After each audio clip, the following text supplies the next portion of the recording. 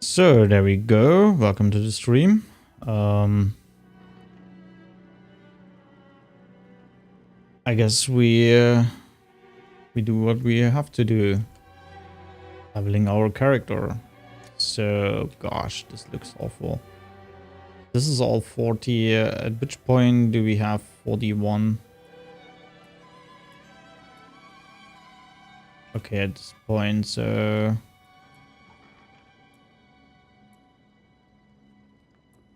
this is double. This is double. Double. Iron Holt's actually a good one.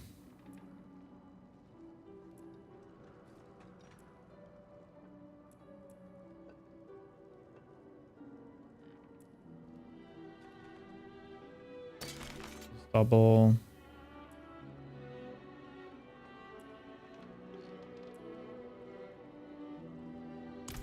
Need to get rid of a couple of sigils here.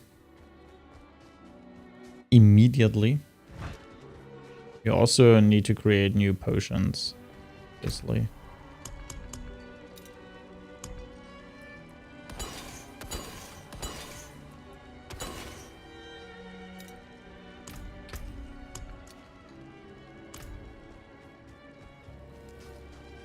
Cheapest one, we just need the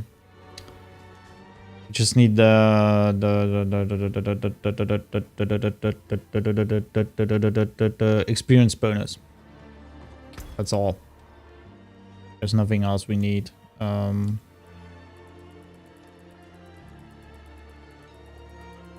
cheapest ones are down here with 6 potions at most. We could build more, we just need more Gallowine.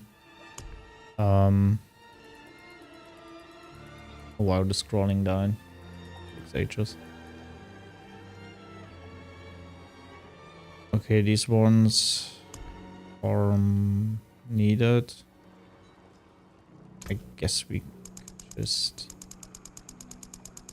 take a lot of Gallowine out of here, like 60-ish. And then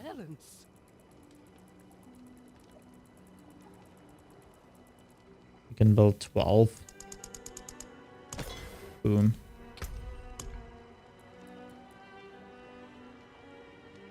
Okay.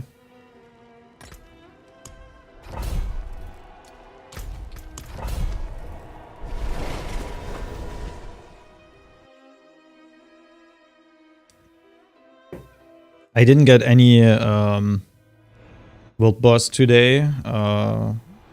Neither in the middle of the night. I completely forgot about this. Nor did I get any today, the morning or in the noontime. Which is shit, to be honest, but it is what it is. I'm not ready. Boom.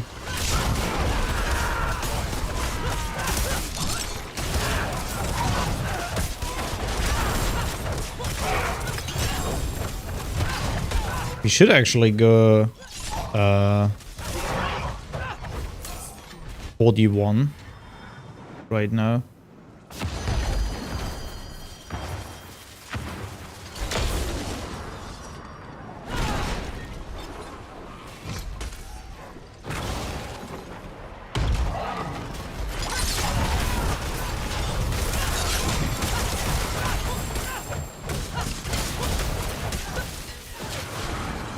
Where the fuck did he go?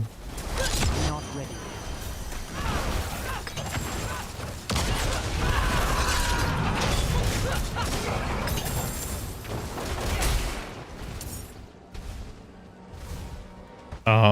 Yeah, maybe we go 41 with the next run, so we are able to delete a lot of keys, all those 40 keys.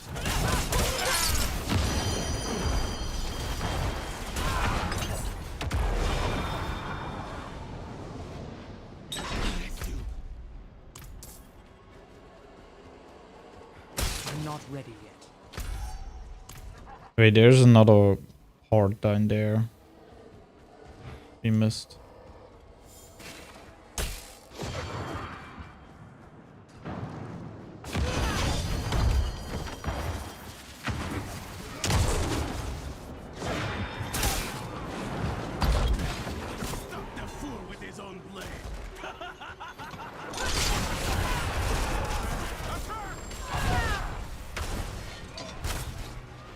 Okay. Just the event.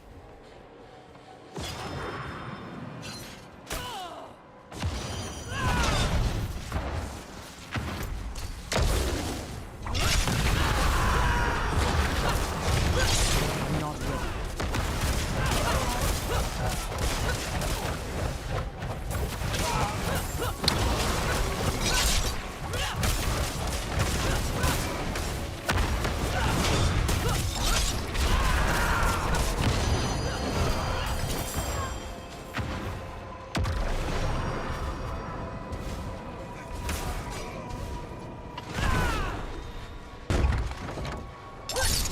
Yeah. I must wait.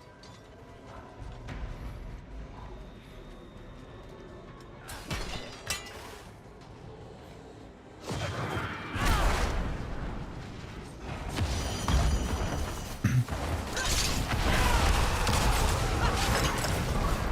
not ready yet.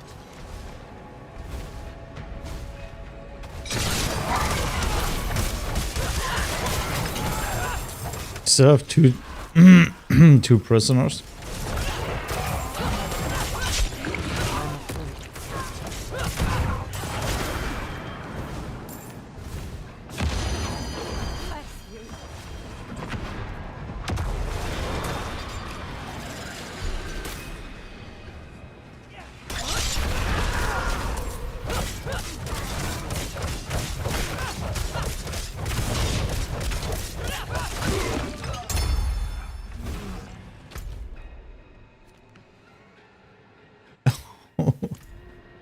Shit, how did I miss that?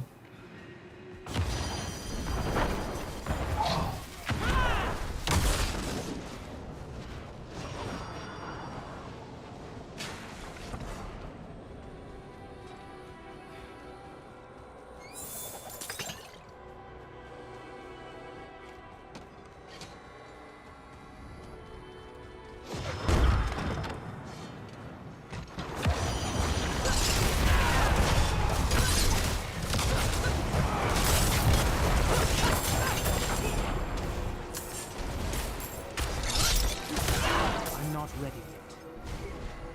You're a saint.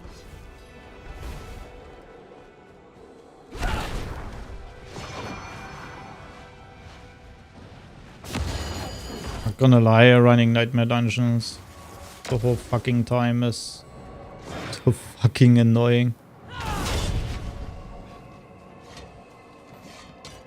I mean, it's always the same shit, and many of them are still heavily poor designed.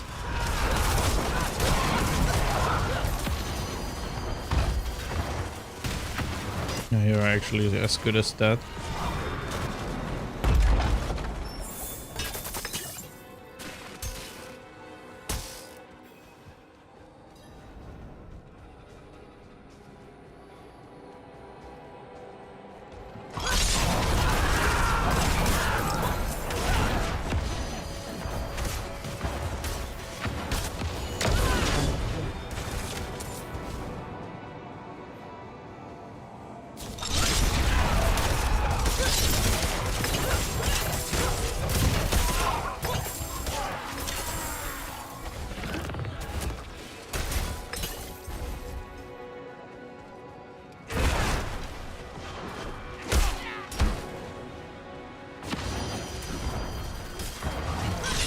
I'm not ready.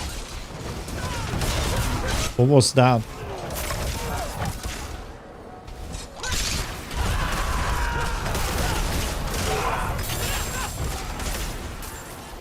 I'm afraid.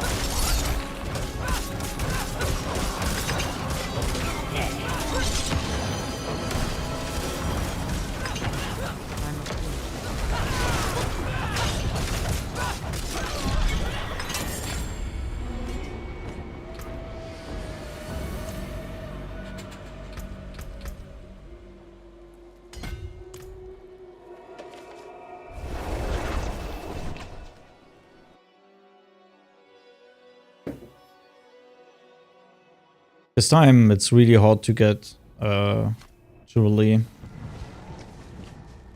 And I mean really hard. Can I help you? What's that?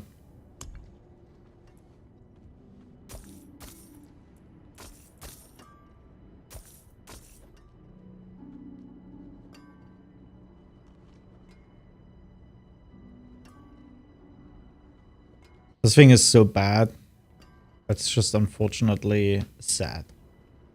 It would be great for kick, but every other ability besides using a basic ability will trigger this thing for literally nothing. So your steel grasp is going to trigger this. Well, Wait. Oh, this was a palm and this was a sword.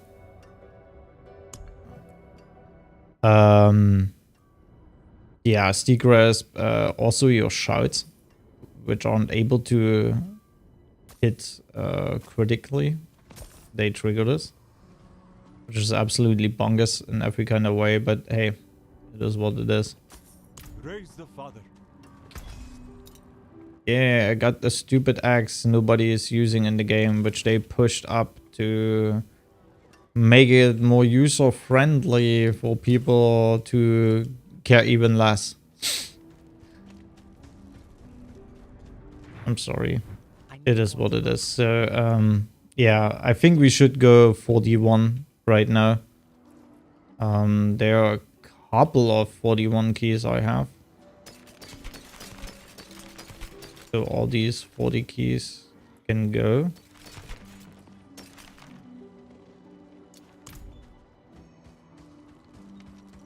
That makes a lot of space in our inventory.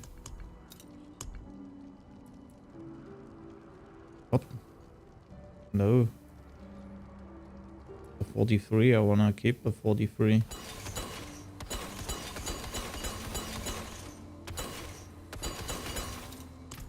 Must have been in there. We must have just looted it. Yeah, way much more space. I have actually a lot of invokers, but in terms of these in terms of these things, why did I sold the key? You are actually able to salvage them here. There's a salvage thing.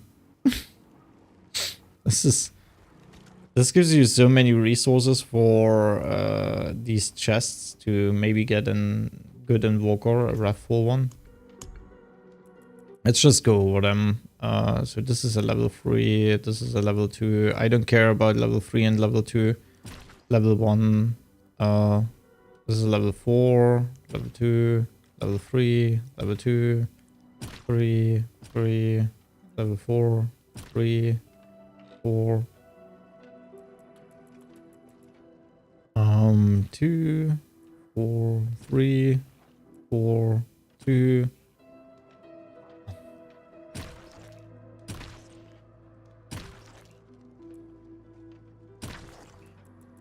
Yeah, these are obviously level 4.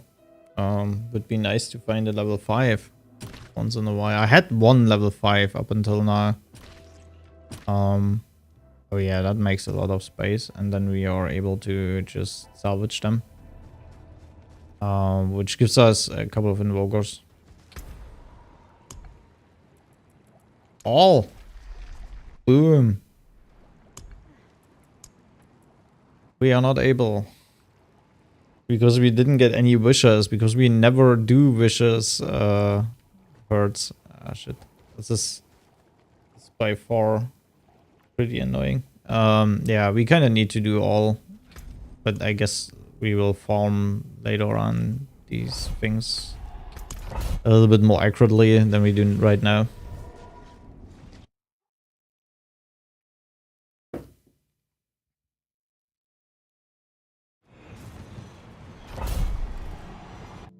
Yeah, somewhere at some point today,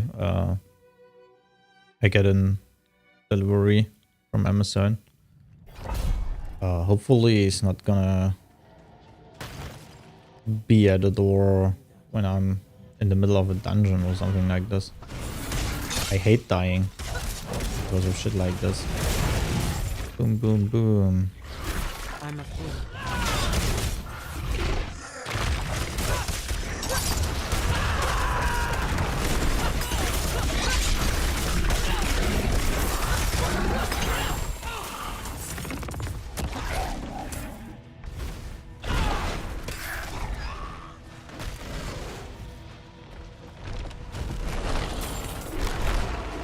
I'm afraid.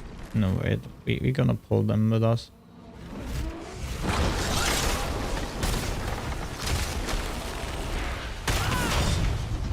I'm not ready. Get the fuck over here.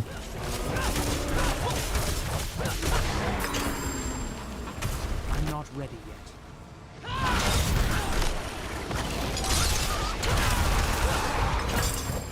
Nice.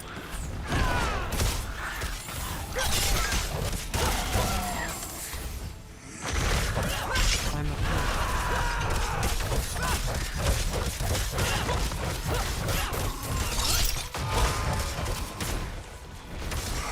What? Okay. He exploded at the same time and died from it.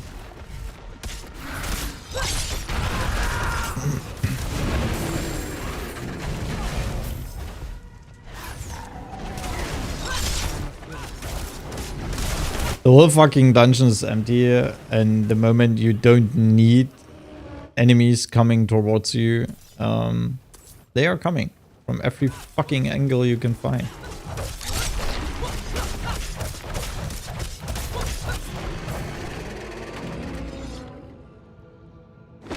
Let's see what it is.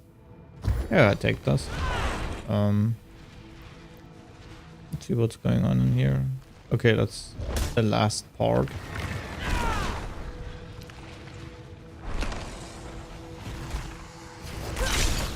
You see, I would love to see some enemies around here.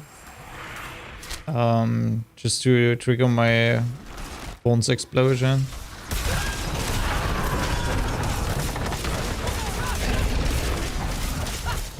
And potentially deal more damage. But there's nothing. But if I wanted to pick up something, there are literally a trillion enemies around. What the fuck? I needed to walk really backwards instead of just going to the side or something like this. Let's go. I said let's go.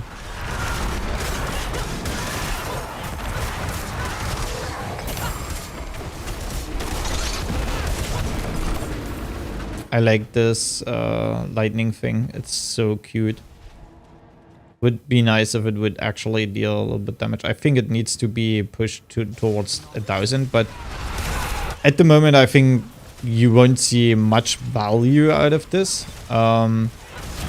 Compared to the late game, I'm pretty sure in the late game this thing has a ton of value, especially if you are able to pull multiple enemies towards you.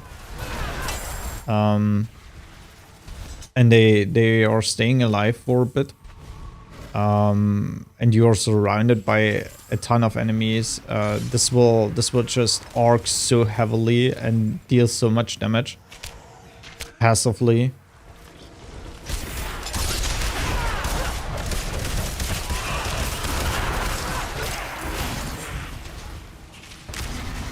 There we go.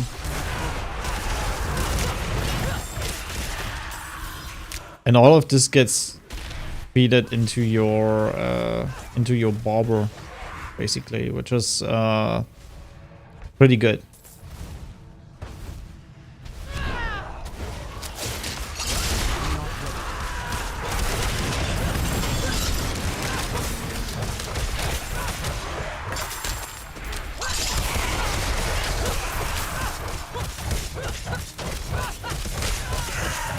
Steel Grasp has an insane amount of cooldown. This is so stupid.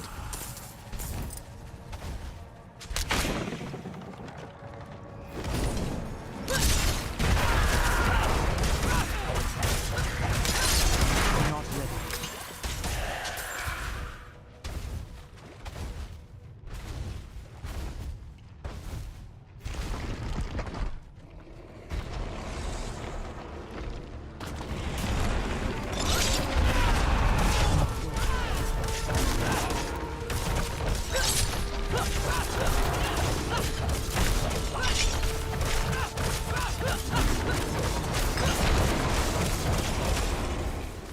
I'm not ready.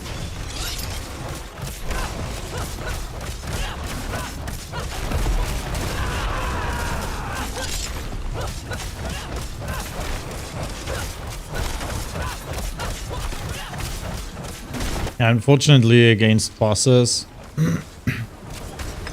it's really bad. The lightning thing. I actually don't know what kind of gem you want to use I'm not ready. in this situation.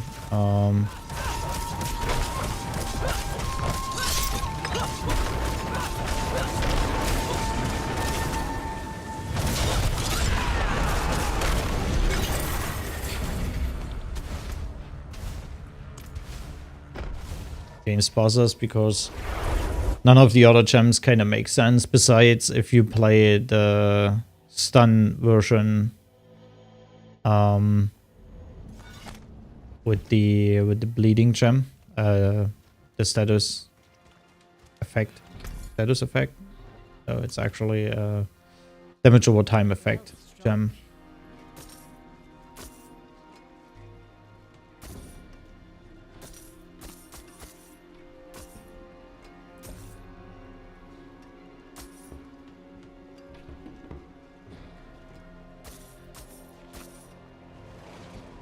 This will do nicely.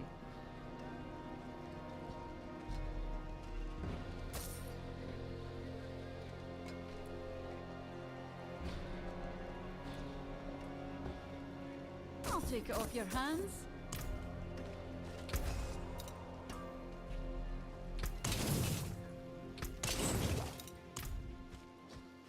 Okay.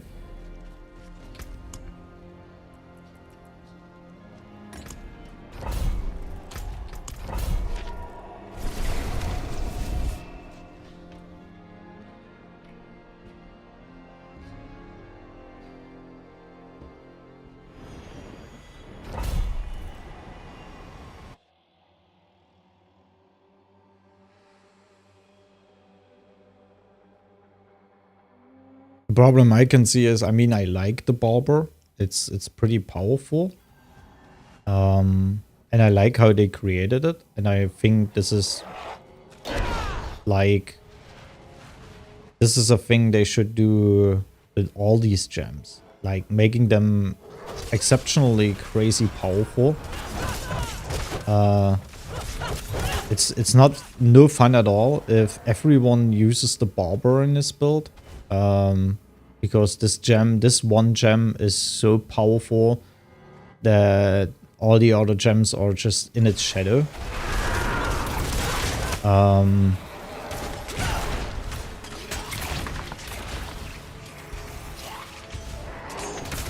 I think that's a bad thing, to be honest. I don't want them to nerf the Barber as it is at the moment. I feel really comfortable with this gem. I would just love them to really push the other gems a little bit higher, because they clearly underperform compared to the Barber. For example, the I'm not ready. the gem we use for reducing our damage. In terms of its defense values, it's really good. It's really strong. Not gonna complain about this. But the damage you pull out is just... I mean, you you are basically able to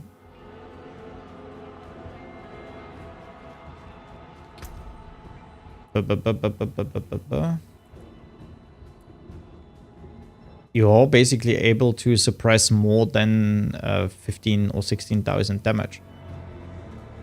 You're able to suppress at least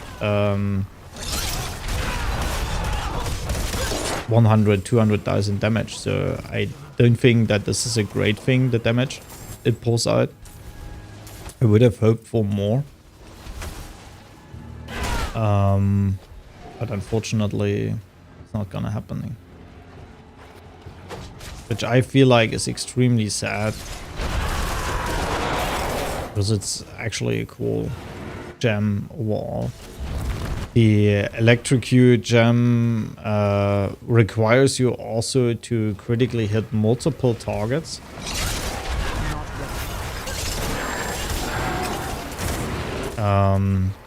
Which is for some builds extremely easy. It's more wizard gem, to be honest.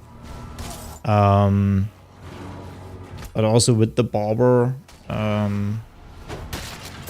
it's kind of easy to do because the barber basically critical strikes everything.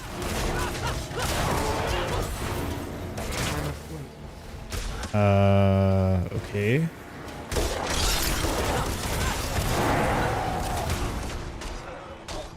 Must be there.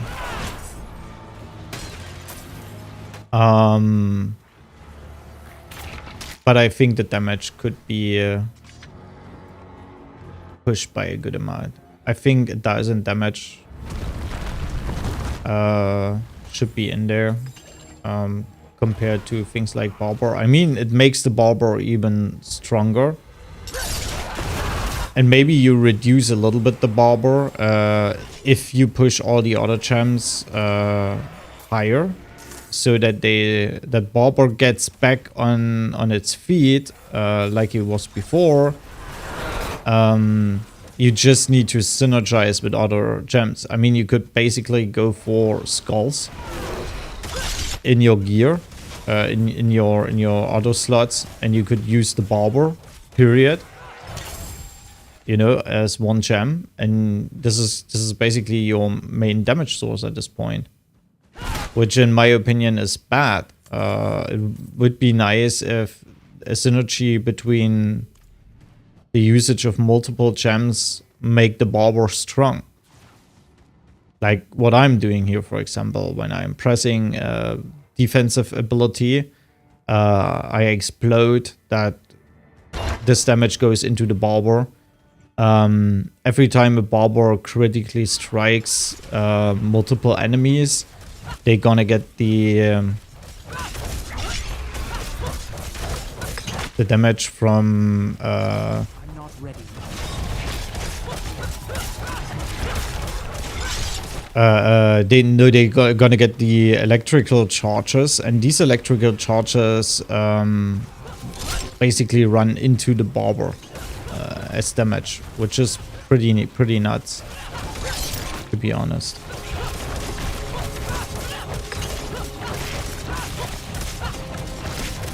I'm not ready.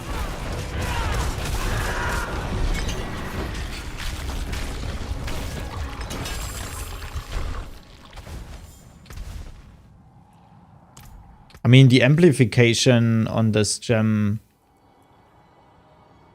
is kinda a riddle to me. So it tells you all suppressed damage is amplified by 250%.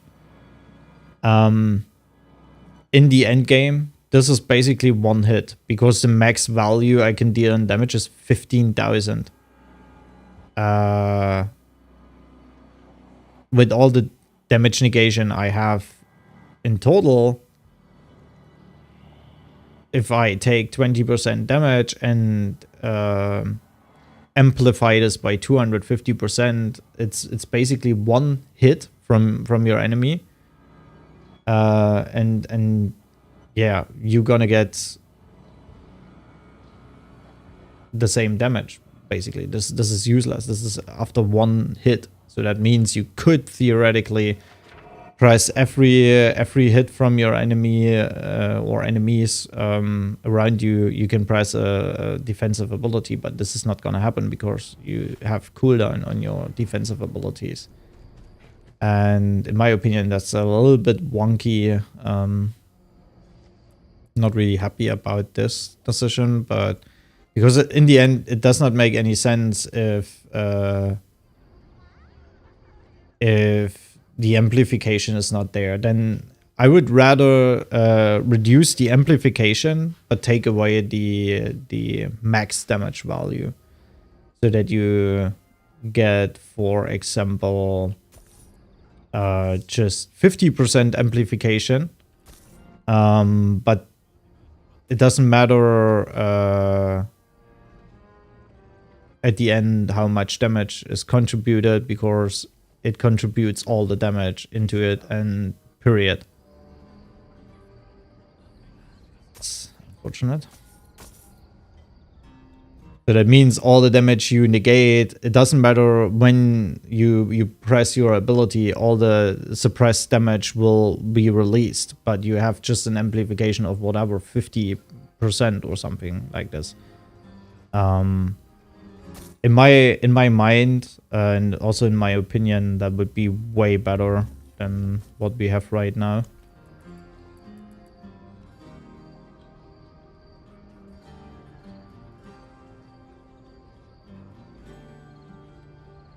No, unfortunate. Ooh. Highest damage negation by injured.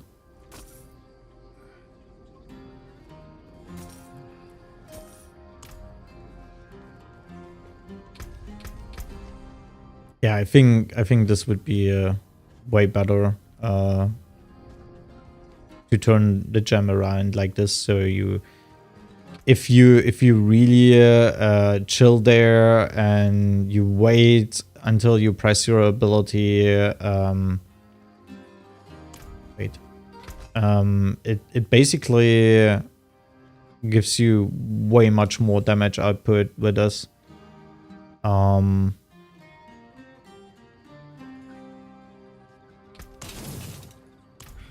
And you kind of get rewarded for waiting or having not the highest cooldown reduction, which is basically what they actually want. They just don't like CDR this much. I don't understand. It makes no sense. I think CDR is a pretty good thing to have in a game. And I don't know why they hate it so much. I would actually argue it would be nice to have the opportunity or the option to create crazy CDR builds. Like at the beta, you had a wizard build that was 100% on CDR with skills that reduced your cooldowns and all this shit. It was insanely powerful. And crazy, but it was fun to play. But yeah, Blizzard hates fun. There's a article, a YouTube video basically, talking about this this psychologist who was hired at Blizzard for multiple years. In terms of human behavior in games, he studied that. He studied how you can actually make games more better for people. It's called Why I Hate Fun or something like this, or just I Hate Fun. A really cool video. Explains a lot. Also about the stupid mechanics we're gonna see today.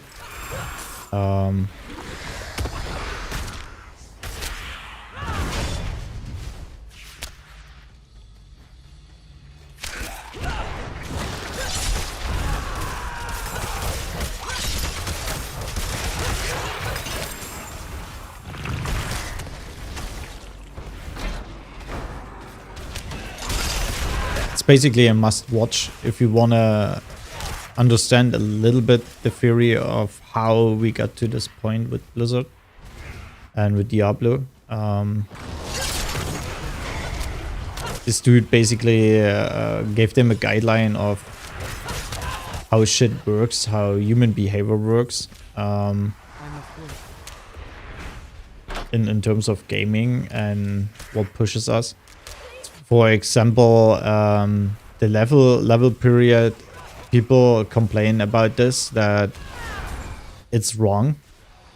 It takes way too much time, and it might scare people away, but it literally doesn't. I mean, that there's something wrong in the level phase. We don't need to talk about this. But the problem is what we face off. You have always an expectation. It's the psychology of expectation. So the expectation of many people is the end game is great. You know, people are gonna get thrown into a pool all day. Don't be so negative.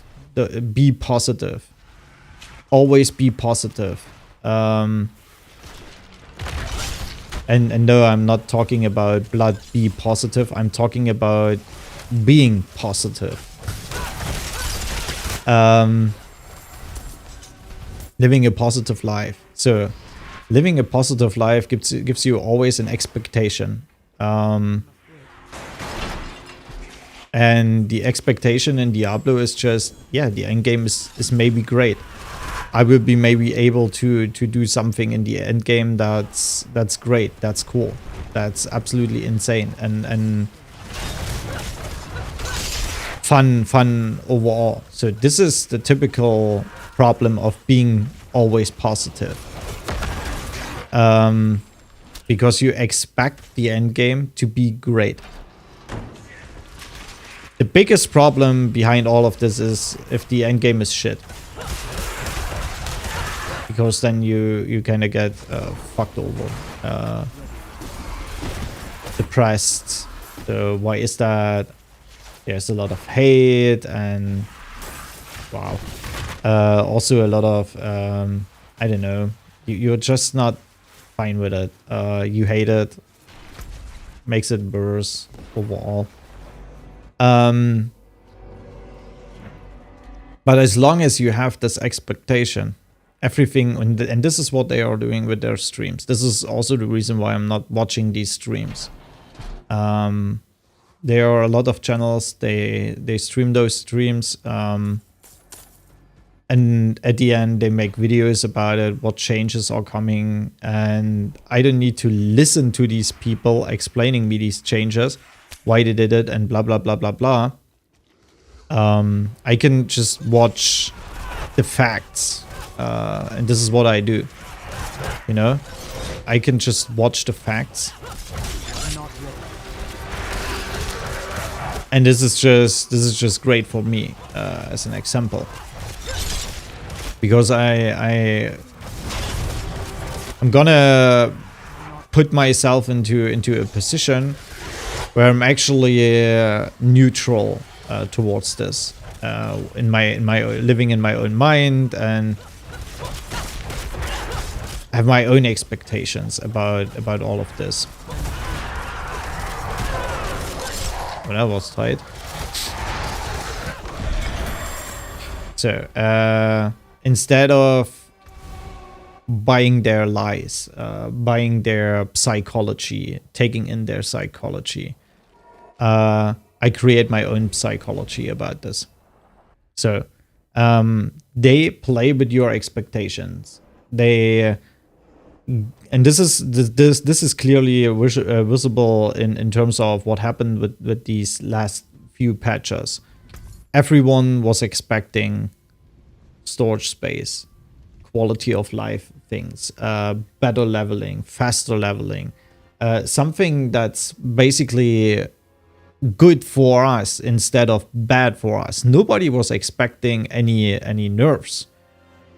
Because apparently they told us there won't be any nerfs in the future for the game.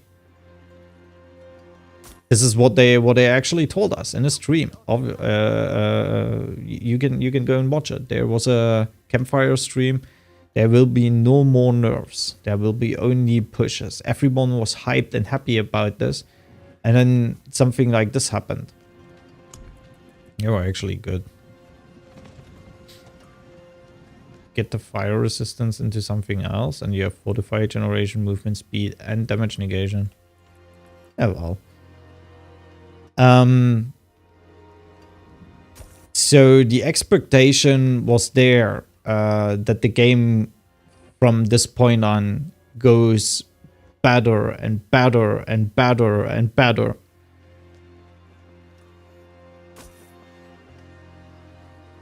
It didn't. It just didn't. And that's just, it got actually worse. But then they gonna make, everyone is raging, everyone is mad about this. And what are they gonna do? Easy peasy. They just create a stream with a lot of promises again. And this raises the expectation for the future. So always keep your expectation low. Then you might be, this seems negative, but it is it has actually a more positive point in your life. If you keep your expectation low, you might be surprised if it is better than you expected it to be, instead of depressed at the end because it was worse, the experience. So and keep your expectation low. This is a really important part in playing this game. But people expect a lot from Blizzard. I mean, obviously you've paid 90, 80, 90, 100 bucks for a game, and then you get screwed and fucked over and over and over and over.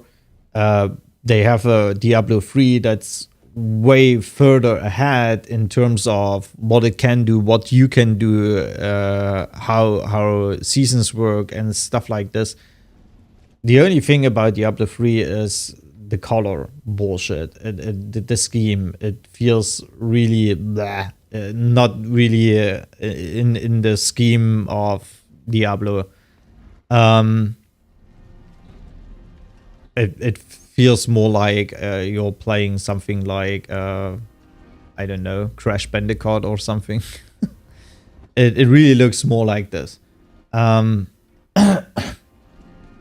it works better. It just works better. You have a lot of shit you can do.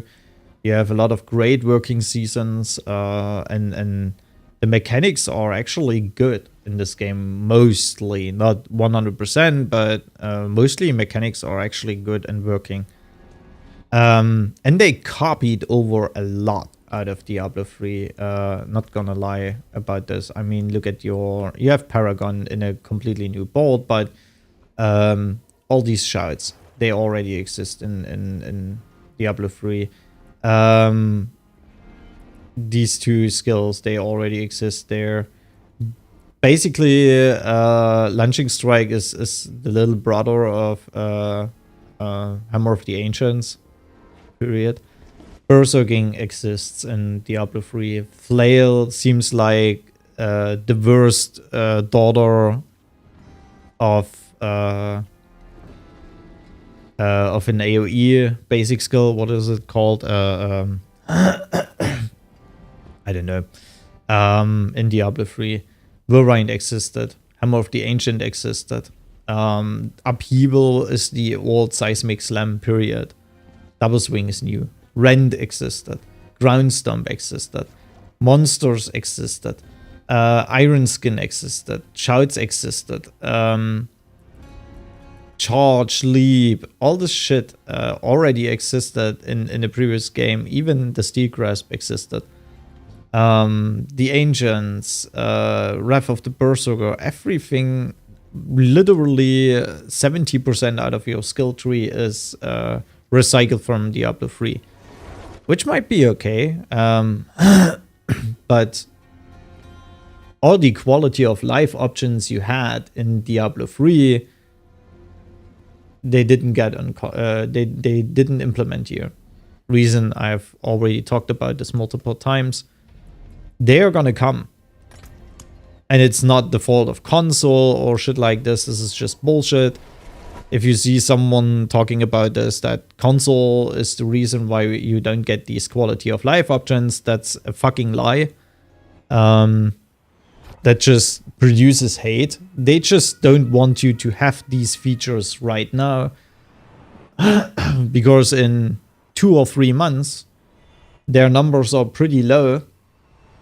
And they're gonna push out a patch that will give you quality of life options, and that's gonna push people up here.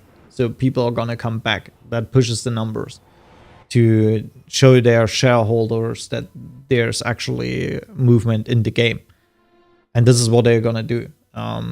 This is the easy explanation about what's going on with Blizzard Entertainment and why don't you get more stash space.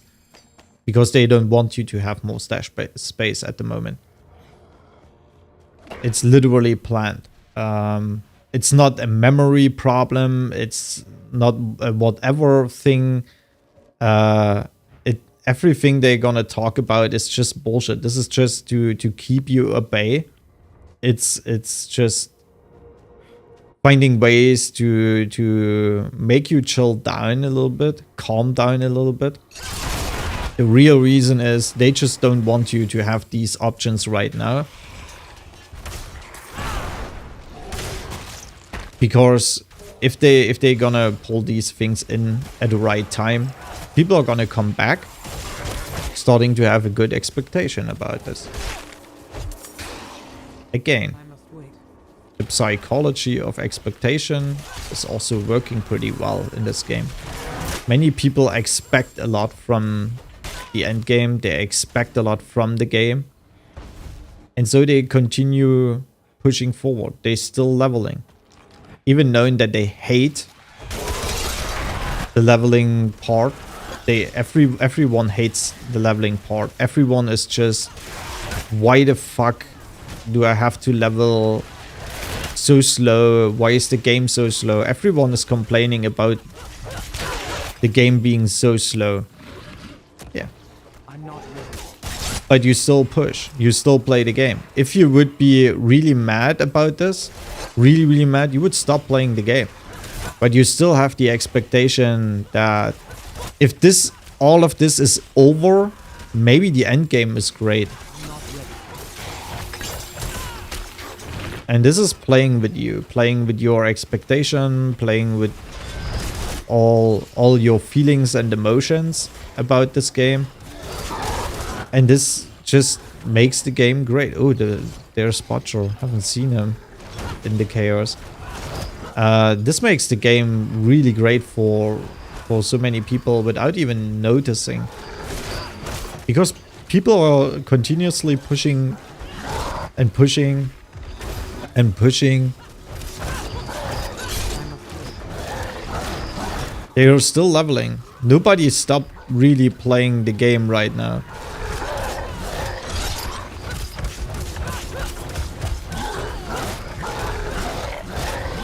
I'm not ready.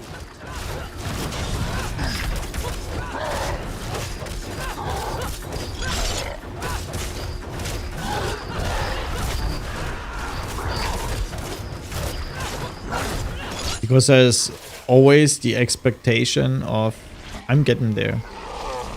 And it will be great.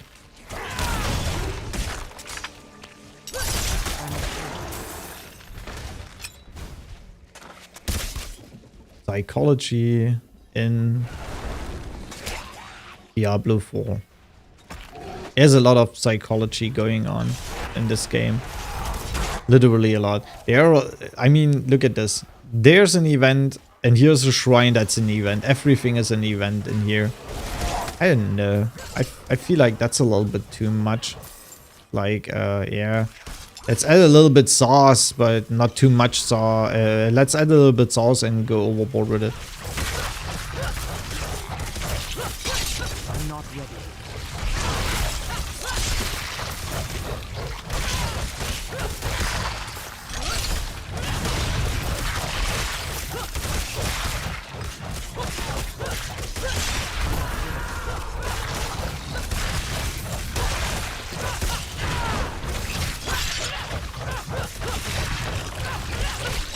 It is also always the same fucking event, so there's nothing special about this.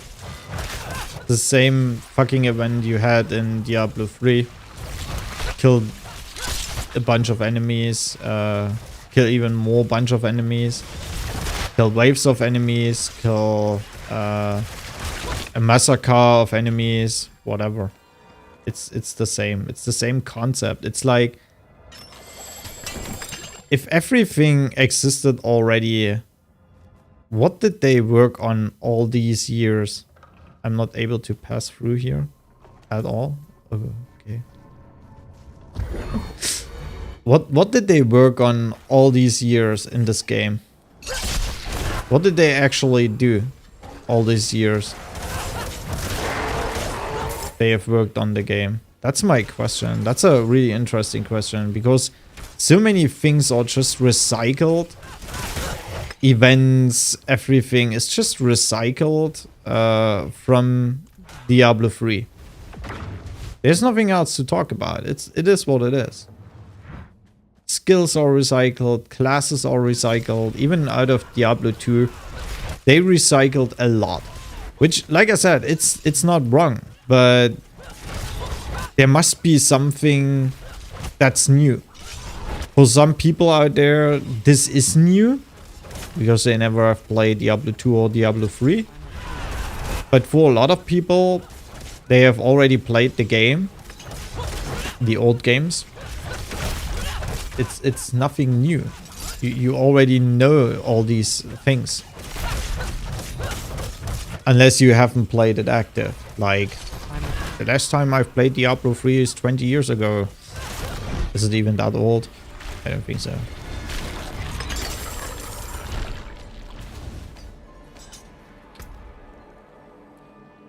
So, it's a hard recycle job they did here in this game. There are obviously a couple of things new, but you can kind of go in there and just saying, yeah, okay, it's new, but it's also the same like.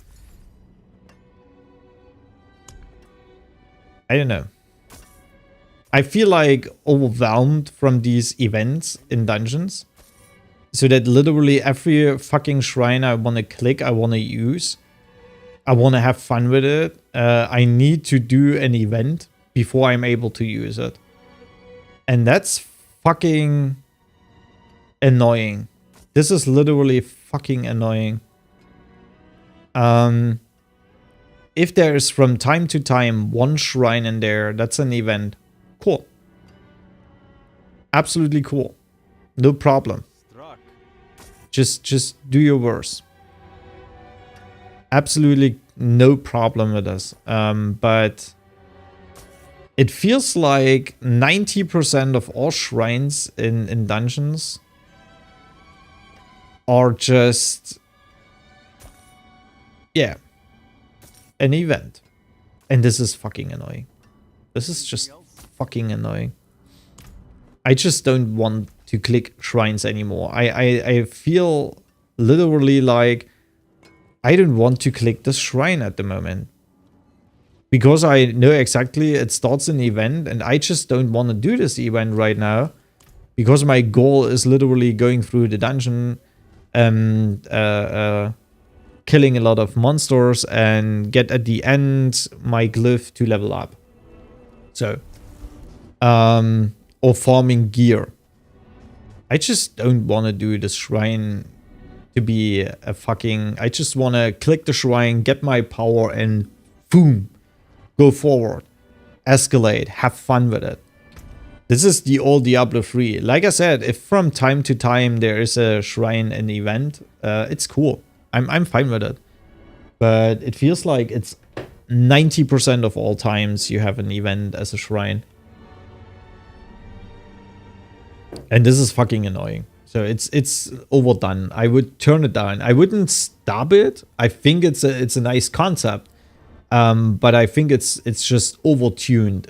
It should be, let's say, a 30-70 thing. 70% out of the time, it is a normal shrine. You click it, you have fun with it, period. And 30% out of all times, it's an event. So, and then maybe you add multiple more interesting events over time. This does not need to be immediately there, but yeah, would be nice to have some variations from time to time besides having the same fucking shit. And if there's an event in the dungeon and you have also an event shrine and then you have also an event chest, then the whole fucking dungeon is nothing else than a fucking big event. And that's just, it's just old. It just gets old and it gets boring. So I think they kind of need to troll this down a little bit.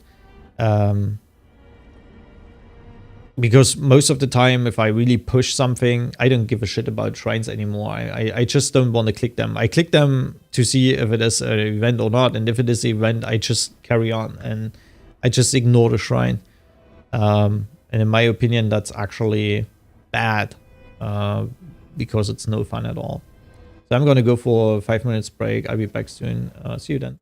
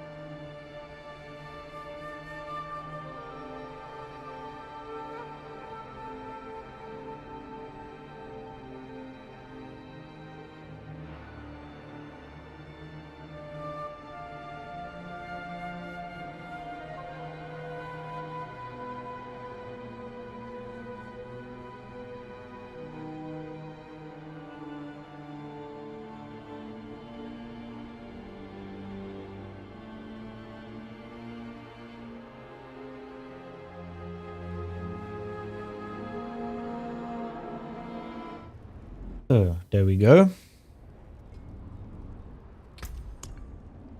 Carry on.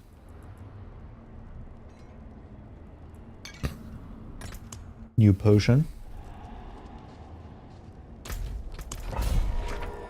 Oh, right next to a dungeon that's actually Grim favorite dungeon. Well, doesn't matter.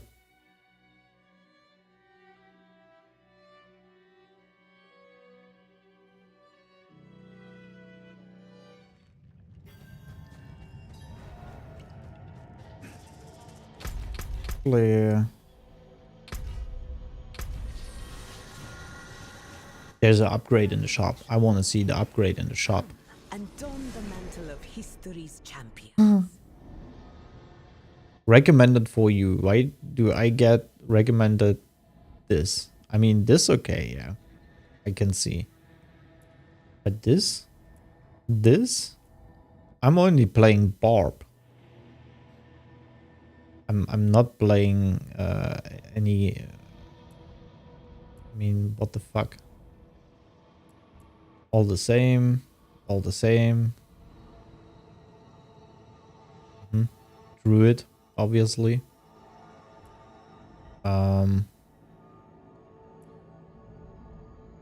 Yeah. A little bit something new.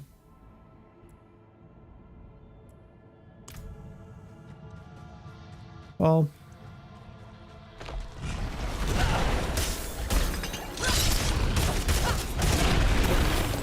Oh yeah, this is the Animus dungeon.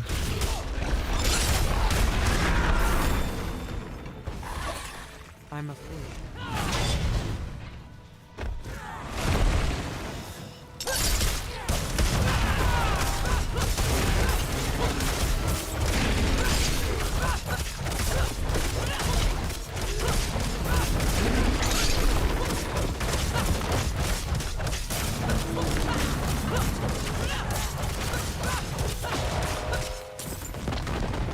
I need time to do that.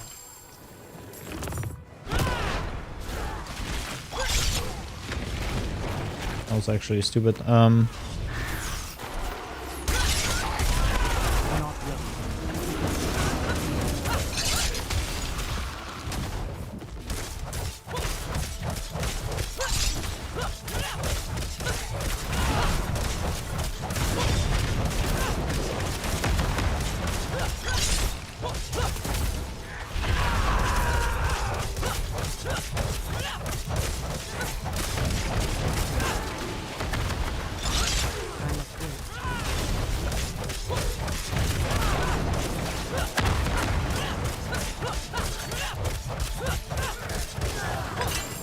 Oh wow. Not ready.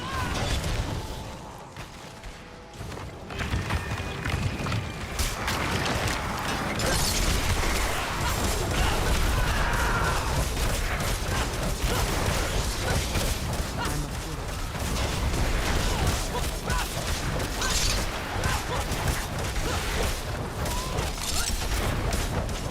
King hell. Not ready.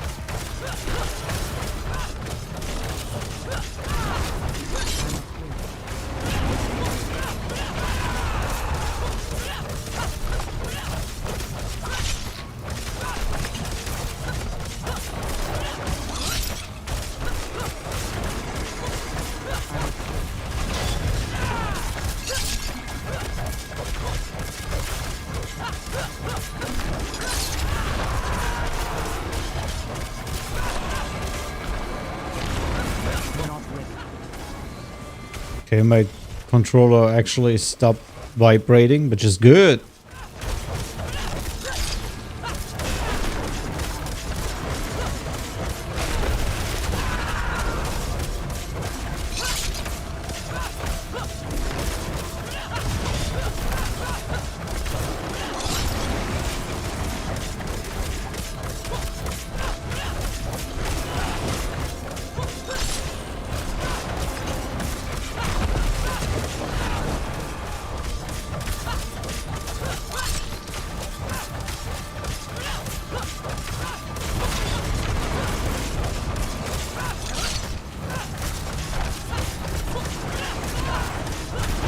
Oh wow.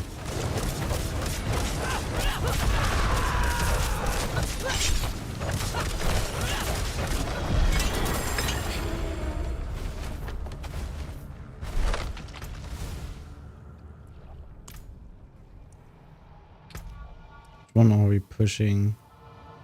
Close enemy damage. Okay.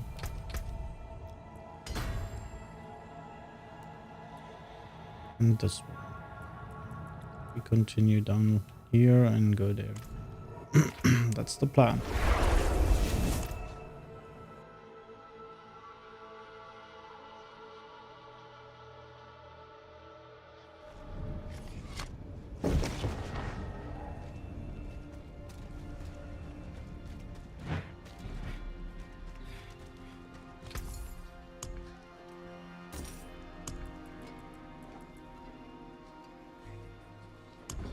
I really need a two-handed sword.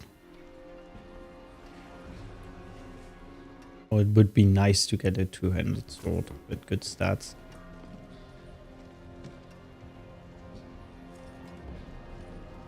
I mean, this could be one, even if we miss out the close damage. The vulnerable is actually pretty high. Strength is relatively high. And critical strike damage is also... Well, it actually just got 14% critical strike damage. That's nothing.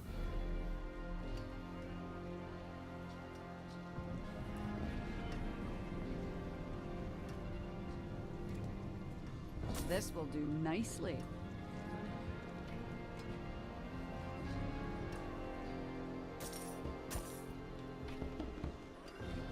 I'll take it off your hands.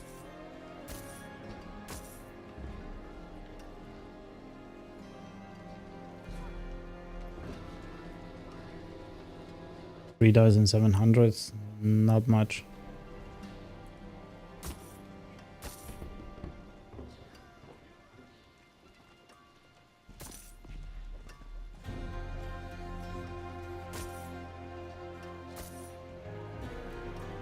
Stay sharp, my friend.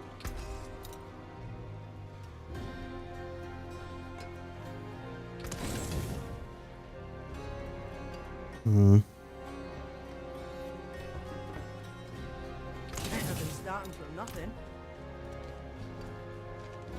I mean, I don't really like the idea of keeping out the close enemy damage thingy thing, but yeah.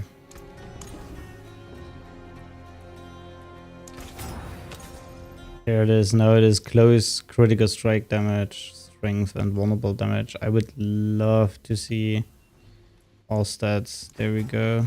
Is it the highest all stats? No, it is not. Actually pretty low compared to our weapon. Has the highest all stats, relatively high strength, relatively high vulnerable, and close.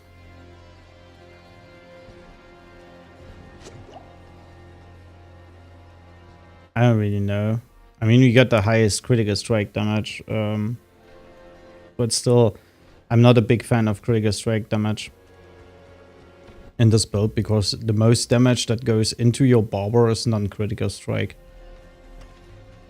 I think I'm not gonna use it. I would love to see a better one.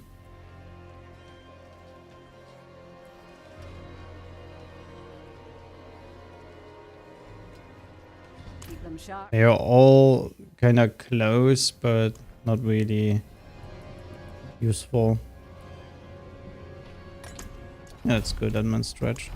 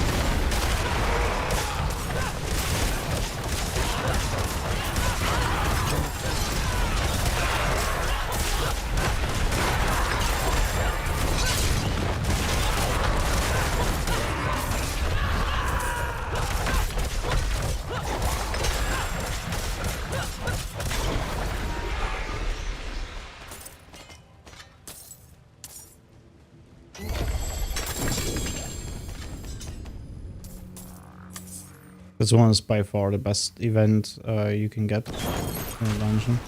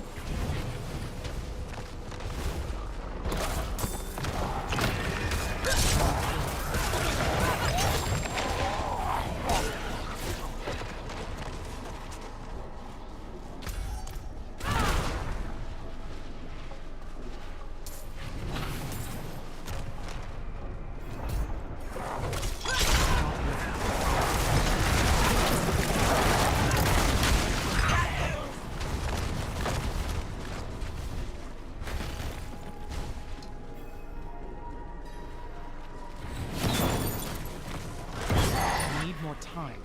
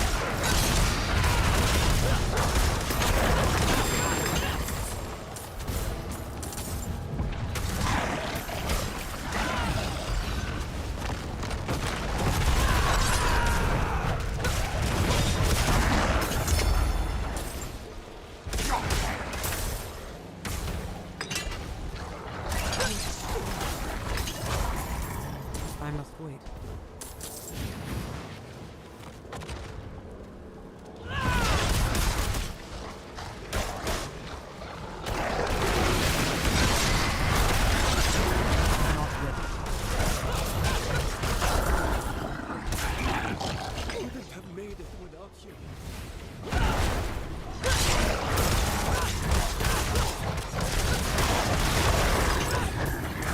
I must wait.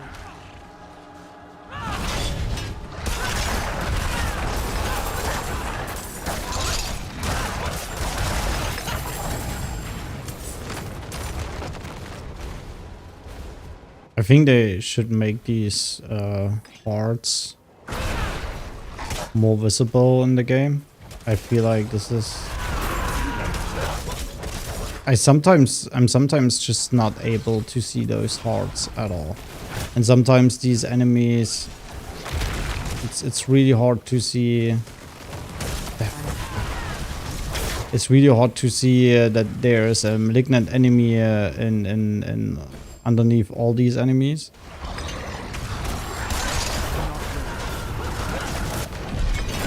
And it's also extremely hard to see those malignant hearts. So we obviously need to come back. Hopefully we don't get a disconnect.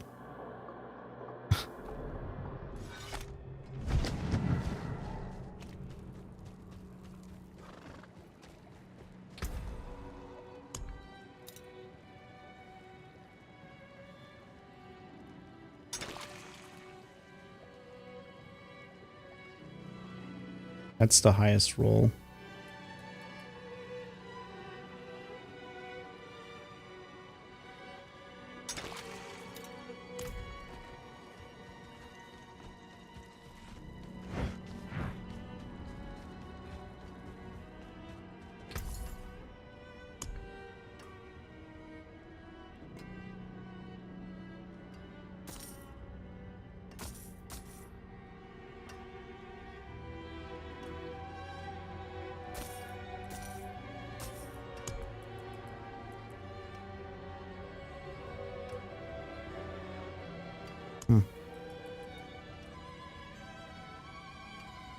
Well struck.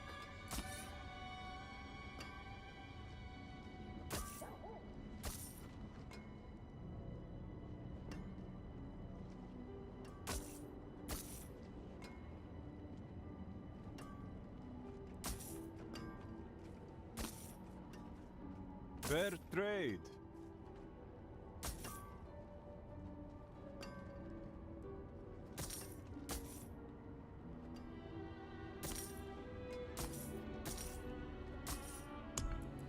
Wait.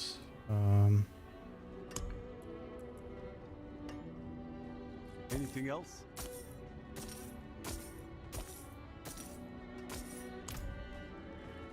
Okay, let's grab the shit on the ground.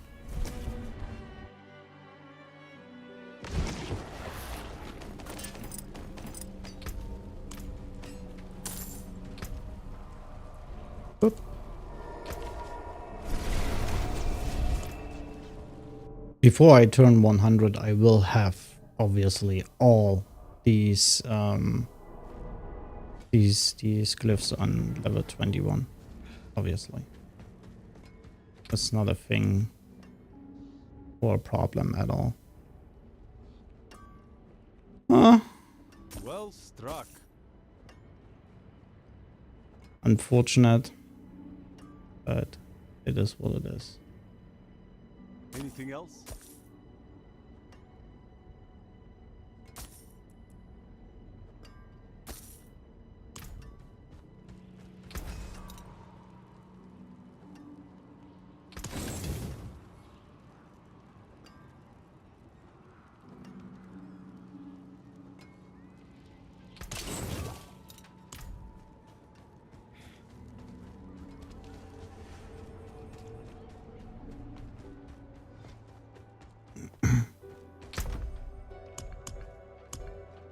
Thing is, this is not a lucky hit chance, so you can't push it with lucky hit chance increase.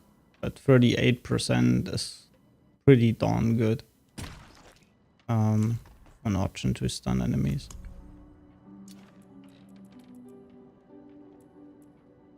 Another Deadman stretch. Yeah, well, why not? I actually like Deadman stretch.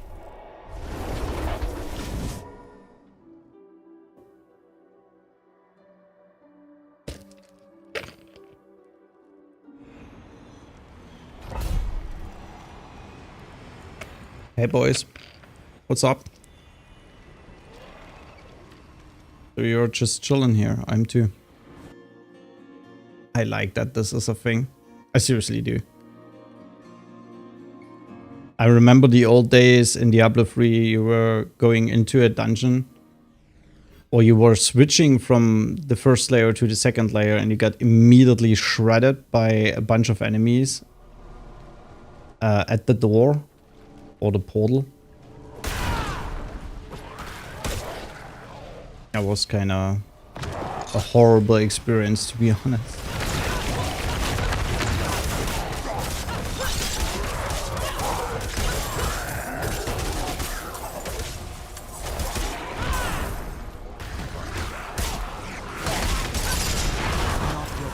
Yeah, the freezing combi. Everything has freeze.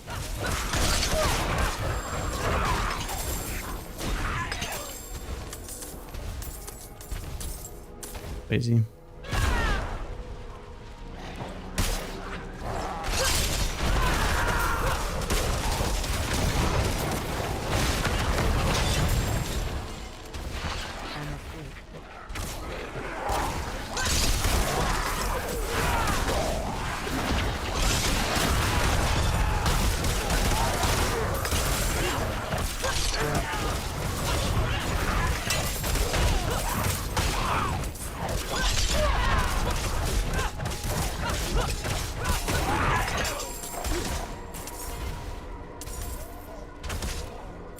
I'm afraid.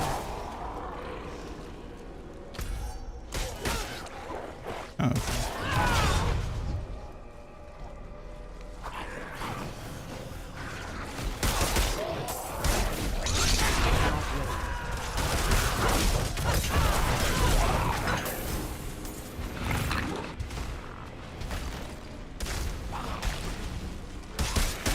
I'm not ready.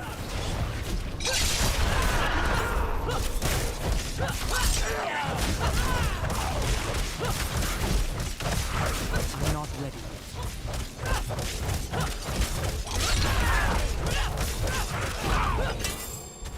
Didn't even use this ability.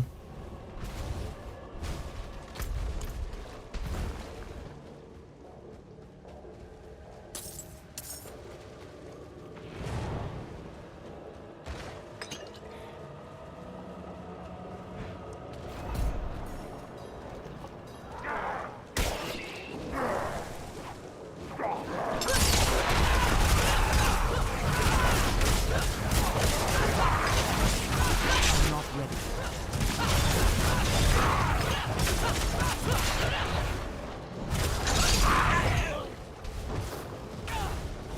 It'd be nice if they would drop something.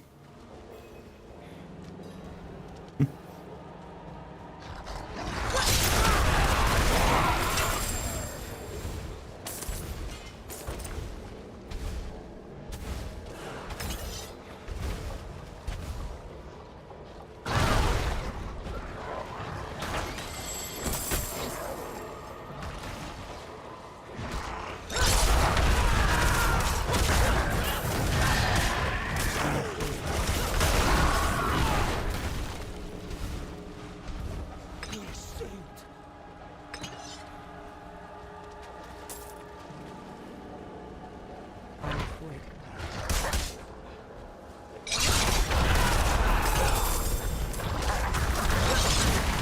This is the freeze ability. This doo-doo-doo-doom, and then they die.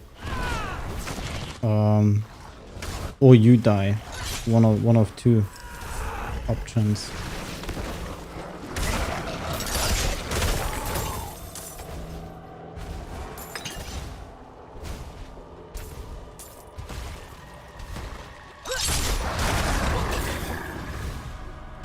Bless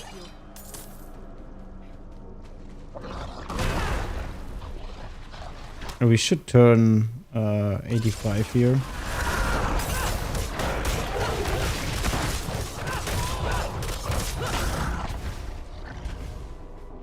I'm not ready.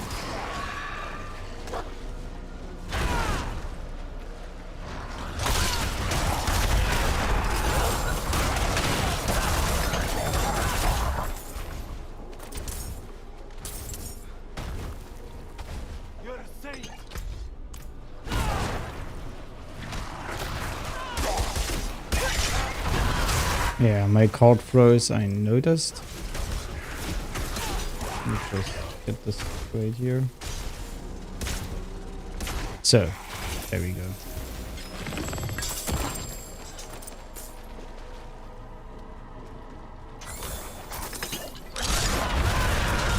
Never use an Elgato card to stream. Seriously, never use an Elgato card to stream. It's one of the worst cards I've ever had in my life.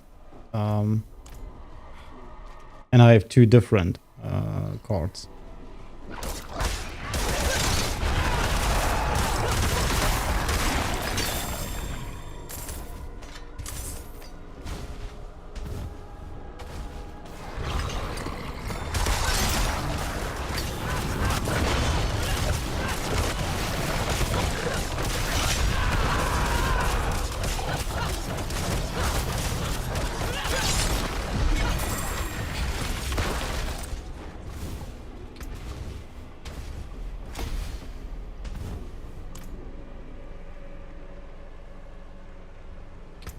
Yeah, like I said, we should be able to get the next level here.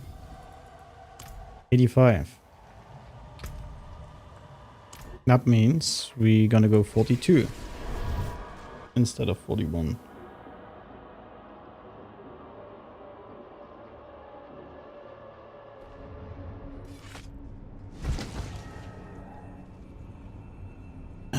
And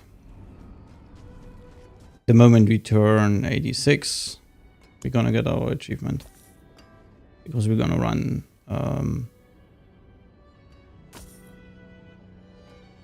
43. Yeah, 43.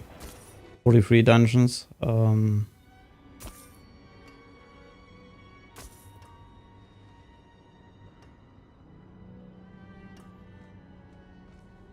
That's just 20% vulnerable, but it has all stats. It has close, not the highest stats.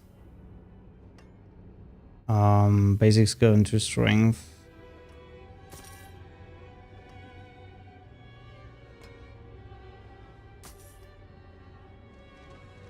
Fair trade.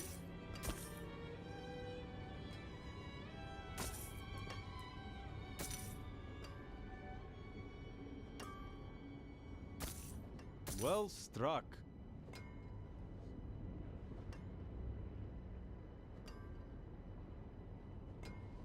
It's still higher than what I have imprinted, but it's small. I mean, why couldn't it be 6,000, for example? Then I would have actually used it. Anything else?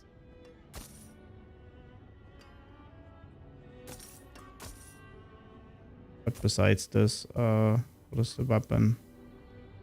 803, damage to stow, damage to stunned, strength, blah blah blah. Bullshit. Farewell and good fortune. Yeah, unfortunately, no.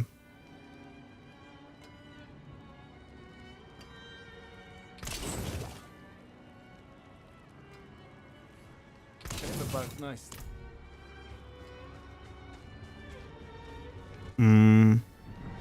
Yeah, getting strength on a weapon is not that hard. Shouldn't be.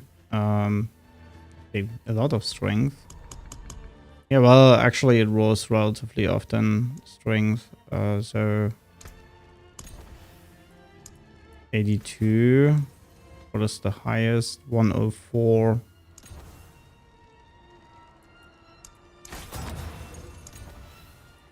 $98. So that's pretty close to highest.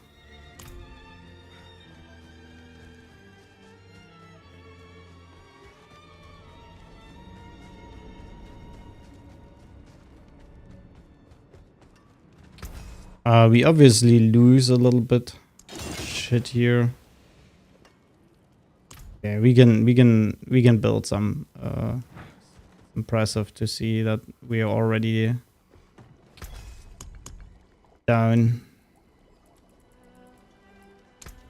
So let's get at least 100 silver ore.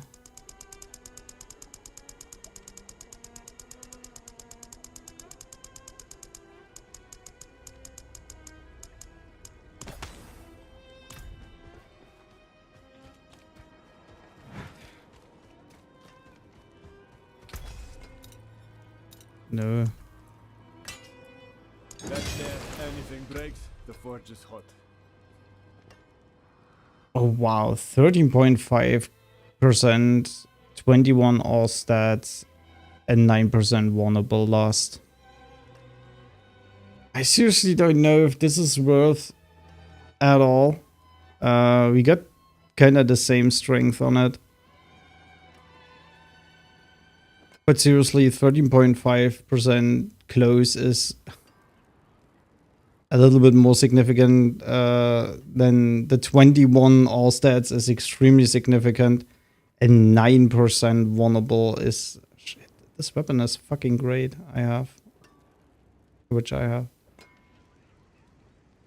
I'm not gonna do that. I mean, you get 21% critical strike damage, but this is nothing compared to 9% vulnerable and shit, I guess.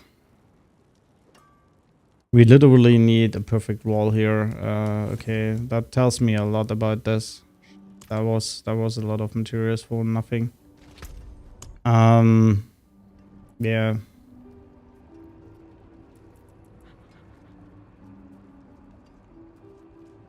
Oh yeah, we are gonna run 42 from now on.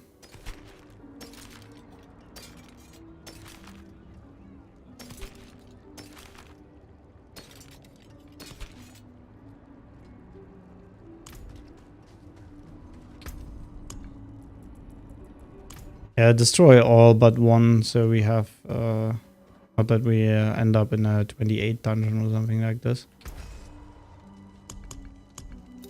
Accidentally.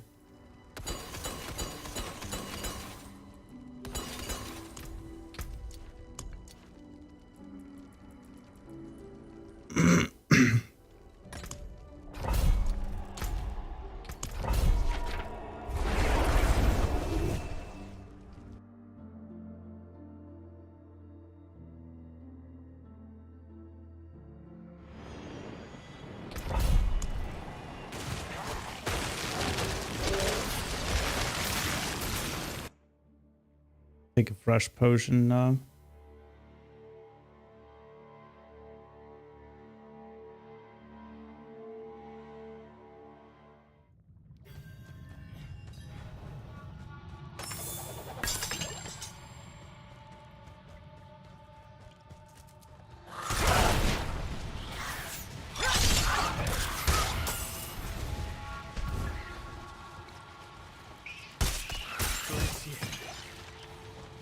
Yeah. Always looks like you're supposed to walk there.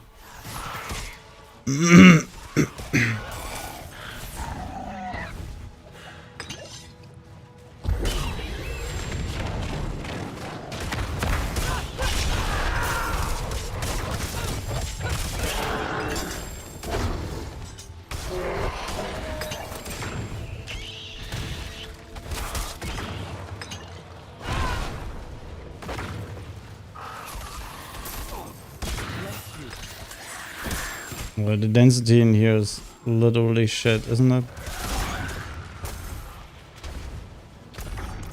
I'm a fool.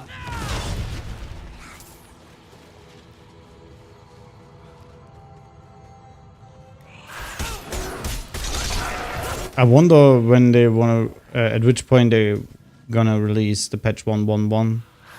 Because we just had a hot fix, I don't think it will be at a weekend. It will be most likely next week. Because the density patch point is actually at the moment great. Later on it will be horrible. Immediately runs away. Immediately fucking runs away. You pull him. Bam. He's gone.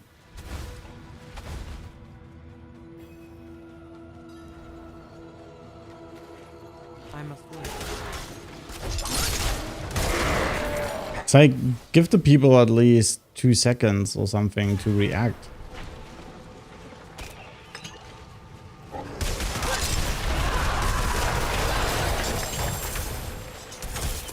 It's just unfortunate with this ability that you don't really You don't really have a slow attached to it. You have a drag point and no slow in any kind of way. Only if you use the Steak Rasp weapon, which is a great weapon, not gonna lie. And I actually think thought multiple times about this, using this weapon. Could change the stats on my hat, my helmet, because at the moment I have stacks on this ability just to reduce the cooldown. But with this weapon you would be capable of getting up to 8 stacks of the skill, which would reduce the cooldown by a bunch. I'm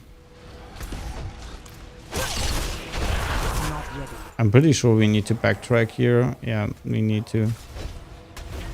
Because there's literally nothing.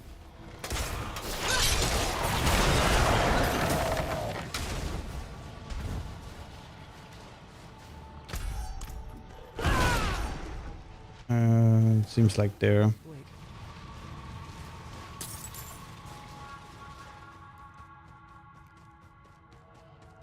Yeah. But after they released a hard fix this week, they wouldn't have done this if the patch is really close.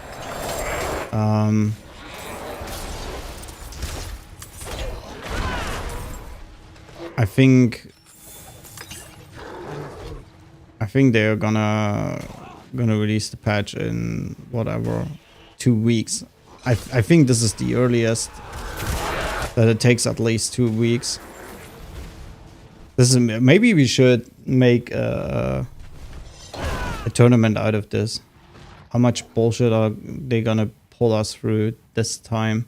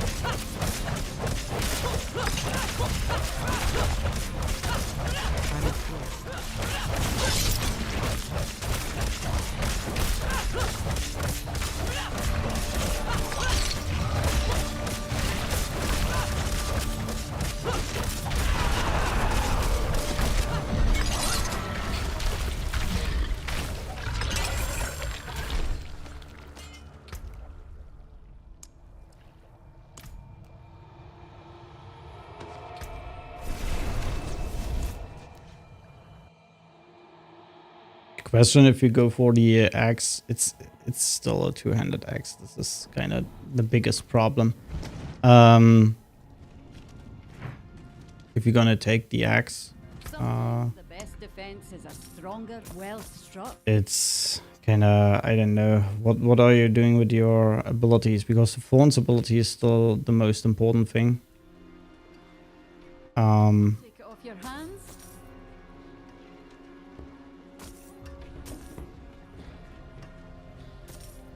You could put it on the AoE ability. You could put it on your necklace, but then you kind of need to switcheroo around with other stuff, especially in terms of defense. Nicely. I mean, which of these defensive things is this possible on gloves? If this would be possible on gloves, you're gonna take the armor thing, put it on your pants, and the pants thing on your gloves. And this is going to be on your boots anyway. And you take out the berserk gripping completely, because I think berserk gripping is a shit ability to use. We have bleeding against enemies. The moment they attack us, they bleed. Is there one of these aspects here?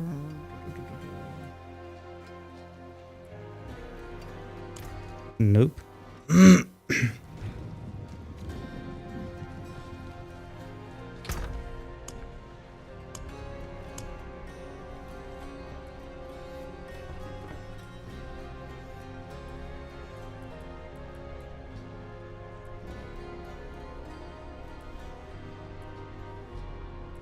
I know I have a fortify one.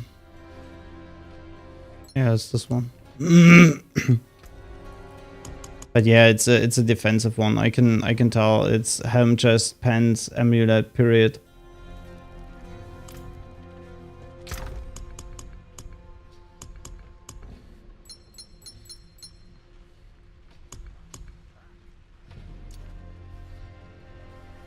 So that means all of these enchants on pants.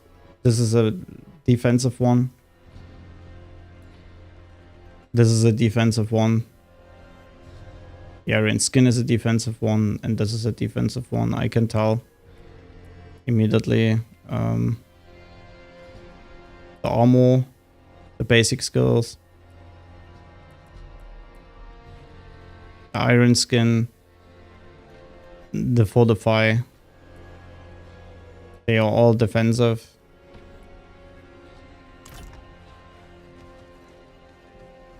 So you would kinda need to strike one out of the equation, and they are all no-go strikes. So where are you gonna put the? Even those are no-go strikes, both of them. I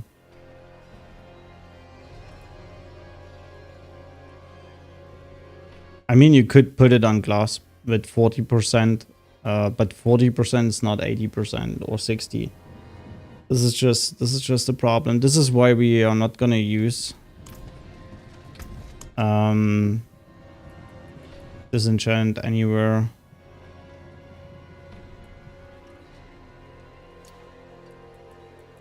I actually like the Path of the Blind.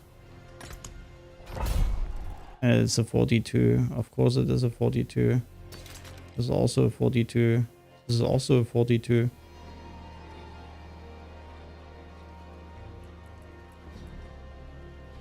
Oh no, wait. It's okay. Yeah, we are on 42.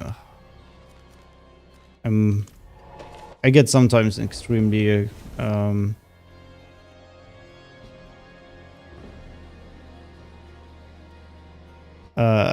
you know, confused. Confused was the word I was looking for, you see?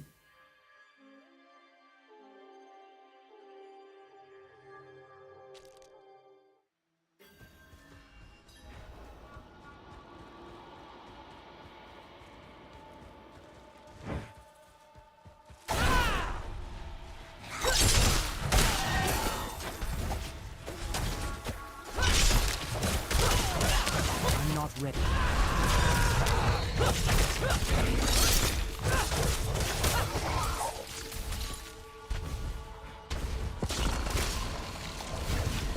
I'm not ready.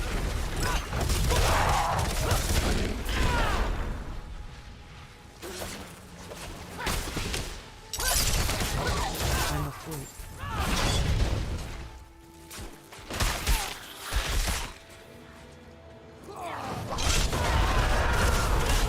I'm not ready.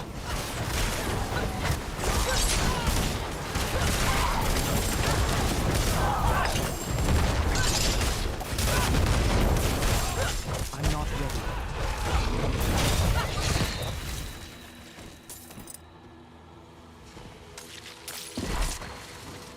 This dude down here is so useless. It's just one elite chilling at this area always. It's always one dude chilling here. And you just fucking ignore him. I mean, why should you not? Why shouldn't you? So crazy.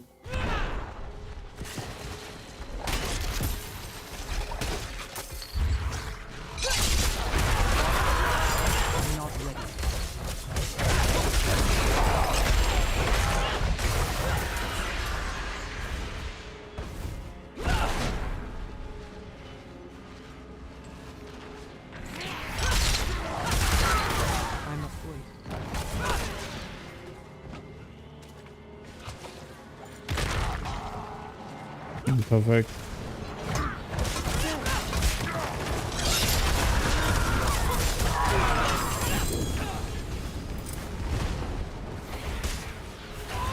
Immediately pull the wall up there, motherfucker. I must wait.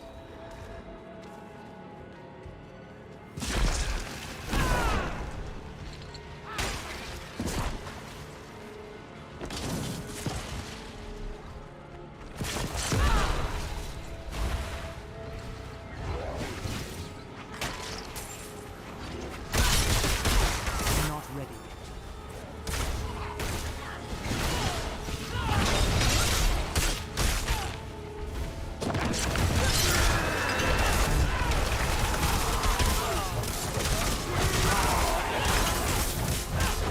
Yes. Look at this. Yes. Have you seen all these lightnings in there? That was great. This is exactly what needs to happen. That was great. That was such a great picture.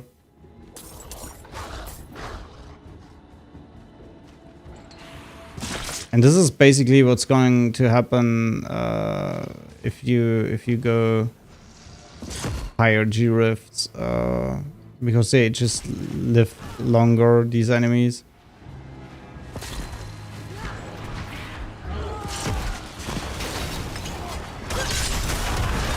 I'm not ready.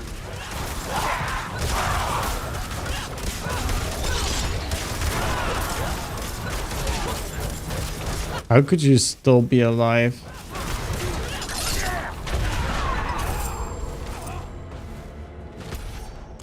I'm not ready yet.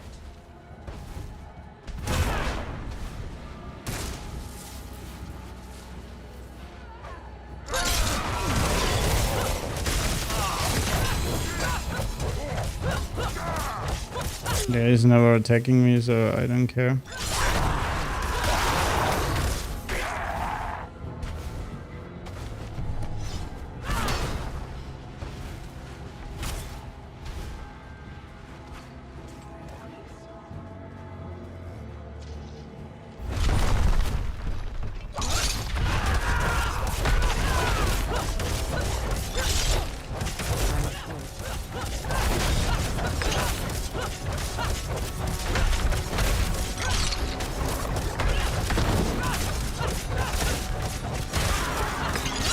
I'm not ready.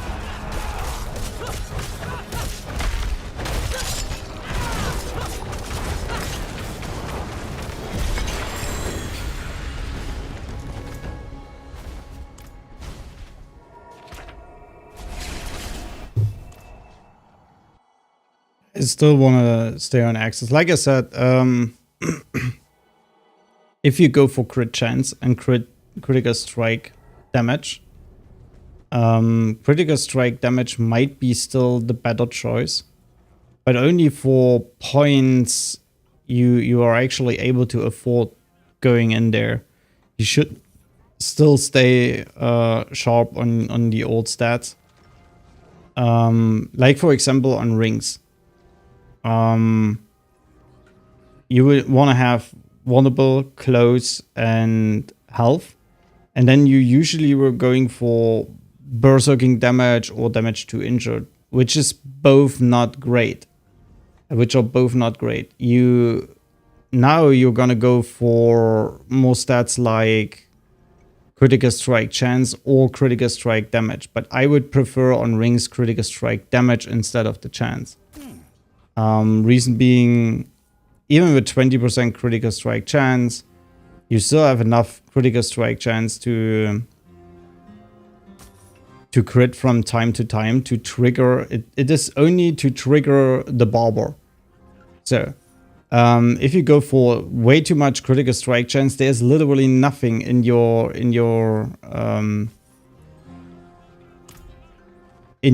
ability string that deals critical strike damage or critical strikes besides your frenzy. That's all. Frenzy is the only thing that deals critical strike damage. Or that is able to critically strike. besides you're using eventually this gem that could potentially be a critical strike, those things. But in the end,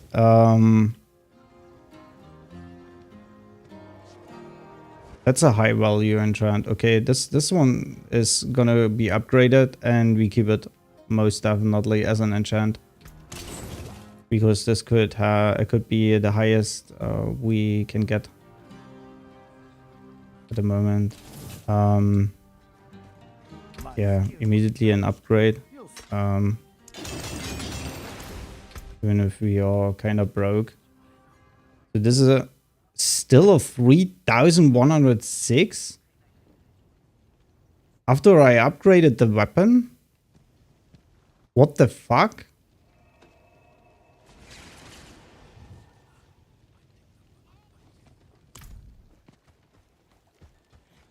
That's bad. That's really bad. Did they change that?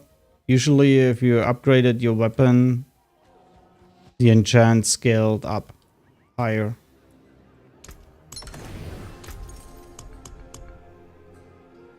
Yeah, 3106. Wow.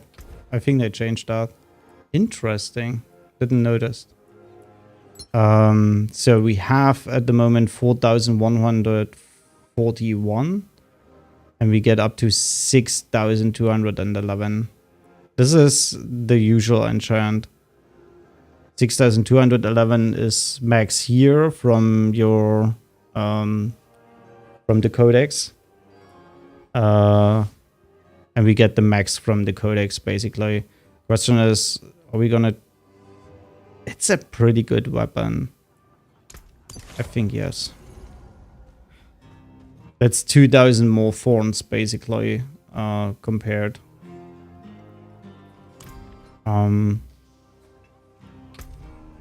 Let me open up a new one here.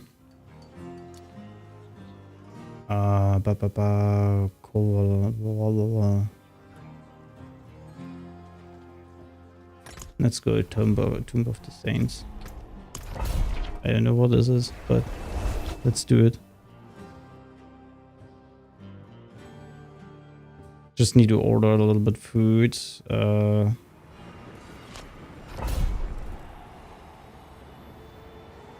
Quickly.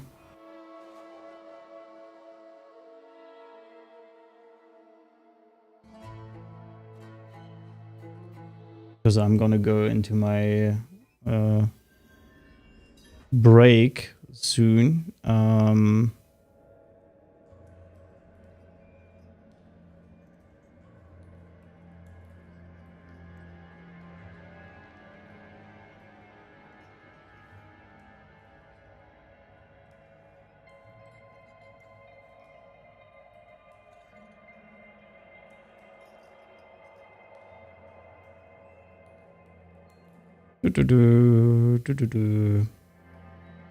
Yeah, nothing in your build will be able to critically strike besides maybe the gem if you use the gem, or your frenzy. Your frenzy is also an ability that's capable of critically striking an enemy. But mostly you're not gonna run anything that pushes out critical strikes. And Frenzy is only there to trigger the gem itself. There's nothing else. It does not really contribute a lot of damage.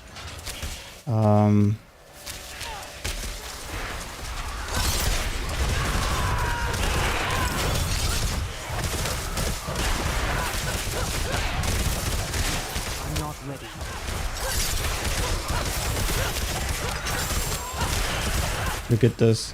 This looked so beautiful. Not ready.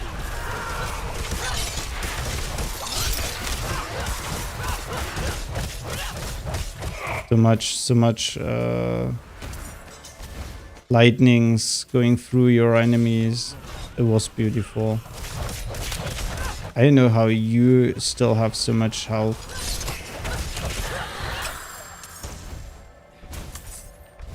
Complete mystery to me.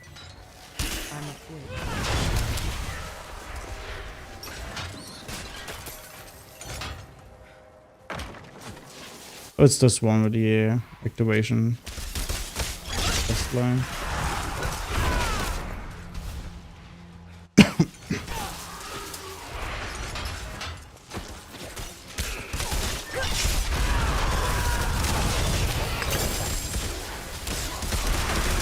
Not ready.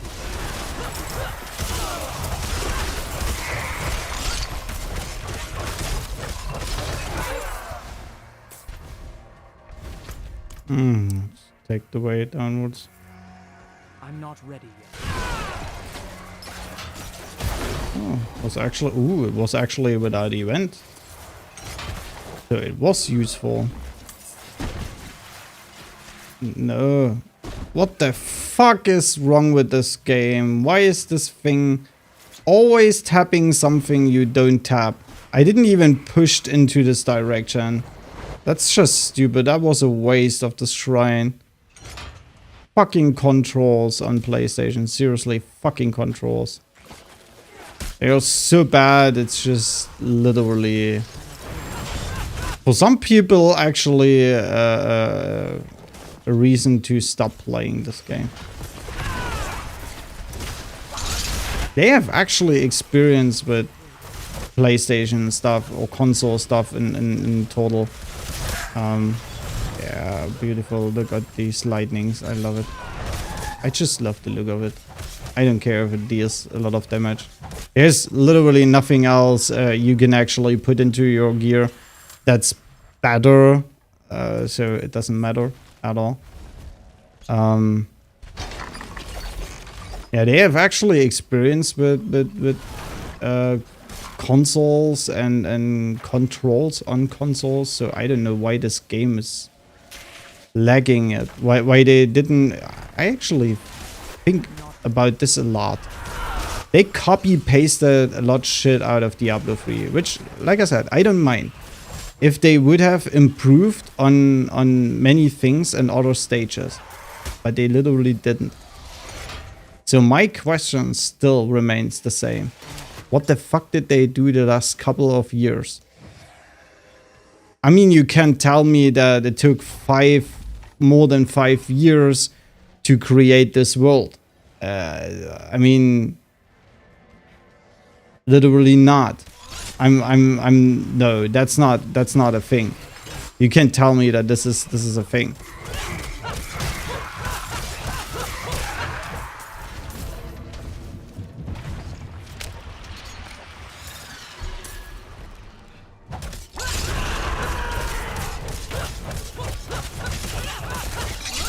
I'm not ready yet.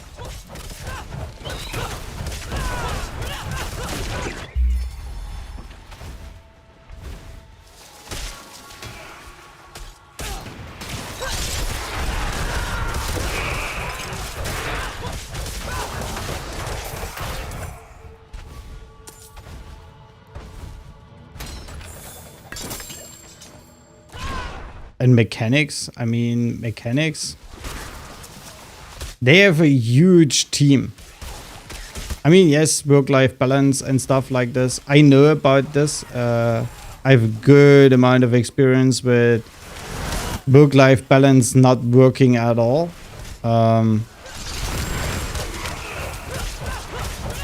But seriously, they have a huge team. It's not that there are 10 people. Shit, it healed. That's messy from me.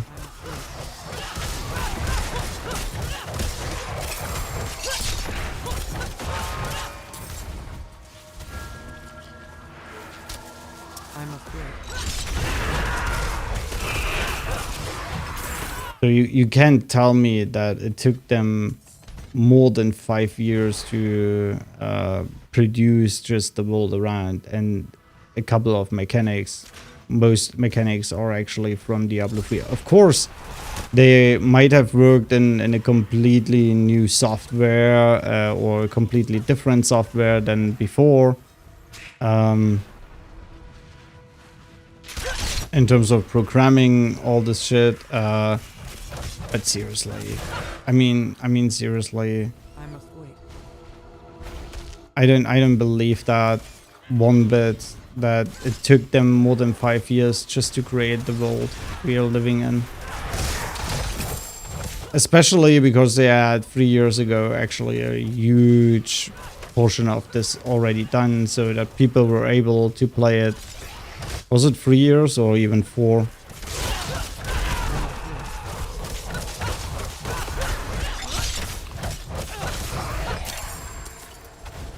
Or maybe the team was so small and just got bigger over the years. I don't know. Maybe there was a big fat motherfucking fail in between. Could also be happening. I know about things like this. Like you start something out, a huge project, and then there is a huge update that changes literally the name of the game. I'm not ready.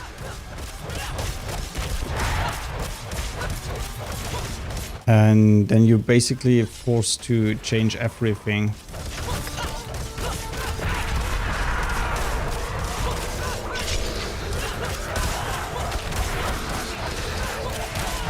Or you're basically starting from the start.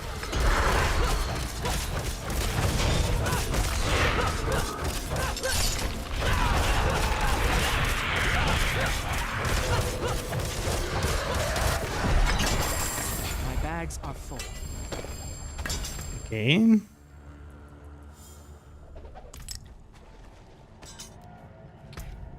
Let's at least take this one.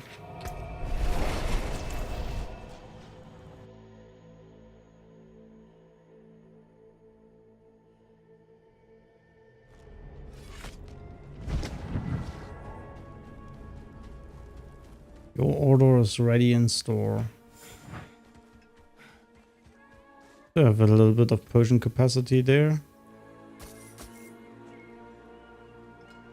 808. Rare sword.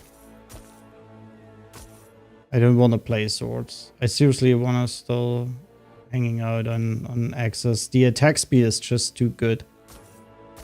But I kind of need to look at it, how often we actually proc the attack speed. If you ask what attack speed from your technique point. Because the technique point of your sword is, or one-handed swords is not gonna be nice at all. I mean, for farming it is okay, but for the end game it's dog shit. Always smart to buy surprise inventory.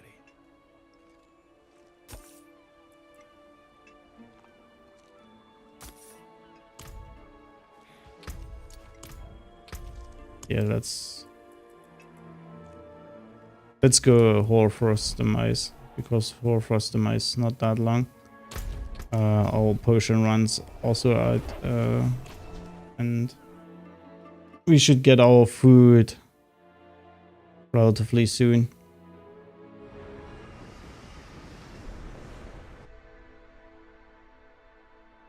And then I'm gonna go into a bigger break to eat, get a new coffee, stretch my legs.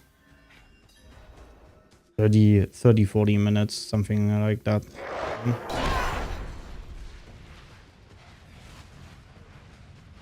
Oh, I took the long way.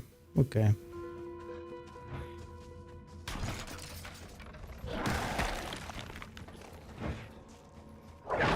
This would have been the short way. Oh yeah, wrong button also.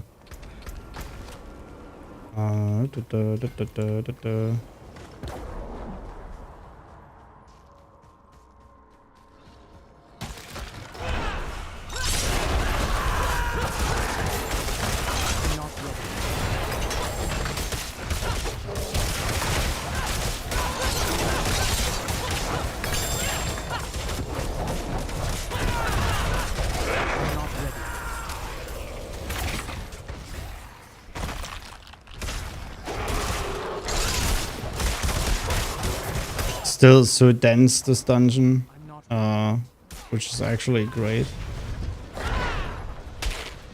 Wait, is this? No, this is...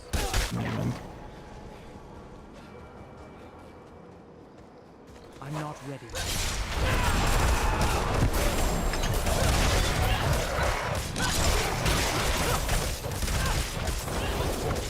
I'm not ready.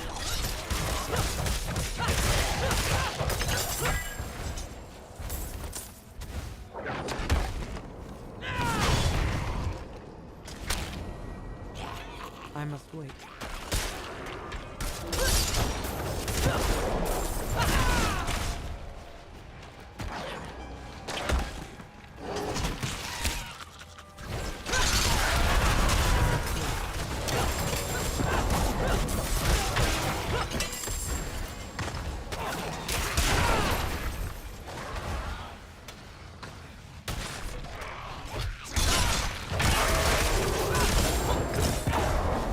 I must wait.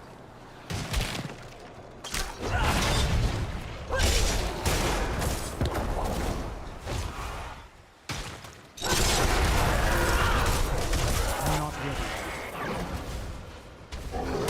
There we go. Sheer try in action. Let's go. Obviously not. I mean, the bobber makes the sheer try in kinda a little bit better now. But it's still stupid. I think my food is there. Yep, it is. I'll be back in a second. Just taking my food.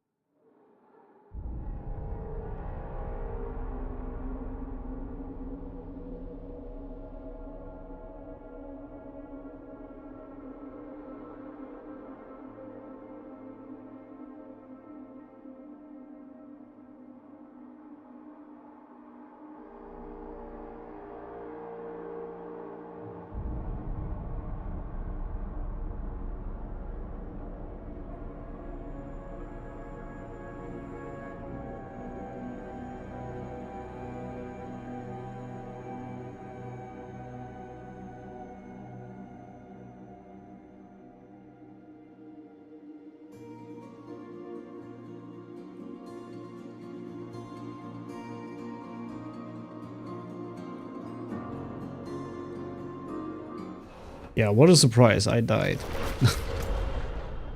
Oh, wow.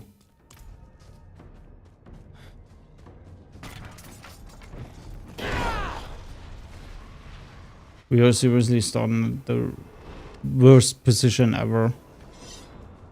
You should start at your last objective position. I don't know why this is not a thing yet. I'm not ready. But in my opinion, you should start at your last objective position.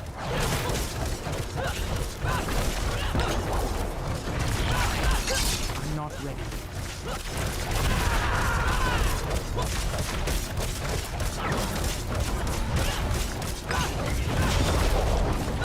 I'm not ready.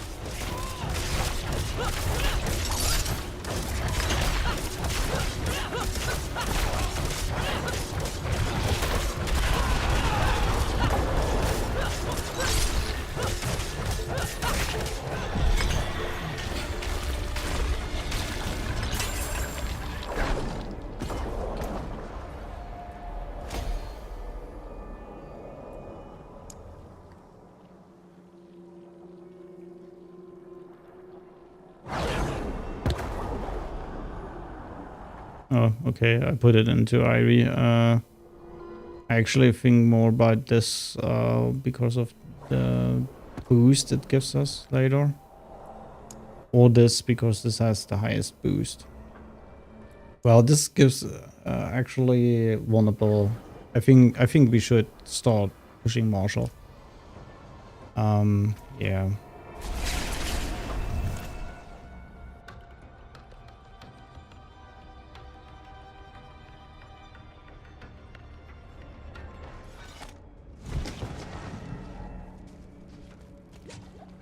Get rid of little of this stuff here. Doop, doop.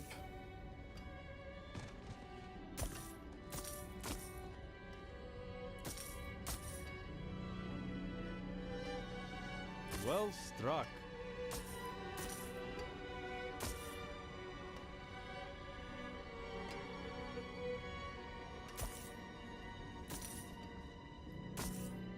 Praise the Father.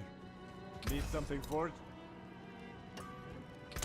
Go away, go away. Go away.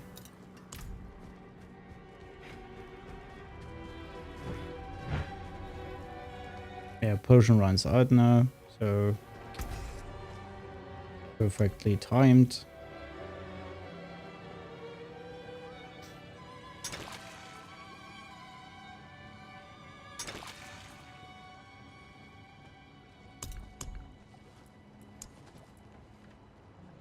But still we miss out vicious eco like hell.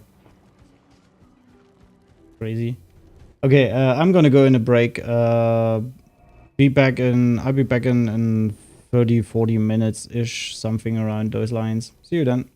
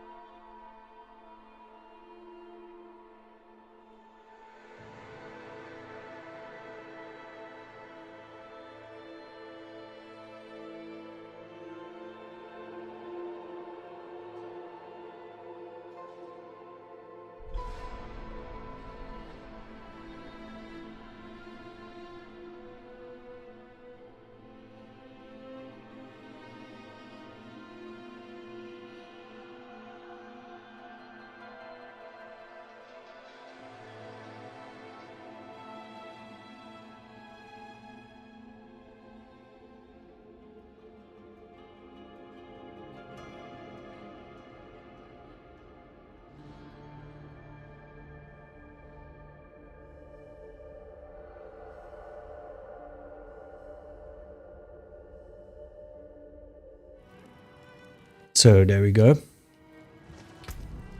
Back in the game. With a full belly. Shit.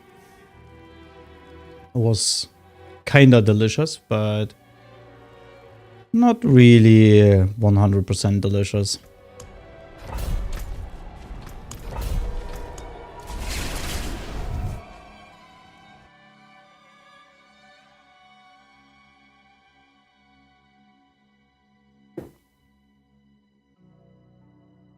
Um, 1 hour 16 minutes. This world boss.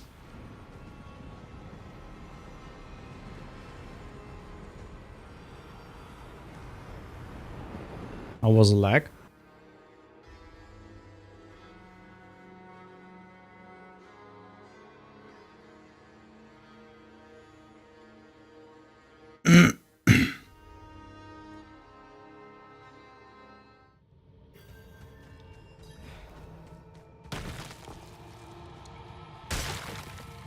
I need time to do that.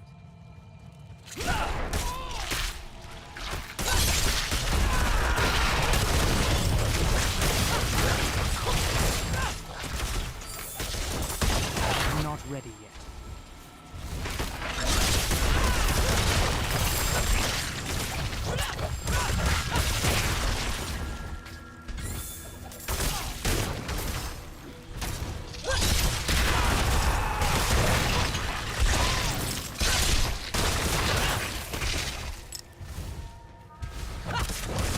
I'm not ready yet.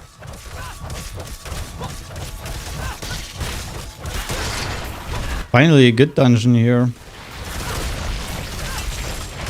not ready.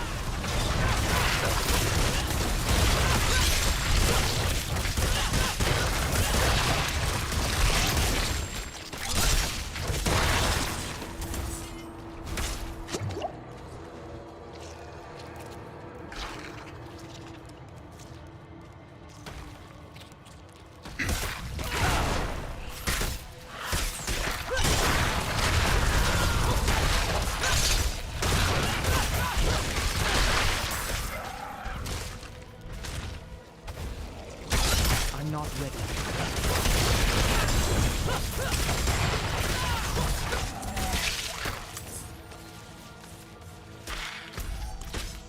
I'm not ready yet.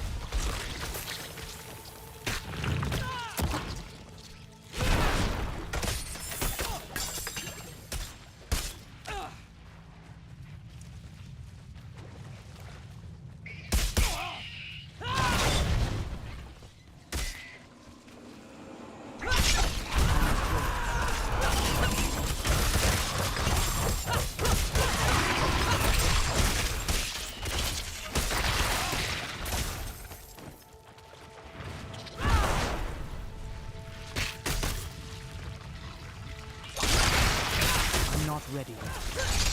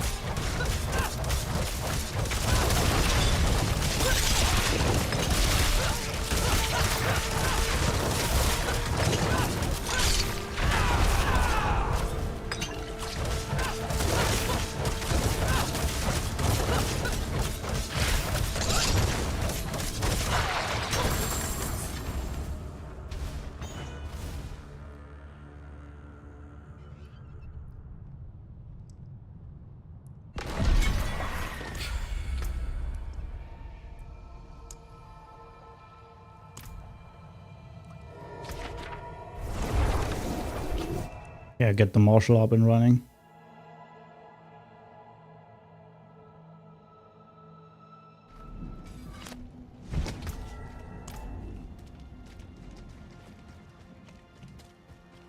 There is steel, for when words fail.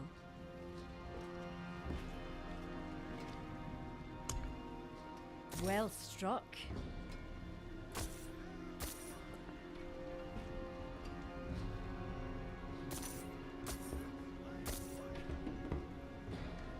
Seriously need Jubilee. Good Jubilee. At the moment it looks really bad. This will do nicely. I mean, I have a good necklace on my stash. Problem is I can't use it. Yeah, that's good.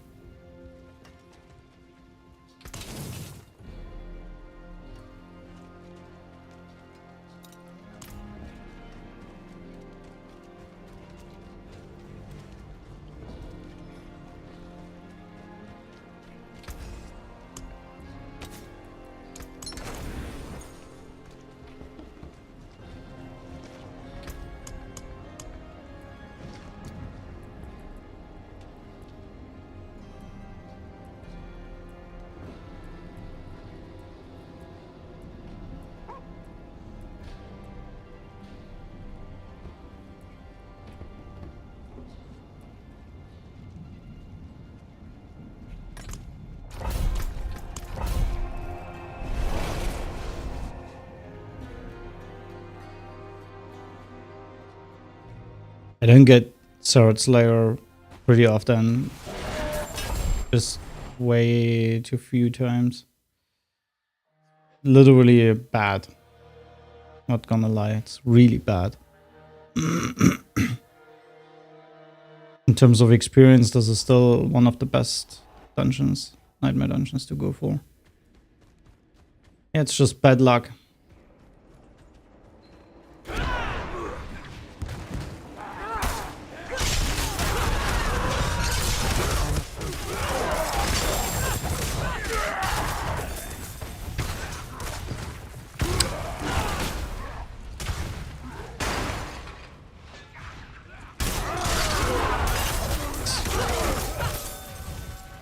I made it without you.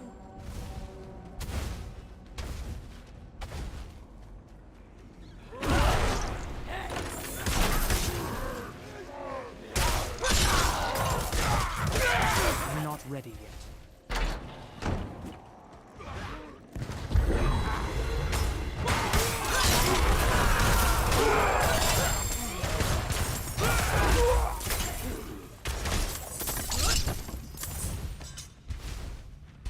My savior.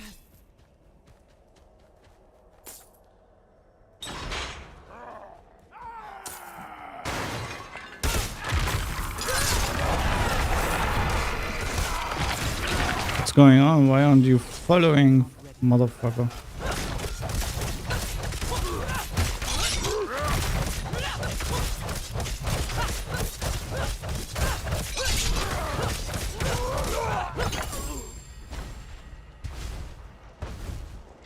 Wouldn't have made it without you.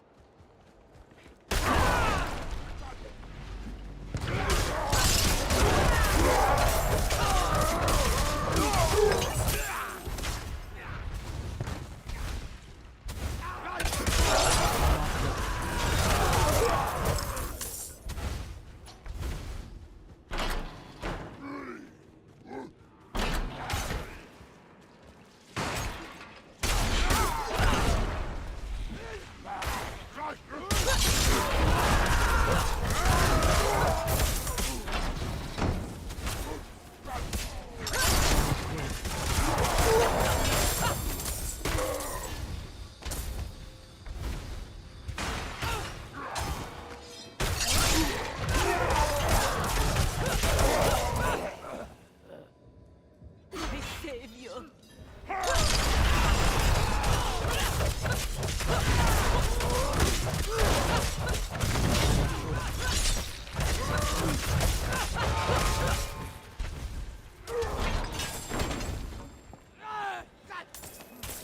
He exploded.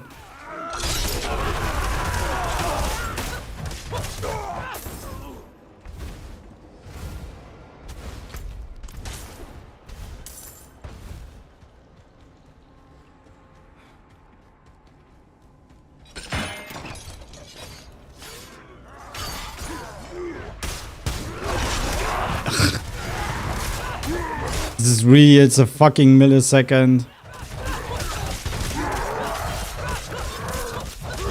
I'm afraid.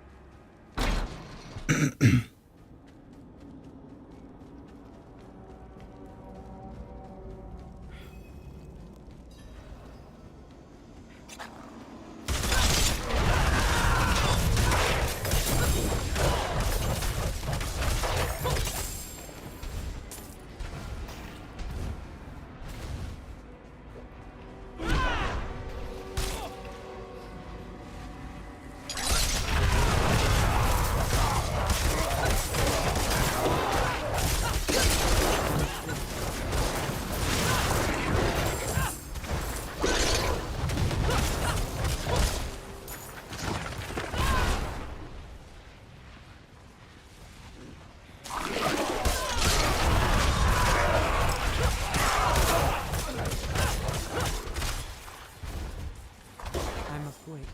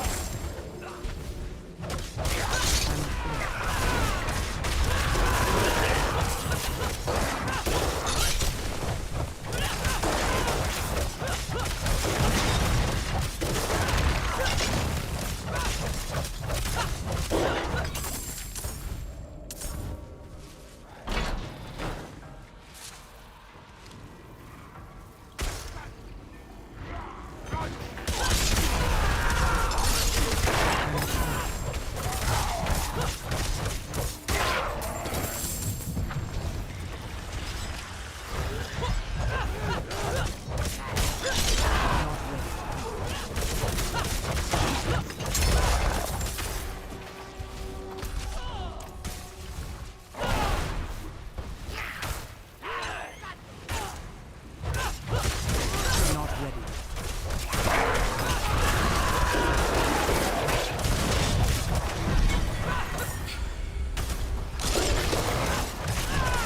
Not ready.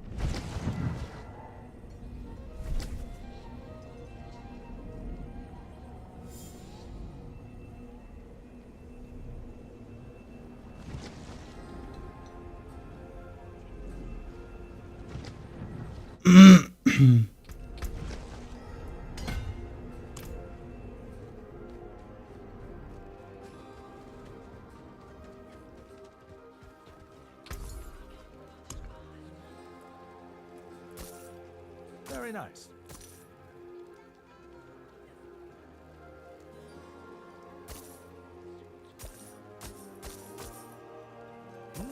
Good price.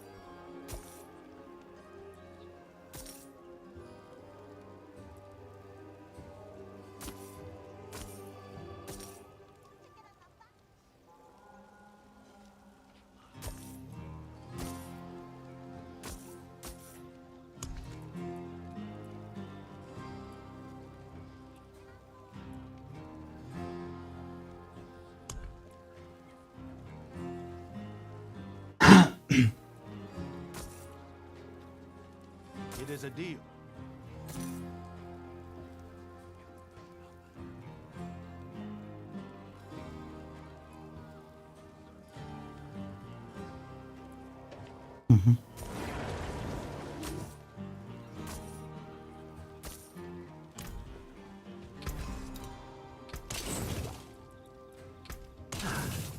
That got moved.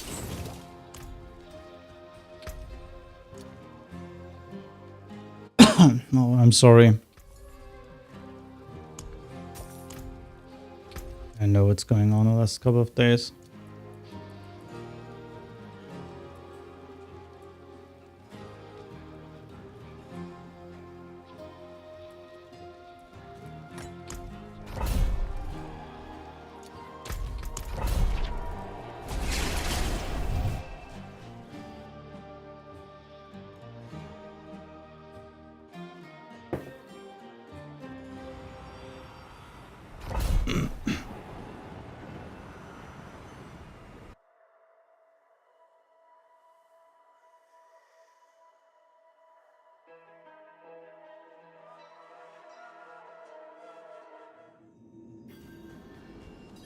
Oh no no no no no no no no! Not this, not this one, not the. No, it's not. Okay, it's fine.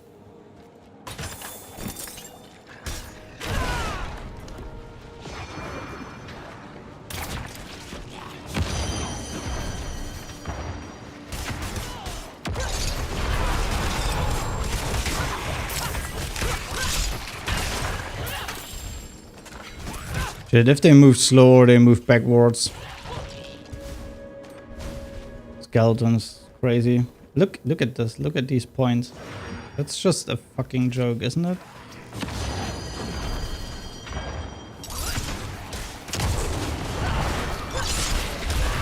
But wait, I was in the bubble.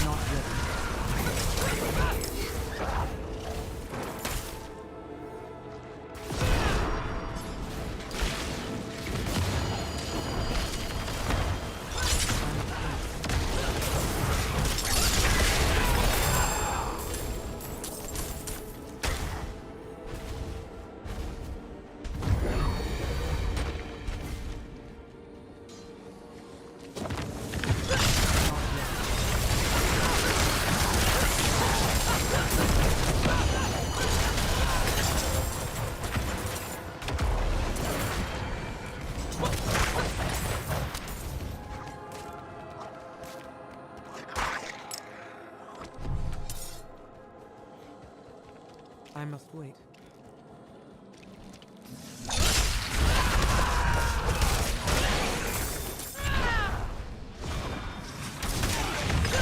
Not ready.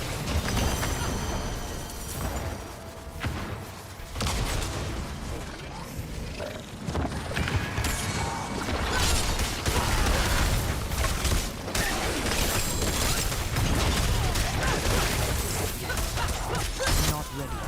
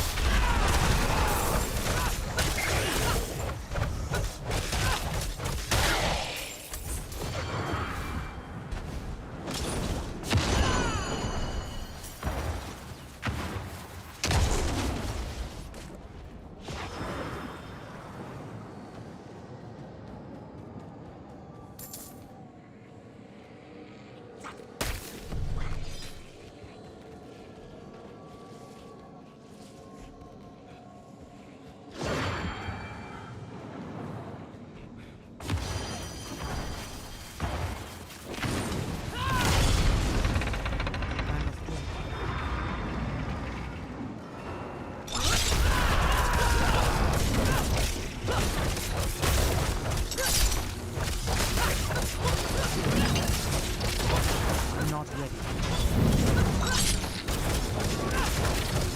wait.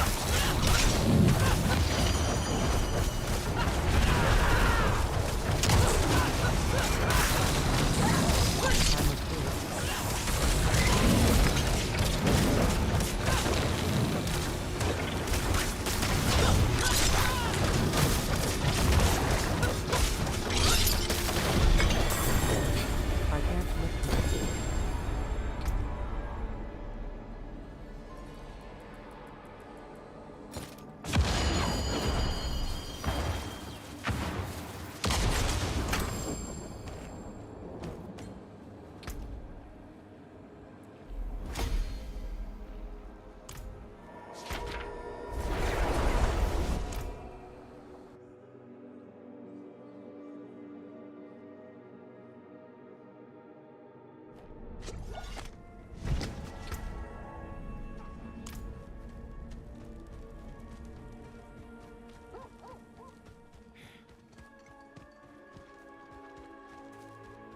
Hail and well met, friend.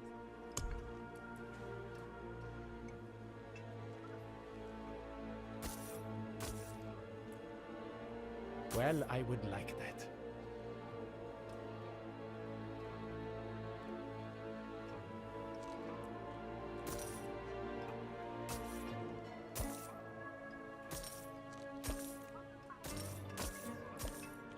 Unusual, but a good addition to my wares.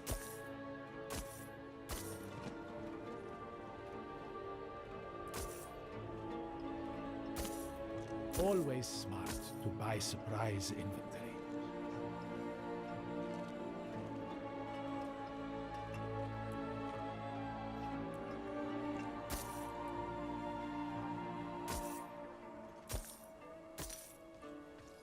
Always smart to buy surprise inventory.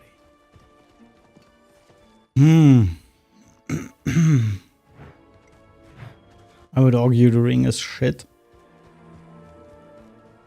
But it would enable my necklace as an option. Later on, maybe. But...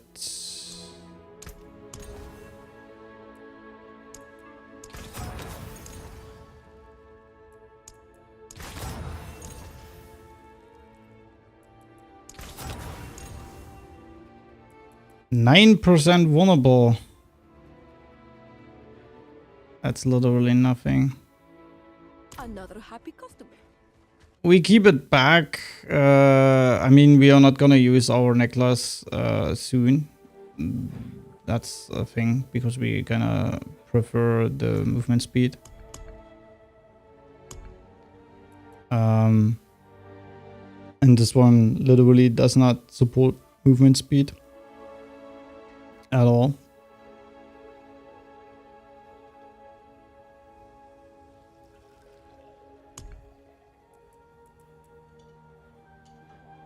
Kind of would be an option I don't want to go for right now at all. If it would be a perfect ring, I would 100% use this. But at the moment, it feels like, nah. The Thorns is ready for whatever you need.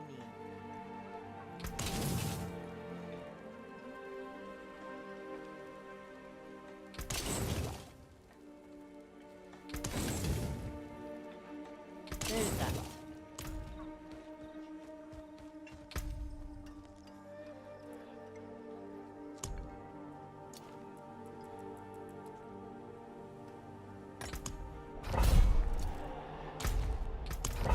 I love that. Another Serrated Slayer.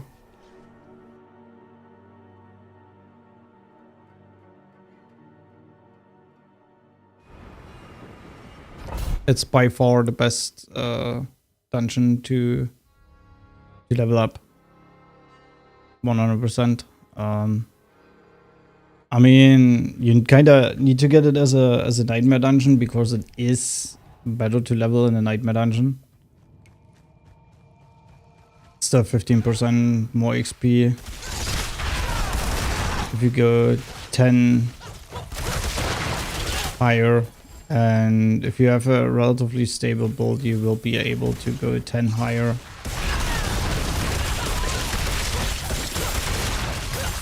But there's so much electronic charge shit happening here right now. Just insane.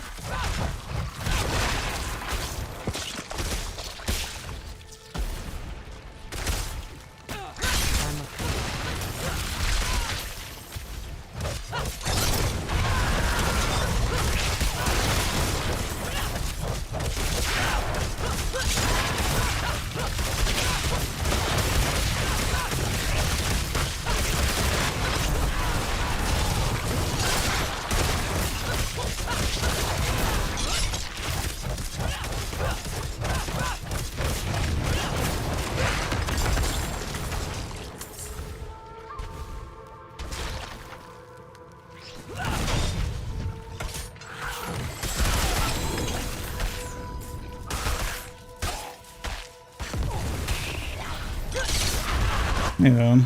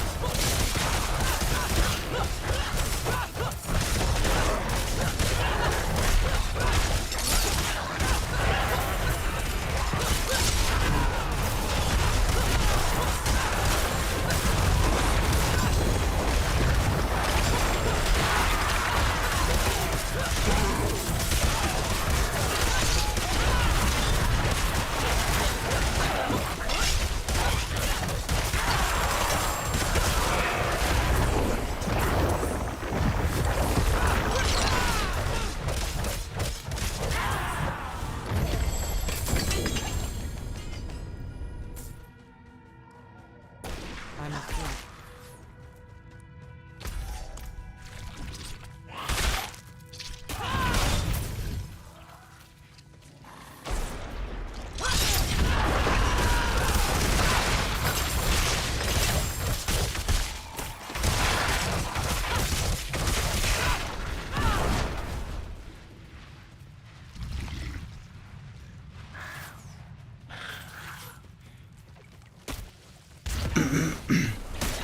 Another event. Fuck.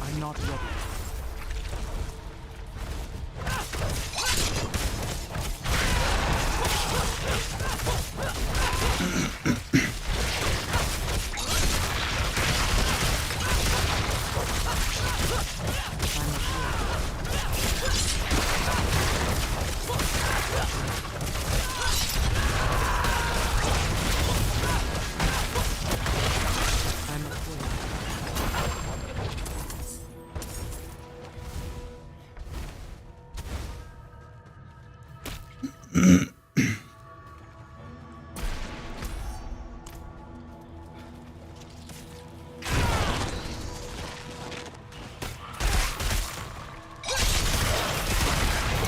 not ready yet.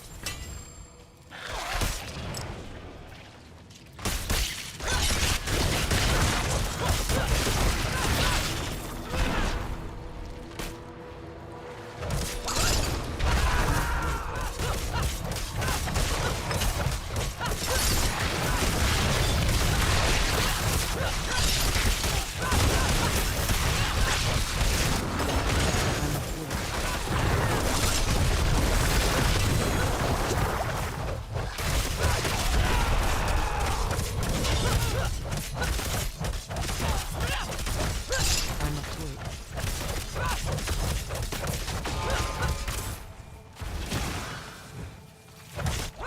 Motherfucker, still active? You use your ability, your teleport. That's unfair.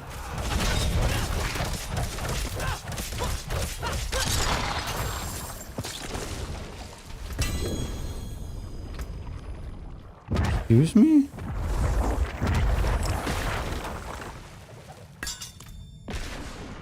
Shit, what a dungeon. Seriously. I have space for one more item.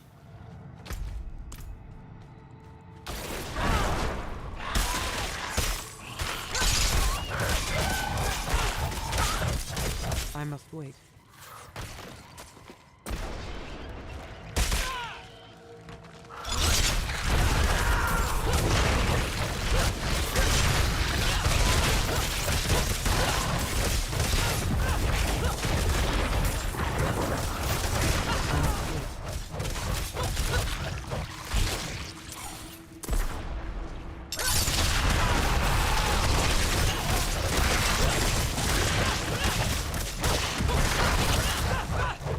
That's it, my inventory is full.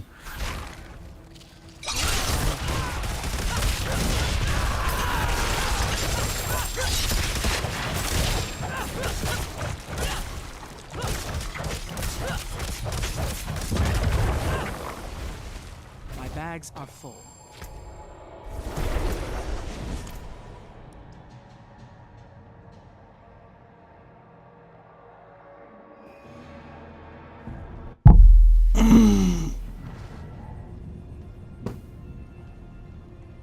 Oh, did you hear that? That clack in my chest? Sometimes the best defense is a stronger offense. Let's get you offensive. The Doomslayer.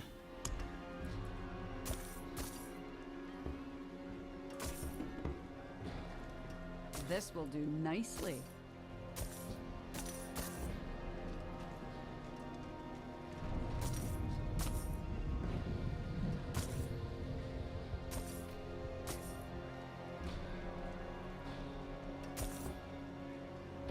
I'll take it off your hands.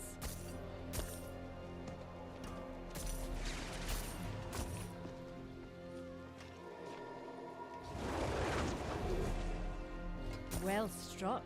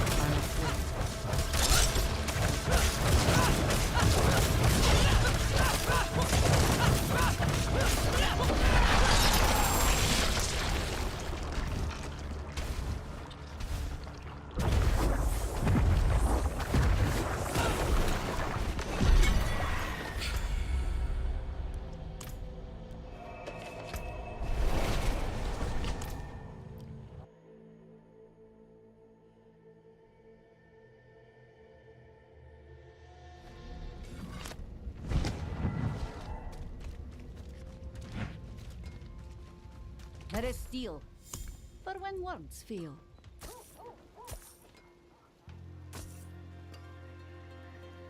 This will do nicely.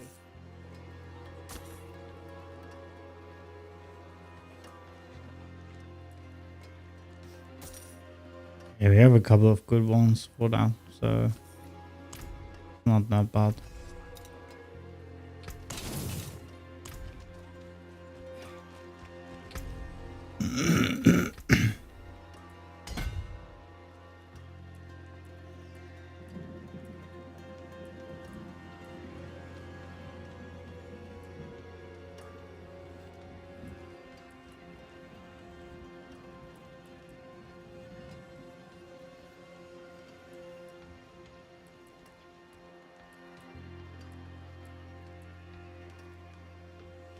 And we got this one. Kinda, I think we 13, 14. And then there is this one with life and this one with vulnerable damage, which we intend to go from here somewhere downwards. But we also need to get the fortified damage negation.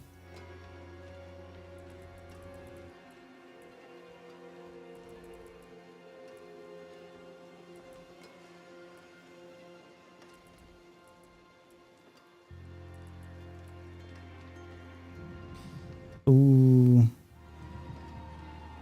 Why? I mean, how much dexterity do we get? There's 5 here. That's enough. We have really just a small amount of dexterity. We should have more.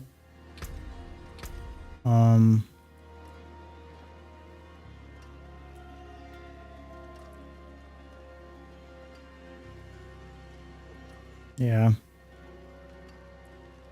I mean, this axe is good. It has all the stats we want. Strength, all stats. Blows and vulnerable damage. Even if the vulnerable is shitty. But this one, damage to bleeding instead of all stats. This is 1 point. Yeah, our boots do not have all stats.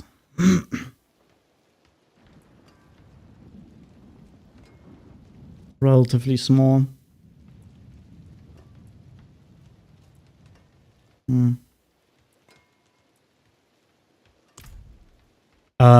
I need another break. I'm just, oh shit. Every time after I ate something, I need a little bit more movement, or else I'm gonna be incredibly tired. I'll be back in a couple of minutes because I'm just fucking sleeping in my chair right now. I'll be right back.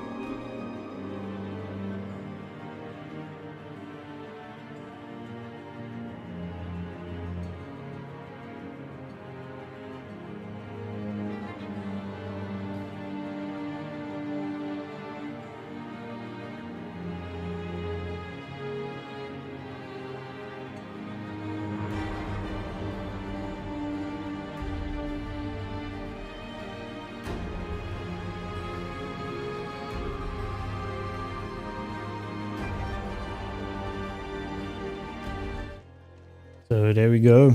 World boss is up in 23 minutes.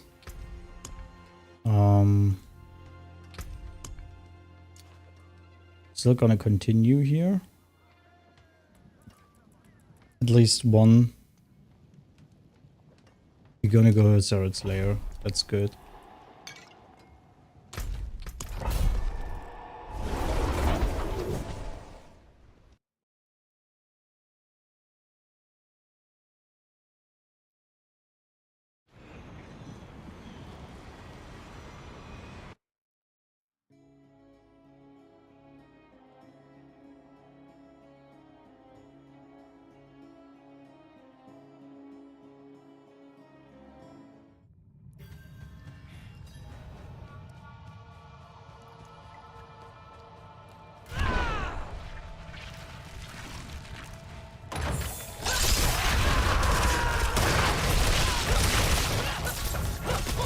I must wait.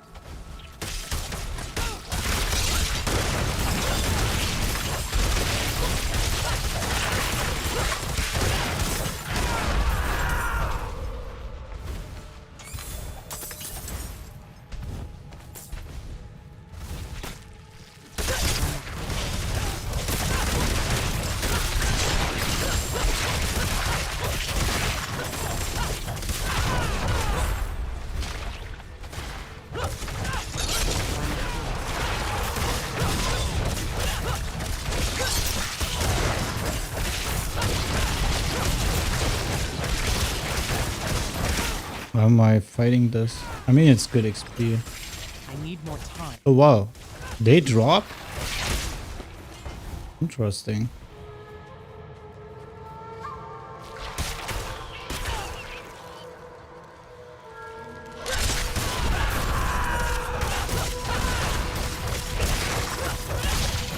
I'm not ready yet.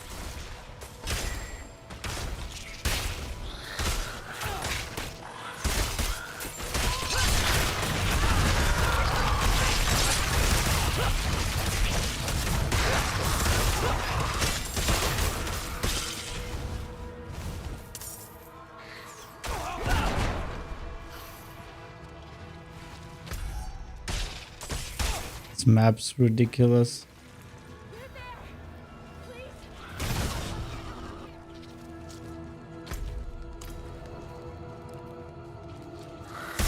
I'm not ready. I'm pretty sure up there could be one of these things.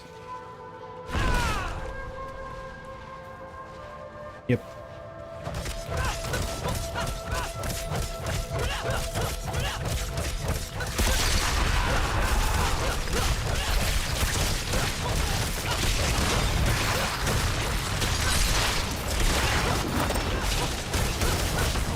I must wait.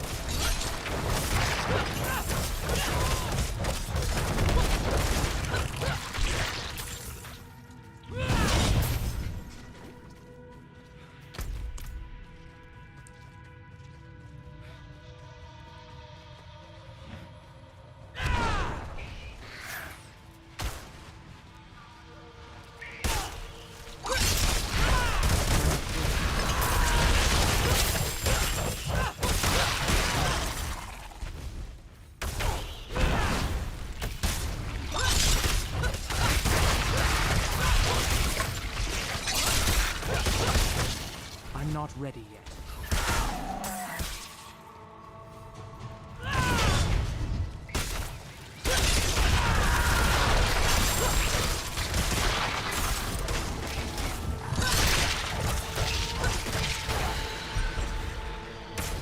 I'm not ready.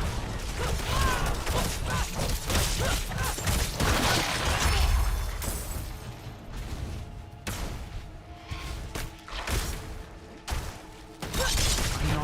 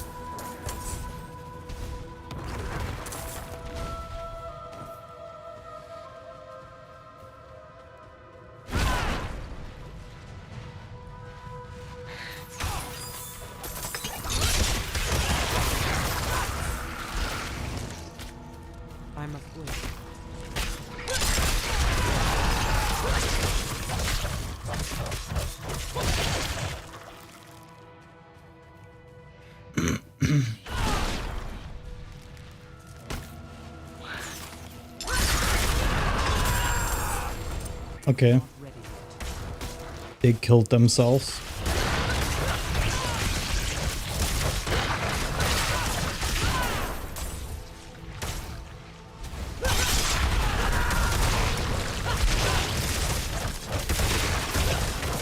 I'm afraid.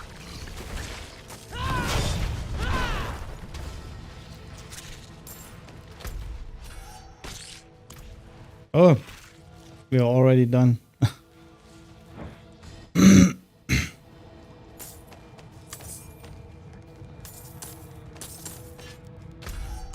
I'm not ready yet.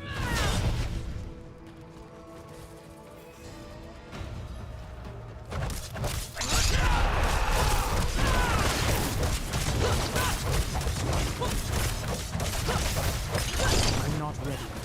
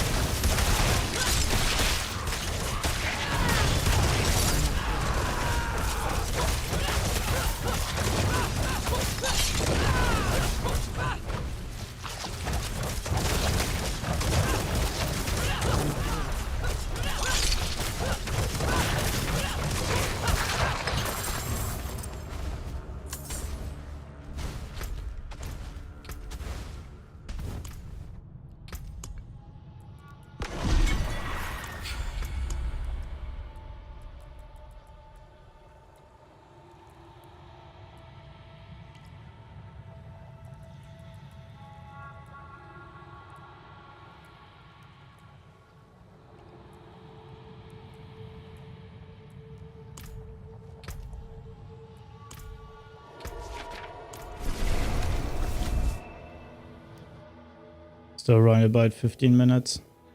At least, if not even more.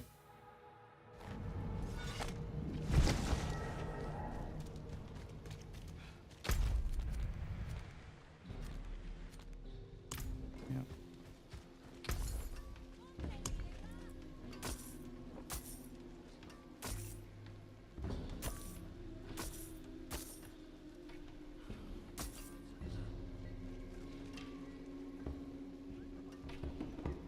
I'll take it off your hands.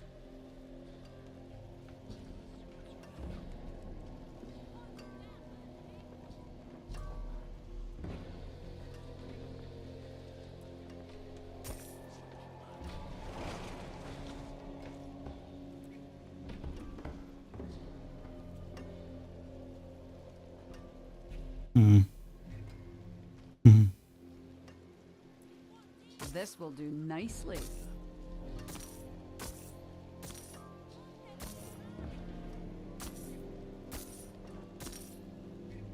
Well struck. How many horses do I get? Do I even get horses, or is this just the same fucking horse over and over and over again? I can't really tell.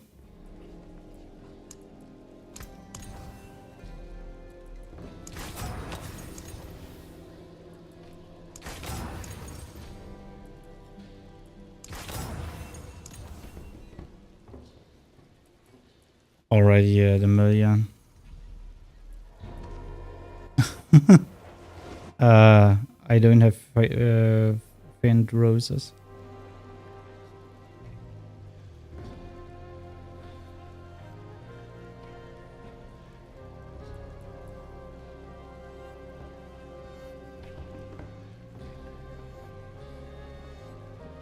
Still 100 off.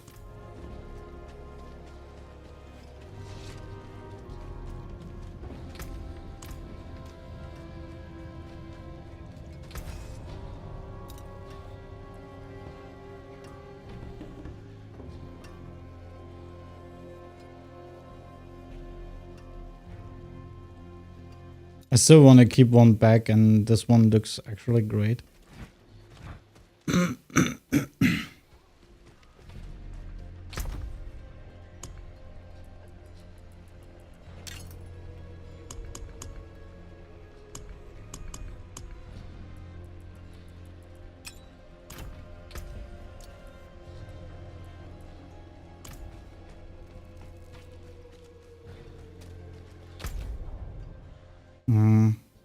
I don't know.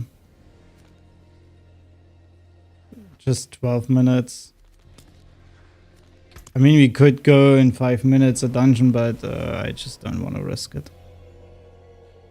Risk it for the biscuit.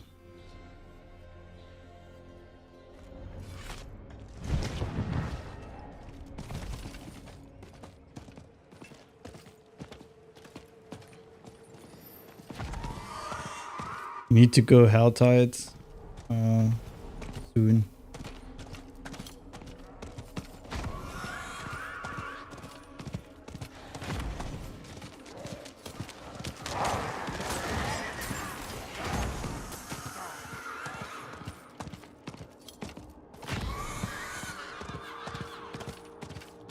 I need time to do that.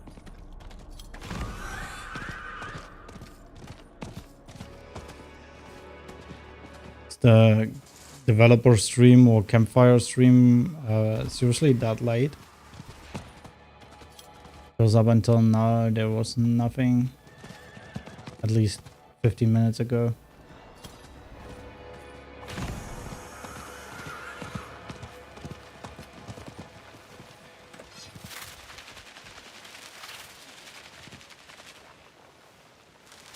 Let's see.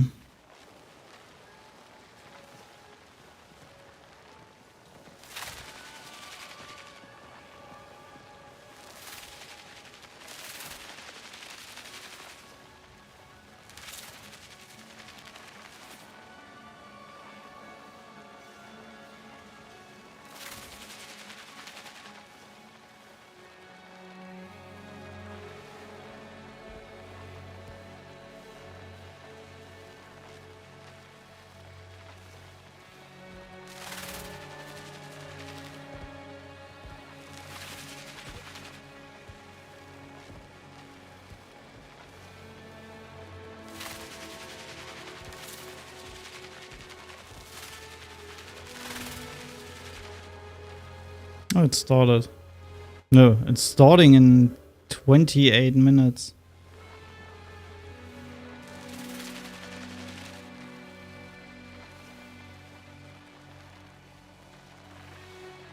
So around about 8 p.m. 8 p.m.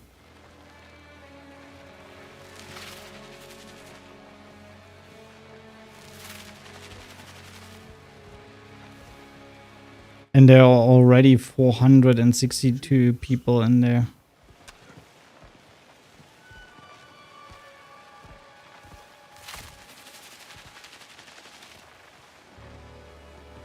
Hello.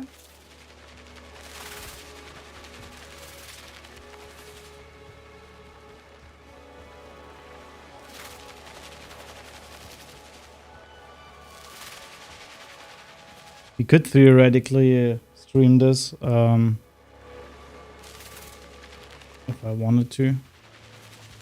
I actually prefer playing.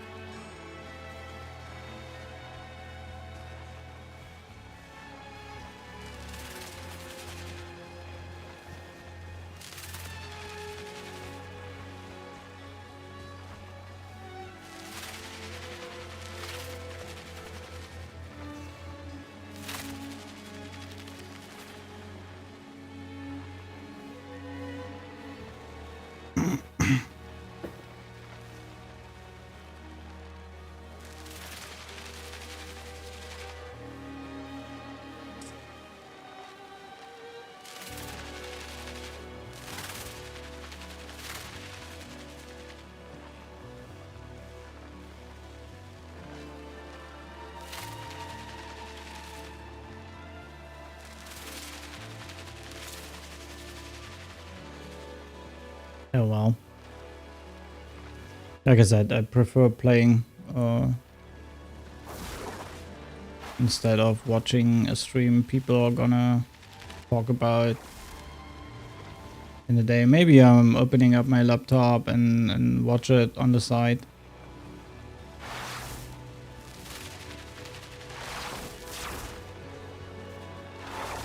could also put my microphone on my laptop so that everyone could listen to the bullshit they have to say.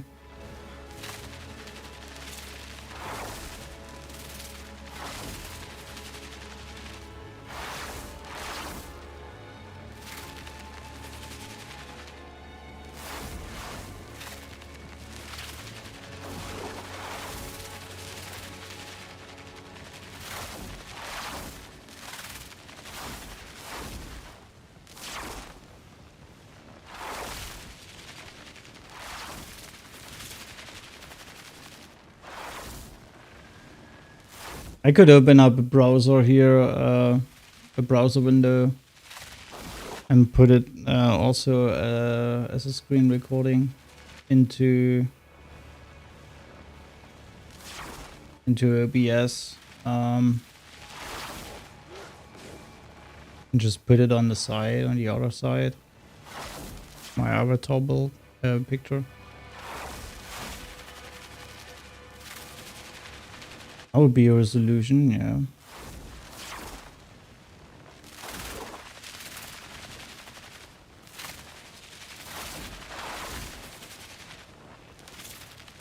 I don't know if I want to.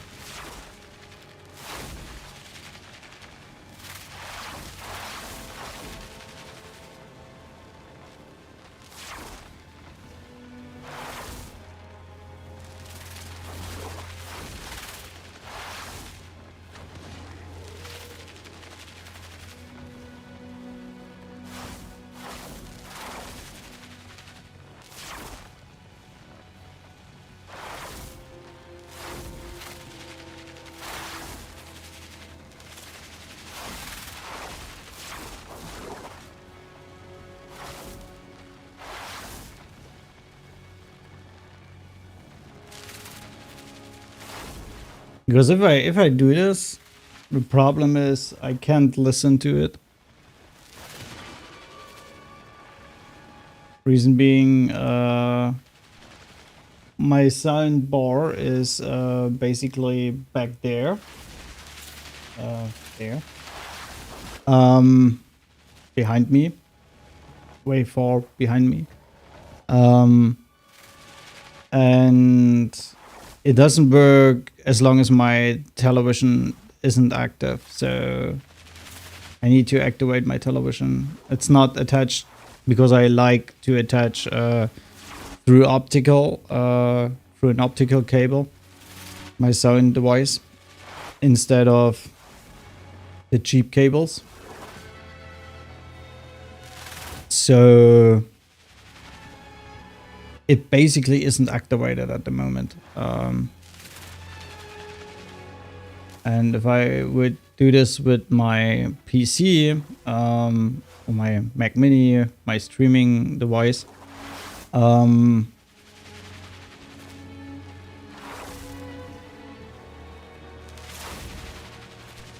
would have actually no sound here. I mean, in OBS there will be a sound, obviously, but I can't listen to it, so... And I don't have another card to use my laptop. I mean, I would need to activate my other screen, and that would look a little bit stupid in my avatar build. I mean, it wouldn't matter much, but yeah. I also wanted to try something. Give me a sec. I'm just...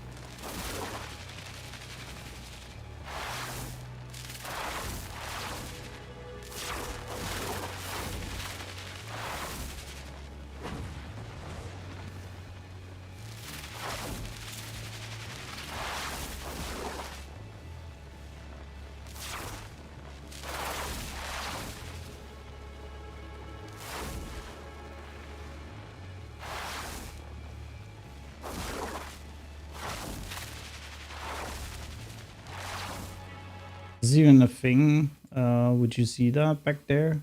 Oh no, you wouldn't. That's basically a practical light. Give me a sec. Maybe I can change it a little bit.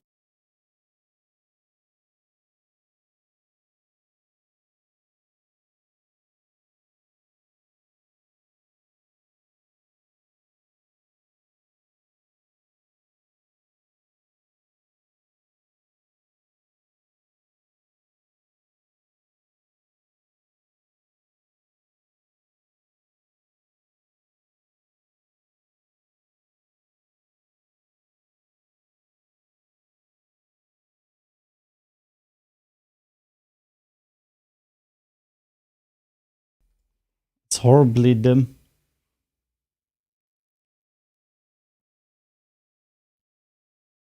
Yeah, well, it is visible. Just horribly dim.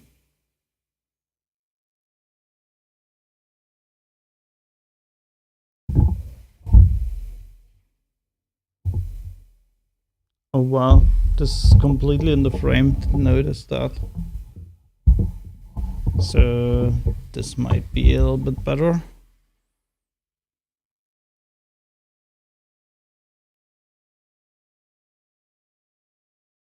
Oh, boss is gonna spawn.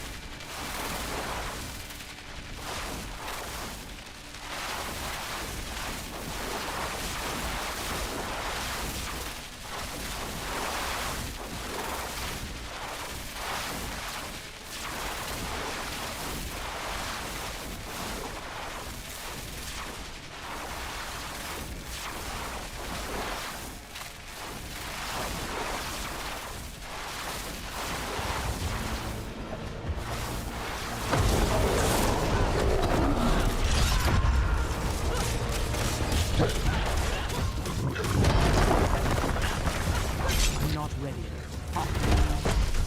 18 million, nice.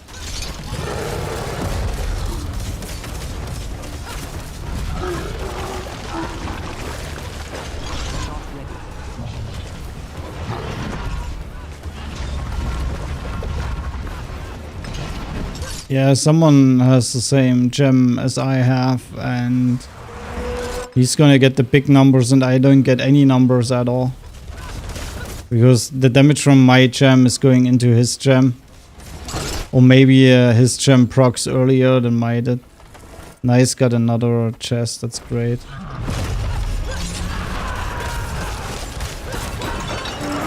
So now, look at this. We are still at 7. Still at 7. The boss is killed. And we are still at 7. We should have 8 right now.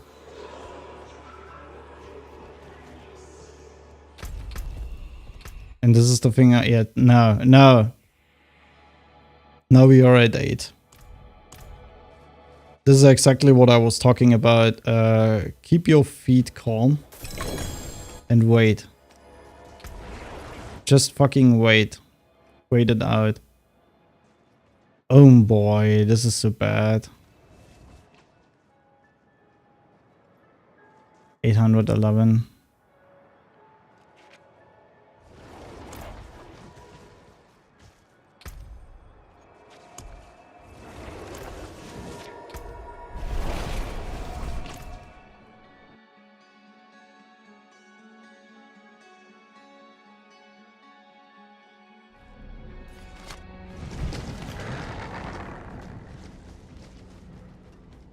Arms for the light. Anything else? Be wary on the road.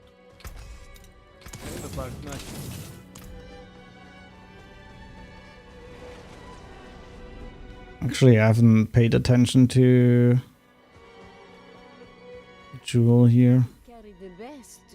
Shards of the heavens. Come back and see us. Okay.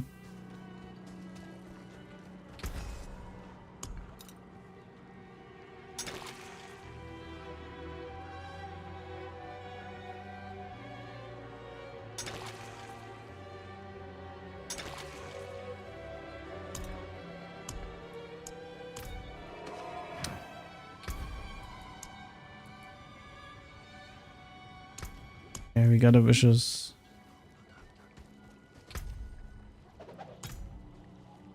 Brutal. Why not?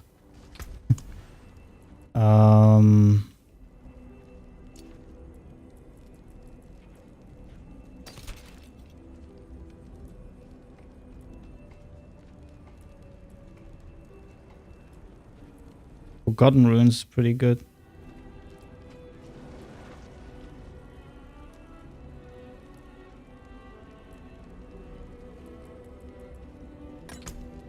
Let's go Forgotten Ruins.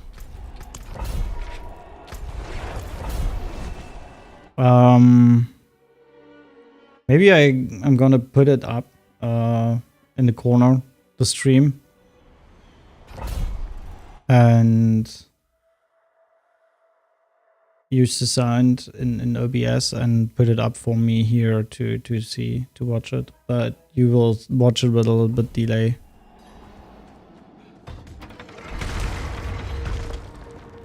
Was it though? Yeah, slay all enemies. Yeah, this one is okay. Sounds good.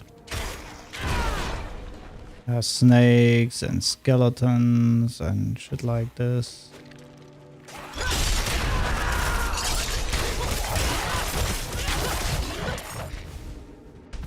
I'm not ready yet.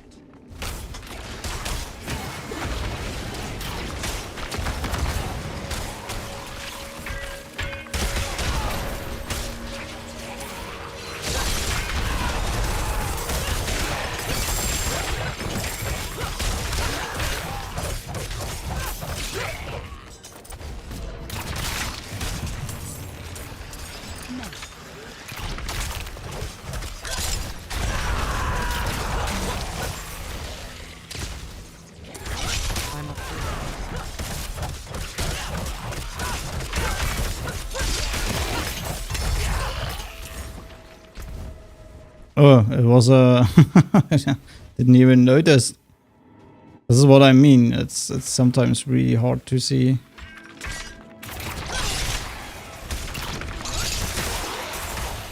Okay.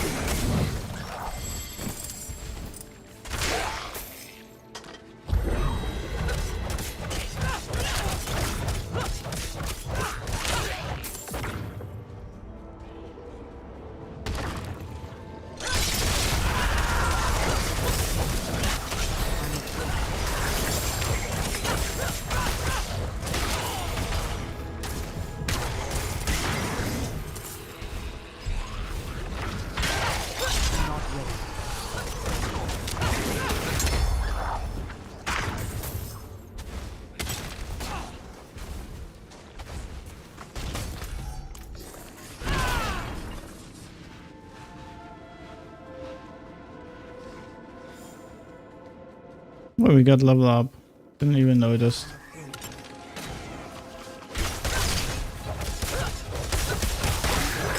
We're 86, that means we have I'm more ring ashes.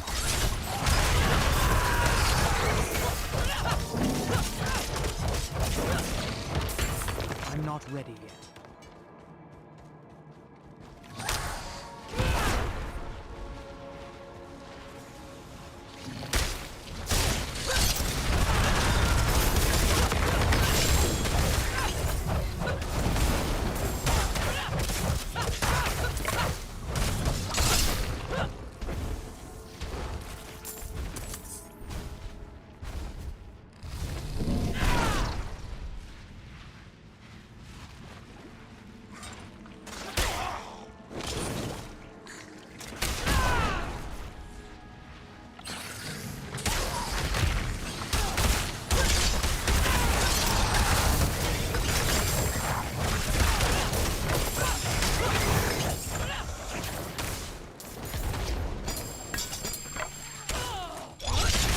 What?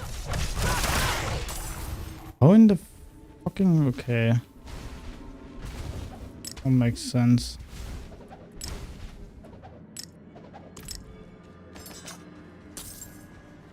Still. Pretty sick.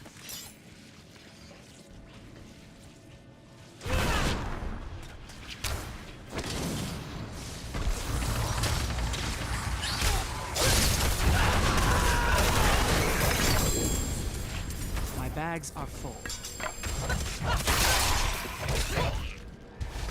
How in the fucking world did I get to this point in this dungeon? It's literally not big. And we sold. We cleared out our inventory completely before we started this dungeon. That's crazy. So in 8 minutes it starts. It means after the dungeon, I might set it up.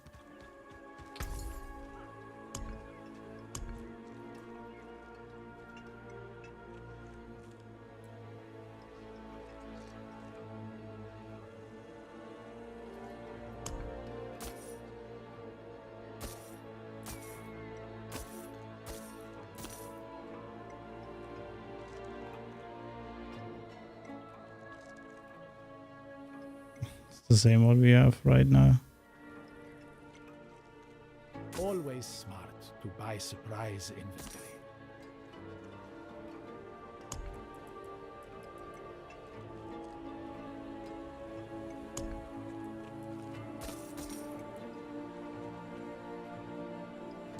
Should actually destroy. We are at 20 million gold. And our materials do not look great.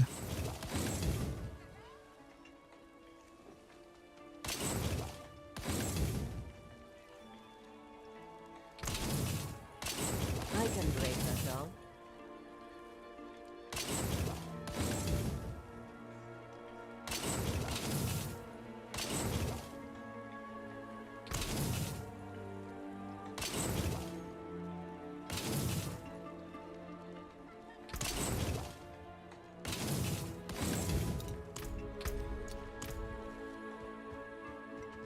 We're literally through in a second. Need more time. I want to know mainly if I'm right with my allegations that the patch will take at least 2 more weeks roundabout. This is what I think. This is my expectation from the stream. Even if it sounds stupid, but I think it will be exactly like this. The patch will take at least 2 weeks. They are not gonna patch Barb. They are patching Wizard first.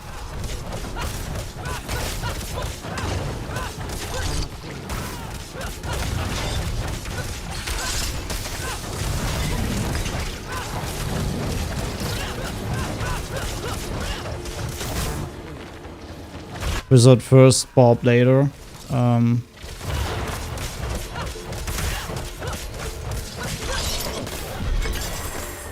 That means no changes to Barb for a longer period of time, maybe season 2. Yeah, these are my expectations. I think this is gonna happen. And I'm pretty sure I'm right with it.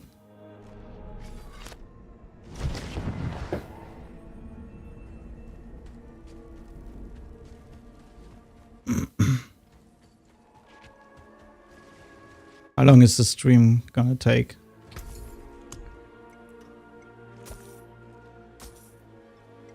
Always smart to buy surprise inventory.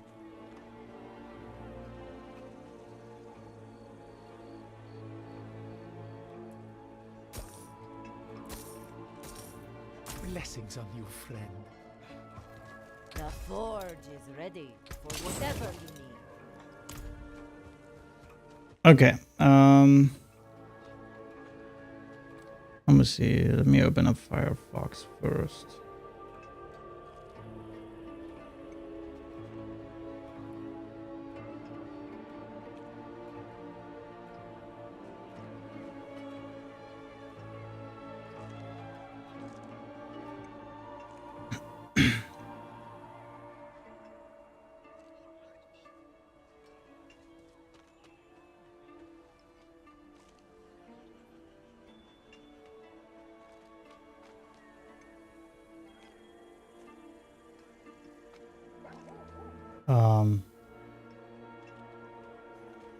Okay, to set this up, I need to go to my PC.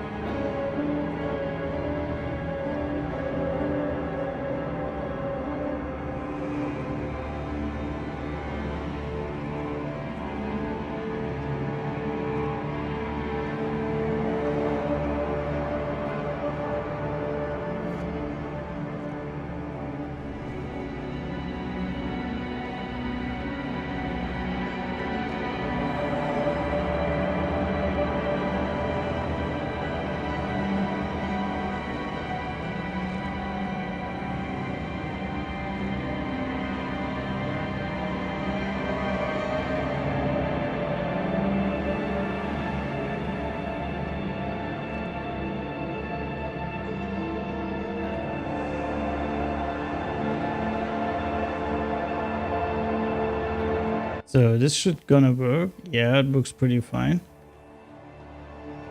I just needed to set up.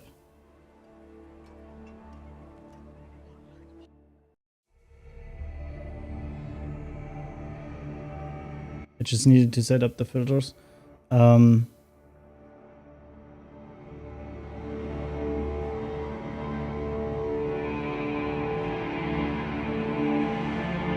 So that if I talk, the stream goes down in terms of sound.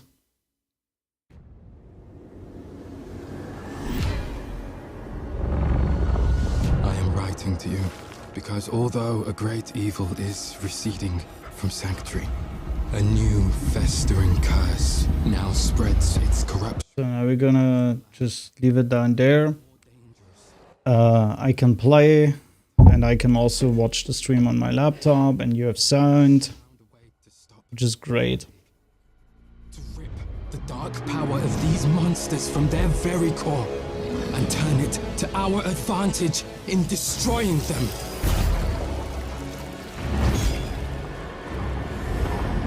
But I cannot do this alone. My allies have fallen. My strength is dwindling. The malignant are relentless and without mercy. I need help. I need you.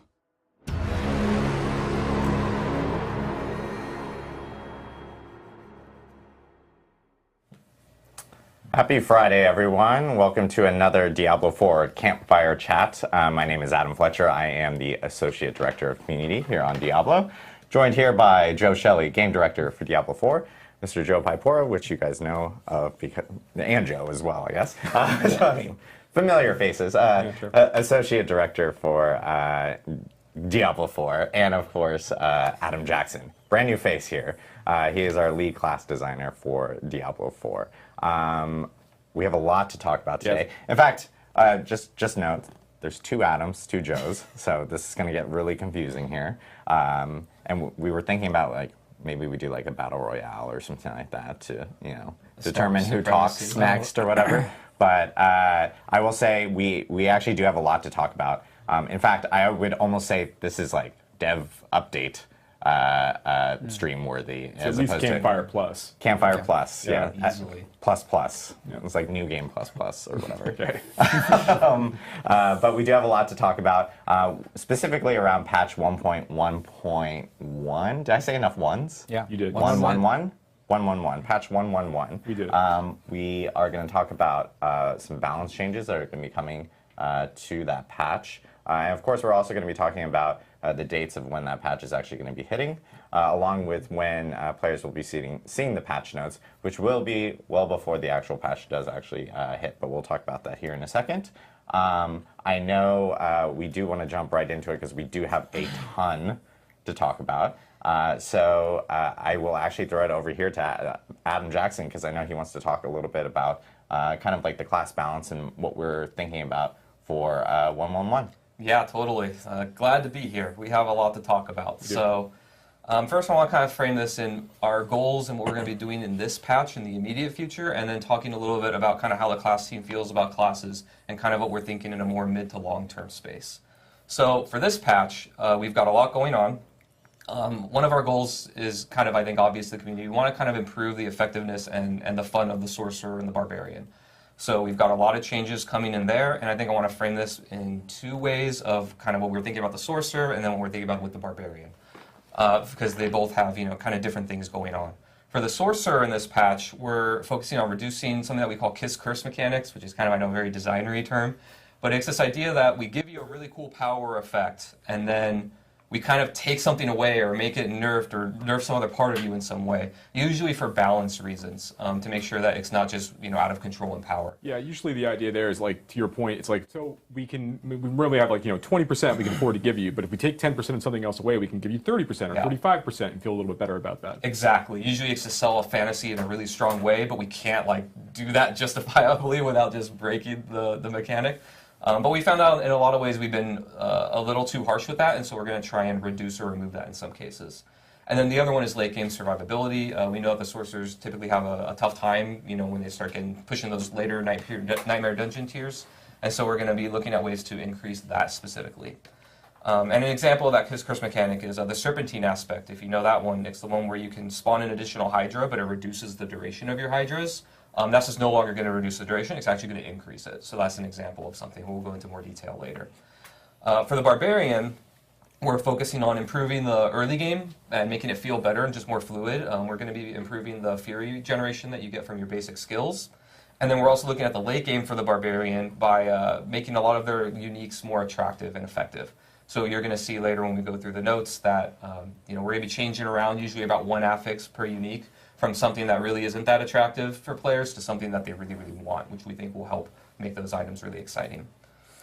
Now, when we make changes to items, specifically items like uniques, many of these changes only take effect on new items, right? Like I think we have an example of the Hellhammer here. Yeah, kind of. It's a little bit more complex than that. So we're going to delve into one of our examples of what we're updating here. But when we update a unique item, we actually update Hellhammer in 2 different ways. So we're increasing the duration that the ground is going to be ignited and burning, and then we're also increasing the damage. And that's the actual unique effect power, the exciting thing that the item. Exactly the same, isn't it? We're also doing another change where we're actually granting you bonus critical strike damage and removing the bonus damage to crowd control enemies, right? So on the left, what you see here, when you log into the game, after this patch, the left version is what you're going to get. So you're not going to get the critical strike damage change where the actual item affix there, the rule changed, but you are going to get the updates to the upheaval, lasting longer, and doing more damage. On the right, when you find your new items after the patch, you're going to get the new affixes, the new rules, and things on the item. The duration is the same. New versions of these items will have all of the buffs we're talking about. New versions will have everything new, and the old versions will get the new stuff on the actual legendary effects, but then you won't have the new item stats on it. Got it. Thank you. Was this okay? So that's the sorcerer and the barbarian what we're focusing on. Then generally across all classes, we're doing a few other things as well. We're looking at builds that aren't really hitting a high enough power level, and we're going to be just buffing them and increasing the power of them so they should feel better and be more competitive. We're also going to be looking at increasing the attractiveness of kind of uniques across the board. We're focusing on sorcerer and barbarian for this patch, but we actually believe that we can do this kind of thing across the board. There's a lot of uniques that we think aren't really hitting the mark. It's something that's kind of a tough thing that we talk about a lot on the team, because the roles and the things that the uniques have as far as their item power are all fixed, right? They can't re-roll different stats all over the place.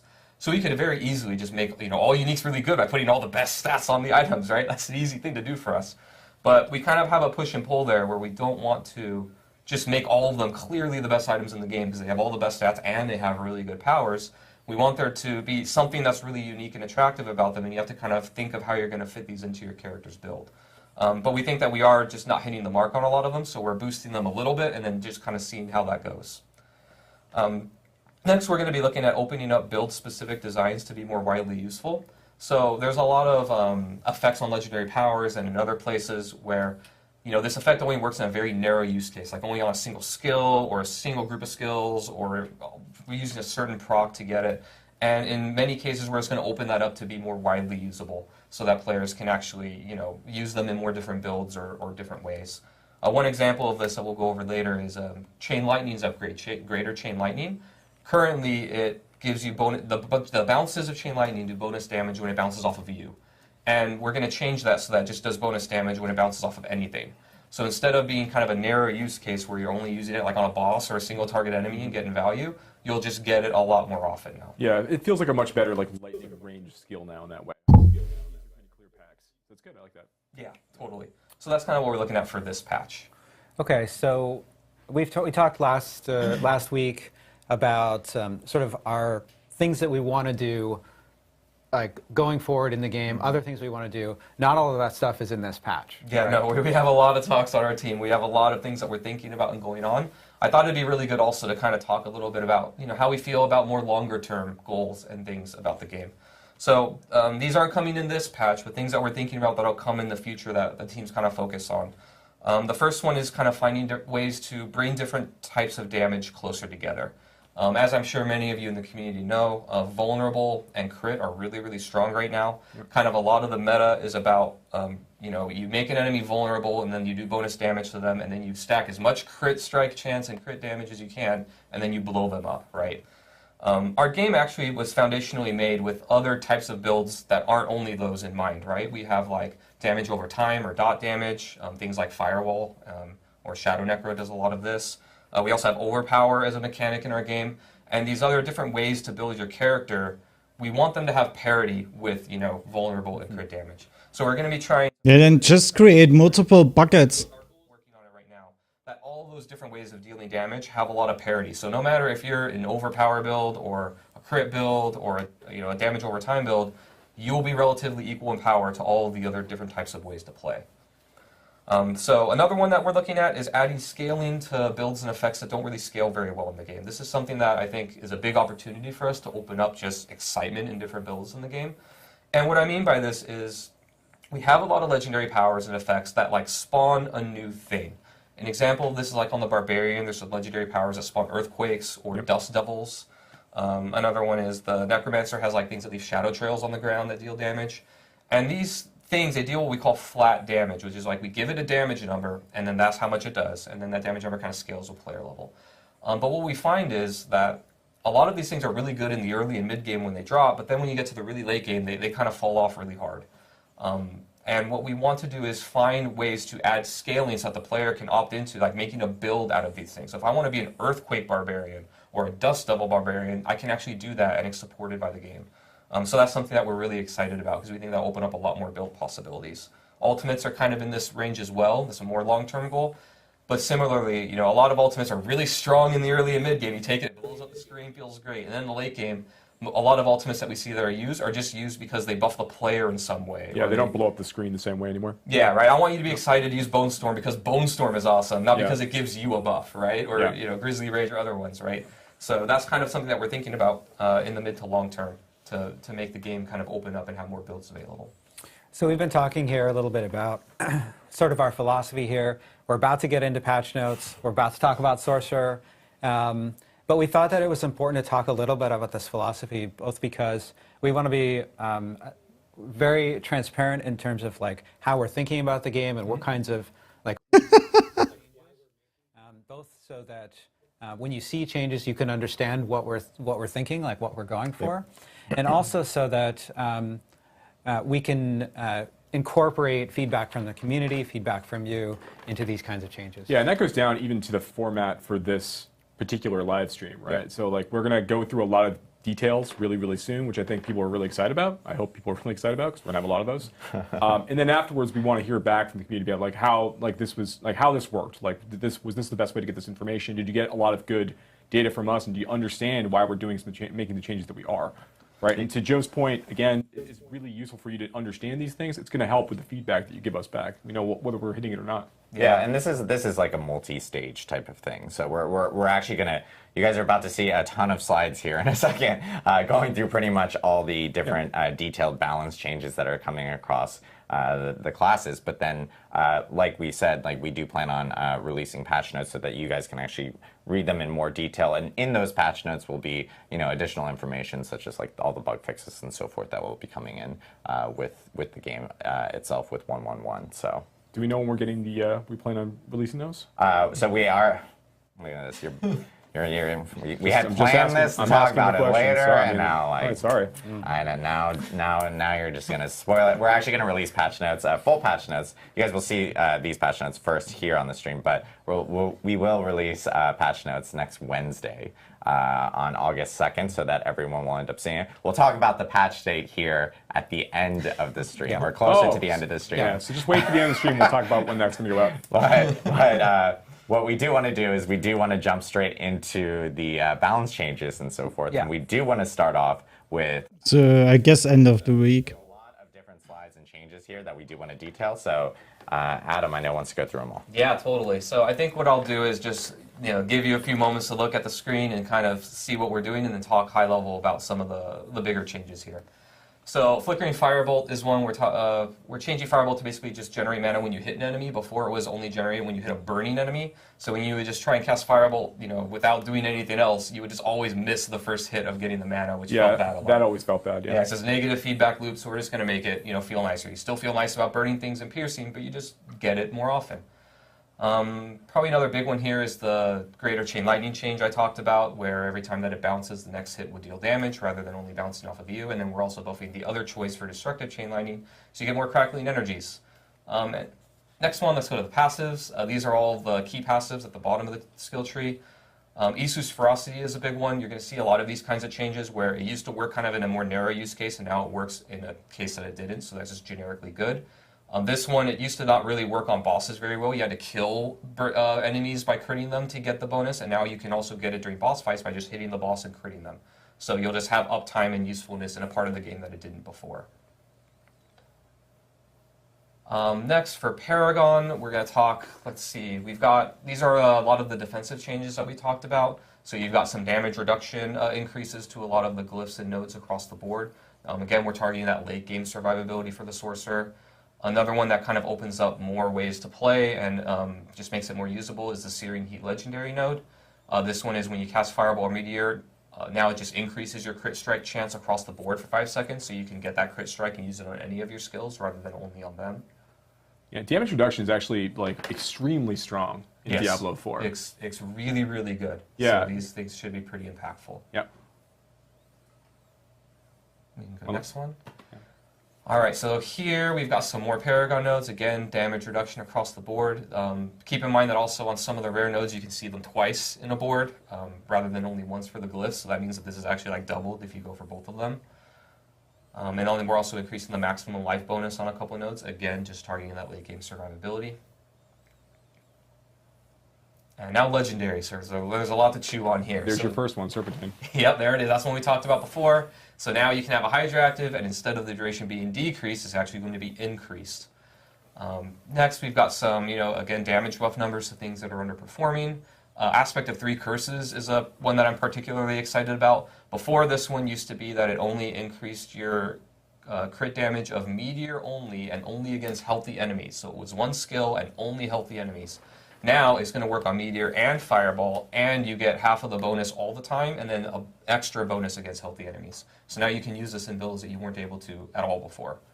The next one is pretty good, is Gravitational Aspect. This one was it used to reduce your damage in exchange for the lightnings orbiting around you. Now we're going to increase it. So again, that's a pretty big swing in power.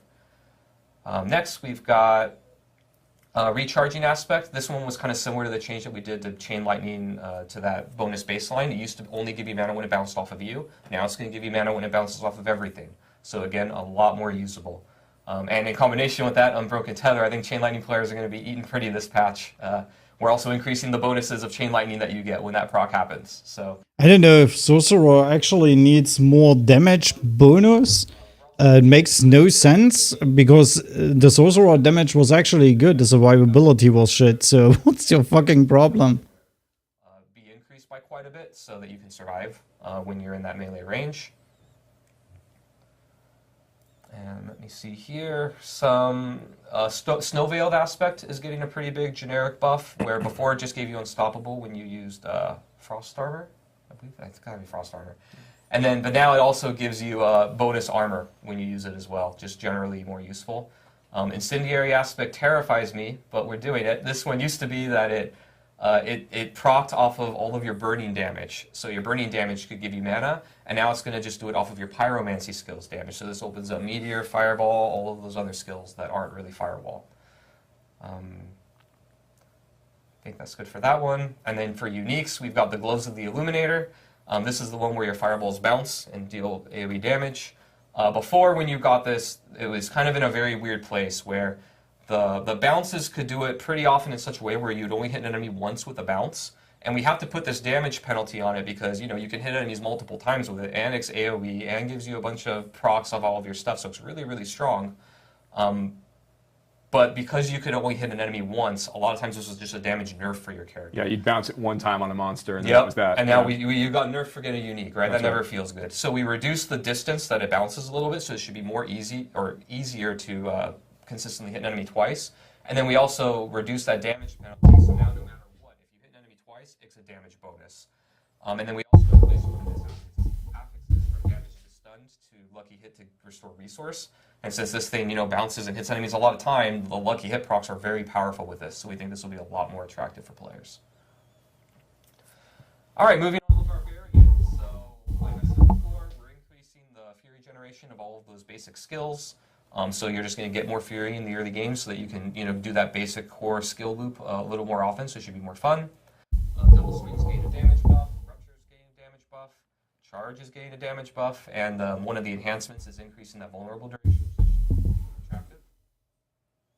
One thing I do want to note is, like, even on if we go back to the other slide, like, sure. A lot of people are going, like, Fury gain 11 to 13 and like 10 to 13, and they're always like noting like, well, that doesn't feel like a big number and so forth. But I think players, by percentage, it's really big. Yeah, by percentage, it also it's actually scales really with a big. whole lot of other stuff. It gets spooky when we do too much in a percent wise. Exactly. So I think because of how everything works in our game. I think people are seeing some of the smaller numbers, but not realizing that other things obviously it scales with other things and other and it mixes in with whether you other gear that you have and so forth. So this is just the baseline number, and you have to remember that obviously when that number gets tweaked, everything else gets tweaked. That gets. Want to point that out too when we do like damage increases, where it might seem small because it's increasing the base that everything else multiplies and scales on. It can be a bit. I mean, sometimes it's not as much. We can go and do it again, right? But it's scary and risky. So we have to think about that, because it's very easy to be like, oh, just make it 20.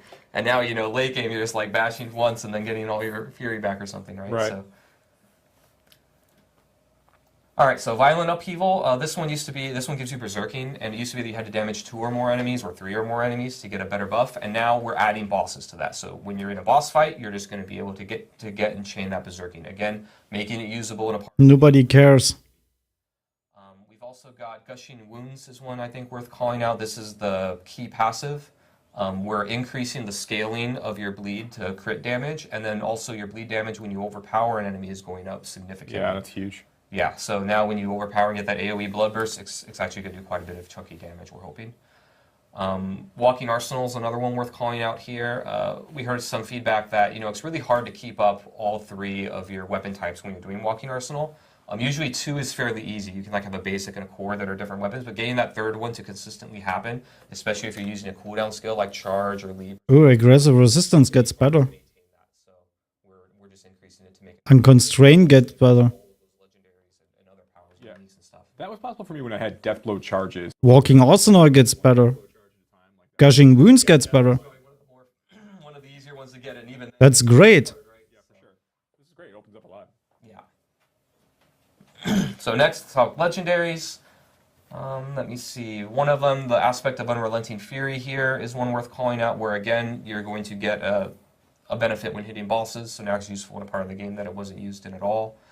Another one is the aspect of, or 2 earthquake aspects there at the bottom, Bullkathos and Earthquake. We're increasing the amount of damage reduction and damage bonus, so if you want to do that earthquake build, like I said before, we want those earthquakes to do damage and be meaningful, but in the meantime, while you're standing in them, those buffs on you are going to be a little bit more powerful, so hopefully we can incentivize people to go through that fantasy.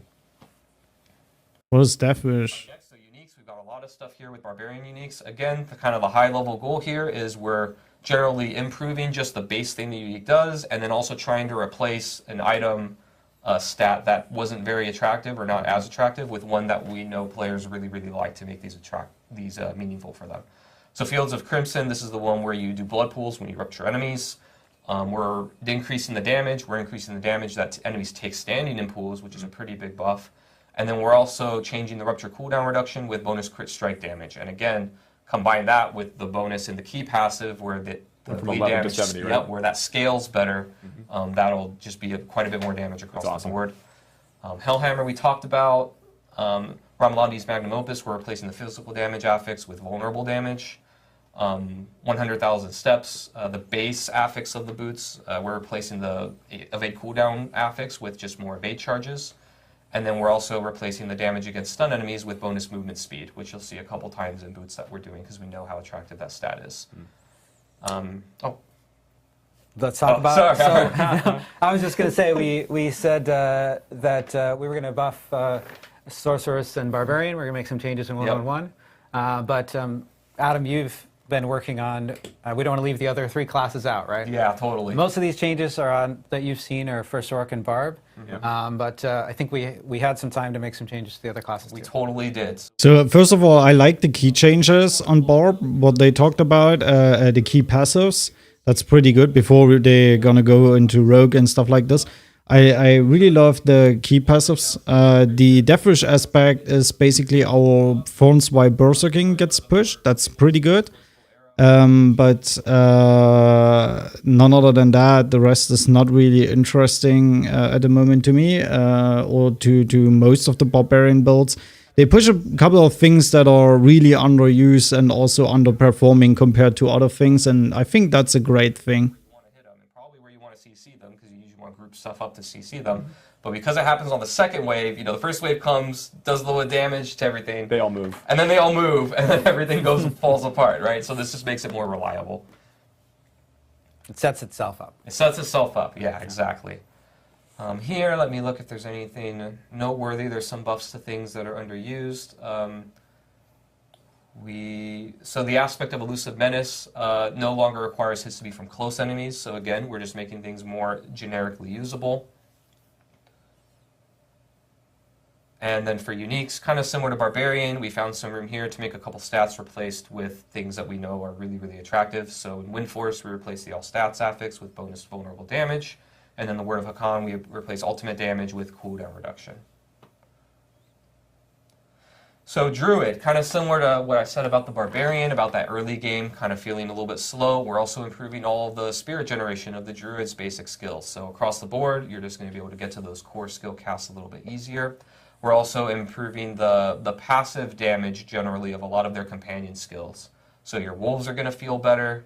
The both passive and active damage is going up. The upgrades for the wolves are all going to be a little bit more powerful. And then same thing for ravens. Their passive damage is going up. And then brutal ravens, this is the one that gives you another little, a couple more little ravens to go peck your enemies to death. They're also going to peck a little bit harder. So a little bit more fantasy fulfilling there, I think. And then we're also looking at rabies. We know that Poison Druid, like just if I want to do pure Poison Druid, is a little bit behind, so we're really targeting rabies as a pretty meaty upgrade there in its damage. This will also, by the way, improve the legendary, I think it's legendary where your wolves can cast rabies. That's also going to be improved by this. So just that whole archetype will be better.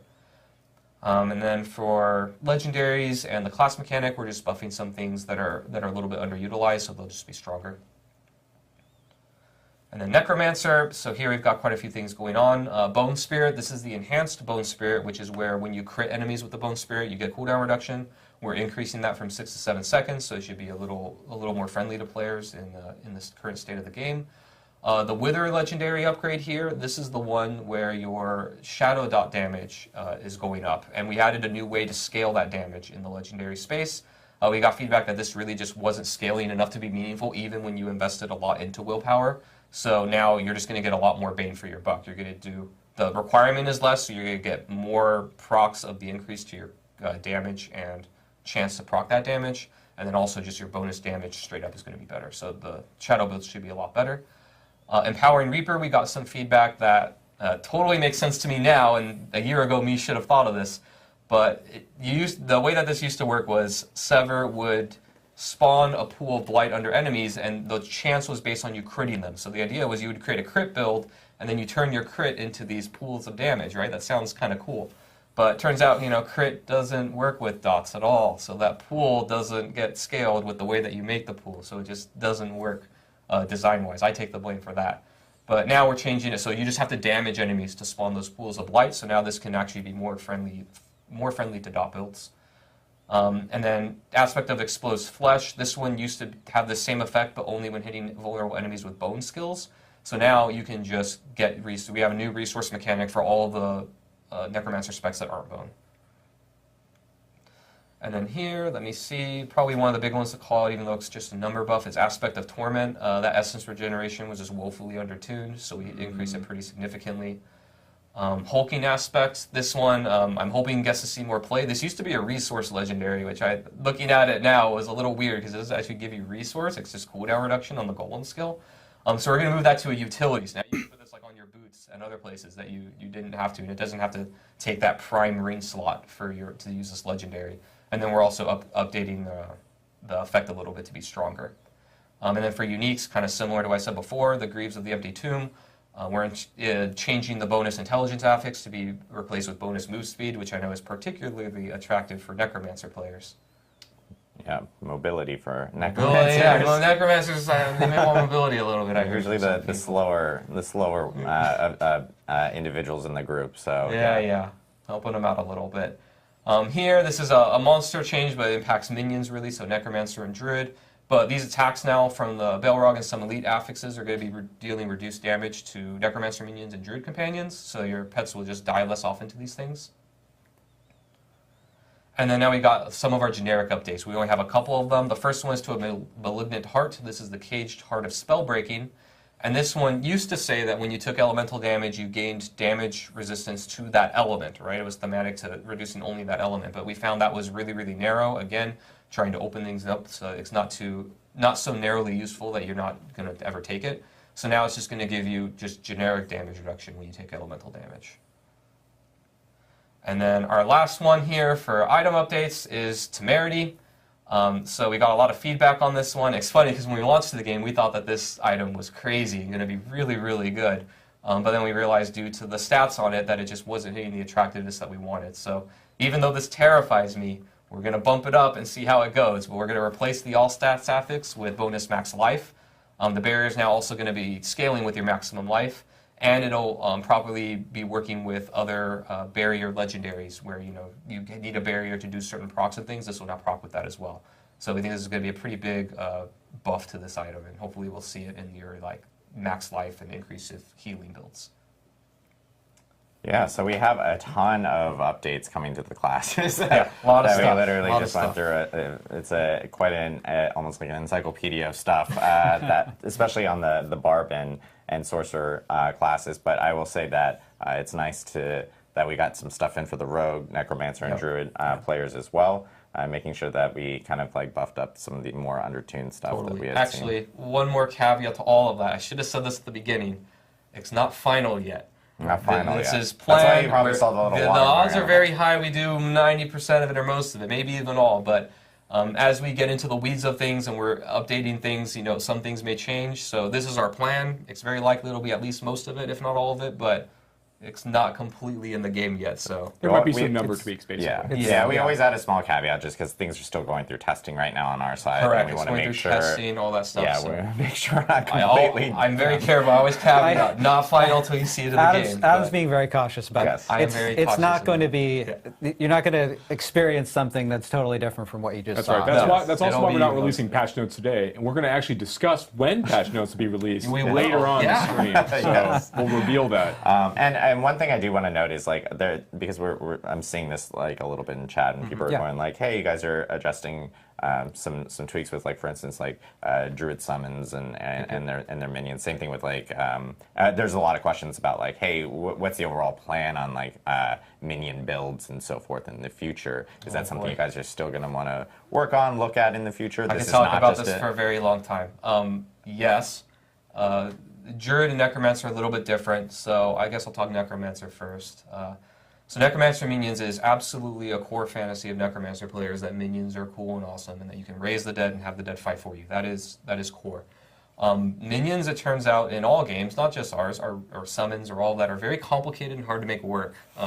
They have a lot of moving parts that are different than every other class and build archetype in many games. They have AI. They have a passive and active component to them typically. There's a lot going on. So in this patch, we're not touching the Necromancer stuff a lot. It is on the team's radar of looking at the ways that they scale, looking at the ways that things proc with them, looking at just the combination of passive versus active activity that we want the player to do there.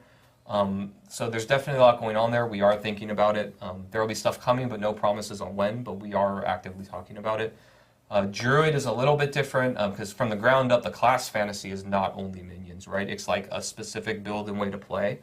One of the things that we were concerned about when launching the game is we didn't want the Druid to have just as many or more companions than the Necromancer, and they're stronger. It's where's the fantasy of the Necromancer if the Druid does it better, right? So that was something that we contended with a lot. I'm sure that we're going to flex on that over time. We did add support. We still love companions on Druid, and we will absolutely be making it more of a thing, hence why we're buffing them a lot in this patch.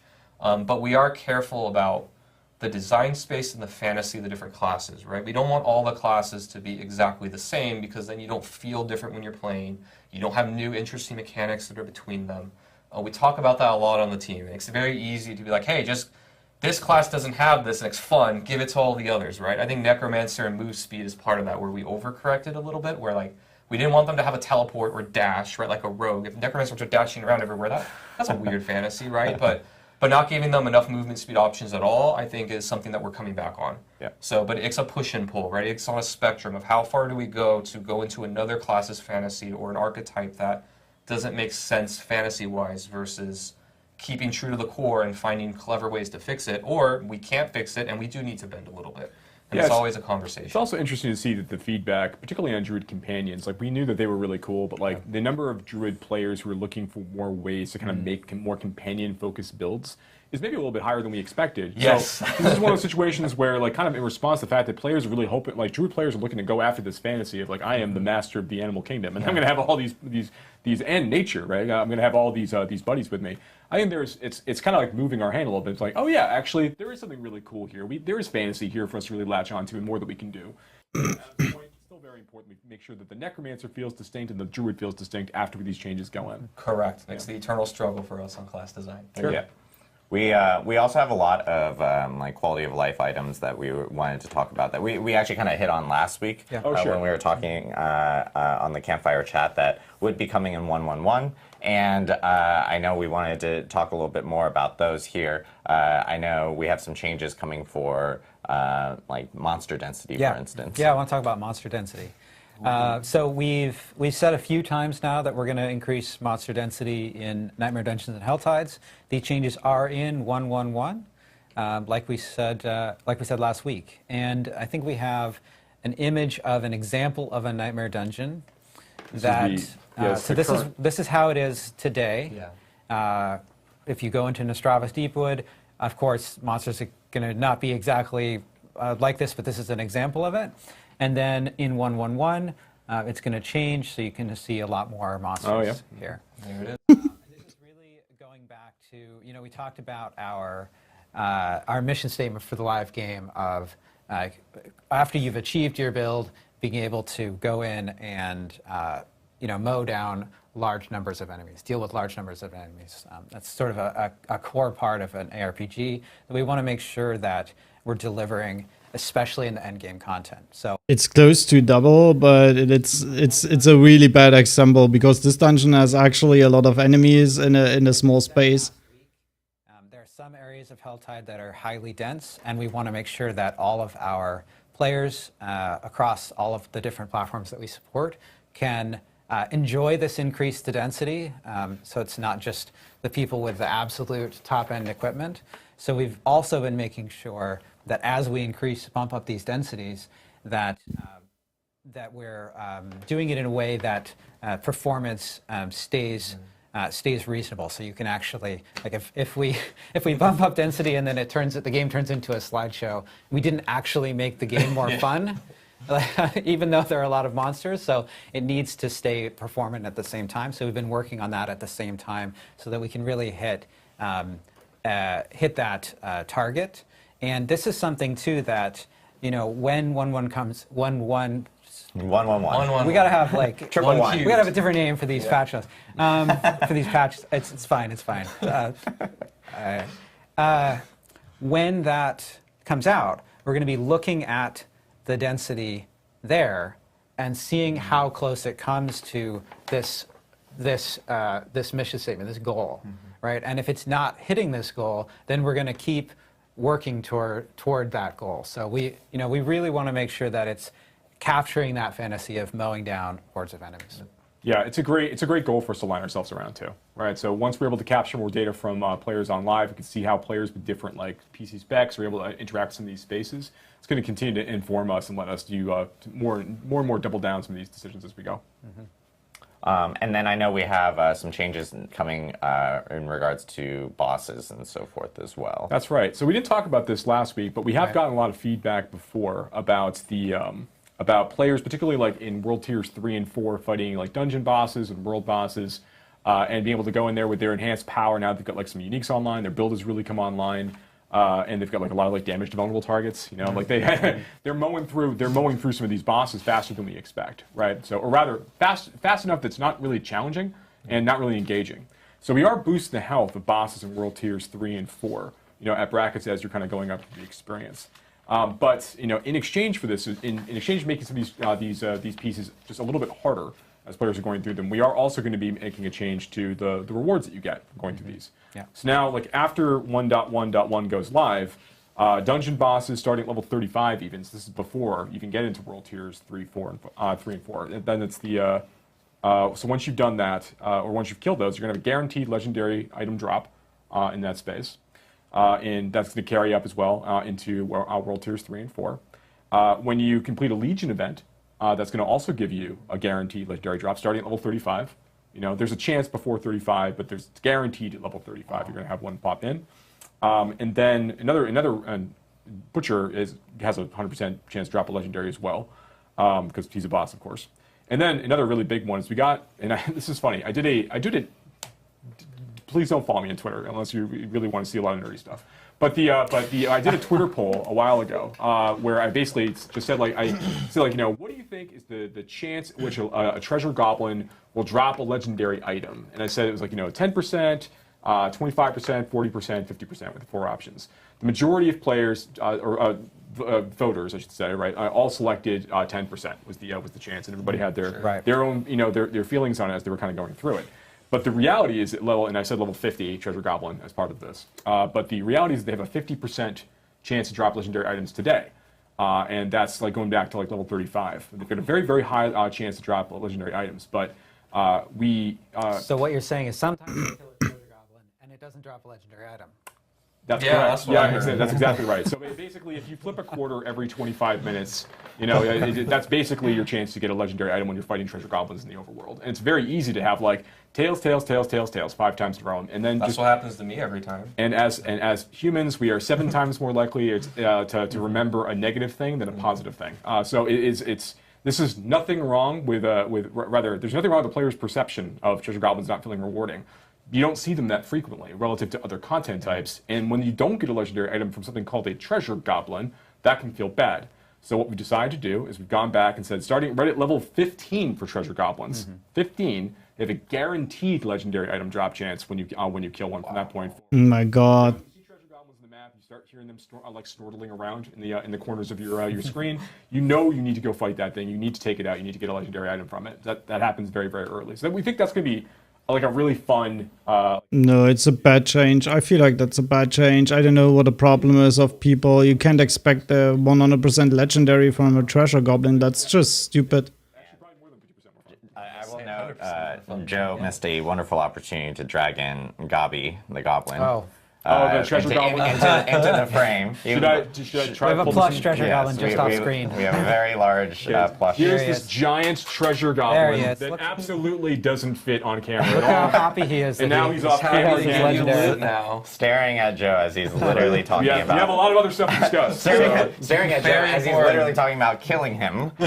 So yeah. They're happy to be of help. It is a plush. It is a plush creature. So yeah. I know, and so we talked more about, or you actually, when we were on the stream last week. Sorry, about 2 weeks in a row, you guys. We talked about respecs and so forth. So I know that is also coming in. Yeah, we just want to confirm that the stuff we said last week, we're going to reduce respec cost by 40%.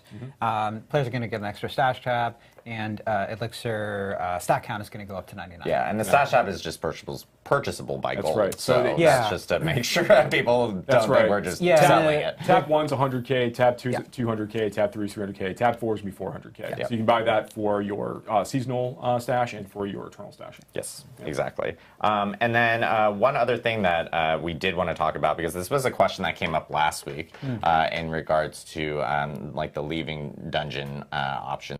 Ooh. And so forth.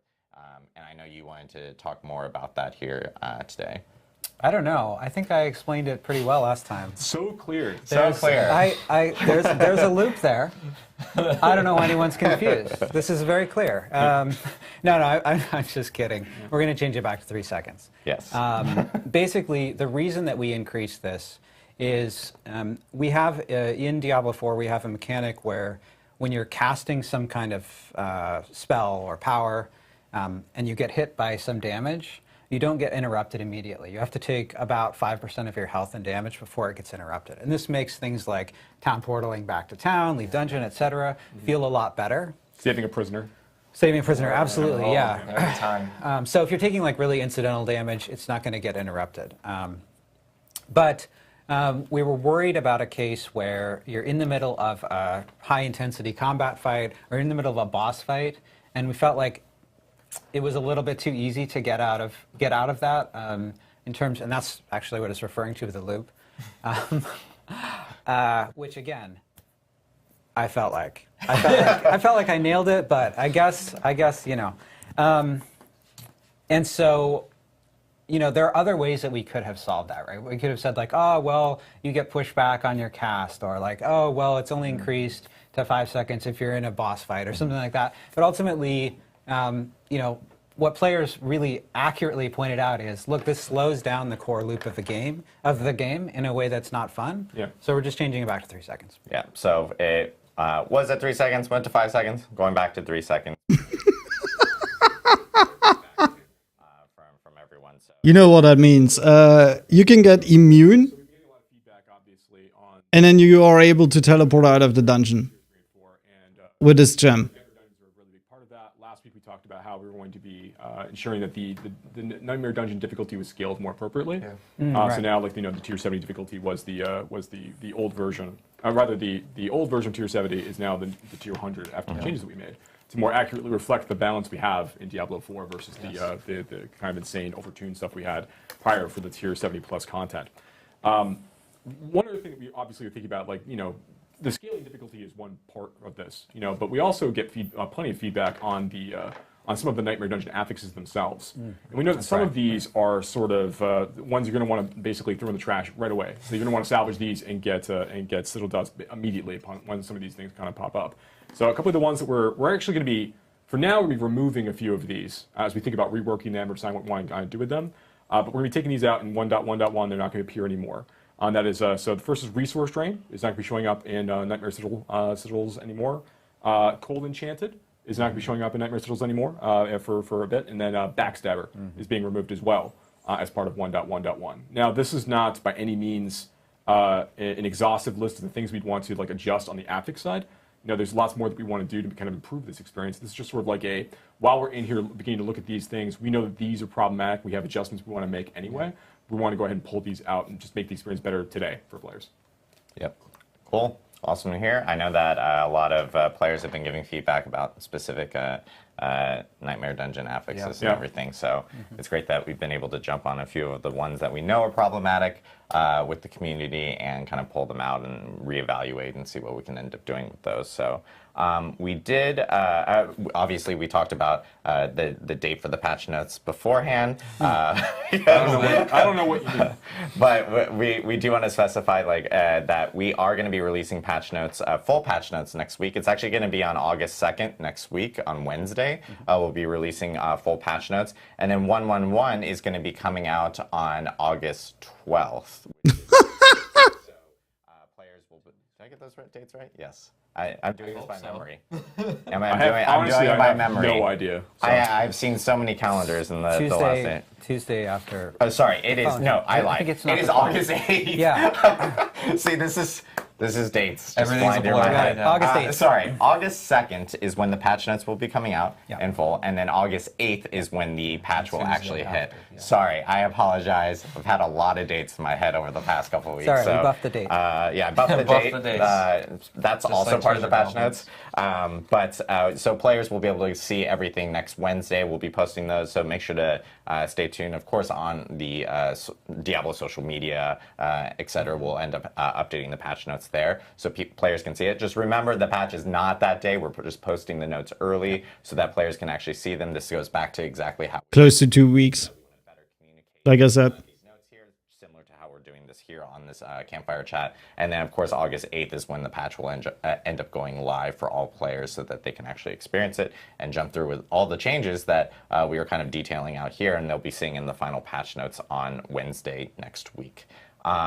We do want to jump into Q&A because we just went through a whole bunch of stuff right here. I know one question that, as we start to populate questions, feel free to ask them in chat on Twitch, by the way, because we have chat enabled there. But I know one question and something that we talked about last week, as we're waiting for questions to kind of come in, was about XP in later game, or for late game players and stuff like that. Do we have any update and in regards to that specific topic? Yeah, I can talk about that. So we did talk about this last week, and what we said then was that, we are not looking to make the game feel slower across the board. We're not looking to slow down the players' XP gain rate in response to feedback about some of the other changes that we had made. The goal was really, we want to make sure the players are having a good time progressing through World Tiers 3 and 4, not feeling like they're hitting a point where it's really, really difficult to make progress. So in response to some of these thoughts, we had gone through and we had raised the amount of experience that you gain from before the 1.1 patch went out. We raised the amount of experience gain you get from Nightmare Dungeon completion, from Helltide cache opening, from Whisper completion. We went and did a good buff on those activities to make them feel juicier as part of that.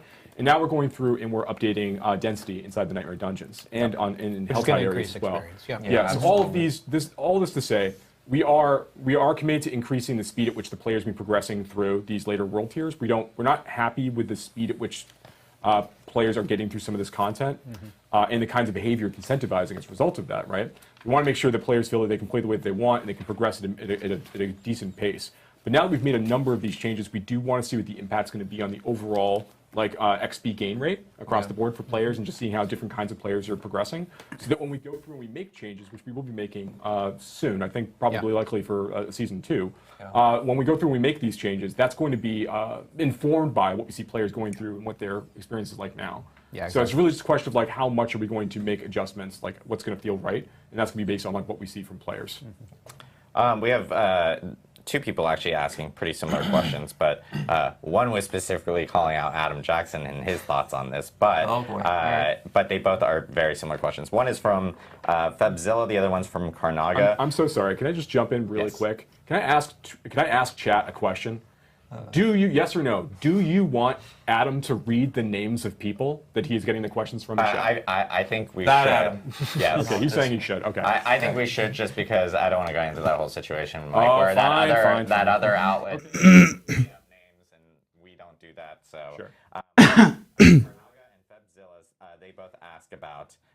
People are all like, no. I knew it. Well, honestly, it would make my job so much easier. I know. I wish I Please could. finish your question. Well, we're going to read these at least. The question is about crowd control. Obviously, it is a huge and popular topic amongst the community.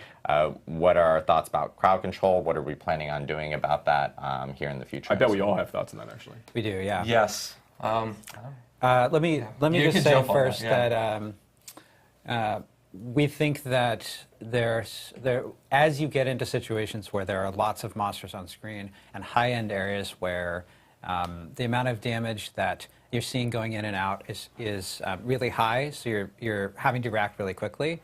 Situations where you're being hard CC'd, or like stun or freeze or something like that, can be much more impactful than they are when the intensity and the pace of combat is lower. And so we want to make changes to CC to make that experience more fun.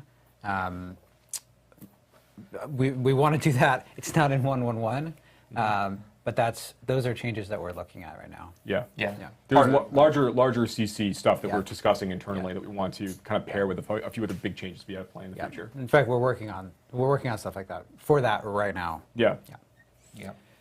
There is a question here regarding, it's my favorite question because I always get this, it's from Cookie Drops.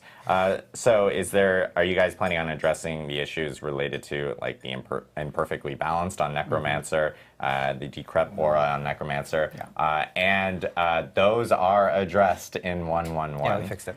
Those are, we just didn't list all the bug fixes and stuff There's like that. There's a whole lot of bug fixes. Yeah, so you guys will see those with the final notes and everything, but those are addressed in this specific update, and it's something that I know a lot of people people have been asking, going like, well, I can only add 1 point, yet it says I can add 3, and so forth. So most definitely being addressed in that. We've actually just been getting a general decent amount of questions related to resistances and what the intent is going to be with resistances here in the future. There's a ton of questions, so lots of names. But I guess like what's the vision on resistances here in the future? I talked about it a little bit. The vision is kind of, I think, what the standard vision of most games is, which is everything is impactful and meaningful and feels good, and you invest and get rewarded for those things at all times. But reality is a little bit harder than that. But that is kind of the North Star and what we're trying to do. The idea is that when you invest in elemental resistances, you will notice a difference in the damage that you take.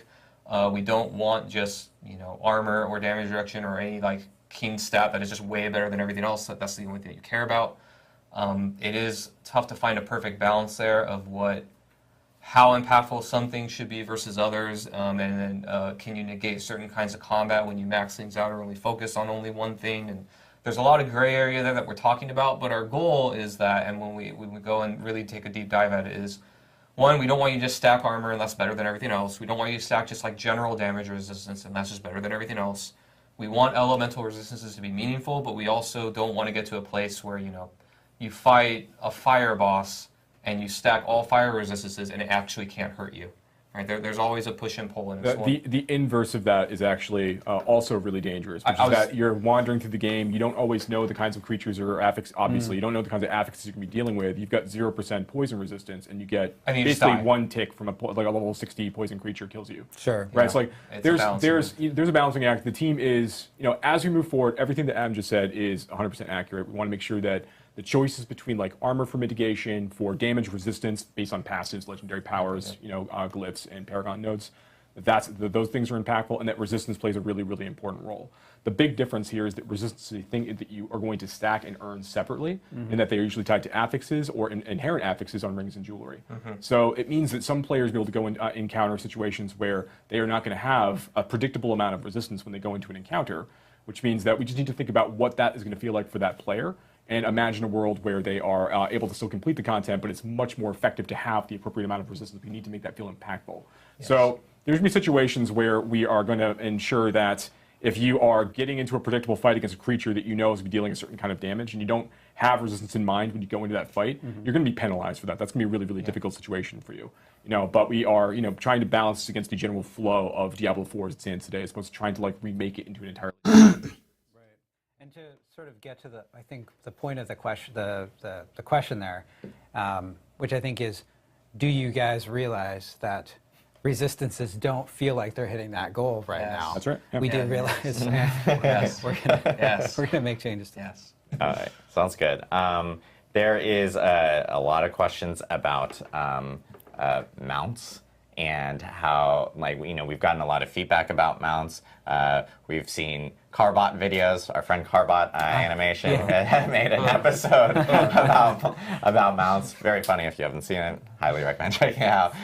But are there any discussions? Are you guys aware? What are you guys planning on doing in relation to mounts? Yeah, there are a few changes here. So we want to make mounts feel better, sort of broadly speaking, and a couple of those things are making sure that the boost feels really good, especially with controller, where it's underperforming, and the boost actually, the boost mechanic on the mounts, it actually stacks. There's a bug right now with that on controller where it's not stacking properly. We're going to fix that, there's a few other. There's a key part of this is that the mount gets stuck on things, and that's barricade. One of the things that barricade, for example. We in theory, the idea that you're riding through an area and some bandits or some skeletons have set up a barricade for you, and you have to sort of dismount and fight all those skeletons. That sounds like a fun idea. Cool. It doesn't exactly play out that way. You're just sort of annoyed, and you're like, well, can I kind of ride around the top of the barricade? And then it's a fight about whether the collision actually touches. Anyway, we're going to fix that. So there are some good changes to mounts coming soon in the future. Awesome. And I know that I've been seeing this a lot as well in chat, and this is something I can answer, is I'm seeing a lot of people talk about VRAM, like on PC and so forth, and like how that obviously grows over time with certain players, not all players, but certain players with certain spec machines, and they eventually either have to force close or the game actually just ends up closing itself, and then they have to come back into the game. I know with patch 110, there was a update related to a memory leak that we ended up addressing, but then in 111, and I know that QA and so forth, our QA team has been working really closely with the graphics engineering team and testing out a fix that's going to be coming in there that should be helping out a lot of those players and making sure that VRAM stays stable throughout their gameplay and so forth. So that will also be in 111. It's a popular question. I know a lot of people have been hitting me up on that one specifically. There was a question earlier about overpower and the intent behind it, what like future plans and so forth. Sure, Kind of similar to the one, resistance questions. I think there's a lot of questions related to a lot of these things that we do plan on actually addressing. Totally, they're fundamentally like how the game works, so I understand. So the intent of overpower way back in the day was we really wanted to create a stat that was different than crit and felt meaningfully different that players could chase that had kind of a unique mechanic attached to it. Where overpower sits now is that the idea of it I think is really cool, which is it rewards you for building a really tanky character and you get a big hit of damage that's really, really awesome. It also scales off of your max health and then the current health percent that you have at the time, and then also scales with Fortify.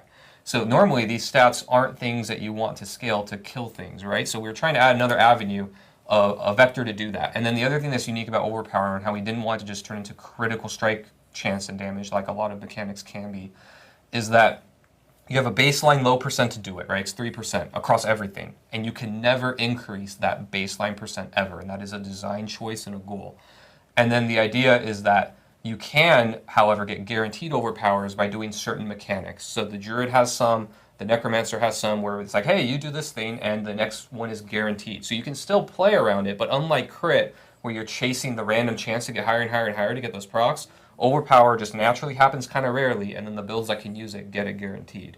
And then that you have different vectors and avenues to scale it. The problem right now with overpower really is not necessarily an overpower problem, but it's really the crit vulnerable problem of these other things that scale multiplicatively just overshadow overpower in the same way that even dot damage is very much a lot of times overshadowed too. And so when we're looking at our revamp, the dream and the goal and the utopia we're moving towards is all of these vectors, and not even just overpower, but there's some other ones that I know I'm thinking of that I can't, like those legendary affixes of spawn stuff is another example. Oh, sure, yes, yeah. Like we want, when we give you a fantasy as a player, whether it's baseline or via legendaries and uniques, that you're able to build that into the late game and it's delivered on, and you can actually scale and be just as good as anybody else. That's the goal. That will always be the goal that we move towards. We're not there yet, obviously, but that's kind of the intent. Is overpower is another stat that you can actually chase meaningfully via lots of other stats too that it combines with to make a build. And that's kind of the point.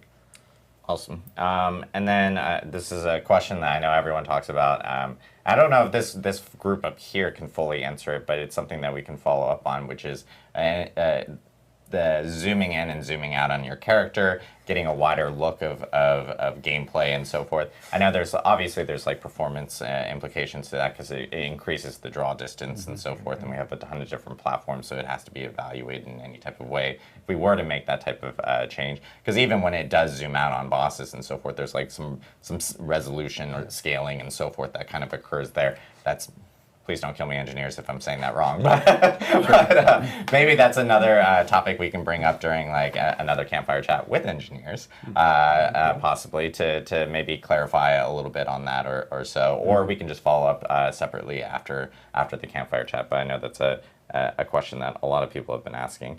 And then there's questions regarding are there any additional options for customization down the road that you guys are looking at, like pets or wings, etc. I know it's something that we're looking at and evaluating, just depending on like player feedback. Right now, we're very focused on, obviously creating more content for players to play through at the moment, more so than some of the cosmetic pieces and so forth. But it is something I know that players have been asking for. Yeah, we want to add more stuff like that. That stuff is really fun to add. But we felt that right now, what was really important is helping sorcerers, helping barbarians, and some of these other buffs to classes. And I think there's, we'll do this one last question here before we end the stream. But one thing that people have been asking about is like all the changes that they're seeing today. Is this like encapsulating everything that we're doing? We had a question in here regarding, like, for instance, someone enjoyed playing a frozen orb sorcerer in like Diablo 2, for instance, and wanting to have that same type of fantasy in Diablo 4. Do you guys plan on doing additional adjustments in the future regarding other builds or other, like creating variability across that? Sure, no, absolutely. This patch, I talked a little bit about like we have our short-term goals and long-term things we're thinking about. Forevermore long-term, really, infinitely long-term, is the idea that, every fantasy that we sell you, and I could talk a lot about, I talk to the team about this all the time. Like, And by sell, we but, all right, yeah, sell is probably the bad word. But I think that we're advertising it. Like if you see it on legendary Every aspects, fantasy- That's really what I if you mean see it on is- passives, you see it on Yes. skill tags, like we're saying like, hey, look, this is a cool thing for you when to go we after. show you something that is cool and awesome, we deliver on it, right? Like when you log into Necromancer, you see right away, we see your basic skills. You're like, hey, there's a bone thing, a shadow thing, and a blood thing, right? And then there's army stuff. All of those things should be delivered on and be awesome. And then as you go through the game, when you get legendaries and uniques, you should unlock, one, double down and make those things really cool, and two, unlock more things that are awesome. And what our goal always is that all of these things are awesome and cool. When we find something that isn't hitting the mark, we either buff it or redesign it in such a way that it's hitting the mark and it's attractive and ideally really fun and exciting for players to chase. Like that's always what we're going to be trying to do. Yeah. So yeah, this isn't exhaustive forever. We are always going to be adapting and updating things. And if something just really isn't working, even if it's like something that I made, I have no hubris about like, hey, that thing, it was awful. Make it something good, right? Like at the end of the day, the players are the ultimate judge, jury, and executioner for us of like, did it work? Is it good? Is it fun? Yes or no? If not, then we have to be malleable enough to change that. Right, and we could be looking at data too. We could be seeing like Yeah. how many players are picking what kinds of passes, Absolutely. what kind of We aspects do are they all the time, wearing, yeah. what kind of uniques are they using, like, and we can say, so like we know when like if no one's equipping a particular aspect, like we can see that, like okay, well that's clearly something we're going to need to want to rework or update or buff or do something with, right? Like this, to Adam's point, it is a never-ending process. We keep talking about how we're all here trying to make Diablo the very best game that it can be, and the reality is this is through iterations, through the conversation with the community, and also looking at this kind of data. Absolutely. Yeah. Awesome. Well, we have a ton of changes here coming up for 1.1.1 that you guys got to see here, especially for class changes. Thanks, Adam, for kind of walking us through everything. Yeah. And we do have final patch notes coming next Wednesday. That is August 2nd. So just a reminder on that. Revealed full, where people can read through them and provide full feedback and so forth. And then, of course, that's my tick. Someone called out my tick earlier, and so forth. Stop that, Adam. That's my tick. I will stop that one day. I probably won't. But we actually do have our patch for 1.1.1. The date will be on August 8th as well. So players can expect patch notes next Wednesday, and then of course 1.1.1 hitting on August 8th, which is Tuesday. So looking forward to seeing everyone's feedback, everyone jumping in, and checking out, of course, the new changes coming to pretty much every class now in regards to balance changes and so forth. Oh, I did it again. And so forth. Now you're in your own head. Now time I'm just stuck in this like my own empty room saying it over and over. But and get us feedback on how this went, like and how you like this format for talking about patch notes. Exactly. Yeah, we want to see if this worked out really well with the community. So yeah, please provide feedback. Us going through the notes and then of course releasing the notes afterwards. It's a huge help for us and how to communicate with you guys out in the community. So thank you guys again. We hope you enjoyed this Campfire Chat ++, New Game ++. Sure. And we will see you on our next stream, which we haven't announced on. We're thinking about doing some Campfire Chats with like maybe other teams here, whether it's our art, animation teams, audio teams, and so forth, just so you guys can see kind of a deeper look into some of the development within our seasons and Diablo 4 from other people. So we do plan on expanding these a little bit more, and of course, having Campfire Chats and dev update streams to talk more about the game, gameplay, and design, and so forth. You did it again. Thanks. All right. I hope you guys have a great weekend. Thank you again from the Diablo 4 team here at Blizzard, and yeah, have a great Friday. Thanks, everybody.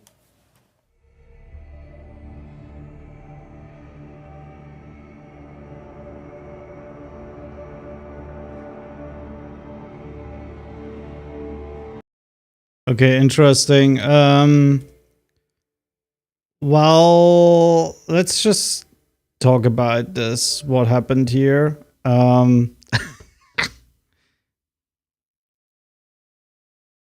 It's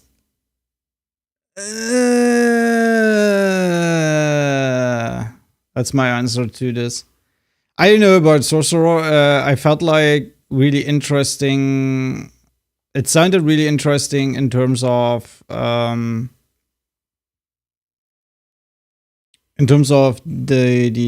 Hydras, because Hydra got extremely nerfed and it wasn't really fun at all to think about this, to play this anymore. So I love the idea that they did something with Hydras, but none other than that, I don't know about Sorcerer that much. They are gonna change one Malignant Heart. And I haven't really looked it up, which one it was. I guess I'm gonna do this later. But I think it was a class-specific one.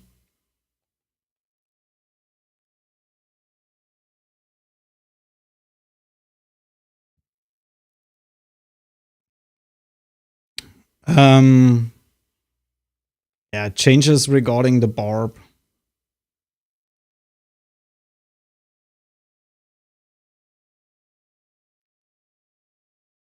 I don't know what they think when they are going to release changes like this for the barbarian.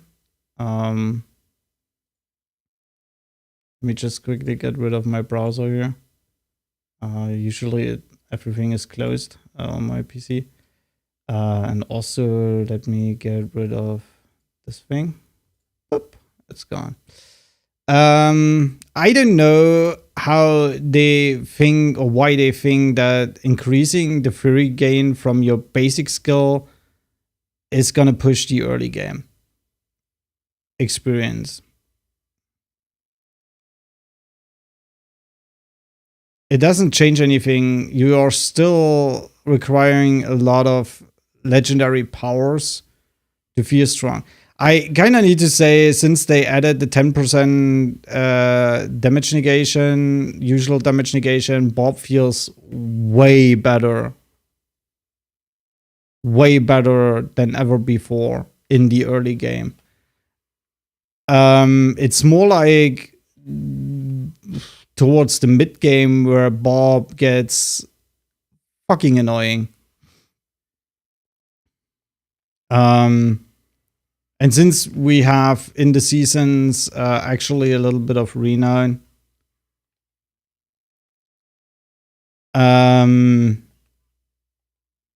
it's even better because you have a lot of skill points right out of the box for your character. I don't think that a little bit more resource generation helps. It only helps if you play a resource build. So if you play core skills, for example, then it helps. But none other than that, it is just lame in the early game. Because we are talking either about the early game, that means the first couple of minutes you're gonna join a game with a newly created character, which is only for 3 levels, only basic skill. The problem I can see with barbarians with the basic skills. All basic skills are completely single target. Literally bad. I think this is the worst case design. There must be at least one skill that's capable of pushing out AoE in some sort of way.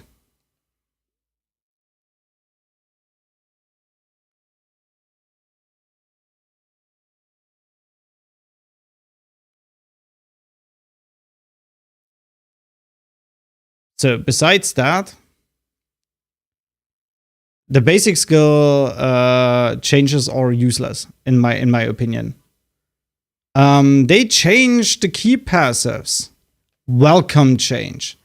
This is something I talked about already multiple times on my streams.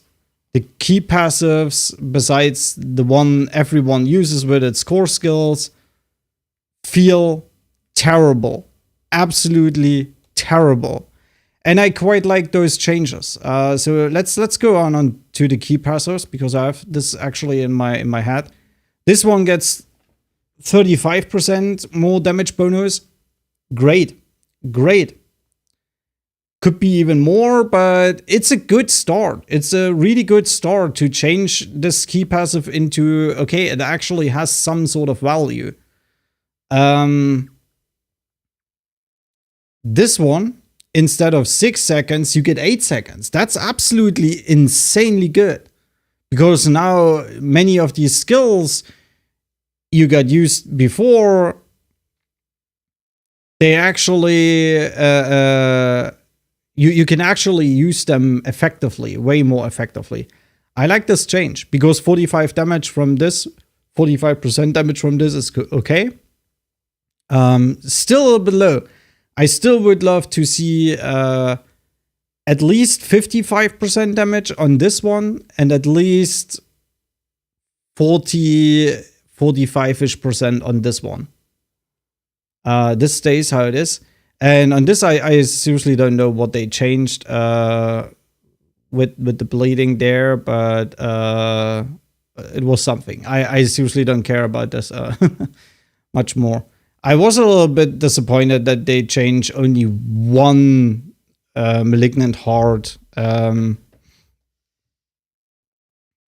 Maybe their stream is now up for you to watch as a video.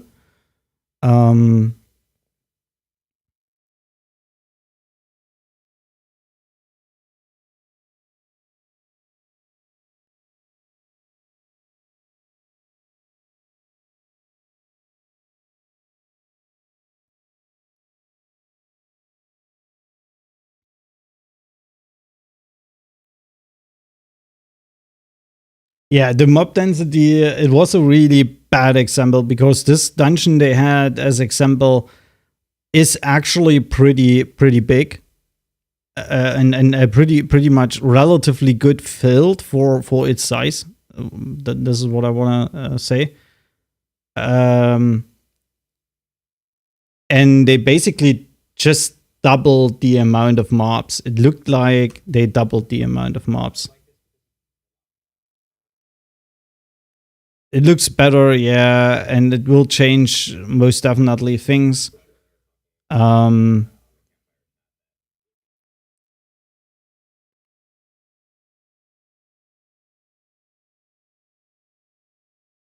Temerity was changed. Plus all stats affix replaced with max life.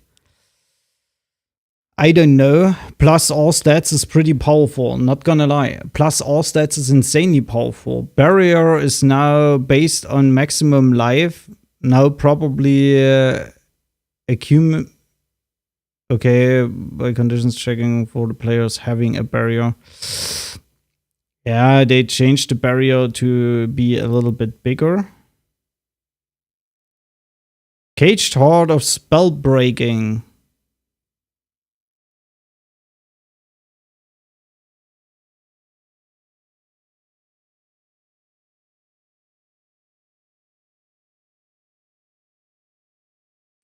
Wait, we got this here.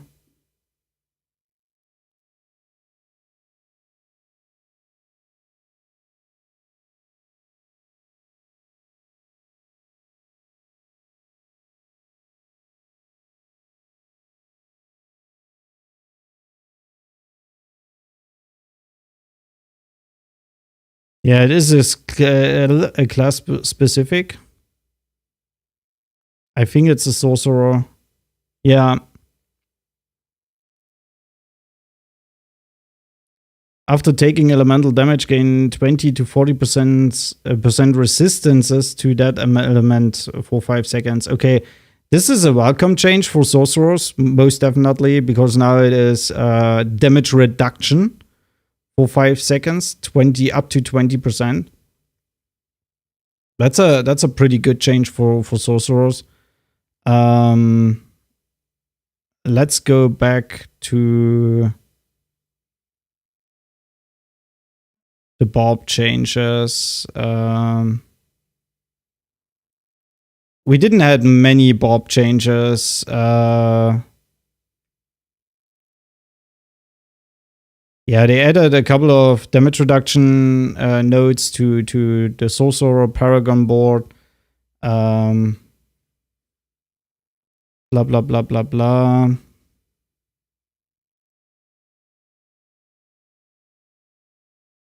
Legendary aspects are changed.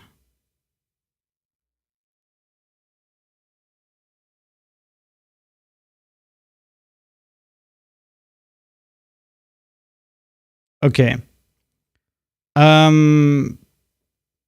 Barb, skills, bash, fury gain from 11 to 13. That's actually a lot. That's 2 more fury. Flail, 10 to 13. That's 3. That's crazy. For fury builds, obviously crazy. Frenzy from 2 to 3. That's a lot because Frenzy attacks 60% faster. Launching strike, 10 to 12. Compared to the other ones, kinda meh, but okay. Double swing damage increased from, this is the base damage, from 40 to 50%. Double swing's actually not bad. Double swing's not bad. It's still a viable build. I don't know why this gets increased and increased and increased and increased. Makes no sense. Rupture damage increased from 45 to 70%. This is the initial damage, which doesn't matter in Rupture because the reason for Rupture is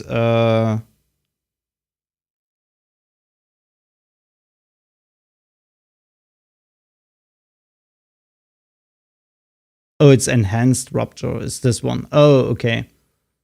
Ripping your weapon out of enemies during Rupture causes an explosion that deals bleeding damage over 5 seconds. Oh, okay, that's 45%. It gets up to 70%. So this is increased. Charge. Enhanced charge. Damage increased from 30 to 60%. This is only if you hit enemies into terrain. It's a good push, not gonna lie, in terms of damage. Vulnerable duration from Mighty Charge. Vulnerable duration increased from 2 to 4. It's not bad, but this should be here because everyone wants to play this one, most definitely. So it's not a welcome change, to be honest. Skills, upheaval, violent upheaval. Nobody cares. So this is upheaval. And everyone would play furious upheaval, dealing direct damage to an enemy with a skill that is not upheaval, causes your next cast of upheaval to deal 5% increased damage, stacking up 10 times. And the violent, if upheaval damages at least 2 enemies, you gain berserking for 2 seconds and increase to 3 seconds if damages at least 4 enemies. Change to if upheaval damages at least 2 enemies or a boss, you gain berserking for 2 seconds. Wow, the boss is new. Increase to 3 seconds if it damages at least 4 enemies. So that means at the boss you still get just 2 seconds of berserking. Yay! Makes upheaval actually playable. No, it doesn't. Useless shit. Seriously, useless shit. It's worst case. Passives. I love that. I seriously love that. This is quite a welcome change. Aggressive resistance, damage reduction increased from 3 to 4%. So you get 4, 8, 12 instead of 9% damage reduction. I love that. This is just a great change. This is just really a great change. Gushing wounds. Gushing wounds must be this. No.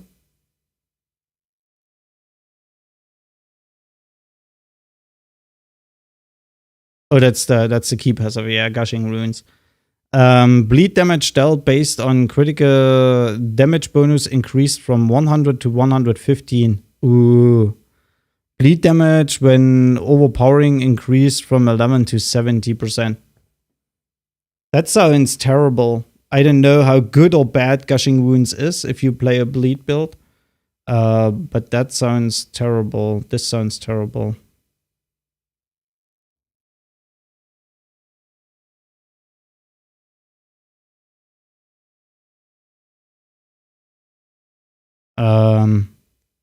Yeah, and then walking arsenal 8 seconds now. It's a welcome change, but still needs a push.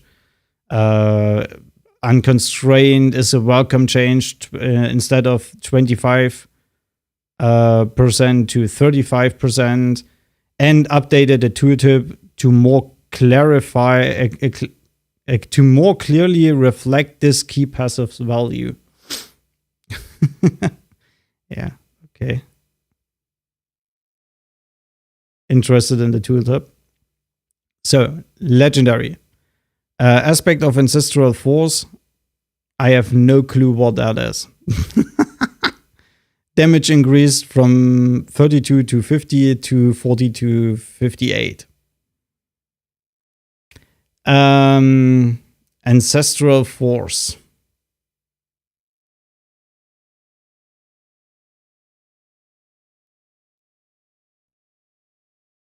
Mm-hmm.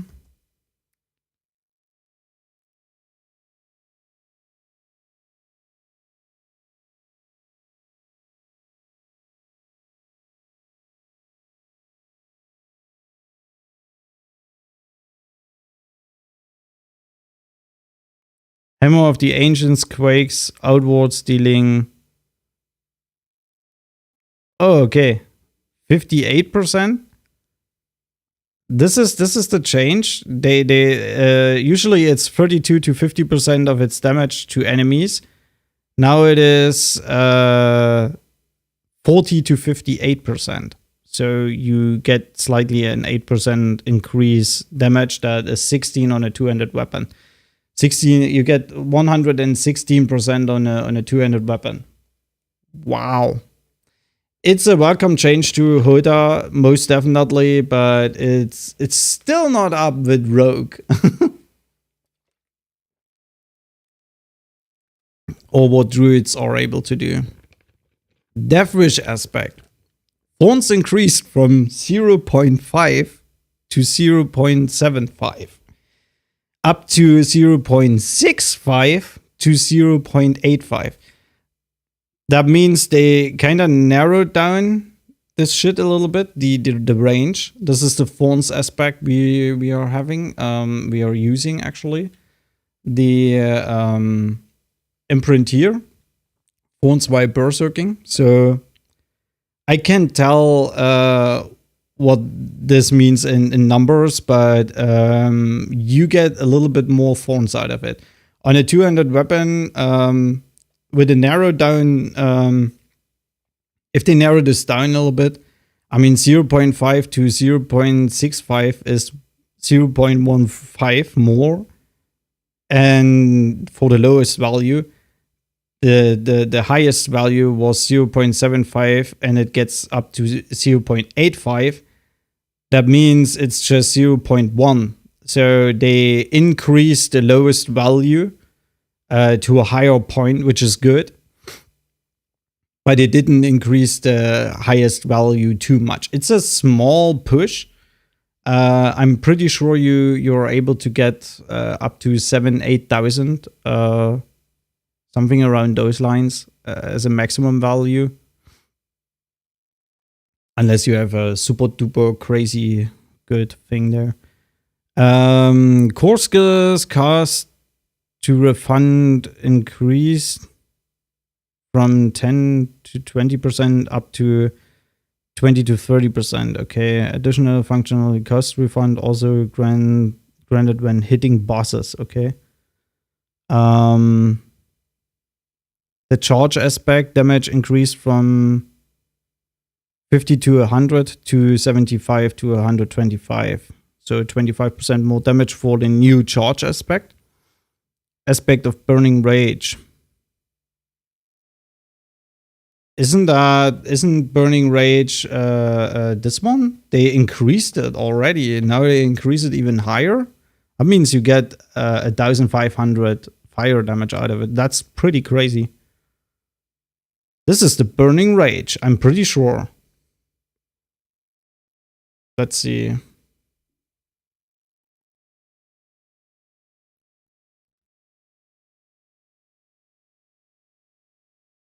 Burning Rage aspect.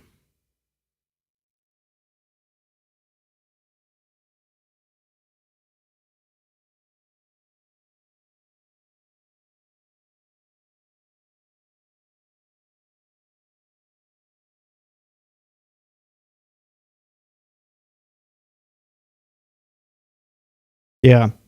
Yeah. It's exactly this aspect. That helps us. These are pushes for us. The Thorns is good for us. The Unconstrained is good for us. The Berserking damage negation is good for us. The Burning Rage is good for us because now it actually deals some sort of a damage value, which is pretty good. Bulkatus damage reduction while in Earthquake increased from 5 to 15 up to 15 to 25. This either Leap or Ground Stomp. I think it was Leap.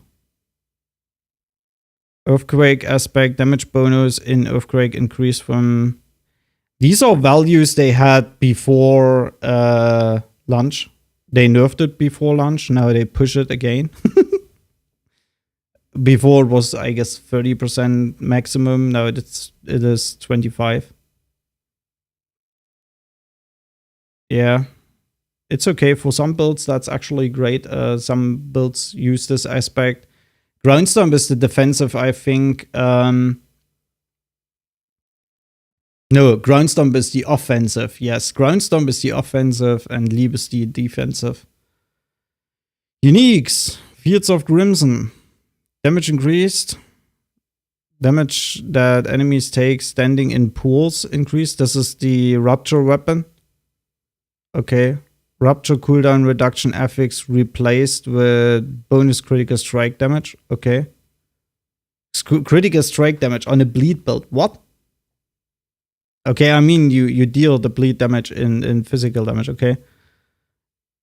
Hellhammer damage increased. Burning duration increased from 3 to 4. Okay, it was what they showed looked like the old and the new version, but it was the old version with the new stats and the new version, which was a little bit confusing. This is why I actually said, what the fuck, they all look exactly the same. Yeah, okay. I mean, it doesn't matter because the burning duration, if you increase the duration, you have a fixed value of 5,000. It doesn't matter if 5,000 damage is contributed in 3 or 4 seconds. It's still 5,000 damage. This is stupid. I'm sorry, but what? This is not a push. This is actually a nerf. Because if mobs run out of this area, they don't get the full 5,000 damage, you know? This is, I'm just using 5,000 as a number, not that this number is actually real. Damage to crowd controlled enemies, affix replaced with bonus critical strike damage. That's good. In this build, it is actually good. The Magnum Opus, physical damage affix replaced with vulnerable damage. It's better, but it's still not great. 1,000 stabs. Attacks reduce, evades, cooldown, affix replaced with bonus evade charges. That's good. 1,000 stabs is the walking arsenal, free ground stomp. Damage against stunned, affix replaced with bonus movement speed. Okay. Well. Battle Trance. Basic skill damage affix replaced with cooldown reduction. Ooh! Ooh! Oh shit! Bonus attack speed to other skills increased from 10 to 20 up to 35 to 45. Ooh! Do you know what that means? Literally, that's crazy.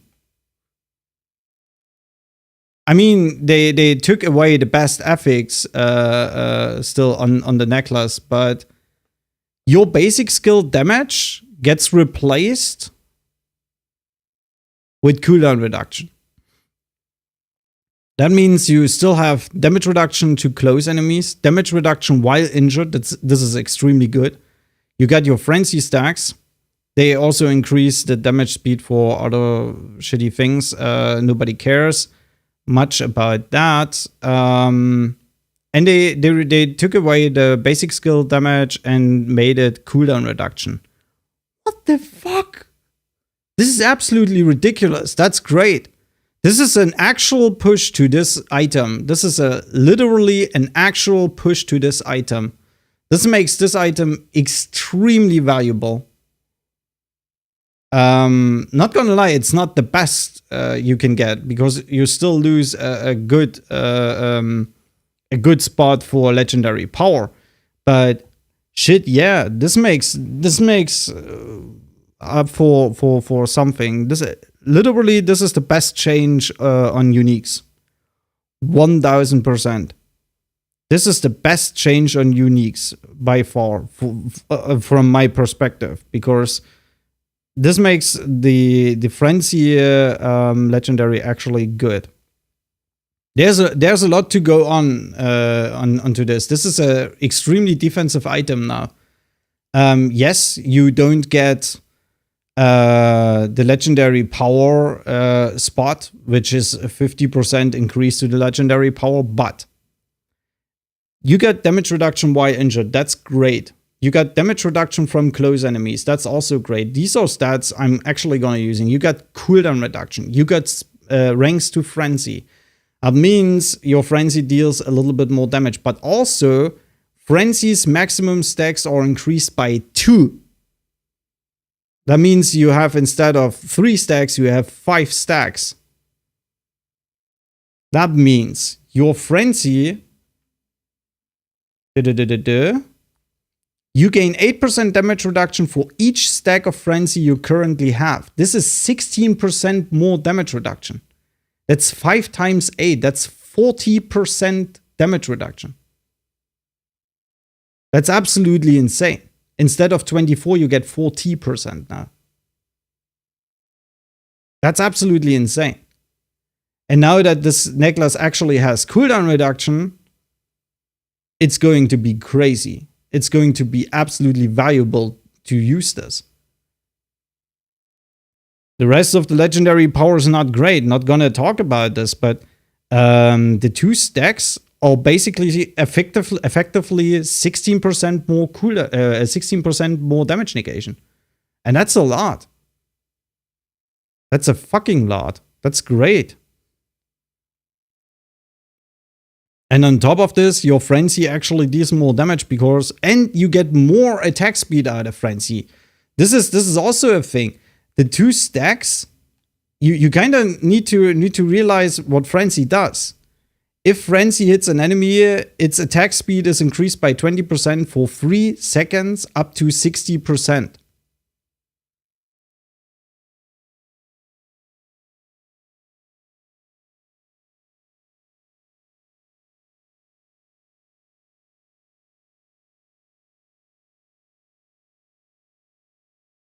Wait, wasn't that?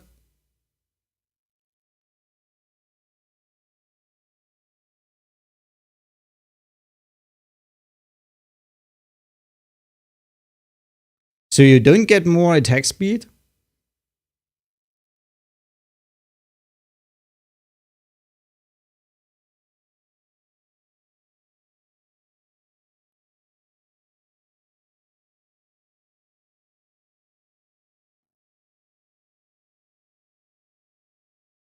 Maybe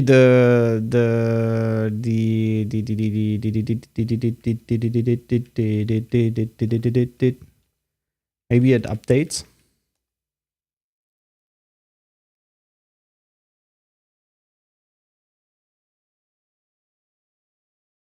Up to 100%, yeah. Okay, now it updates. You get 40% more attack speed. That means 100% attack speed.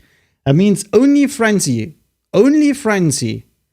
with one-handed weapons has an attack speed of 2.2. 2.2 attacks per second. This is ridiculous. This is why I always said it's so sad that this necklace does not support cooldown negation. This is absolutely great. I love that. This is a must-have, basically, later on in the game. I'm pretty sure about this. Yeah, and then that's it. No changes to the Seacrest weapon, unfortunately. Yeah, and then a lot of changes to other classes and stuff like this. There are some good changes with actual real impact. And there are also some bad changes. I don't know how to feel about this. Still no changes to the Paragon board. I feel like Steel Grasp should have got a change in its own, because it's the only ability we have to pull in enemies. Compared to other classes, it's a fucking joke. First of all, 90% of all, not 90, but at least 30% out of all times, this ability is not even working correctly. It does not pull anything. Sometimes we had this on stream, it didn't pull anything. I would have been happy to see a change to this one.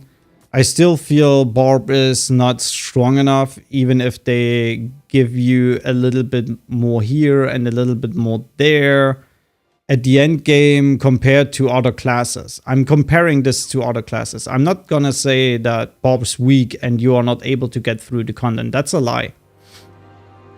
That's a 1000% lie. Barb is strong and you can get through the content. It's a little bit more challenging compared to other classes in some ways.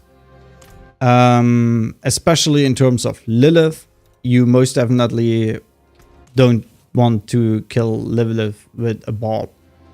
It's no fun at all. There are classes that are way stronger than Barb in terms of killing Lilith.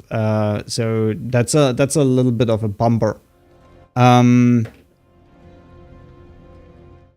But in terms of running nightmare dungeons, Barb's actually pretty good, pretty well designed.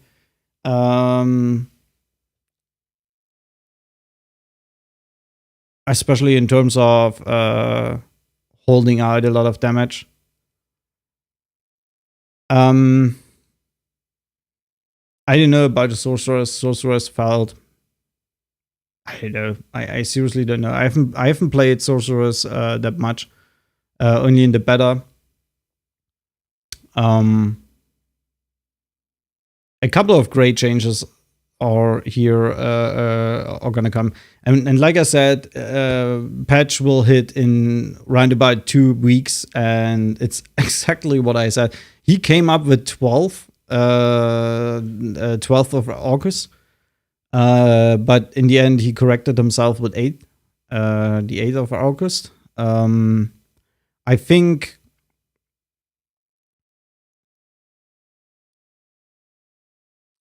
making a campfire chat now talking about changes that hit in 2 weeks. It's kind of, it's tactic 100%, but it's kind of meh.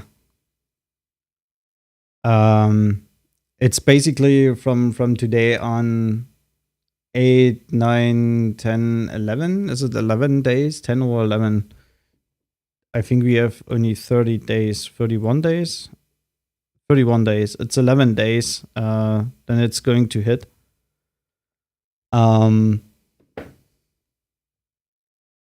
And next week we're gonna get these changes, inclusive bug fixes and stuff like this online to really read them. It's I would say it's a step in the right direction, but I still feel like they could have done more and better.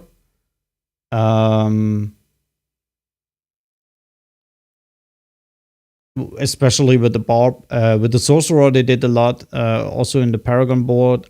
I don't know how good or bad this is. Someone who plays Sorcerers should know this better. I don't feel great about Barb. Still not feeling great about Barb. I feel like it's... I mean, for the Thorns Barb, I still feel great. He got a huge push. I mean, a huge push. I mean, a huge push. I mean, we got this one 10% more damage. That's a 10% more 10% higher multiplier. That's really good. We got effectively 3% more damage negation from aggressive resistance. Great. We got a little bit more damage here. We got a little bit more damage here. And all these small pieces we're gonna get from all this shit, they're gonna add up overall. I still feel like bad about the Malignant Hearts because I still feel that this underperforms like hell, even if this is a max roll I have here. Close to it. I feel like that this underperforms extremely. The Barber, I mean, everyone's happy with the Barber. I'm not gonna say that the Barber is overpowered. I'm not gonna do that. But all the other gems are not on the same level. That makes Barber mandatory, and I would love to see all the other gems going up a little bit higher. This one, I like the damage negation. That's great. The damage it deals could be higher. Could be literally higher. I would just get away from the explosive maximum, and I would I mean, okay, you could just, I don't know. I don't know. I would change that. The damage needs to be higher because it's pretty low, I think. Yeah, and then there are some other Malignant Hearts. They feel just extremely bad. Unfortunately, yeah. After you spend 150 to 200 of your primary resource, your next attack stuns enemies hit for 4 seconds. If that's your if that's your basic skill, it stuns one enemy. And for that, you have to pay 200 Fury. It should be after you spend 200 Fury of your primary resource, you stun automatically all enemies around you for 4 seconds, period. This is one of the worst case hurts I've ever seen. This is so stupid. It's a 711 also. That's crazy. No, not happy about this only one change. I mean, the one change is good for sorcerers, most definitely, but it's not great overall. So I'm going to take a break. I'll be back in a couple of minutes.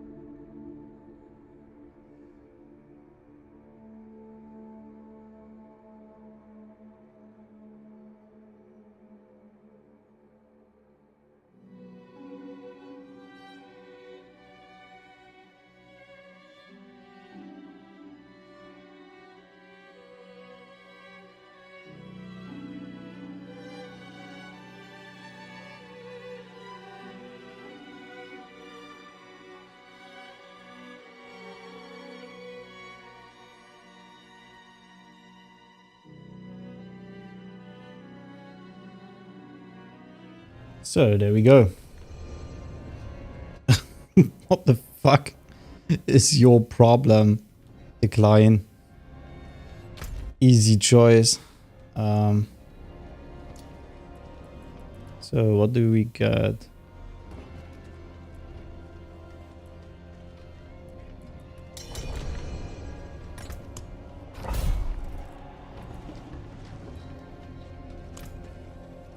Oh, you can block people. That's interesting. I kind of need to increase the volume here. Put it down for the stream.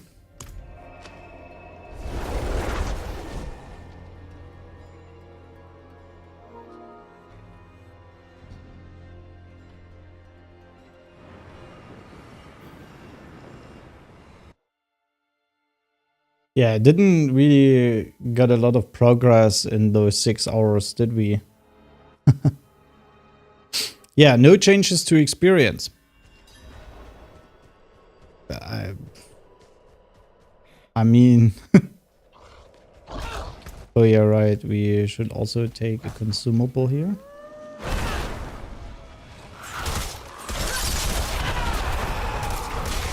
Besides, you have more monsters to kill. That's...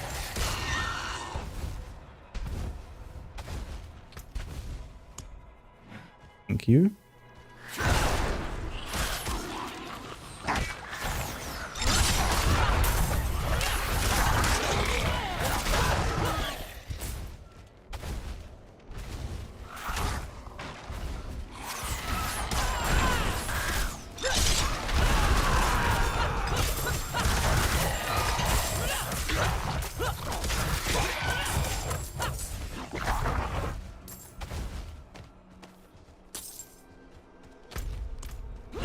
I mean, what's wrong with people?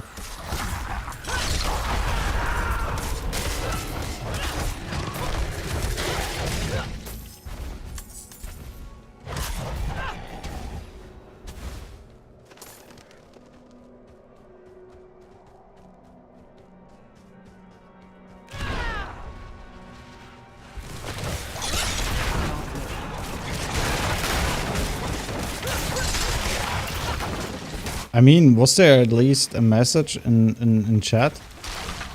No, there was nothing. Absolutely nothing. So...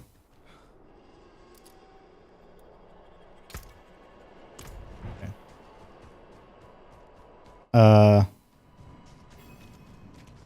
Yeah, like I said, I don't know what's wrong with people.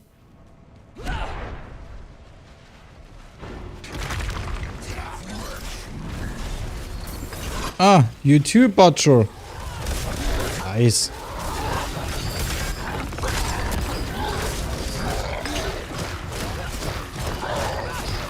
How many levels did we made? 3?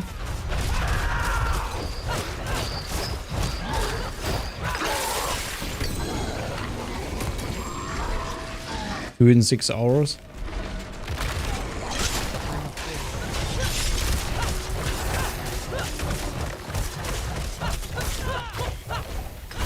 Oh, trees.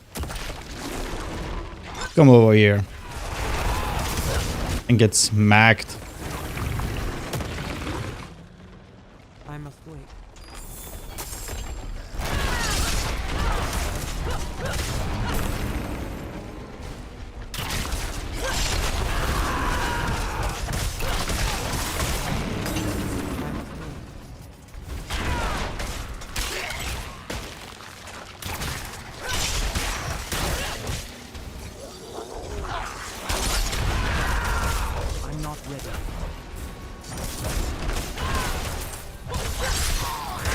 Also, the goblin change, I'm still on this route to say goblins provide actually good value. You just need to go into stages where they actually provide value. It's obviously useless to try to get a legendary item from a low-level goblin. That's bullshit. And out in the world, it's also just I don't know. It's really low. that people complain about this. You need to be in a higher nightmare dungeon to really get value out of a goblin. I feel like the chance is actually 50%, like they said. I was also I've seen this post, and I felt like the numbers added up from my experience. But this is, I mean, you can't expect a goblin to pull out an insane, incredible amount of value in a low level area. Like open world is just not an area you can expect the goblin to drop every time a freaking legendary item. And they still drop a lot of legendary items, not gonna lie.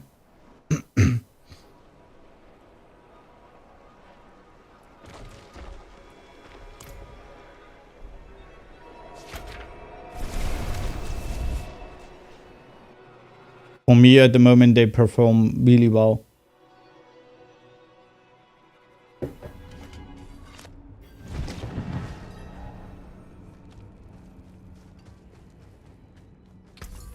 But yeah, I mean, might be for other people a bit differently. I don't know. I can't imagine, because I'm actually one of the more unlucky dudes out there compared to other people. So Well struck.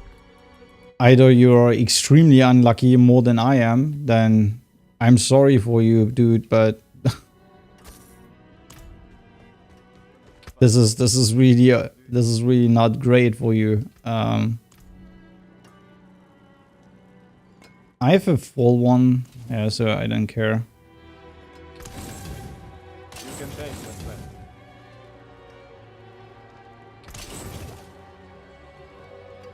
Yeah, what?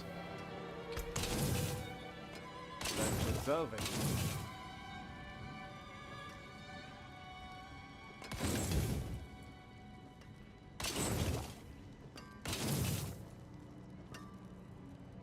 Came apart nice.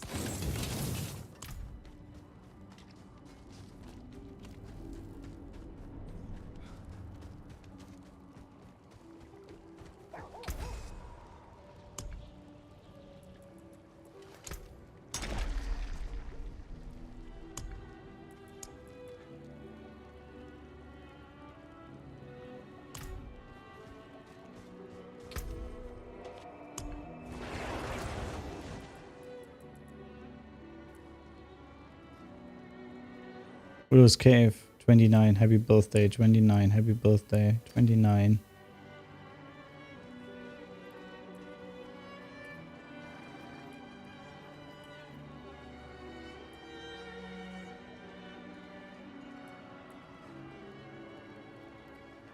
There's the oldest cave.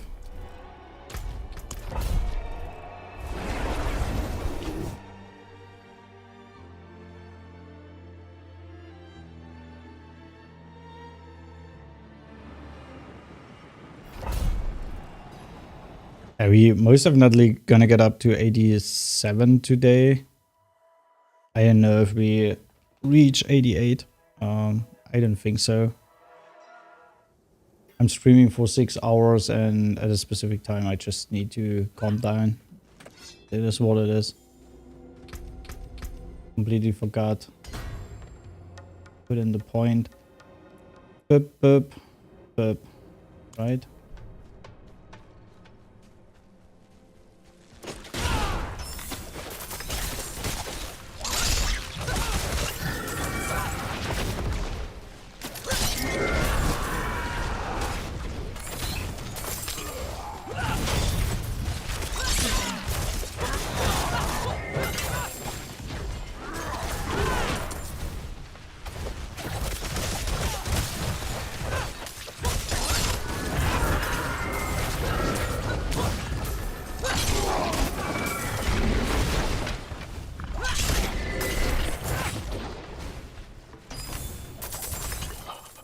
Gold. So. They're gonna disable affixes for some keys to work on them.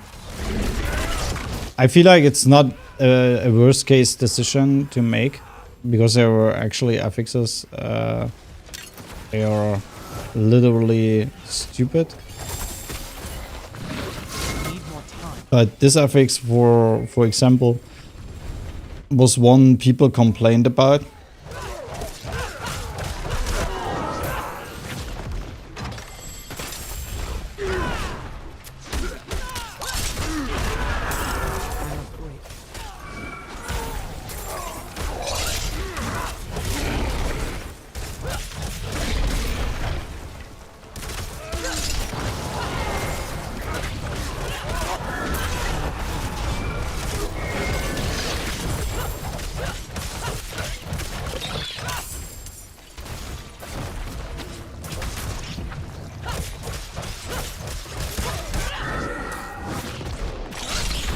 It's so vicious. I'm not ready yet.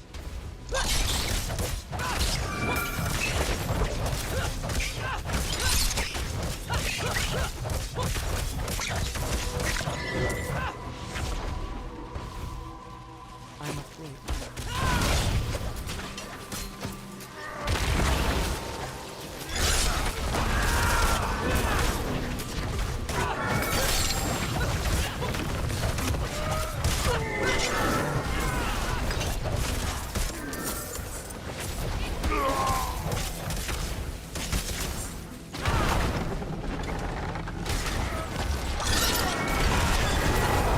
Not ready yet.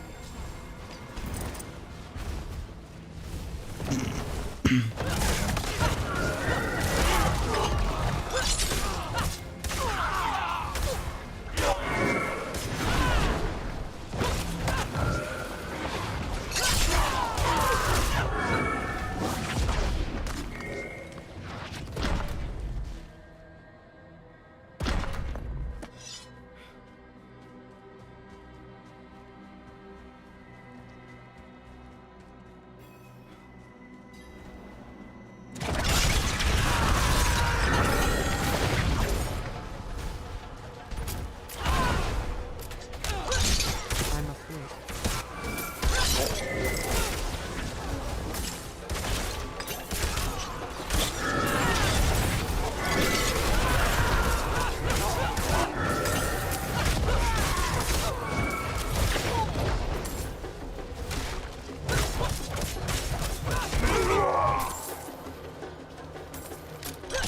Why didn't you came with all the other ones?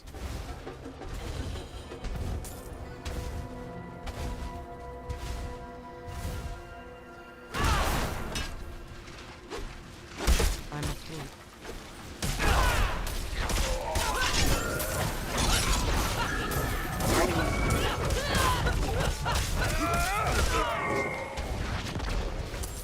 I'm not ready yet.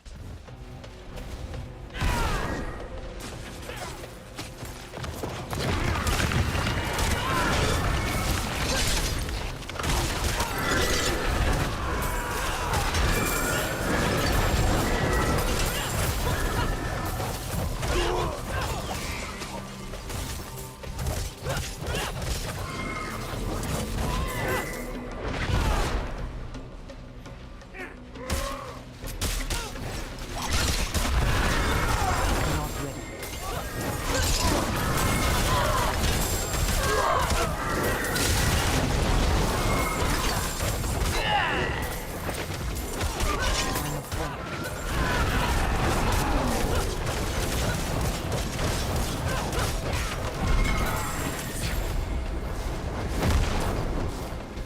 My bags are full.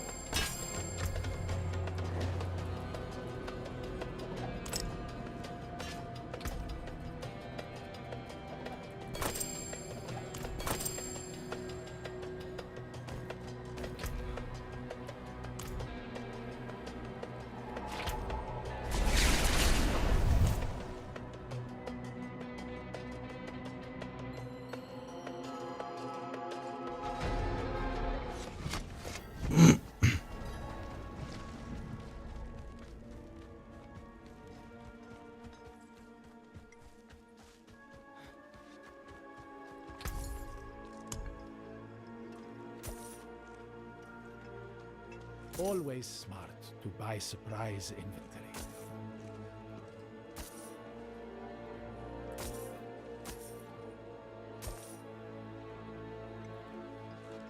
It's an 806, it's 806 level 5. Actually good, but we don't need it. Well, I would like that.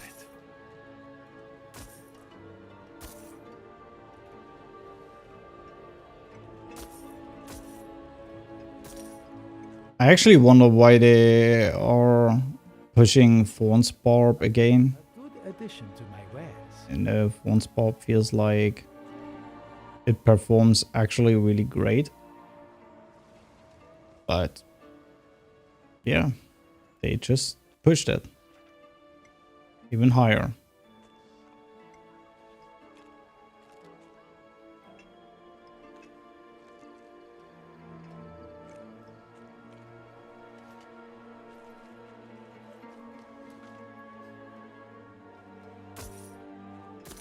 Well, I would like that.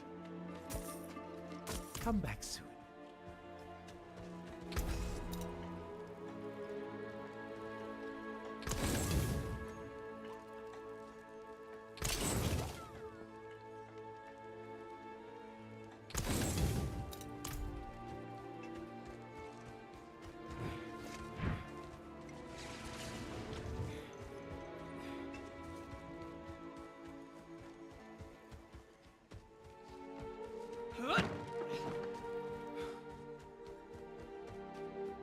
Don't dull.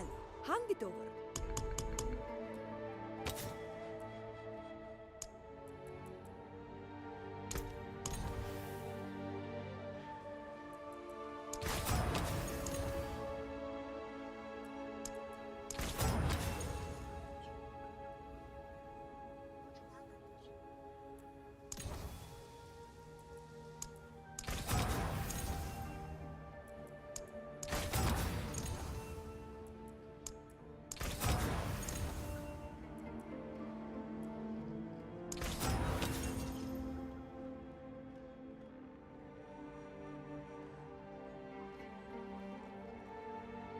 One of those, okay, I actually.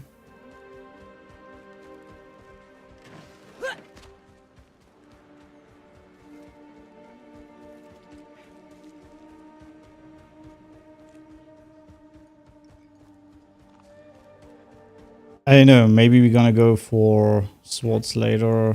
I can fix Uh, the forge is always hot.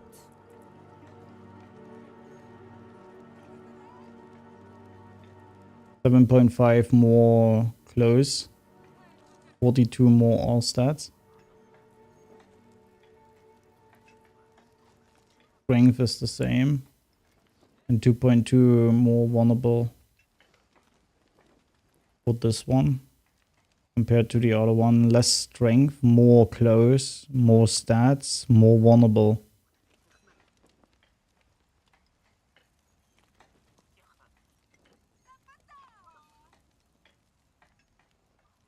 $10.5 critical strike damage. Not much, but would be 21 on both. The thing is, I can see if we hit perfectly here.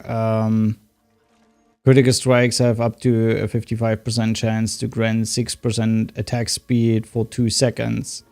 Double the attack speed bonus when using 2 axes. That would be a 12% attack speed for a critical strike.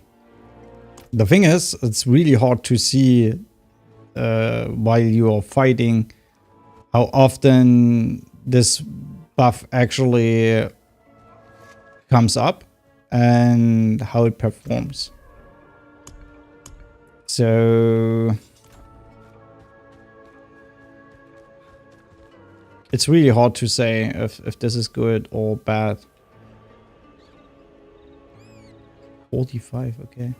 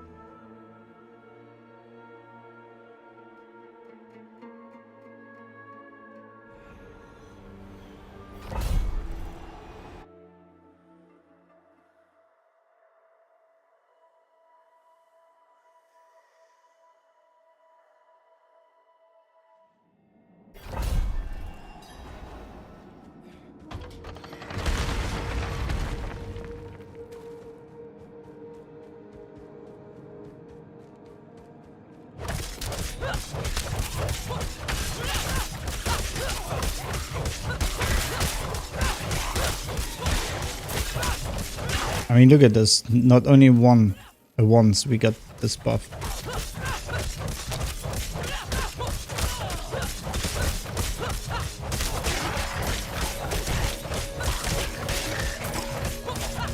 That's a 55% chance.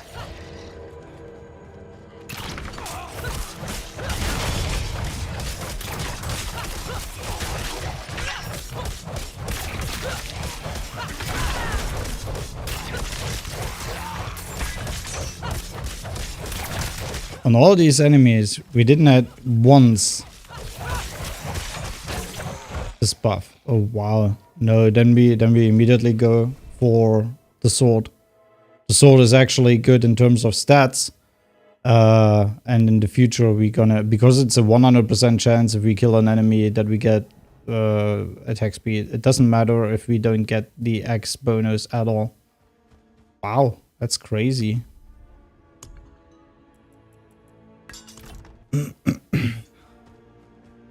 So legendary power would be attack speed with basic skills. Oh wait, do we have one? Yeah, 26-1, that's okay. That's fine. If you want work done, Haven't found 31 yet.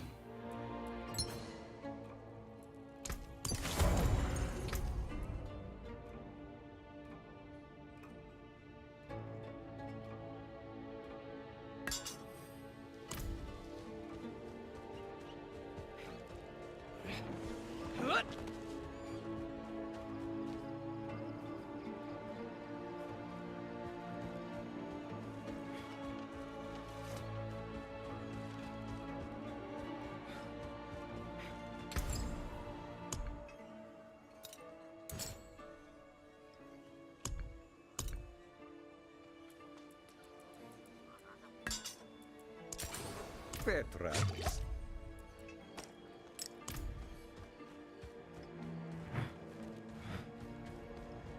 I need more time.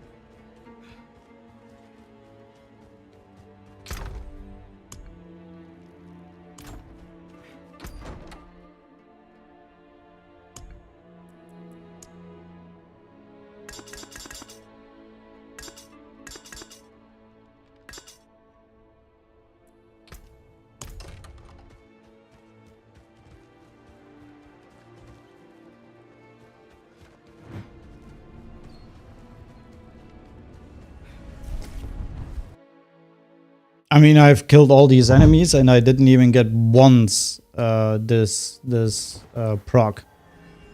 That's ridiculous. 55% chance should be a little bit higher chance of proccing this. There, now I get it. All the time. There it is.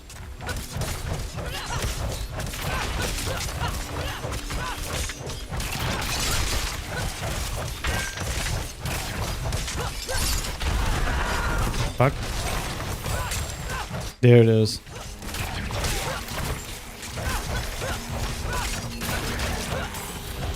Oh no, this is when I kill. Ah, okay, this is the one when I kill enemies. This is the sword bonus.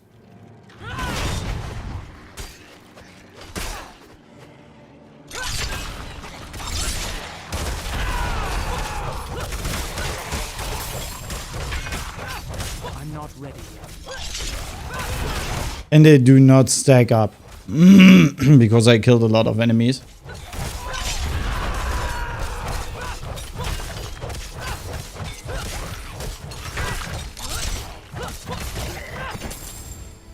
I must wait.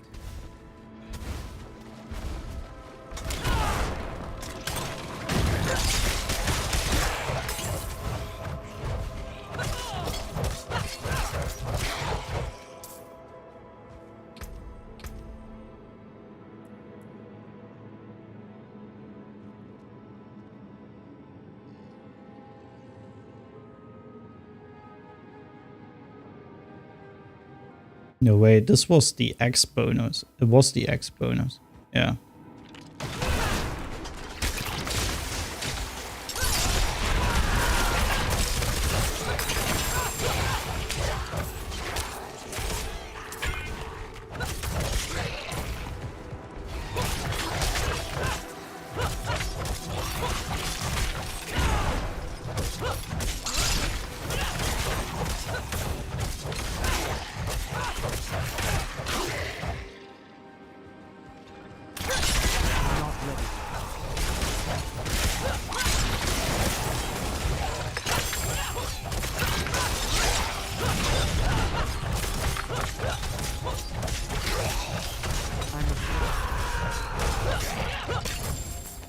It can't be the sword bonus because we don't have 10 rings on swords.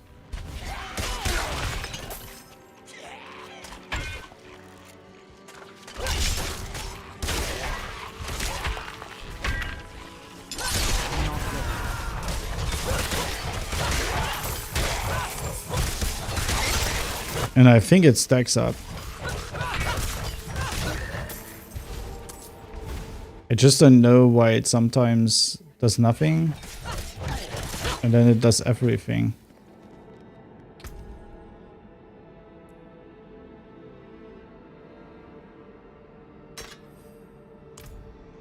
I don't care about the socket at the moment. It's for testing.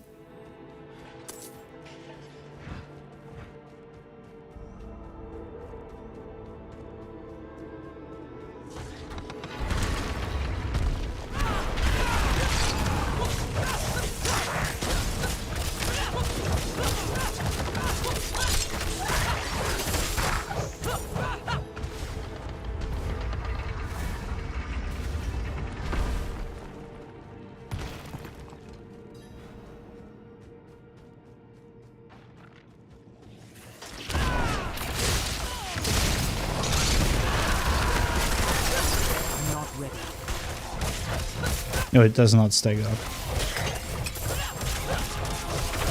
It just refreshes. I'm not ready.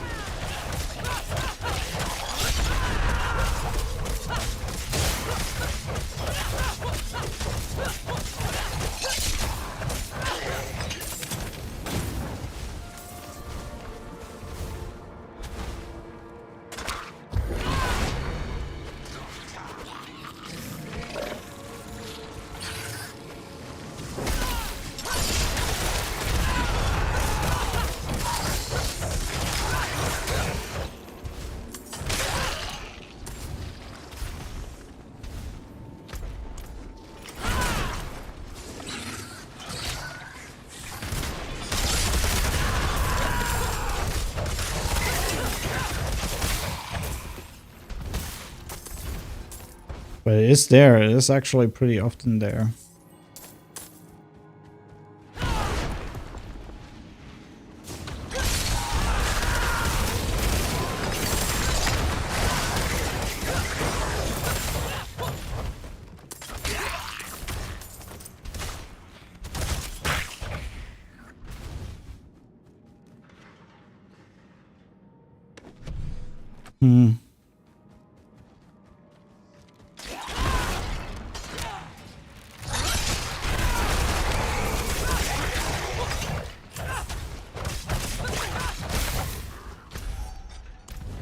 It's hard to say.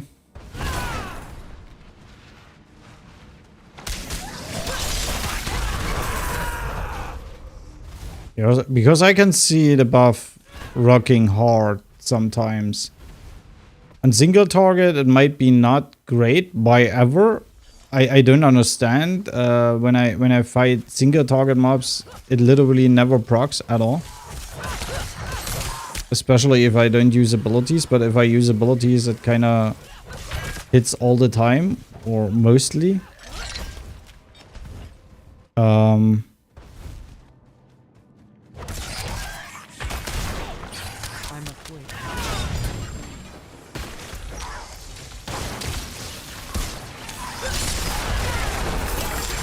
So here it is active. Again.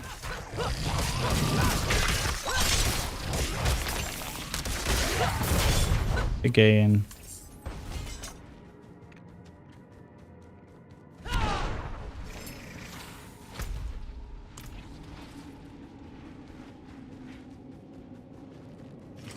I'm not ready.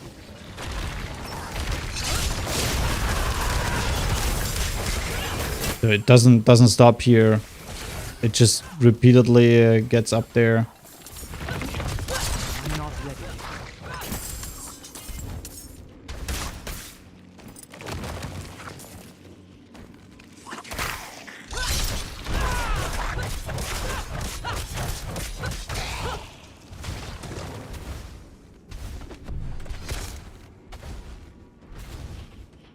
Let's see the boss fight. overall, if it procs often, I would say this is better.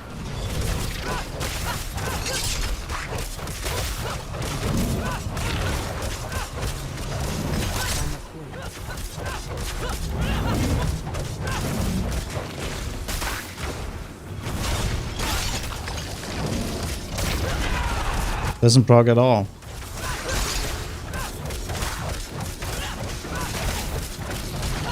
Not ready.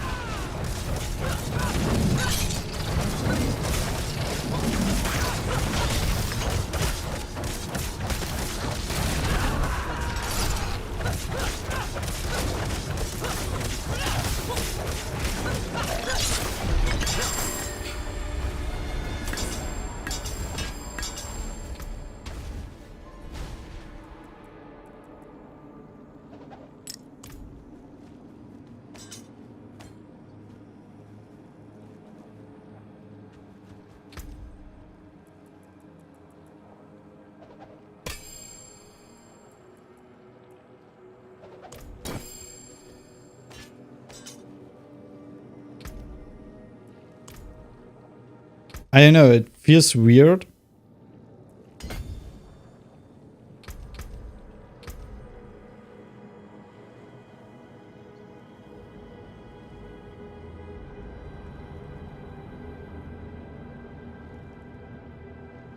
Yeah, I mean, it's only on critical strikes.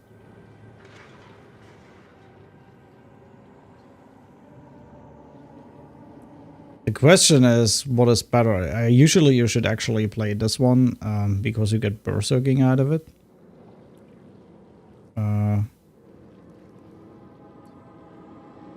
With a 20% lucky hit chance. You get 1.5 seconds of berserking. We did this, yes. We did. Which is basically good. But bubble butt. Bubble butt. Bubble butt. Bubble butt. I'm sorry. It would be 21 critical strike damage, and every time you kill an enemy, it would be for a couple of seconds attack speed. So here's the thing. It procs relatively often if you have a lot of enemies around you, which is most of the time in the game, period. The thing is, against bosses, it's kind of wonky. And it seems like it doesn't matter what kind of attack you have, as long as it is a critical strike, period.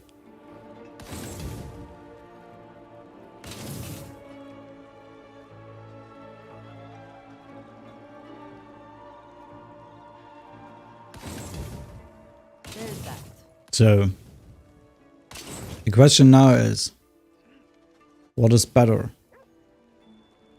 21% critical strike damage for the barber, literally every 3.7 seconds or so. Or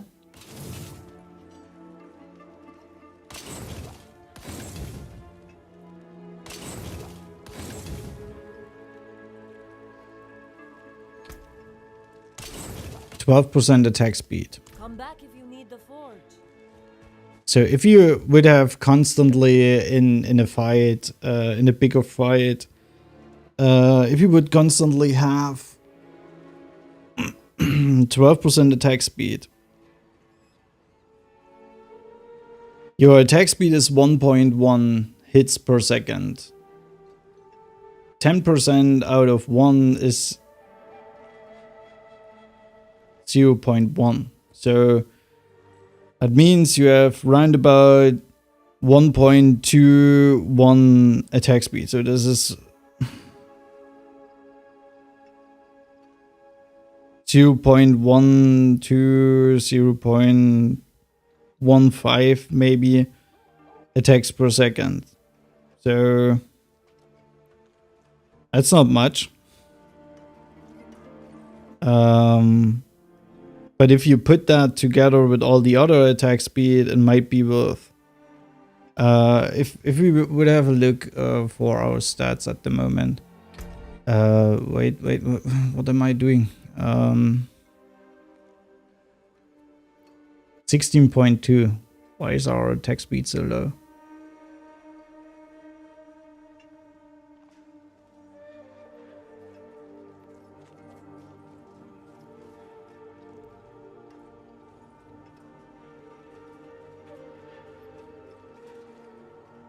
Yeah, 16% is 0.18.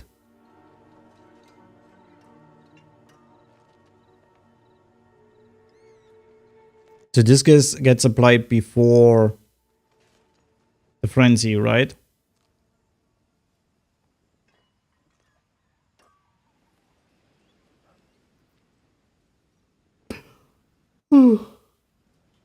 Sorry.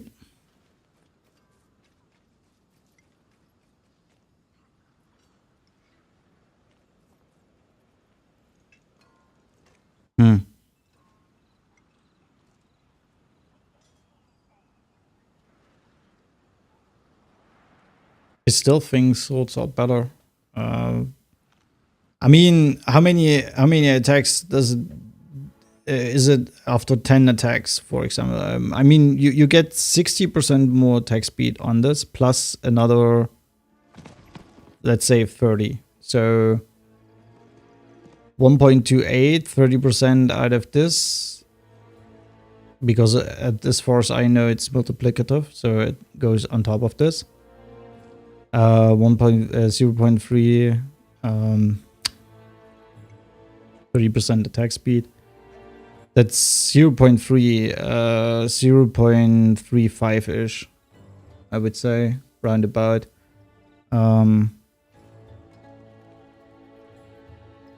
You can actually calculate this correctly.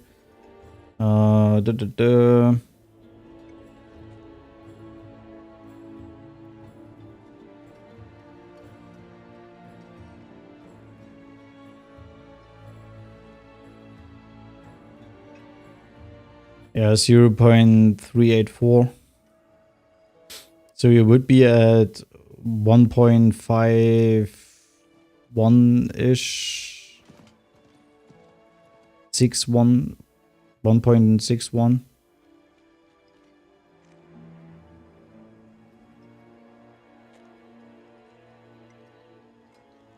Actually, 1.66.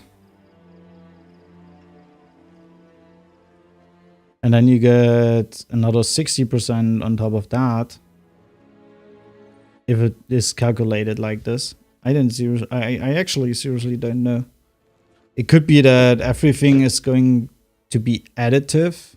Yeah, it's an additive, okay.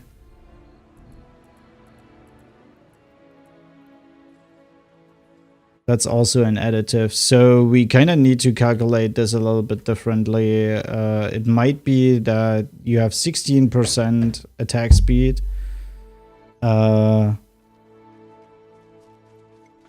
60, what am I doing? 16.2 plus 12 plus 60 equals 88.2.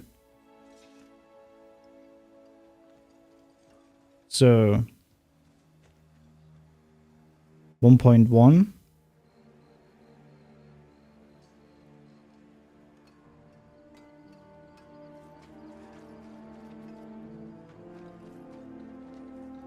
I need also something to write.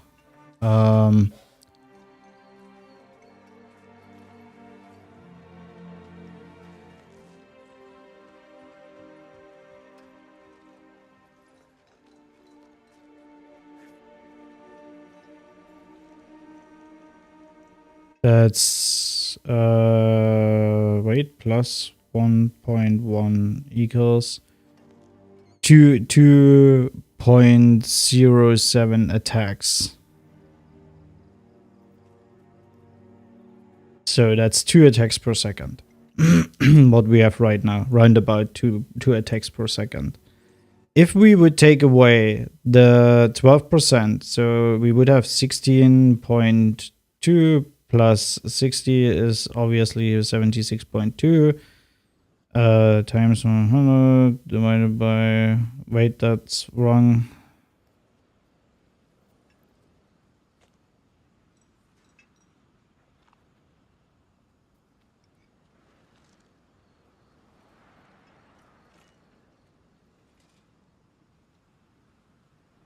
Was it? Yeah. Times 1.1 divided by 100 equals plus 1.1 equals. It's a 1.93 attack speed. So this is what you get out of access. As value in terms of the technique point.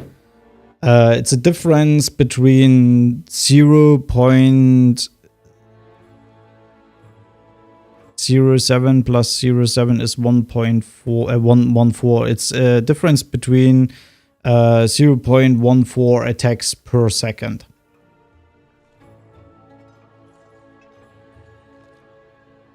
So that would mean in 10 seconds, you just need to put this times 10.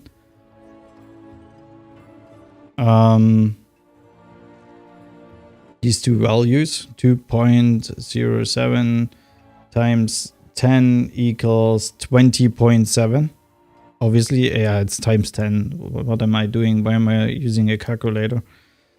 Sometimes my brain is somewhere else. So it's a 20.7 in 10 seconds, 20.7 attacks, so close to 21 attacks. And this is a 19.3 attacks in 10 seconds. So this is in 10 seconds, round about one attack more. A little bit more than one attack. And that's all. And the only value you get out of access is damage to healthy enemies. That means that's actually great because this is initially the first Thorns hit. In low content, that's great. In low content, that's absolutely great what this is doing. The 42% damage to healthy enemies.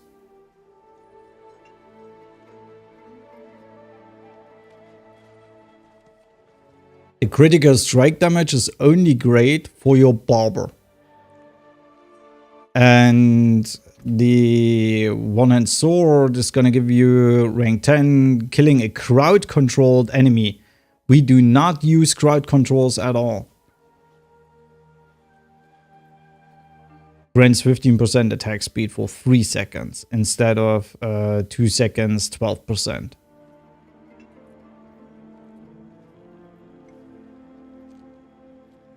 And the only thing, every 4 seconds, we get 21% critical strike damage to our barber. Every 3.7 seconds, 3.4 seconds. I'm gonna just take the highest value, which would be 4 seconds. That means we get a little bit more damage twice in 10 seconds. For our critical strikes compared to, I still think swords are better. I kind of don't want to believe it, but I still think that swords are better in this situation.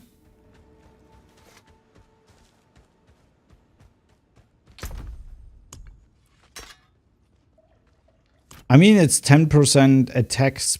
Critical strike damage, and you only get in 10 seconds round about 1.4 attacks more. So in 10 seconds, 1 attack more is not quite, 1.5 attack more is not quite crazy good, you know, compared to every 4 seconds more value out of your critical strike damage.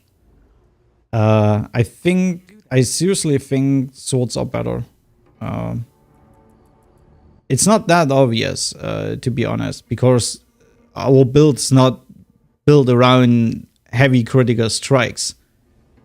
The amount of critical strikes we are able to pull out is basically our Barber and our Frenzy. These are the two options for critically strike an enemy. There's no other option. Okay, our Steel Grasp. So, and the damage from Frenzy is not really high, so you don't give a shit. And the damage from Barber is a complete different thing, and getting more critical strike damage for it is actually great. Yeah, let's play the Delve here. Actually, do we? I'm gonna take a small break again. That was a little bit too much math. No, more like a thinking process. I can't really decide because the healthy damage, if you farm, the healthy damage from Access is actually great because this is immediately 100%, roundabout 100% more damage to healthy enemies. I think in the end it's a min-maxing thing. It doesn't matter really much because you get value in every state of the game. That means if you critically strike relatively fast, your Barber is able to pull out an insane hit because it takes in consideration that you use an axe and pulls it in. On top of that, you get 1.5 attacks per 10 seconds more, 1.4, with the attack speed bonus. Thinking about that, in 10 seconds, this thing is always up and running. Then I think this is actually great. It's not always up, it's not always there. If you go higher content, the healthy state is relatively fast gone, but then you have literally 80% to go through without any benefits of that, compared to the sword, which gives you for the complete 100% value out of this. On top of it, critical strike damage is still a multiplier. It's still a pretty good multiplier, and that deals basically more damage. How much is the other question? I'm gonna go for a small break. Give me a couple of seconds.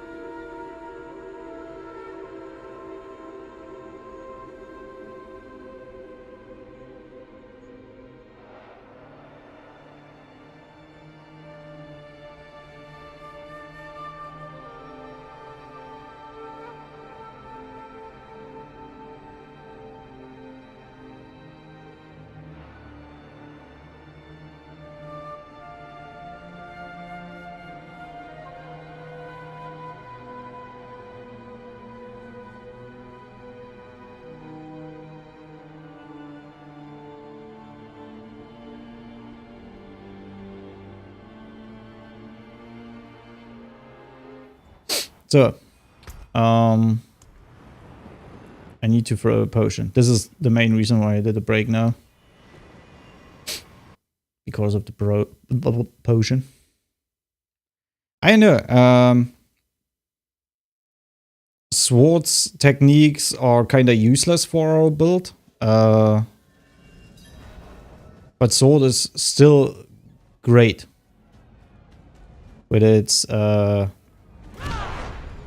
21% critical strike damage, since the barber is actually able to critically strike.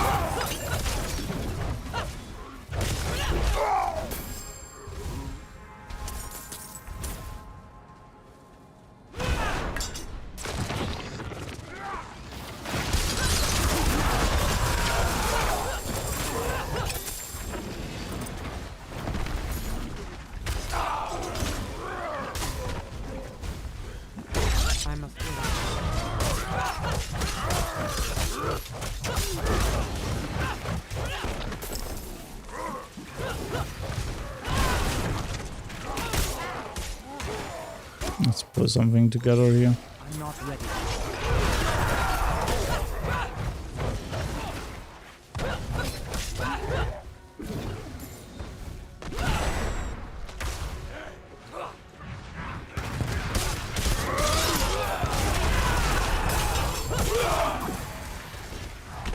I'm not ready.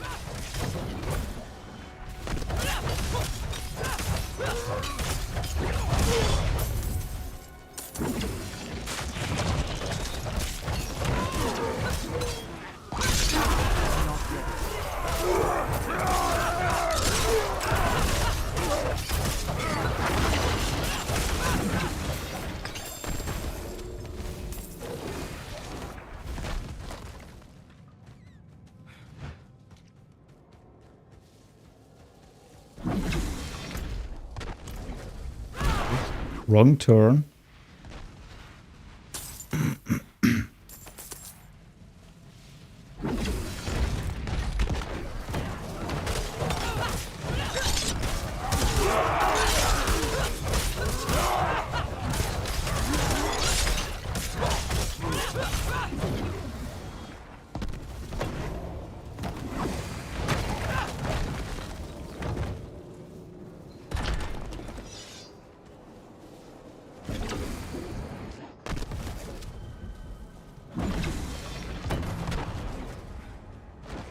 Behavior is really stupid. I'm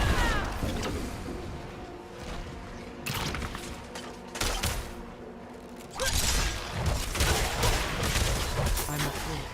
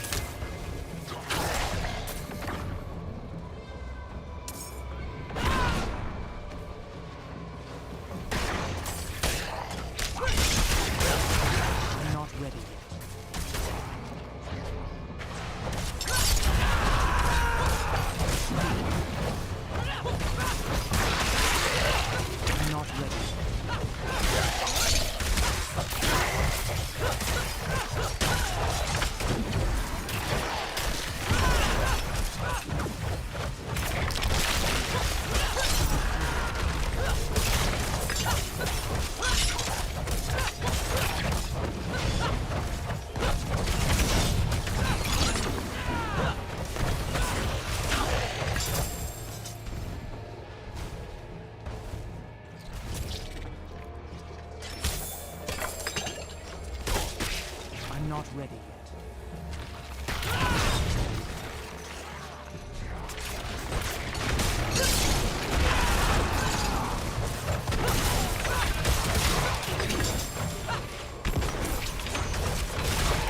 I'm not ready yet.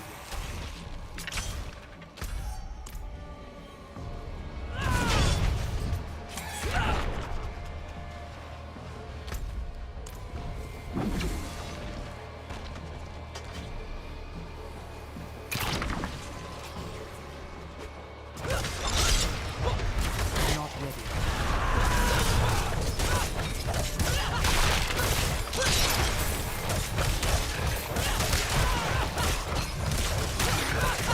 I'm afraid.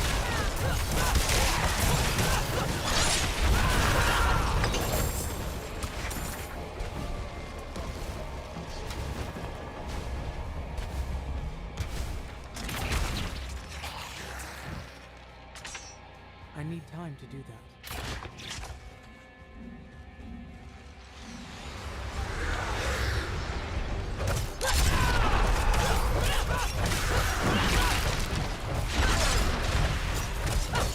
I'm afraid. I'm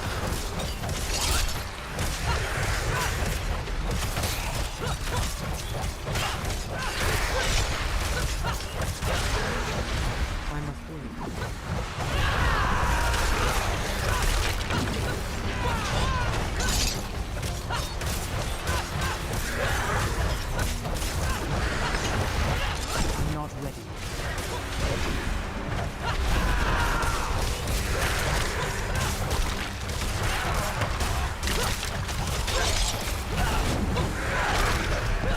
I'm afraid.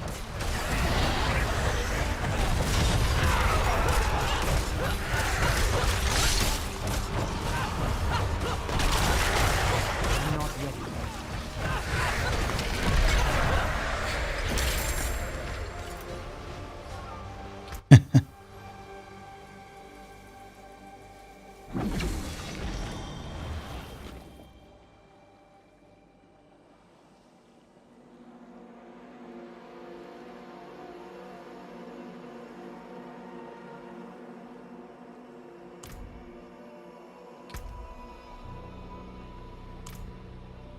I mean, if we would find a two-handed sword with kind of the same stats like our palm, that would be a complete different story. We would obviously use this.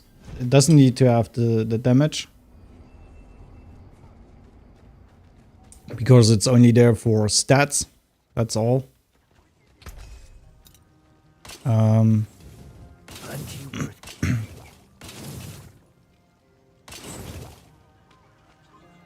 But the stats need to be really close. This is a bad one. That got most.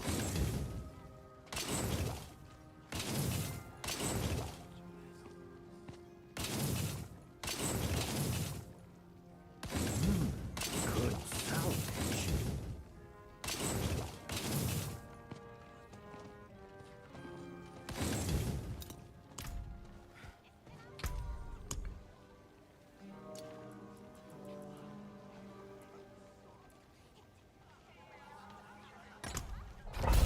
Mercy's Reach.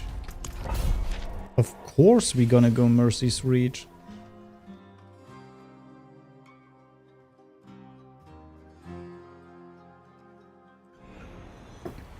What's up with the next world boss?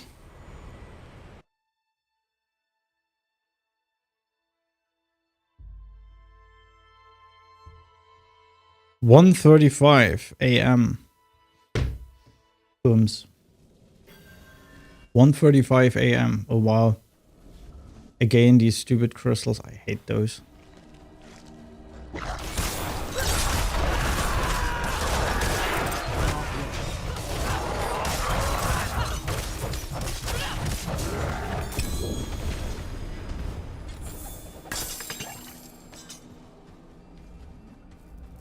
I must wait.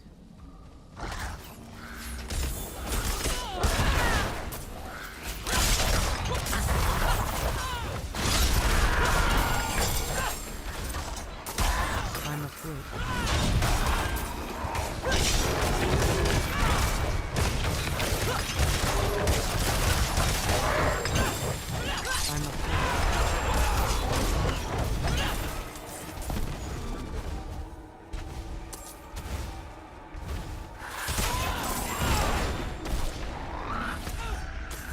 ready.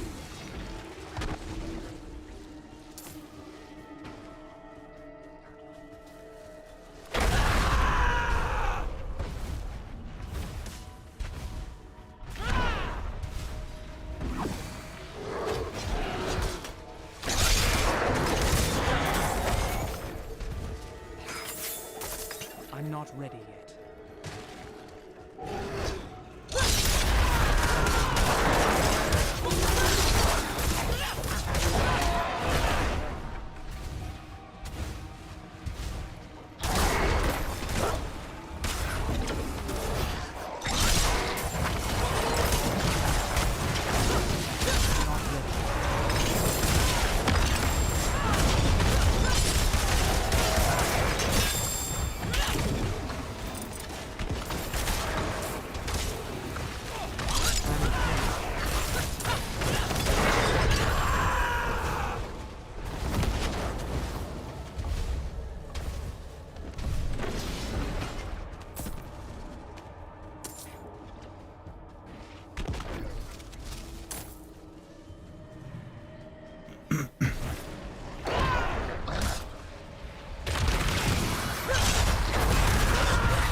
I'm not ready.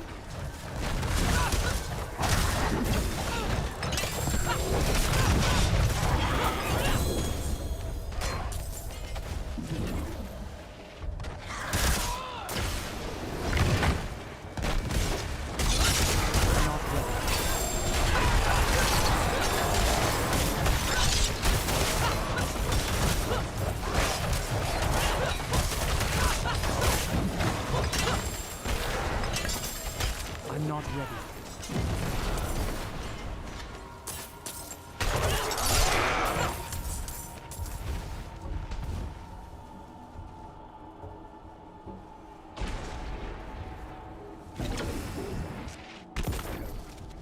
I'm not ready yet. Also forgot to turn this in.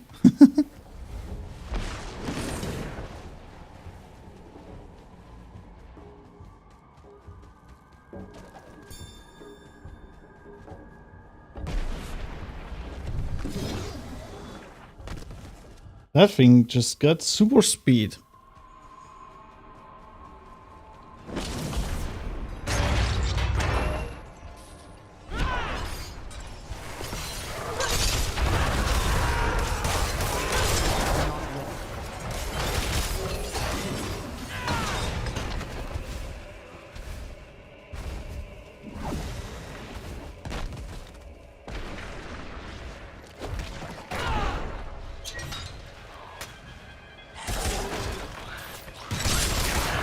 I'm not ready.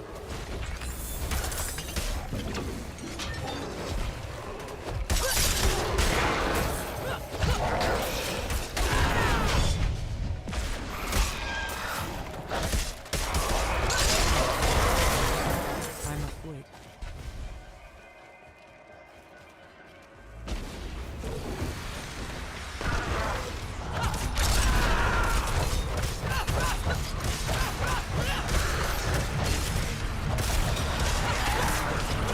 I'm not ready.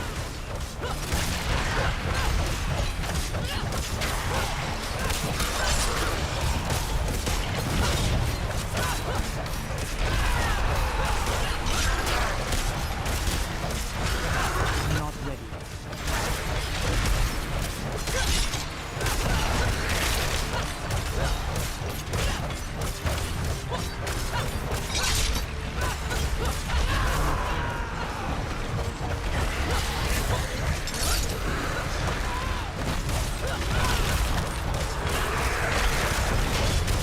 I'm not ready.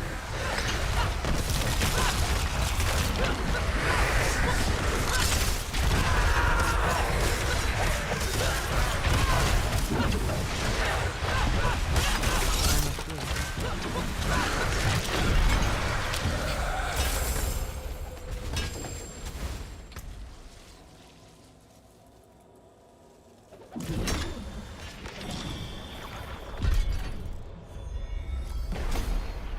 There we go. A grim favor.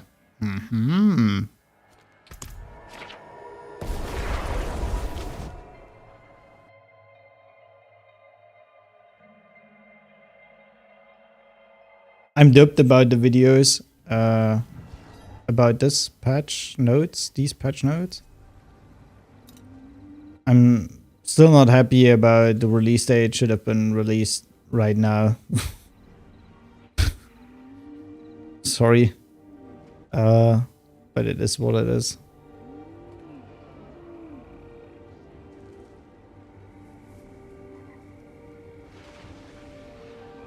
You can still use these.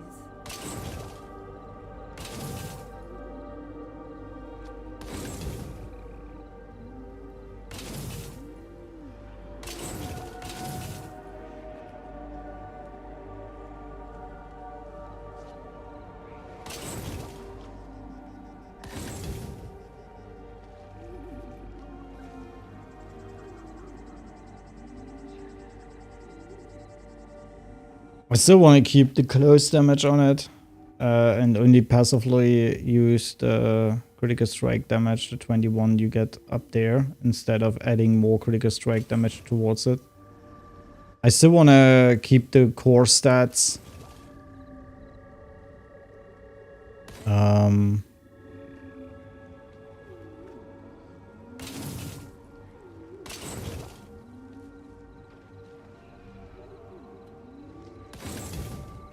I can break. Yeah, instead I just want to add stats that were basically bad or useless in our build into the build as critical strike damage or critical strike chance. For example, our gloves had damage to injured enemies.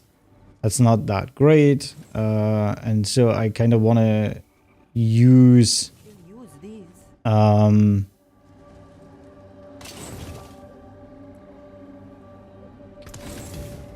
Critical strike chance on gloves, so that I'm able to critically strike a little bit more to proc the barber, but everything else is just not gonna be useful.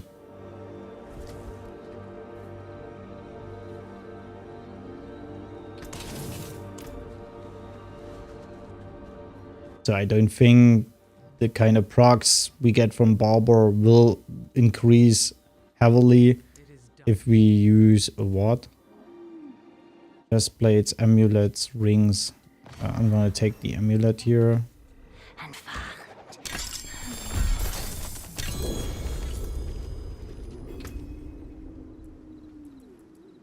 Wow.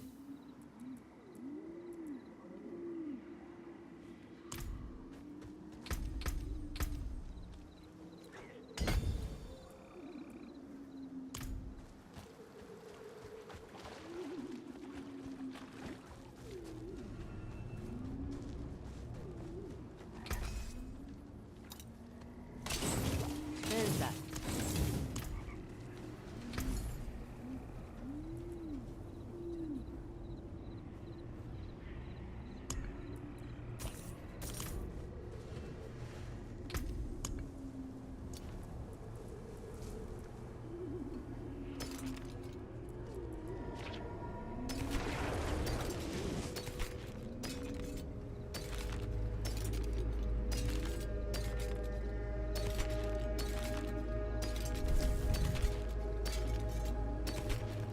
Oh wow.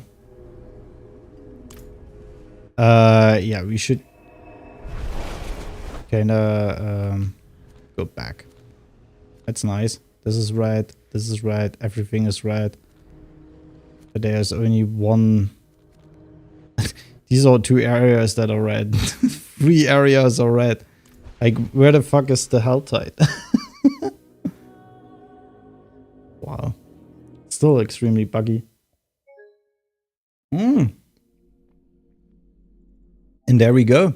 We just lost the potion. For literally no reason.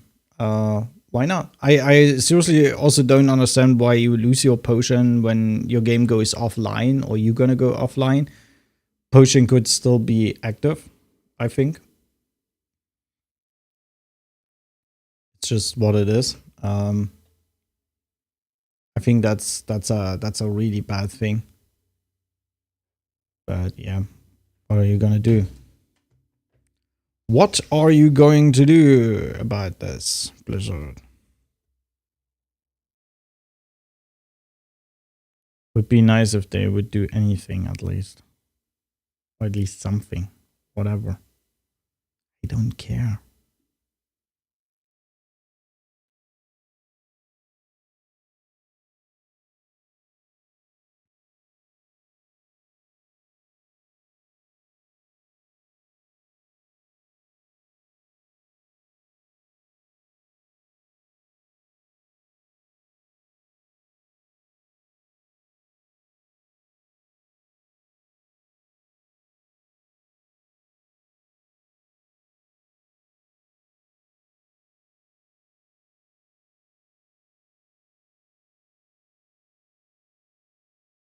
What the fuck?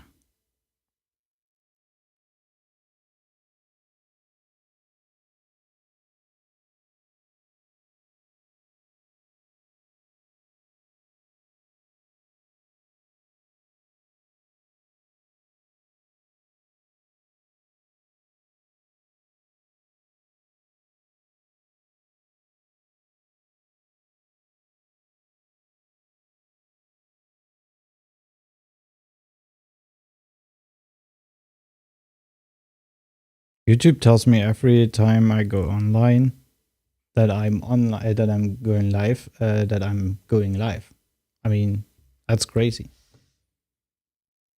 They're gonna write me an email. You're live. Now live on your channel. Yeah, that's me. Imagine that.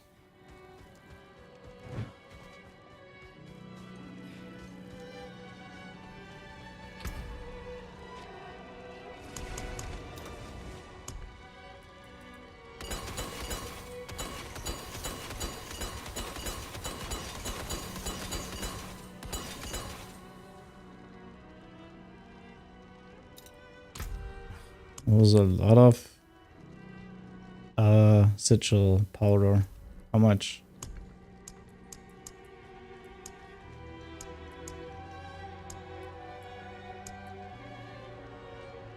$11K, so it goes higher than 10K now. That's great. Oh, I have 196 of those. That's crazy. And I reached 1,000 of those. That's literally crazy. Plants is a little bit of a... The Fiend Rose is a little bit tiny.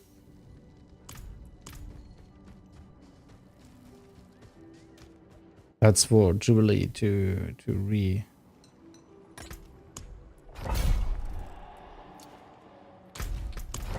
Now we're gonna go 44, I guess.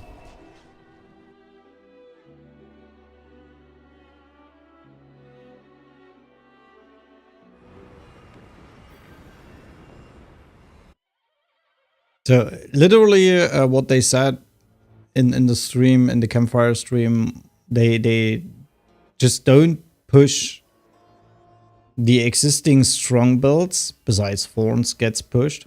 They want to push abilities that are underused. Makes the Barb pretty weak.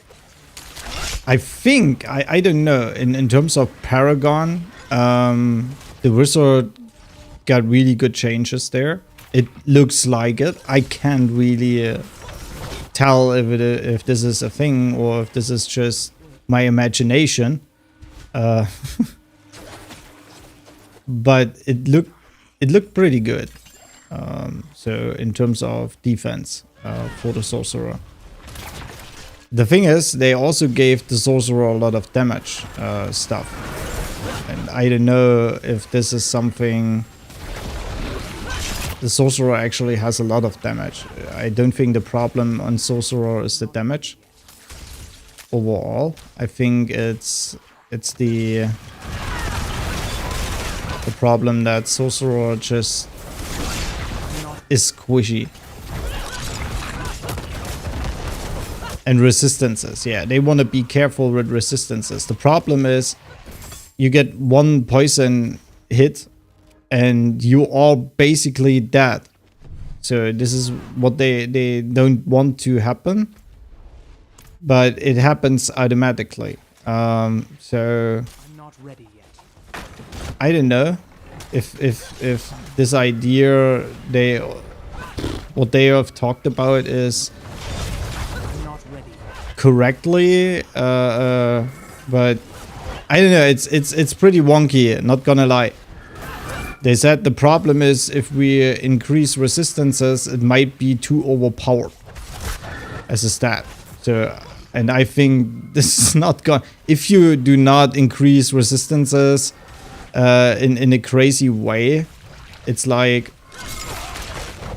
it's not gonna be overpowered. I'm not ready. All these small spiders, they suck at the moment like hell.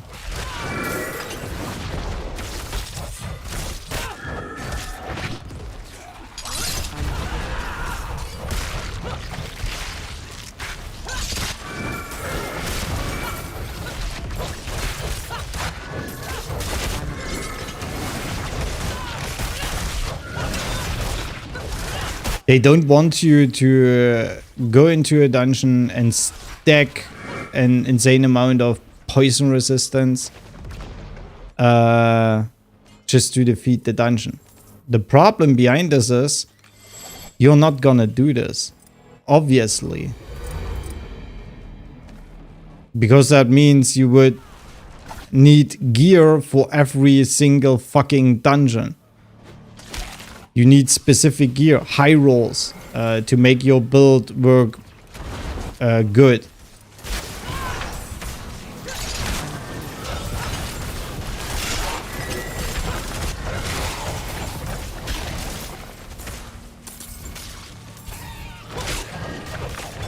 So that's insane.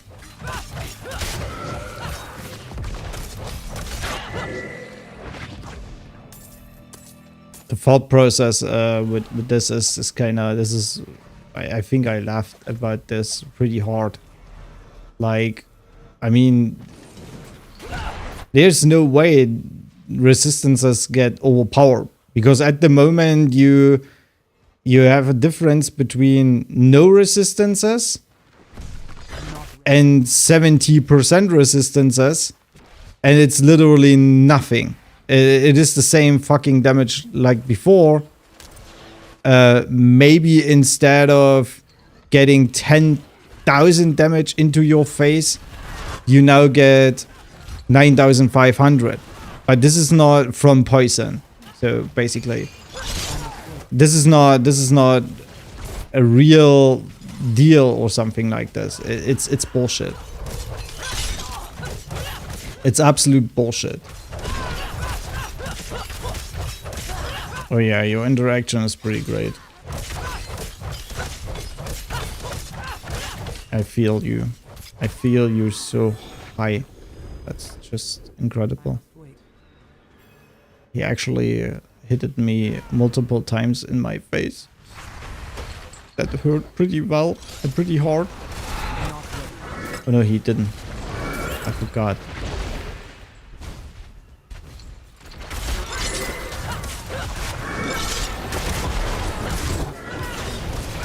Oh, where did you came from?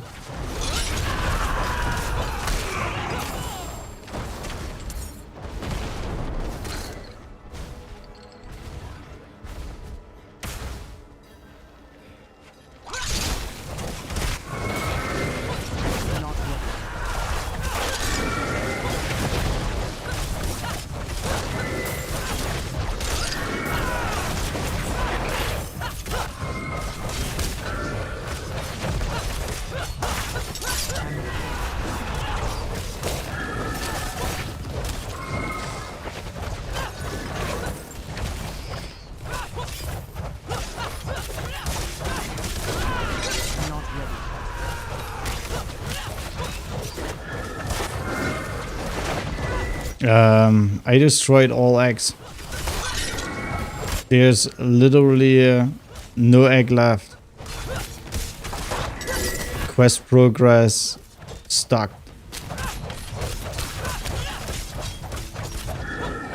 Yeah. I destroyed all eggs. There was literally no egg left.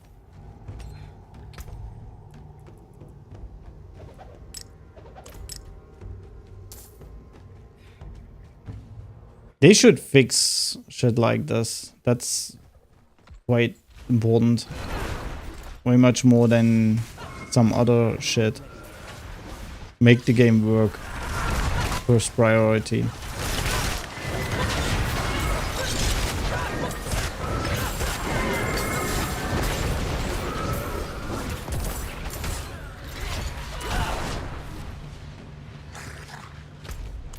I think they should nerf barbs. Sorry.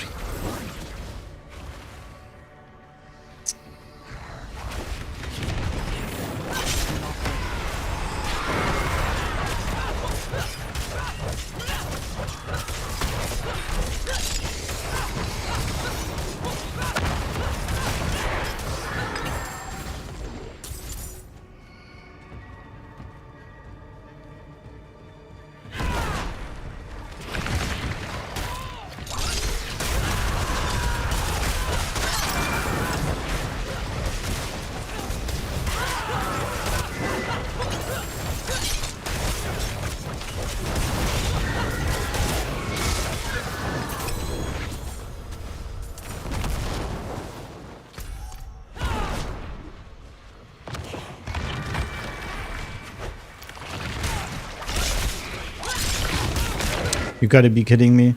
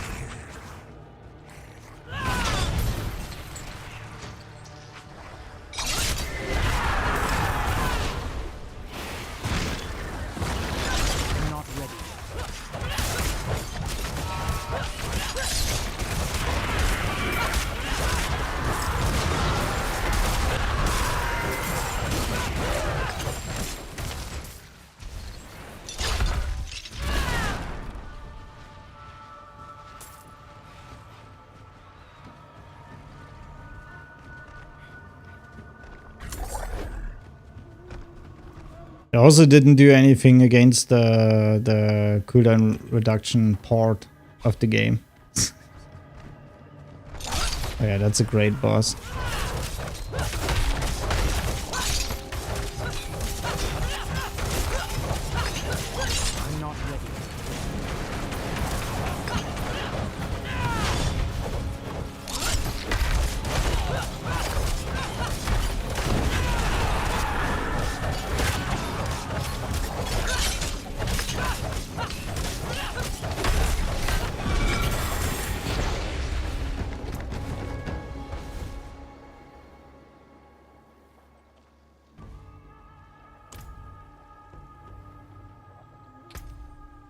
Oh yeah, we added vulnerable damage. 5, 10, 30, 35%. I think that made my damage go crazy.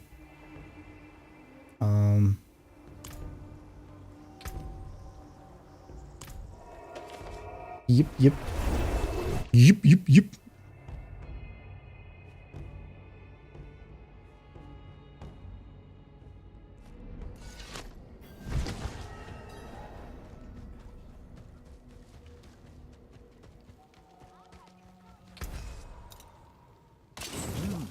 Good salvage.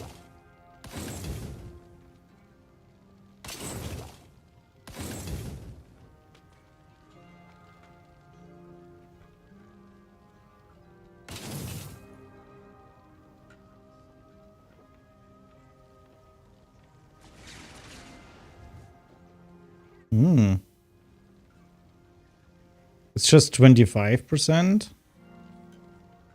7.3 while fortified.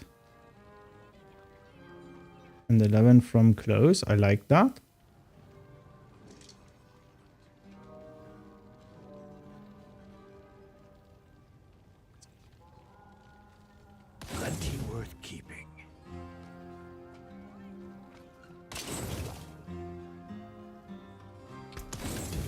Too small.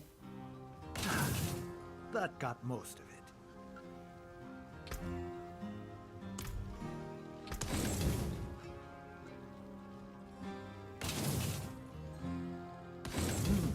Good salvage.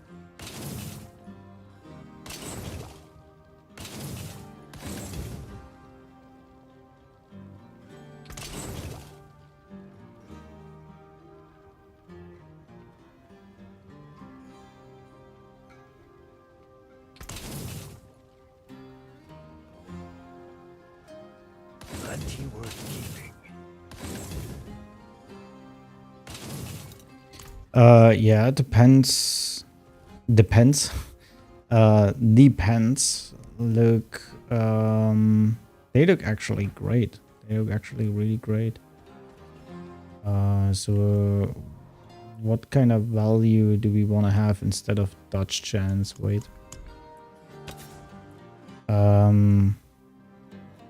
Damage reduction from bleeding, right?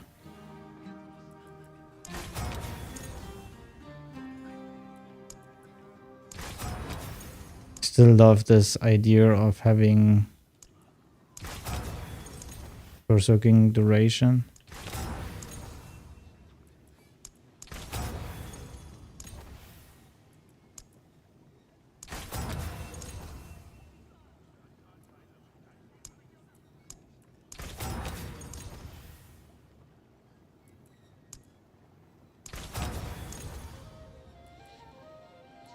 I've been 176.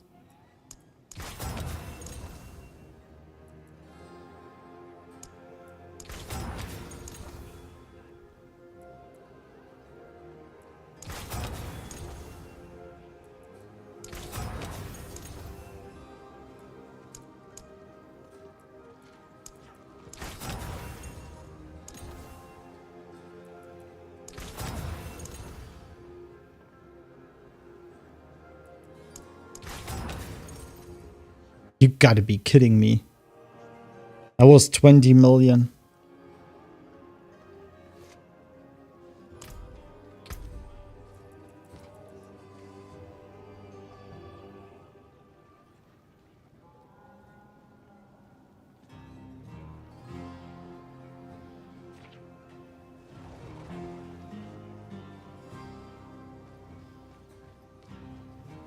In ours, we only missed the close damage negation. The rest is actually pretty good. This is not worth in any kind of way. We have fortified on ours. We have while bleeding. And at the moment, in terms of damage negation, that's we have 40 close. And we get more close from our necklace. That was 40 million, 20 million just down the toilet.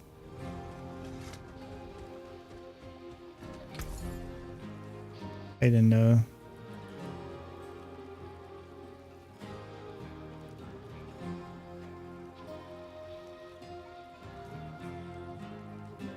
No, I'm not gonna keep them.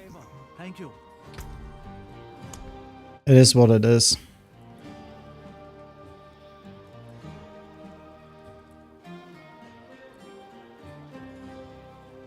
Iron Hold? Iron Hold is good as far as I know.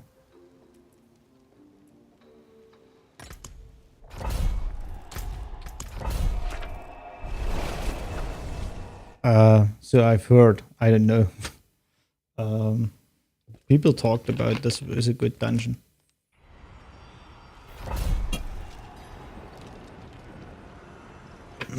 Also empty.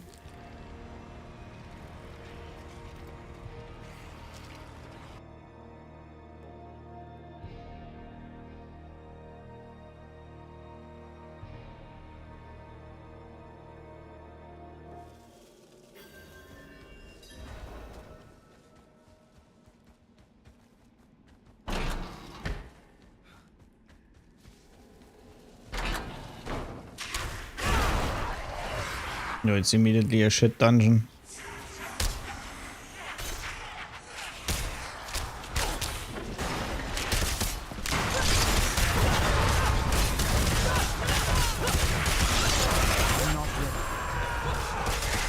What?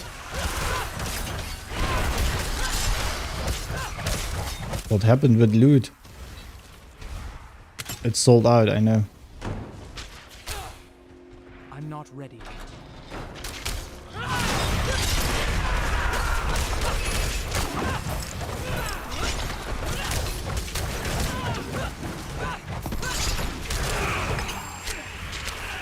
I'm not ready. I mean, I understand it's sold out, so if it is sold out. But yeah, great. Great loot. I mean, there was literally nothing. Absolutely nothing. This was an elite pack with literally nothing. Not a yellow, not a sacred, not an ancient, not even a blue. It was just the elite pack was empty. Maybe they disconnected. It could be a thing. Like the butcher sometimes disconnects.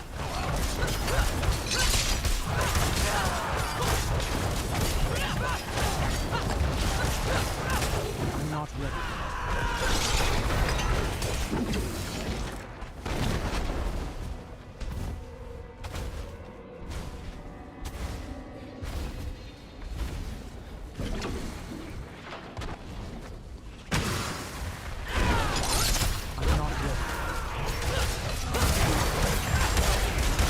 Okay, down here it looks better.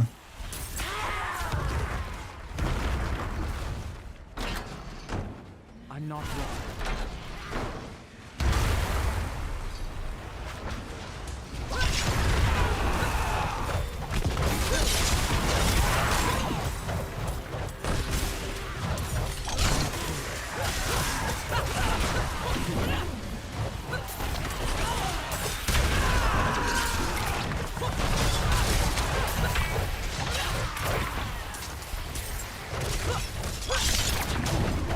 I'm afraid.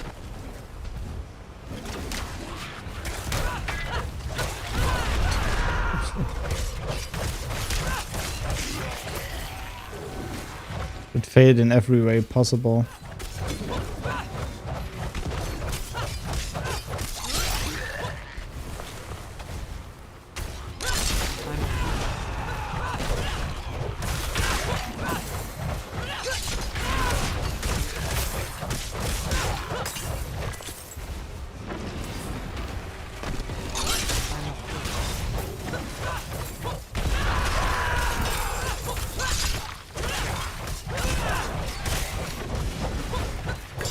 I'm not ready.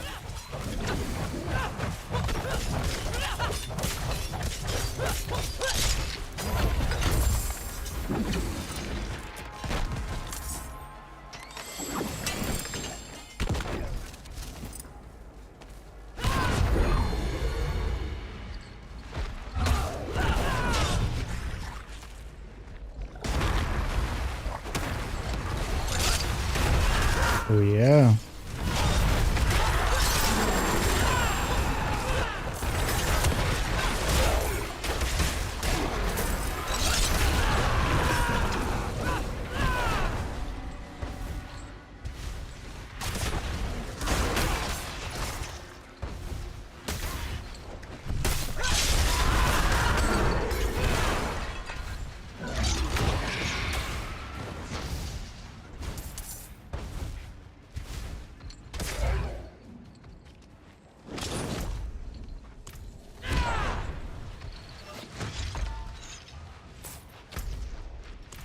I'm not ready yet.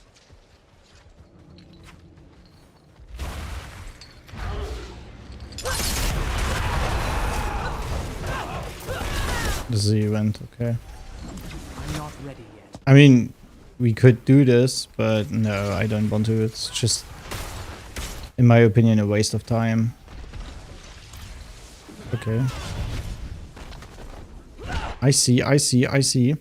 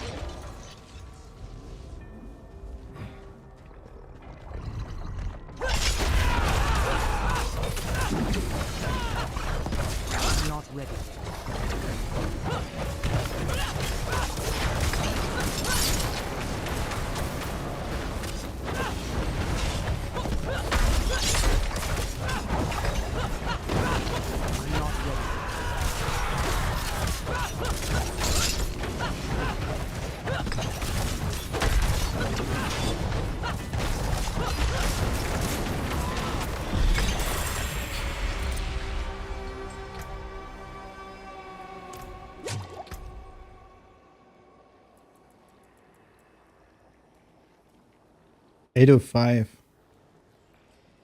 Just 22 vulnerable, that's not much.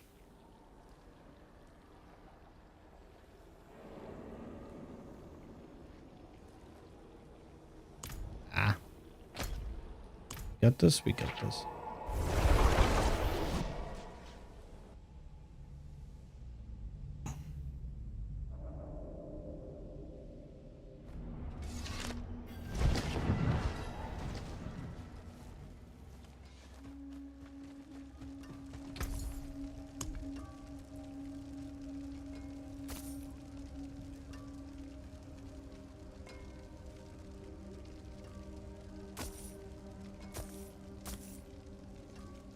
I'll shake on that.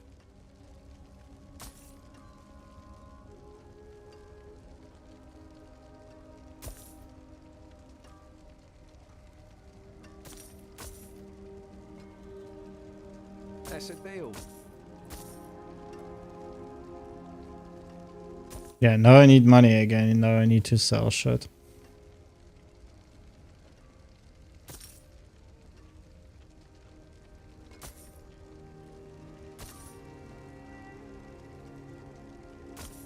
Yeah, give it over.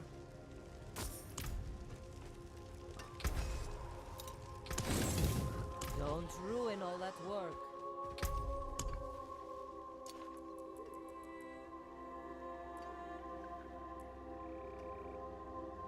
Oh yeah. I'm gonna go Hofrost the Mice.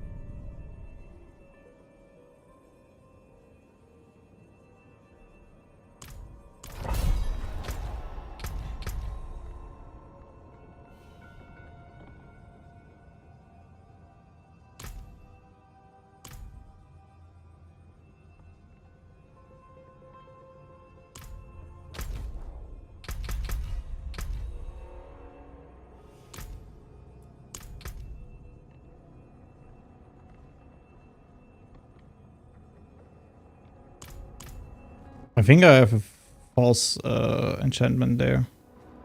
It looks nothing like the enchantment from the season. But I already got this from the season.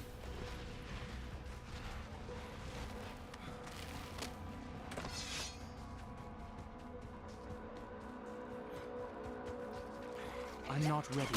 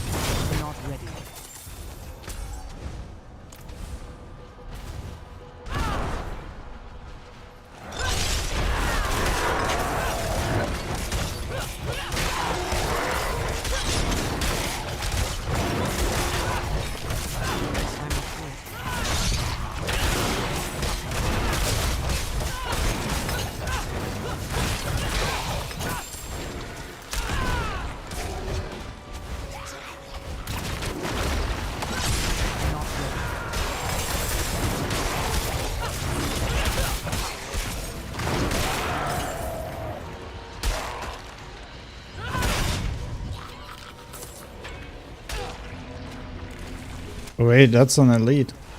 Is it? No, it's not. Oh. Oh. I haven't even seen the cached heart. I must have clicked it accidentally. Okay. Not the caged heart. The heart on the ground. This is what I mean. I don't know how many hearts I have lost just by not being able to see them at all. I'm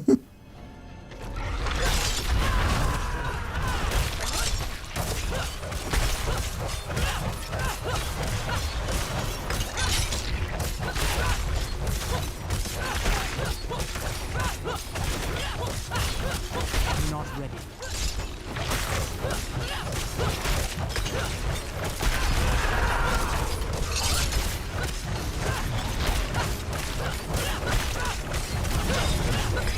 I'm not ready.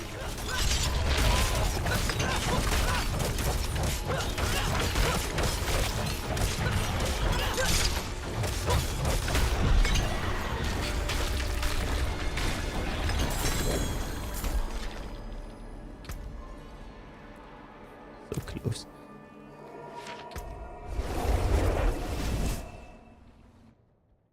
We should immediately go another nightmare dungeon because our potion is running out of time.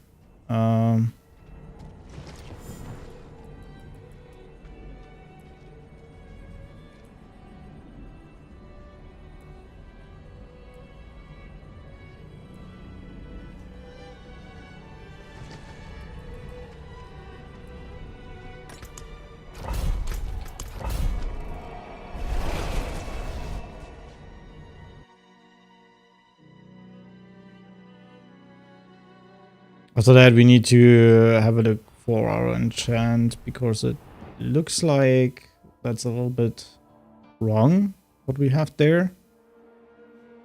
Because there's green in it, and green is not the enchant from the season. Right? I mean, if I go down here and I go back to the sword, there's no green. It does look completely different.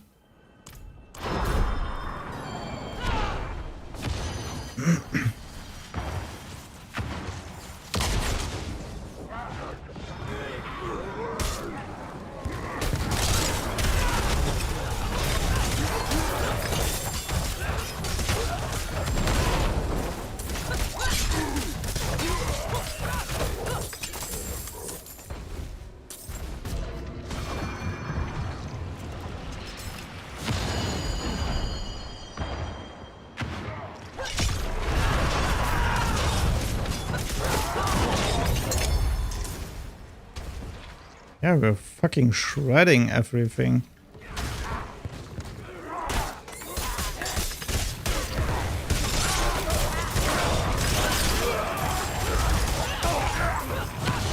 Why is it always waves? Time to do that.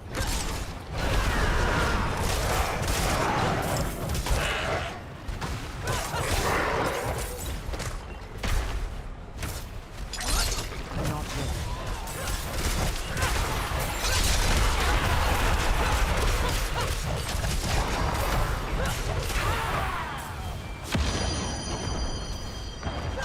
I'm not ready.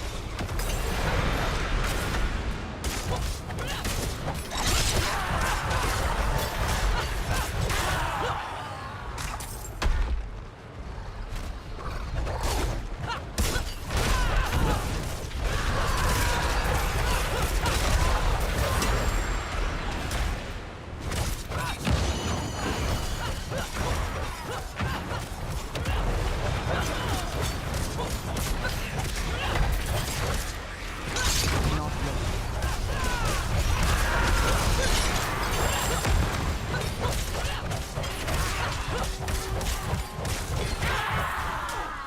I'm afraid.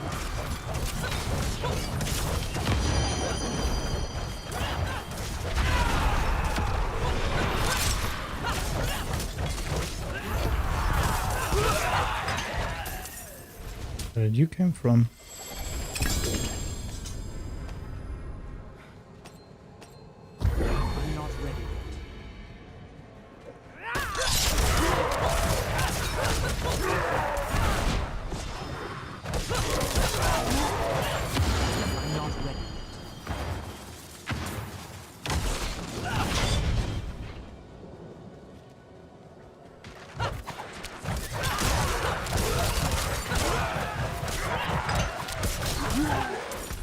Wait, what? Okay.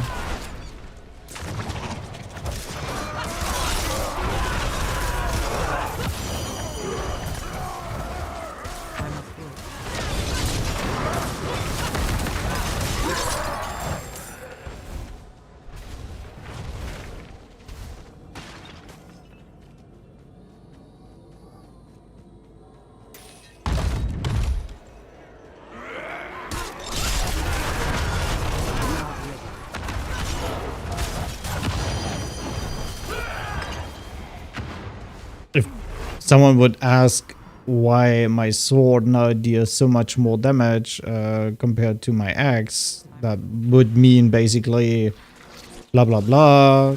Damage, critical strike damage is way more variable. Of course, critical strike damage is for critical strikes way more variable. The thing about the sword is that it does not just increase critical strike chance damage in my build compared to before. It also increases close enemy damage, because I didn't have close enemy damage before on the other sword. Before we do this, I know exactly down there is a...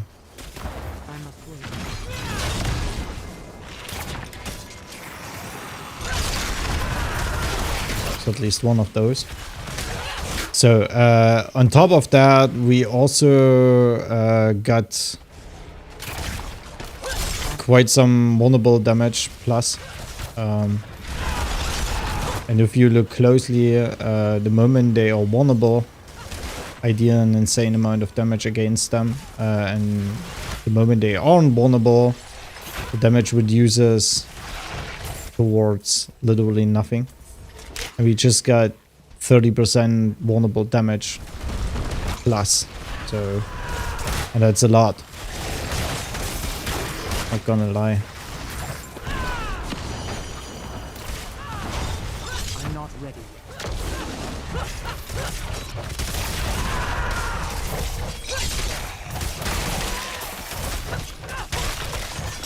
I'm not ready.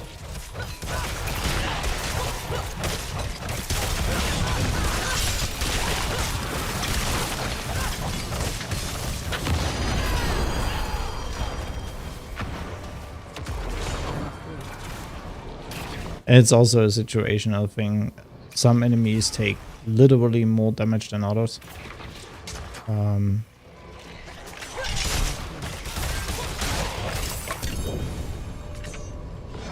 Amulet. Now I'll get them all, and then when the patch comes, I don't get any. I'm not ready.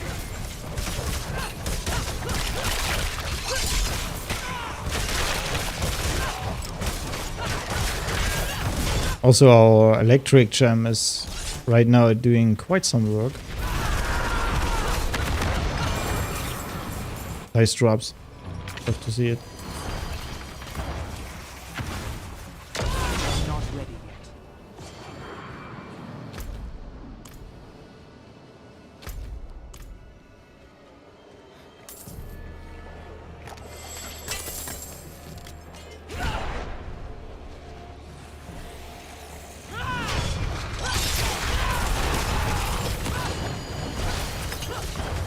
I'm not ready.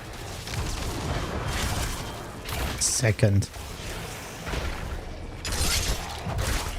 What the fucking shit down there? Wow. I miss every fucking single bit there.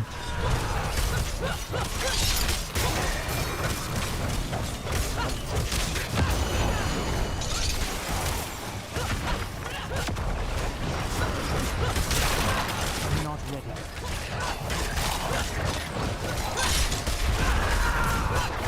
So of course the sword kinda gave us more damage than usual. Oh shit, I missed it. With the critical strike damage.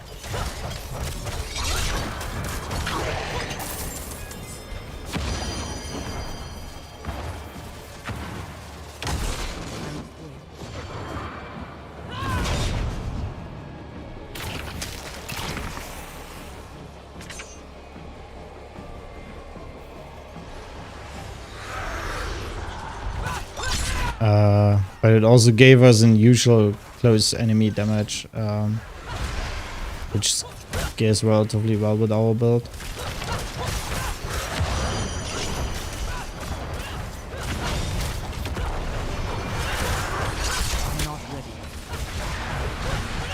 And if you look at the Tomb Lord, we most definitely dealt the same damage usually to him, not much more. It's just a tiny bit compared to before. Well, it's actually quite a bit, but this is due to the fact that we actually added vulnerable damage.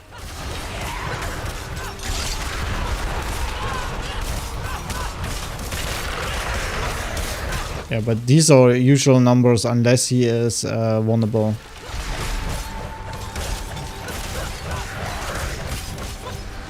So the critical strike damage basically did nothing, did not much. Just a tiny bit. You go away, you go in my packs. You level up hard. Berserking or this one? I would prefer this one because it pushes my my auto stuff.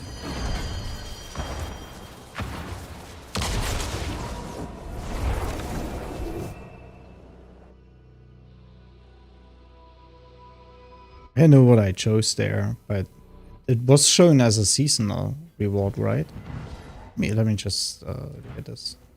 Seems kind of weird to me because I used a seasonal weapon. And that's not the seasonal weapon.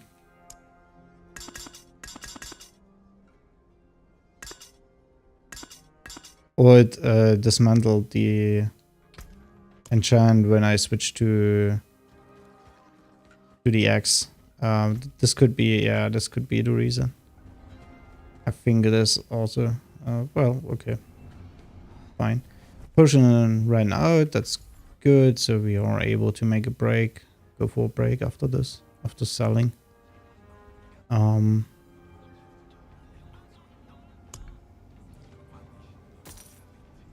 thank you.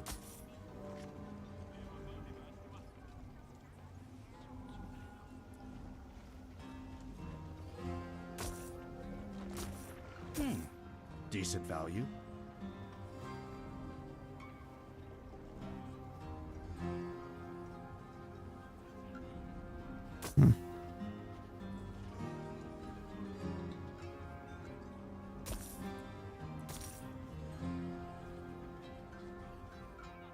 This I can sell.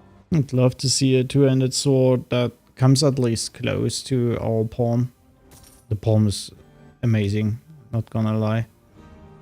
I was pretty dope when I got this, and I was able to roll literally perfect on it. The more I hated that I have to give it up. I can sell. 803. Just 2 frenzy stacks, that's bad. 30% damage to injured. While injured, damage reduction while injured. 9 damage reduction from close.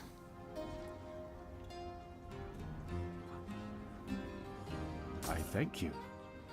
I really like the change to the necklace because that kind of pushes me towards using it. To be honest, decent value. I can see myself using this necklace, the frenzy necklace, when it gets the CDR, because I think it's quite a good necklace. The only issue I had was the cooldown negation. And now they pushed it towards it. This is unfortunate. Pretty close, but not... Ooh, 29. I have a better one.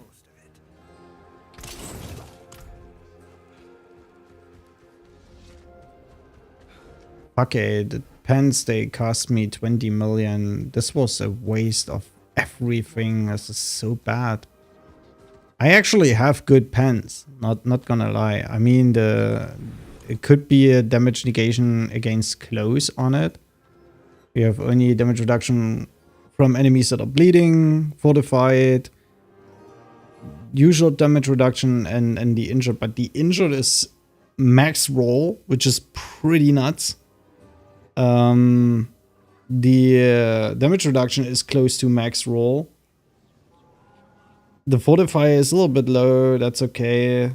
But the 16% versus bleeding is incredibly good. So what is this? This is the level 5 stupid heart. These are vicious hearts, that's good. I need vicious hearts to destroy. Level 4. Also level 4. Yeah, well, I feel like wait. This blessing is doing literally nothing, and it gets up to 15%. That's really in the open area. It's doing literally nothing. I feel like boost to duration to elixirs is better. I don't know. I think I should take this off here. Put 1 point in there. We have 1 smoldering ashes. I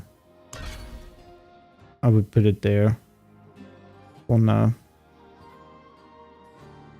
Boost duration of elixirs is 45 minutes at the end, which is pretty good. World boss is 135 something, right? Yeah, 1:35 a.m. Yeah, I'm gonna go for a break. I need new coffee. I need something new to drink. My water is empty, and yeah, I kind of want to stretch my legs. So could be a couple of minutes. See you then.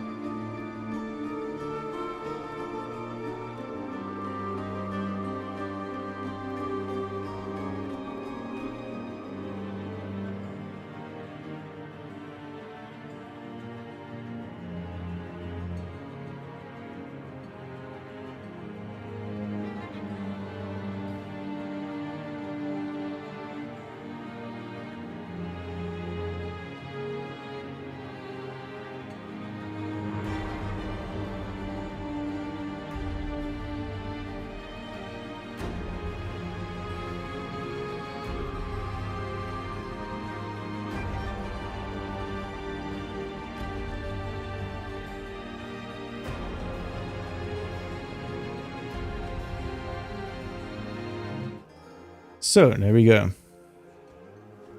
Wanted to look something up regarding the necklace, the frenzy necklace.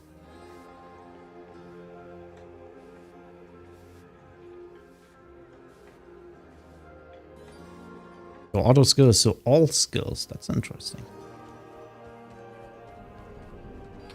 Okay.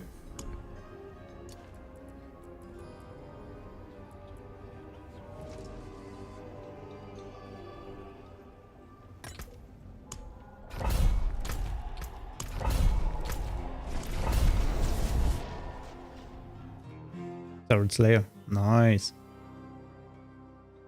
Finally a good dungeon.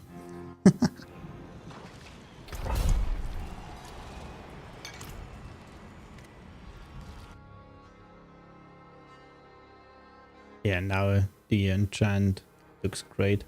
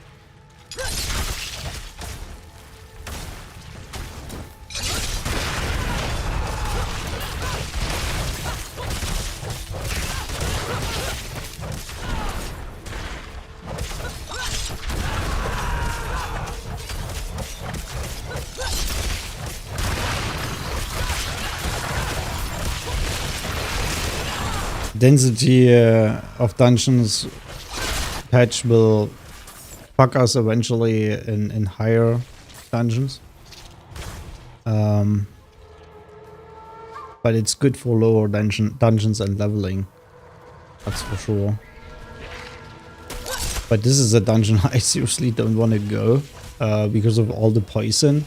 And if the density is higher,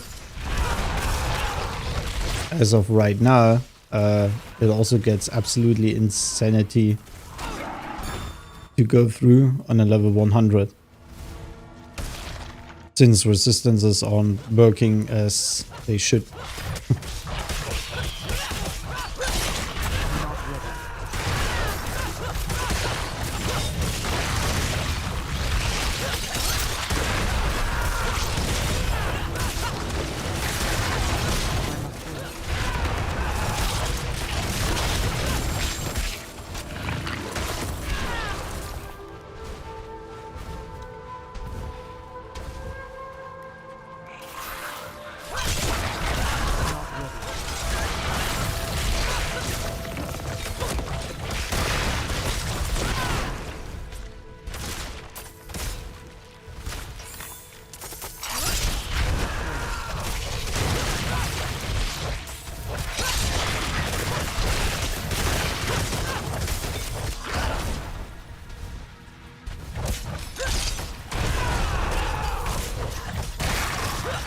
Wow, the range of this gem is actually great.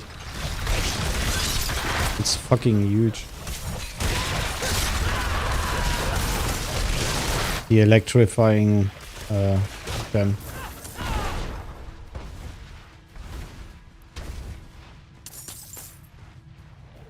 I must wait.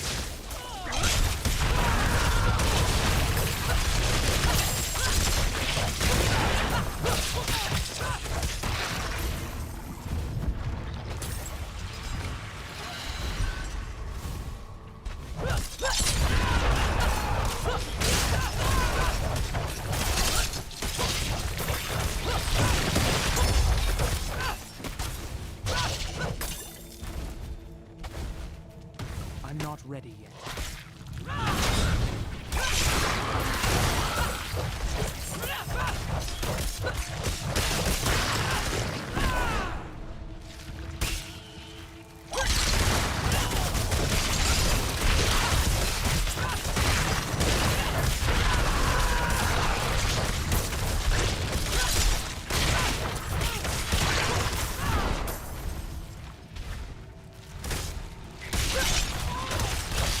ready yet.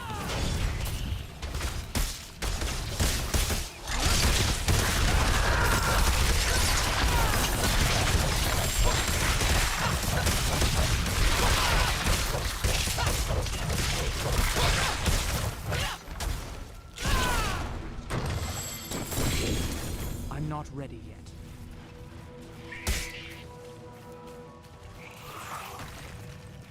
This is an event?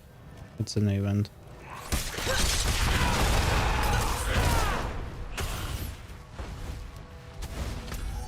I'm afraid.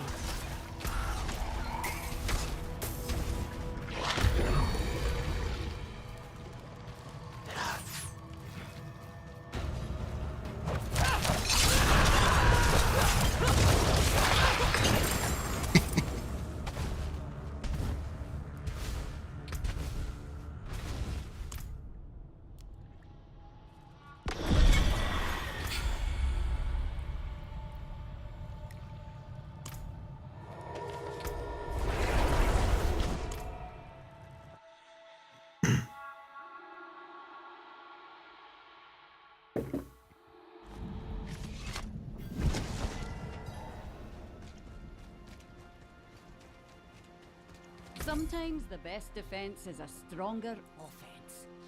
Let's get you offensive. Well struck.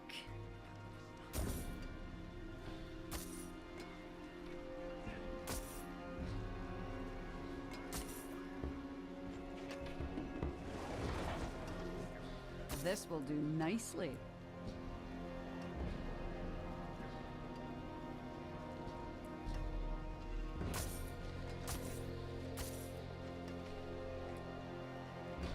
I'll take it off your hands.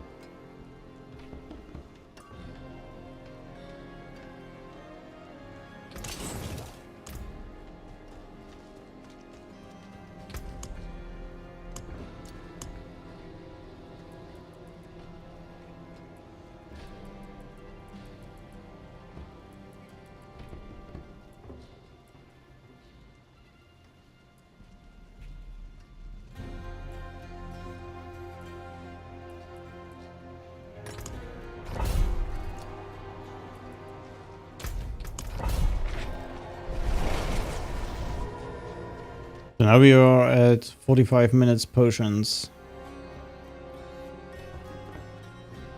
Reduces the cost of potions, basically.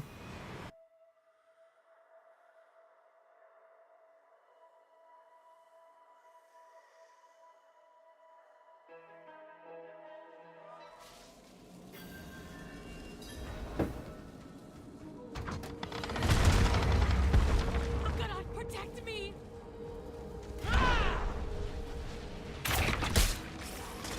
Hey boys.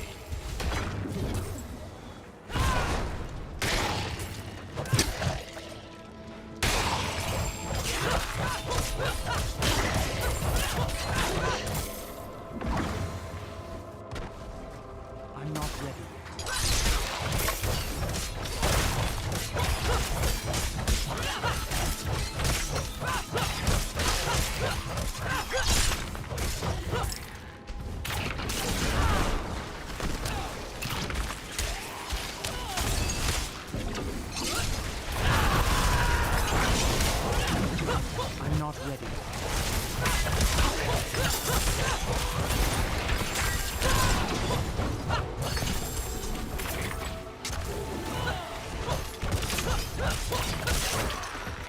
I'm free.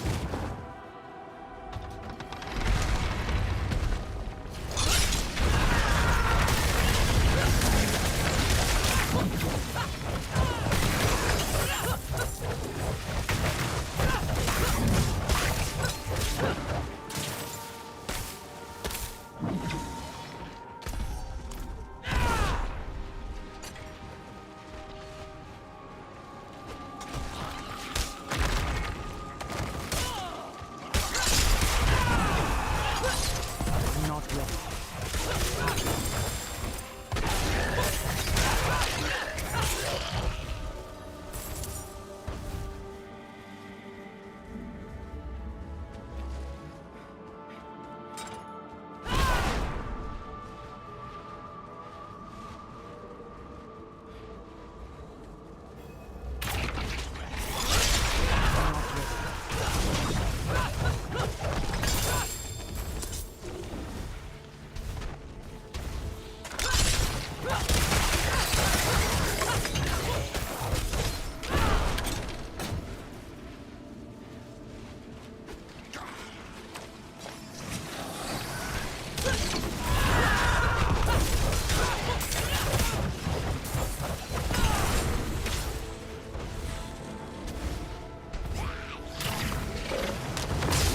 I'm not ready.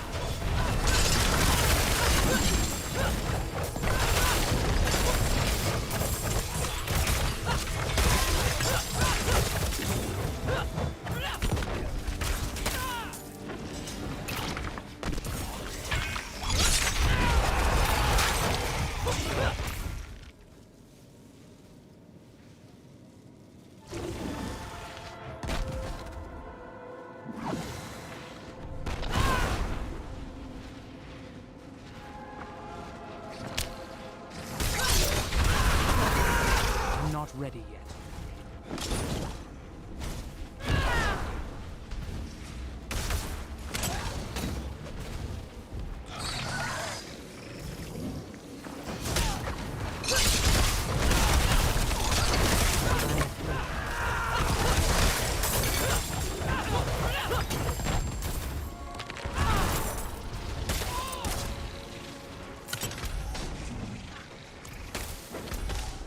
I'm not ready yet.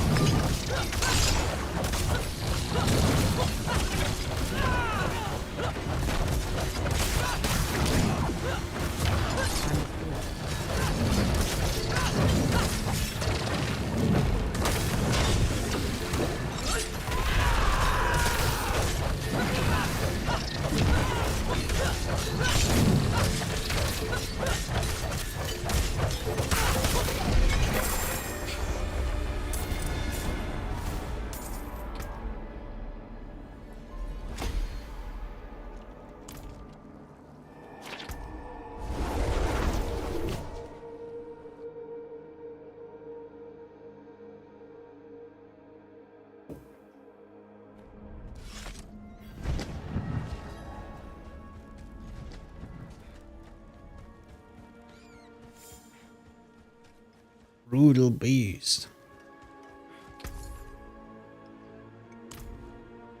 Trampling beast. I think you can clearly see what kind of person is behind this.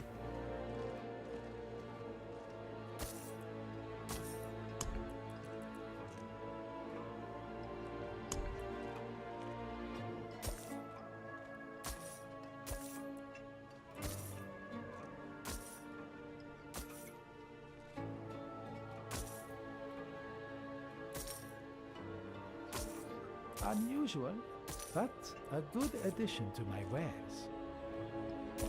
I'm obviously bloody mess. Because I'm a fucking bloody mess. Just reflects on me. Always smart to buy surprise inventory.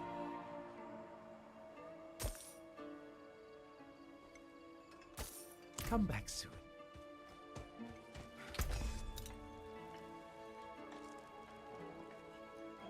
There's that.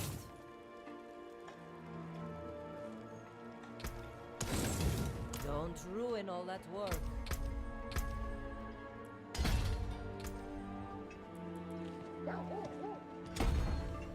Oh no.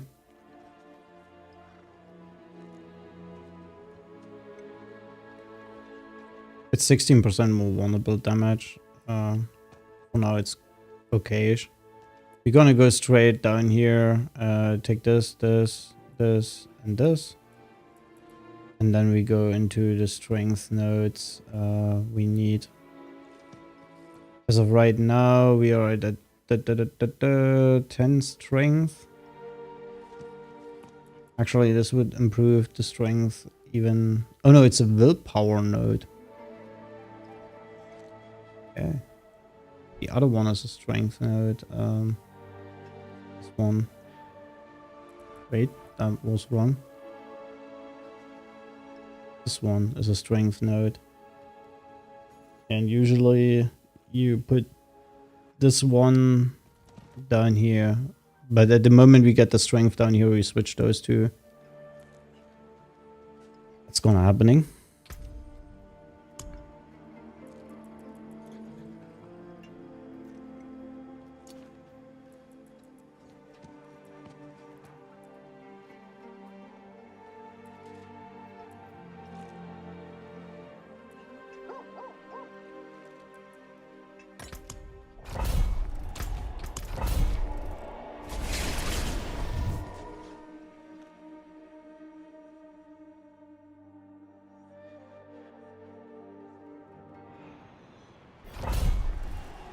I think after the potion ends, we are pretty close to world boss. So maybe we're gonna go for world boss.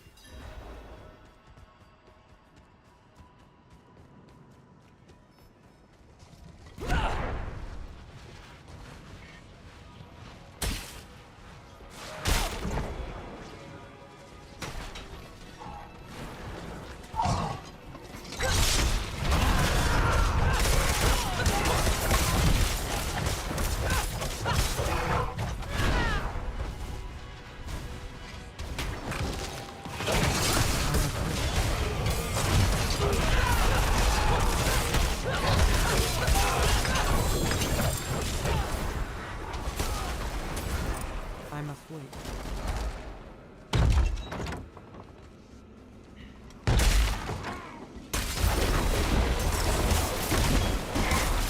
I'm not ready.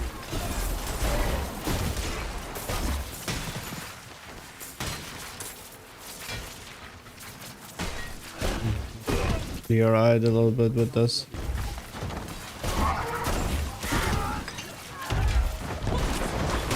Okay, now we can backtrack.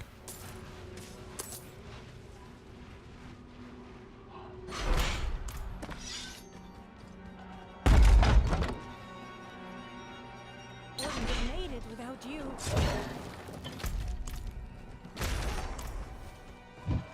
Okay, there's clearly...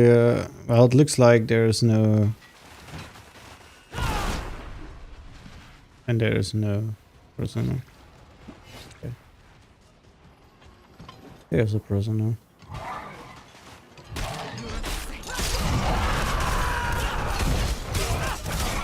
I'm afraid.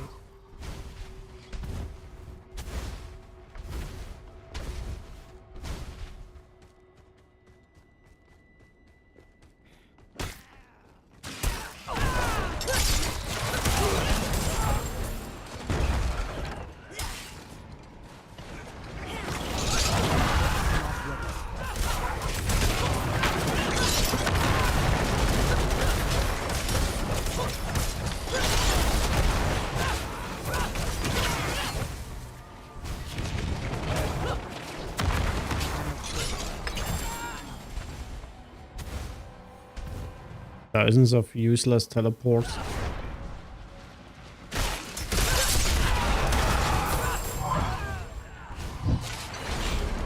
I'm not ready yet.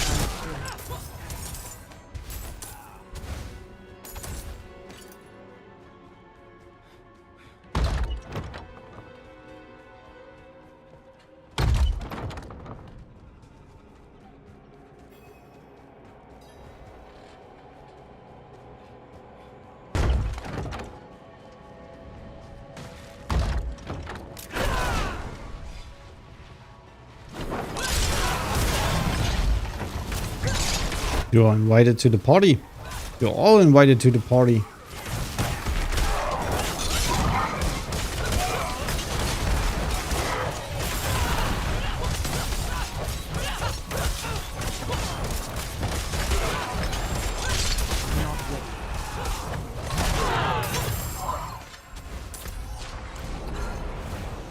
Oh, you hit yourself.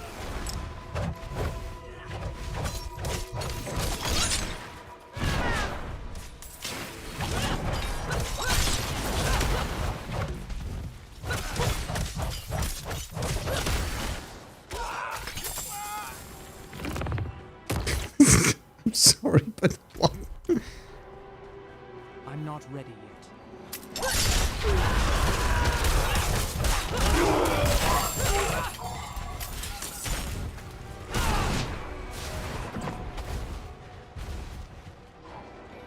I'm not ready yet.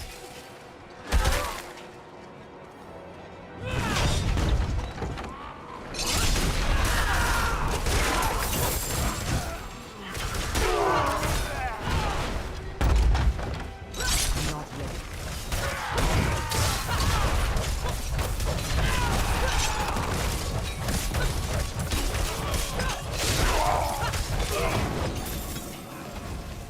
I'm afraid.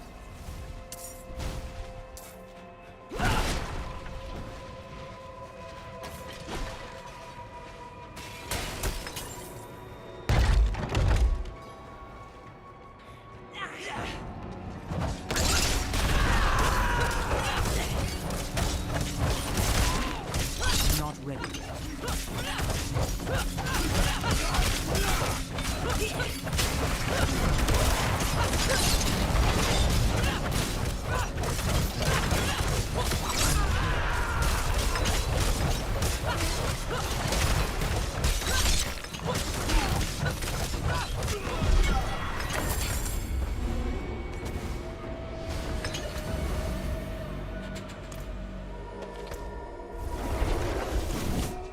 Did I finally get rid of my hearts?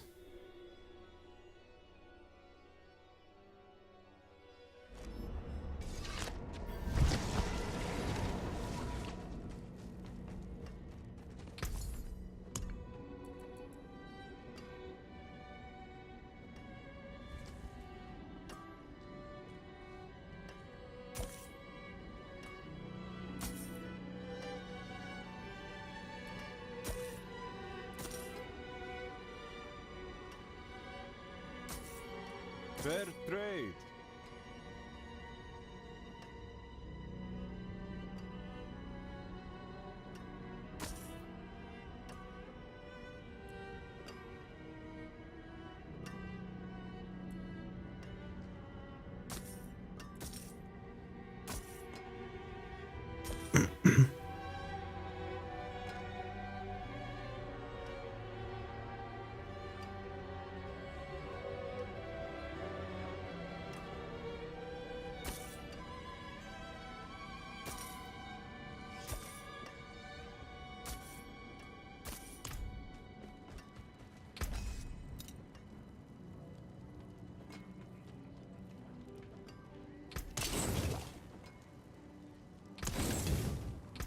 Take what's left.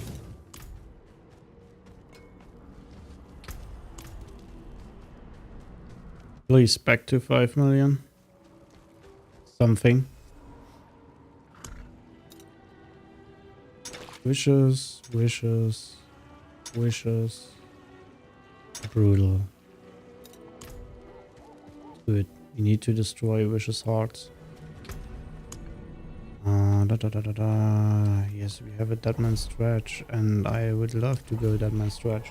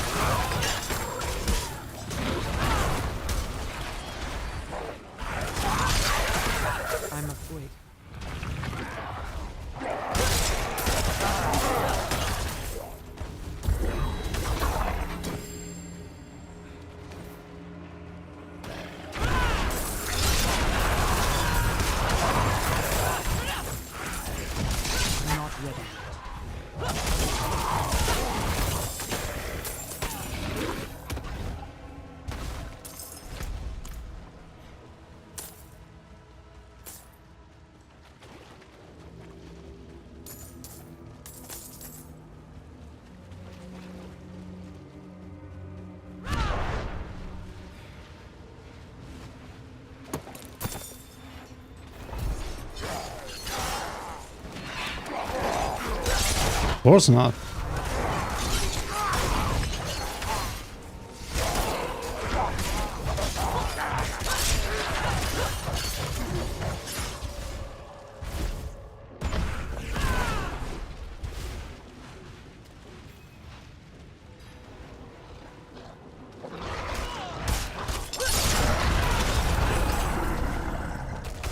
I'm not ready yet.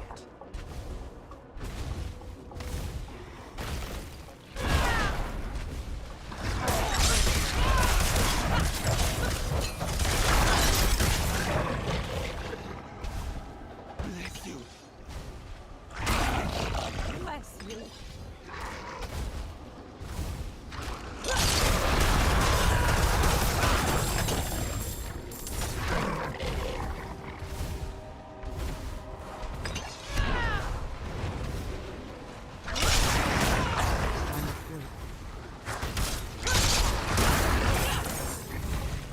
You're a saint.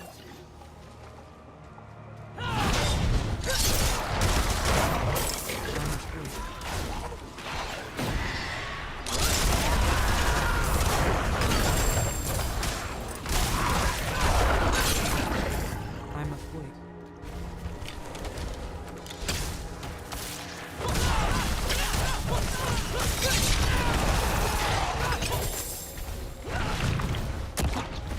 Shit. I'm not ready. What? How did I... What? I was going through... Oh shit. I was 100% through. I beg you.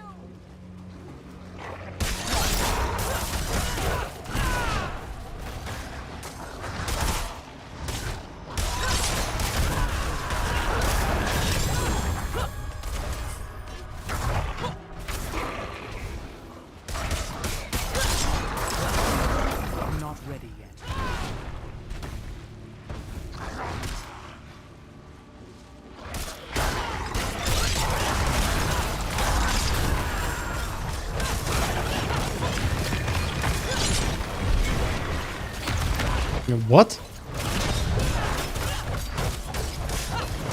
Didn't even kill this guy.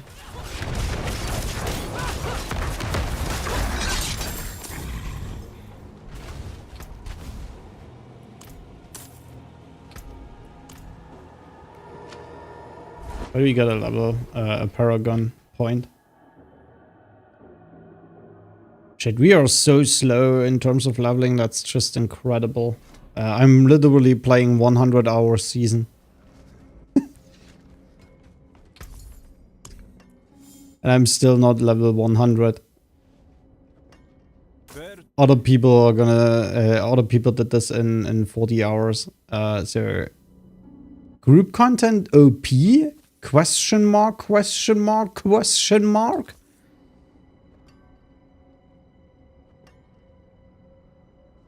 I mean, obviously they blasted and I'm wasting time, but I mean, 80 hours should be 80, 90, maybe 100 hours should be enough time to boost my character to level 100. This is ridiculous. As a loner, as someone who plays alone, but Blizzard, no, there's no mentioning about this, even in their streams. This is like, what? No, we're never gonna change it. Why should we? Anything else? Have I missed something here? No, I haven't.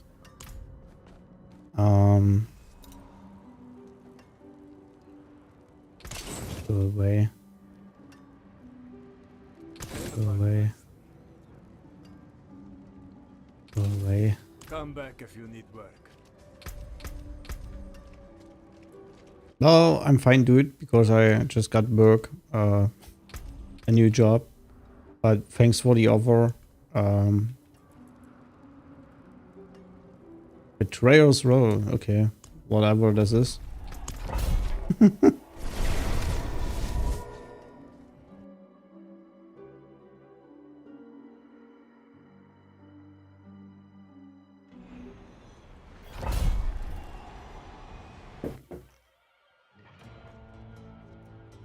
Is level 88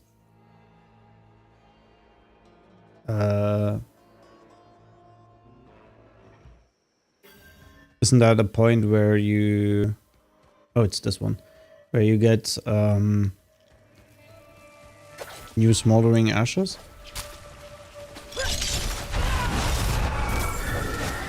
Oh yeah, perfect. And the is there.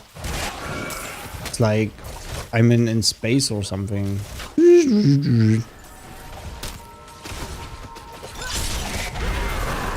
Not ready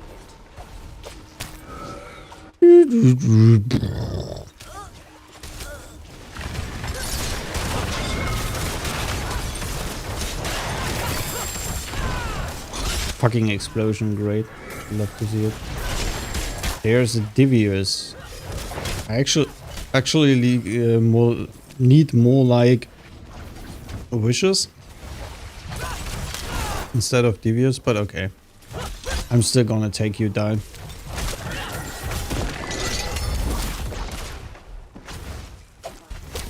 Yeah, of course. You motherfucker.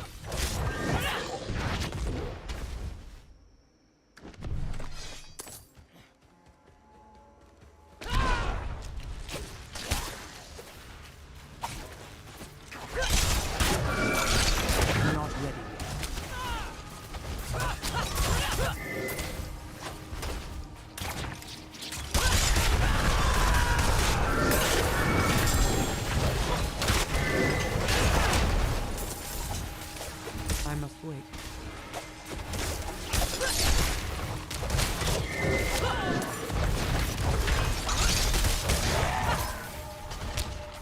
I need time to do that.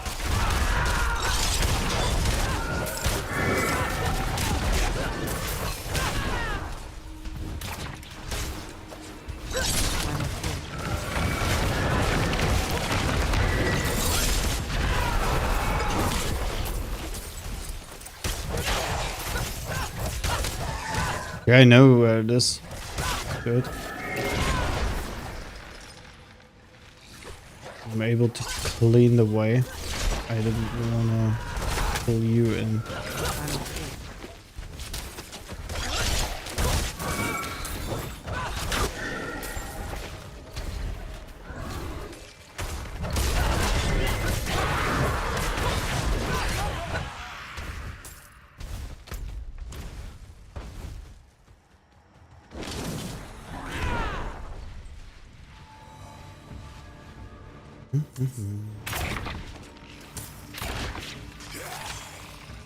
I must wait. I just cleaned this out so that I would be capable of picking this up without any interruption, but apparently the game thought that this is a bad plan. Apparently.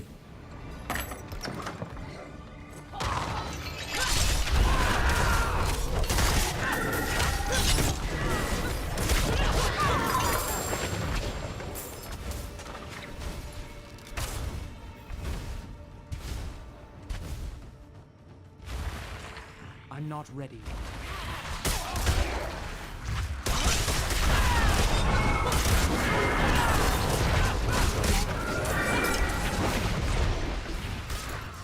I'm not ready.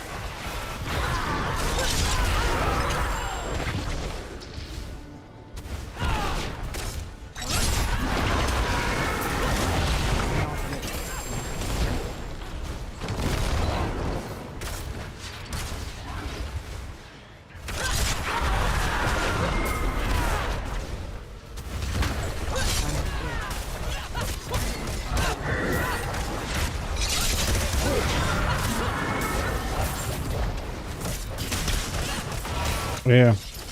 He thought, okay, they are all my friends. These ghosts are there, so I'm gonna come down and help them. Worst idea ever.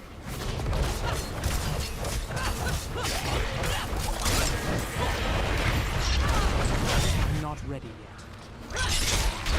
If you want something, dude, don't drag me in. Drag yourself in. Or just come to me.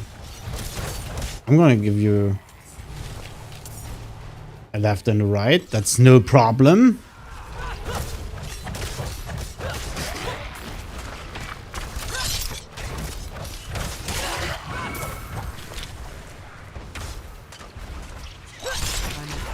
At least I got mastery here.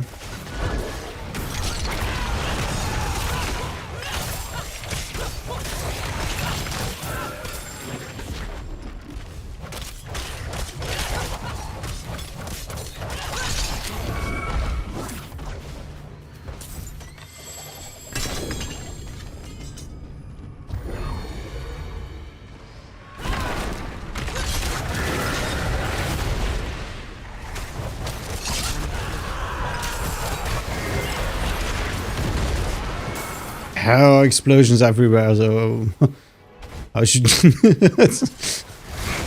how do you avoid? There was literally an explosion on every single piece of land you were able to walk on. I must wait. Ridiculous. How about the chest? Okay, it's a free chest. I'd love to see that.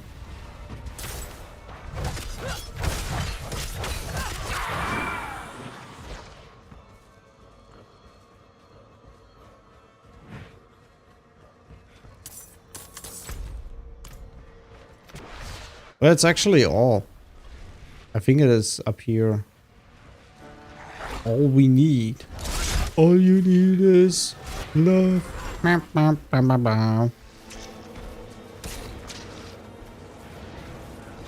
I'm gonna give you a little bit of love here. Come on. Let me hug you. Yeah, that's right. Come on. Hugging time. Why are you screaming at me, dude? I mean, it was a kiss. That was actually a kiss. I'm pretty sure about this. course my inventory is full. Why shouldn't it be full? 1, 2, 3, 4. 1, 2, 3, 4.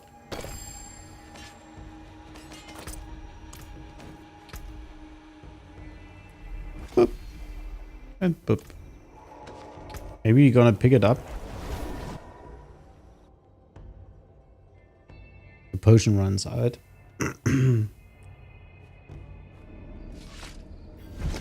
But World Boss needs more than 30 minutes until it spawns.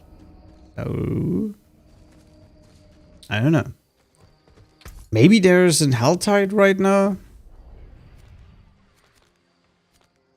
I was just joking, but there is a Helltide right now.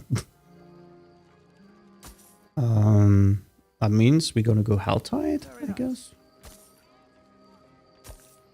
Ba-ba-ba-da-ba-da-ba. Ba-ba-ba-da-ba-da-ba.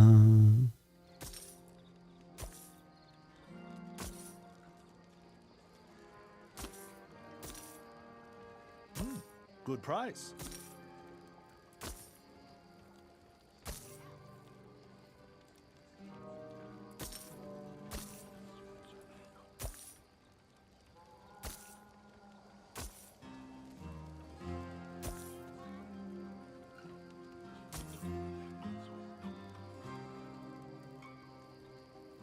It is a deal. I think it's not a bad idea to run Helltides right now. I feel like that's a great idea. Helltides sounds like I would run multiple in a row. What is this? Shit it is. It is shit. Shit it is. Shit it is. Shit it is. Shit it is. Yeah. It's also shit. 803 and shitty stats.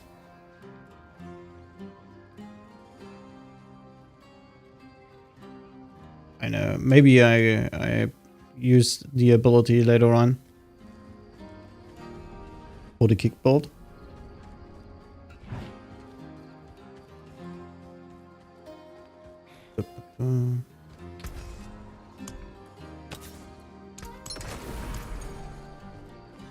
Okay, I'm gonna go for a break, and after that, I'm gonna go for the Helltide. See you then.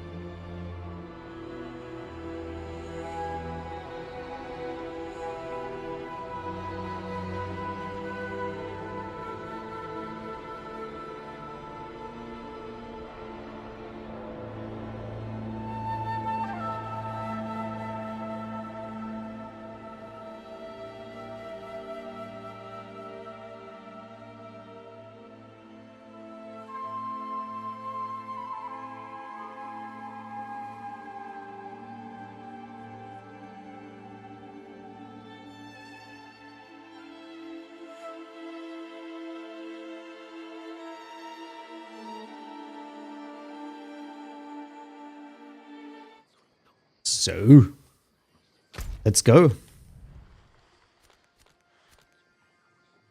There's a Legion event right in the area. Begins in a minute. Yeah, well, why not?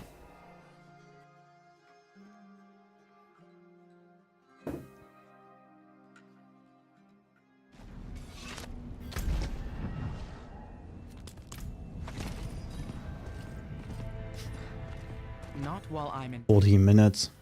I didn't think we will get enough shit in those 40 minutes, but why not trying? Oh, wait.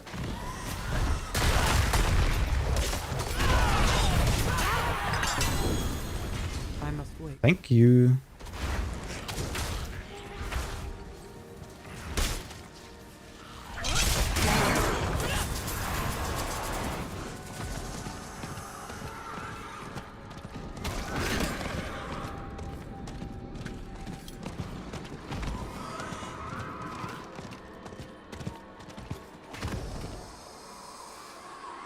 Oh yeah, nice leg.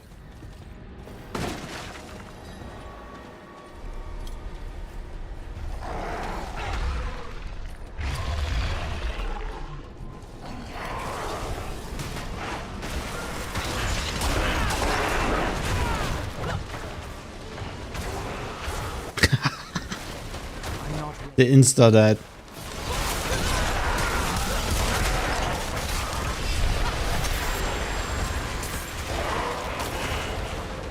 I'm not ready.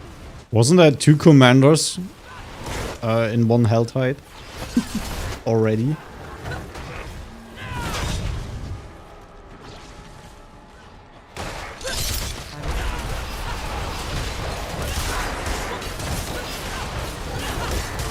Yeah, please stun everything, motherfucker. Go away. 71.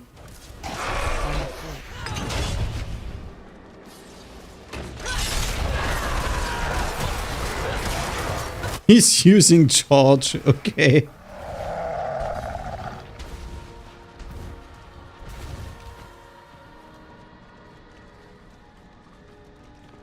Yeah, take your time.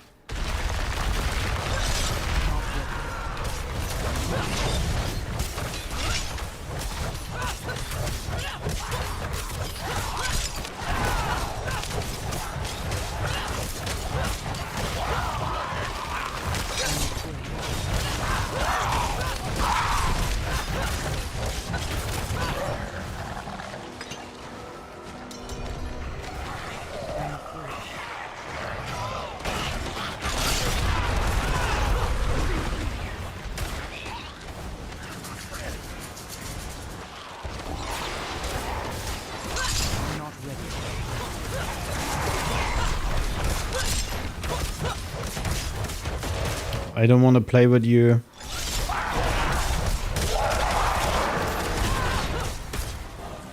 I need more time.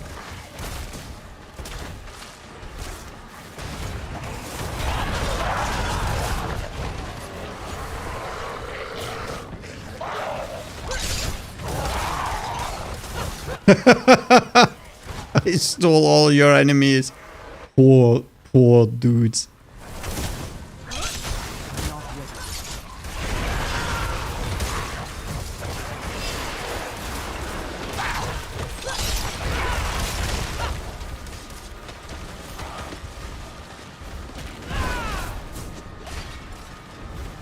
Kind of chest a start. How much? Okay.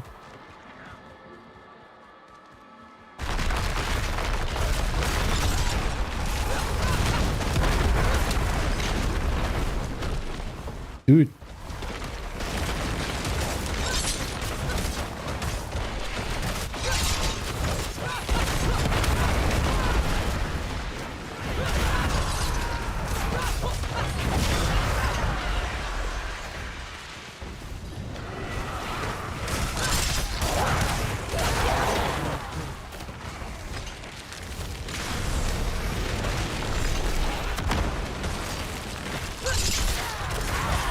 Mine.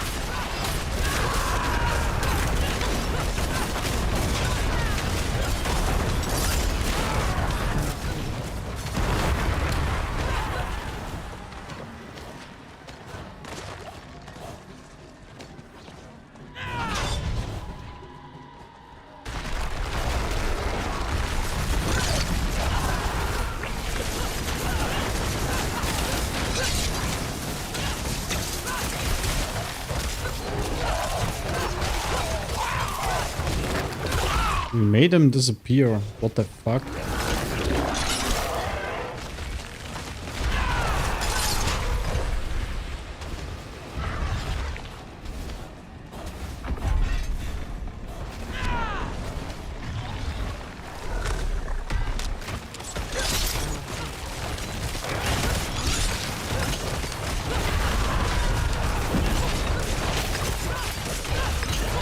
$7 million. $8 million actually.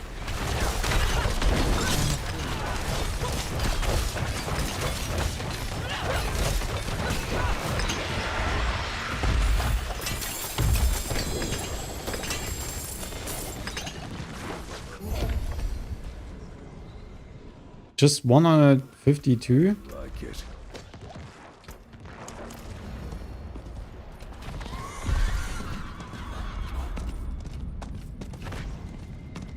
Ooh, yeah.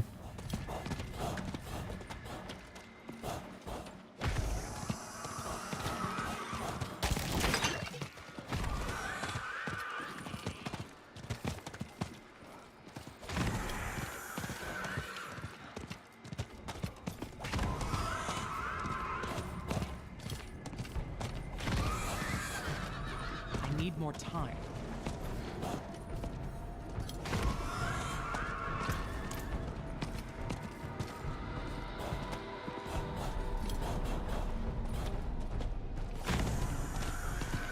Yeah, it's a solid 190 out of one event. Love to see it.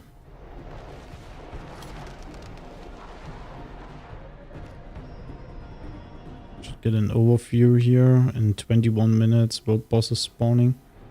So we are right now down there. So there should be an event right here, right? Oh wait, this is the wrong map. Better. Okay, then there is an event right there. Oh. What the fuck? Ooh, the density is good.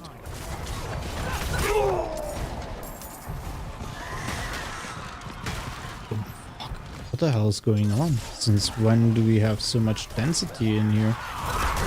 It's ridiculous. Actually viable to just walk instead of jump on the mount and ride along.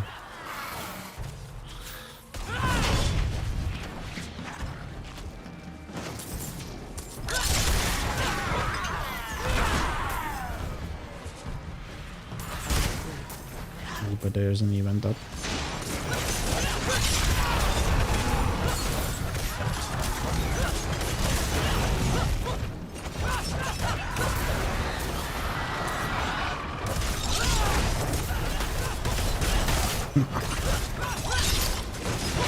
Yeah, another commander. This is most definitely a season thing here.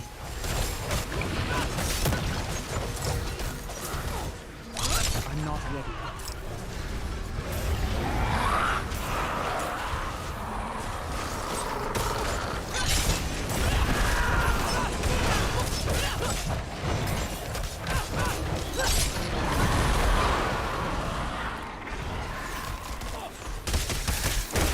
I need more time.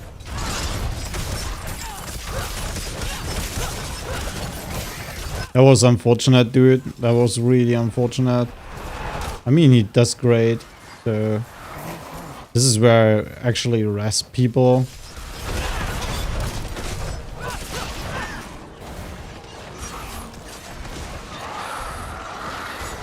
But he lost a lot there. I'm pretty sure about this. He's maybe a little bit sad.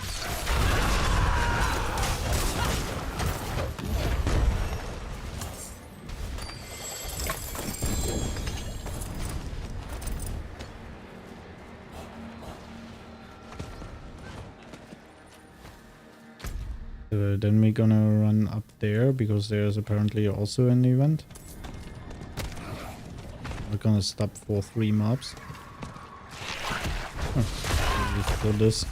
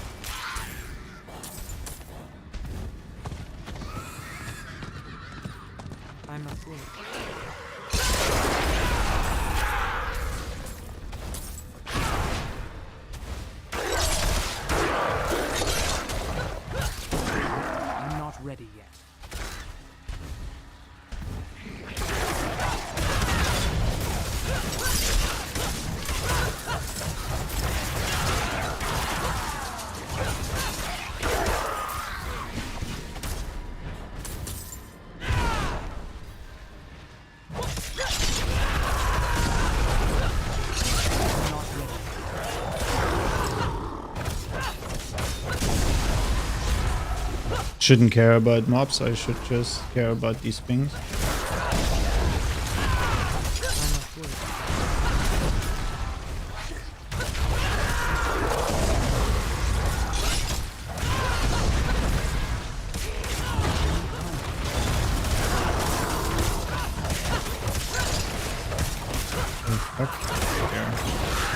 Gotcha.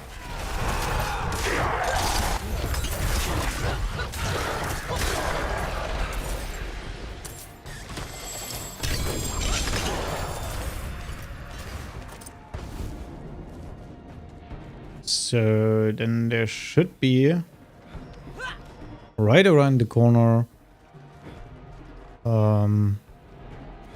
chest, right? Where are we going? Chest is right there. And we completely messed up the way. Okay.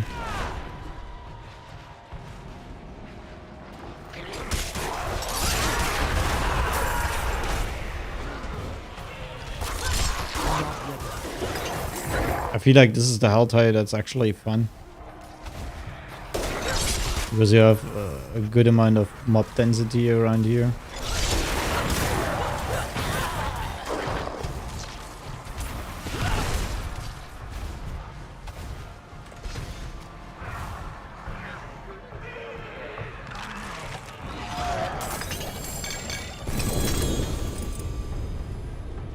I'm not ready. So the next chest is basically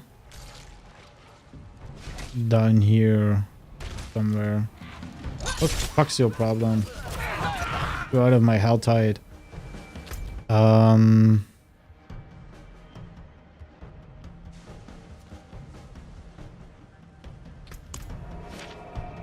Right next to it there's an event, so walk up there mostly.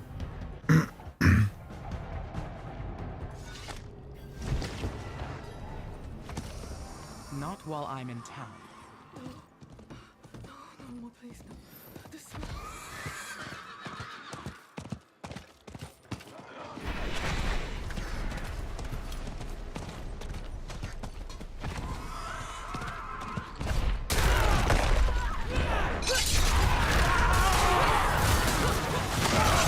Is the Helltide more important than...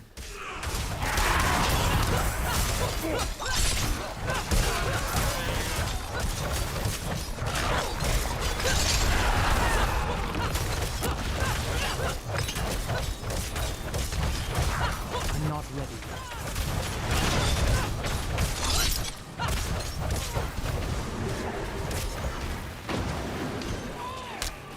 I'm afraid.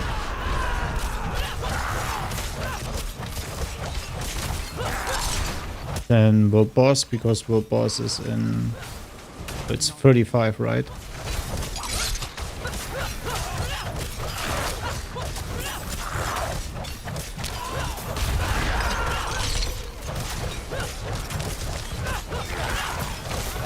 I'm not ready.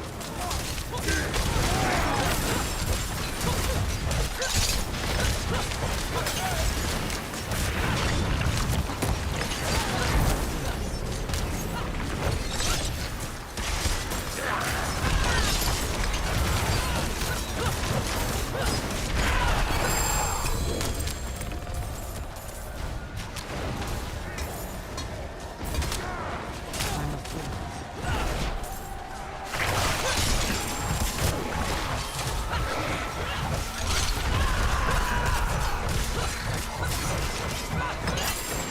My bags are full.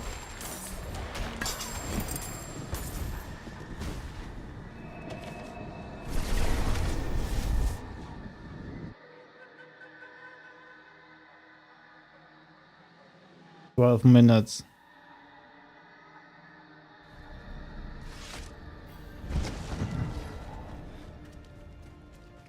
Are we able to reach in 12 minutes This is a stronger the shit?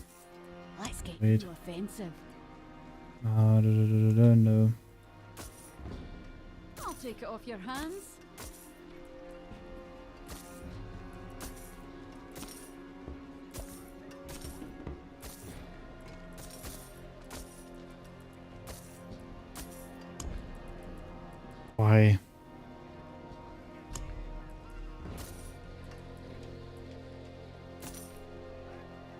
Well struck.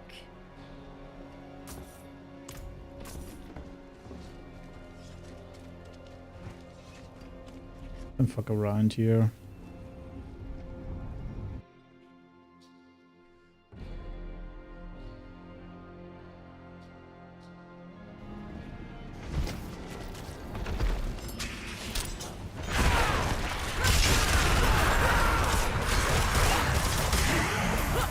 I'm not ready yet. I just need 120 and a 250. So that means 100 and something. 108. Of course these ghosts.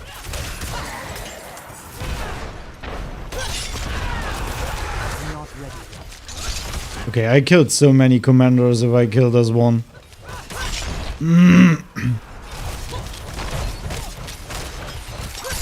He's 67, he is not dealing any damage at all.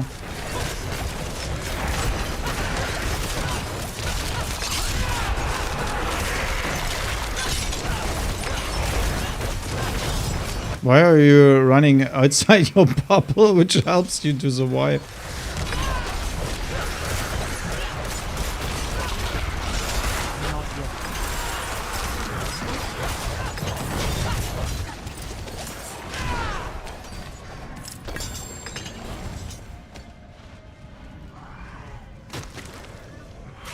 Yeah. Just 160? Is this for fucking real?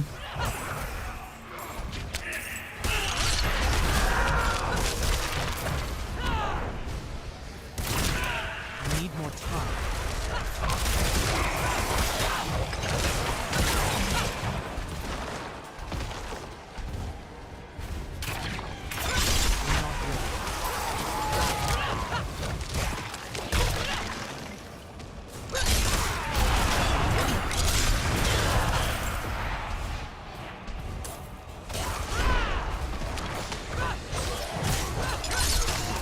I'm not ready yet.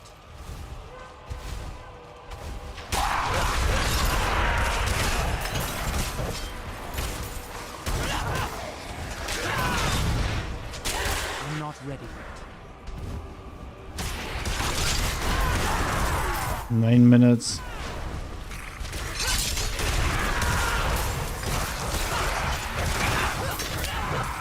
I must wait.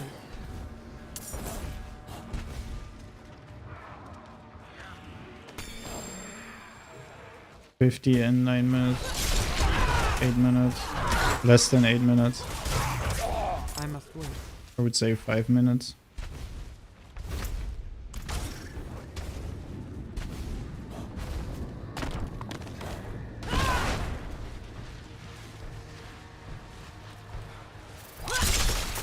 I'm not ready.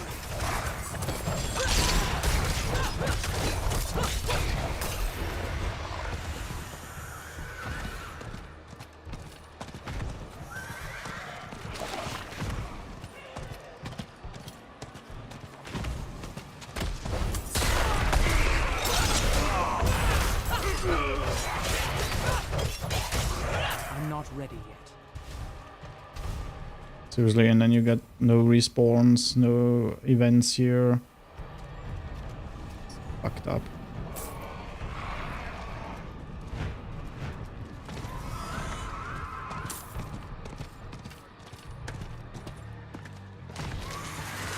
I'm not ready.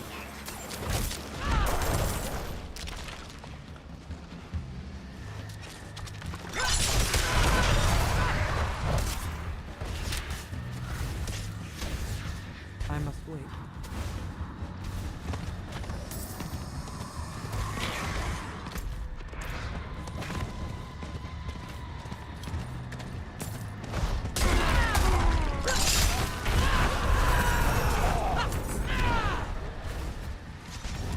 I'm not ready.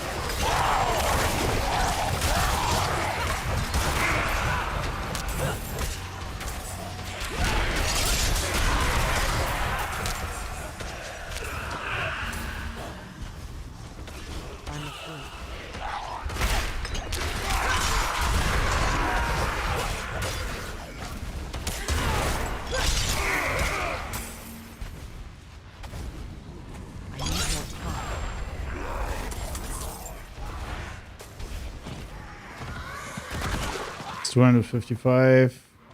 6 minutes left for... How we get an event here? Fuck you. I need time to do that.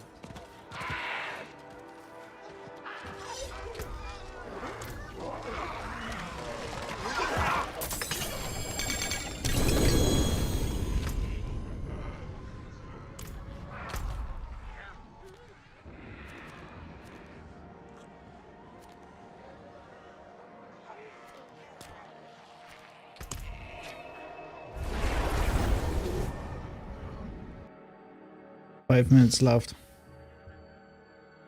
Quickly sell a little bit stuff, and then we go up there.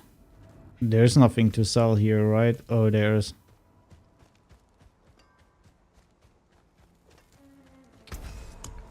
I can't equip this.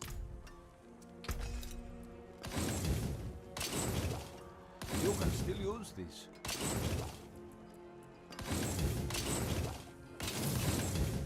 The forge is always hot. It should be enough space.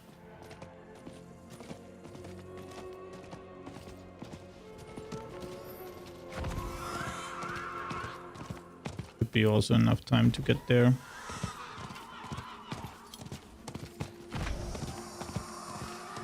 We should be at 8 at the moment. That means we get to 9 if we get it.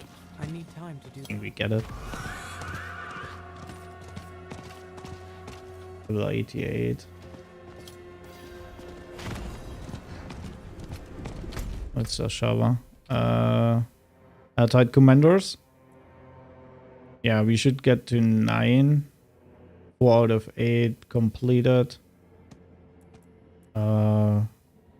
That would be 5, 6. Should be all we need. This shit here.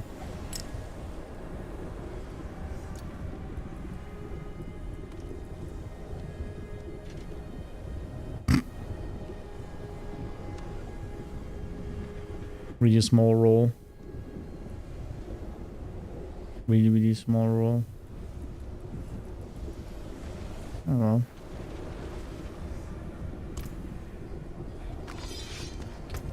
Paragon point into this one.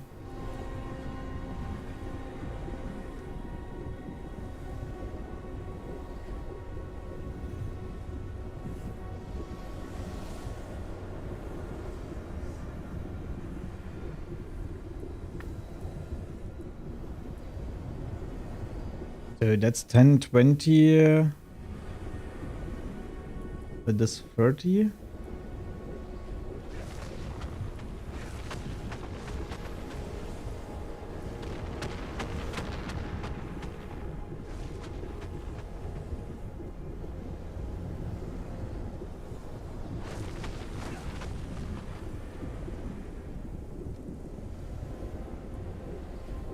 $35.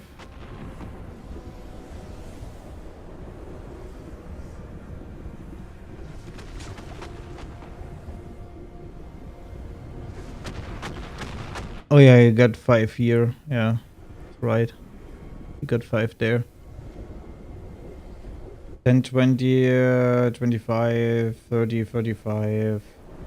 And this one is 40.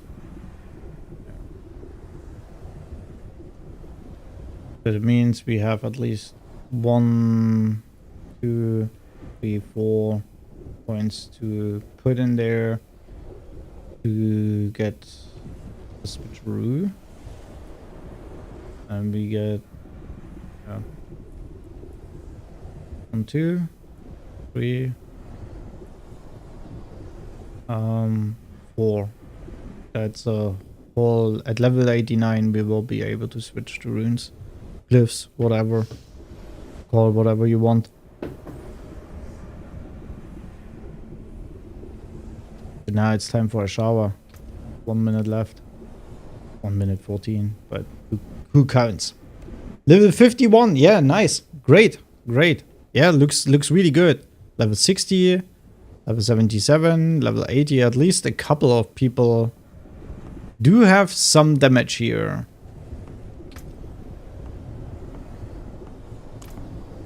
Not gonna be beautiful. And someone plays Variant.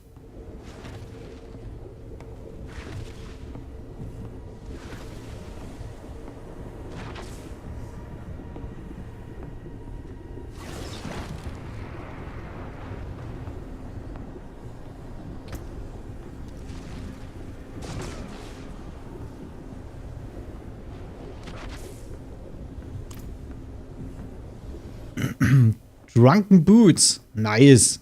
That's a title. At least he has a great title. Bossy Collector. Okay. What Titan Slayer? Bah, lame. There's a title called Drunken Mess. At the moment I'm Bloody Mess, but Drunken Mess would be even more funny.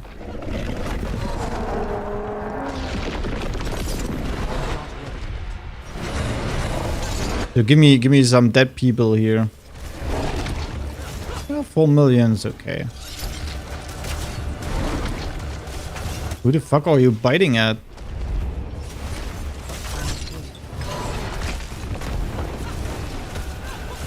Especially 3 times in a row, that was kinda scary. Yeah. Do your worst. 3 million.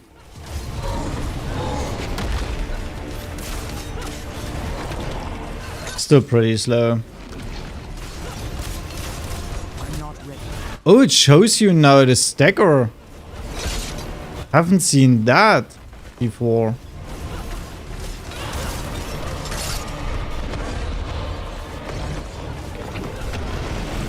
Yeah, do your worst. 0.64 stagger.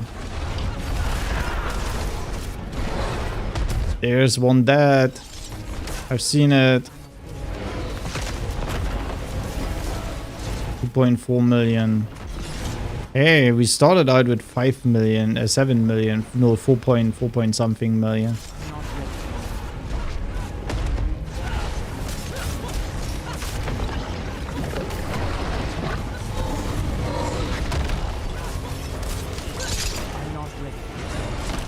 What was that?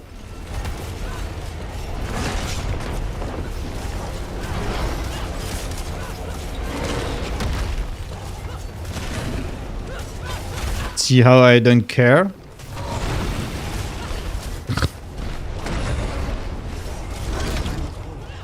See how I don't care? See how I face tank you? And I don't give a shit? I'm pretty sure I would also survive this one.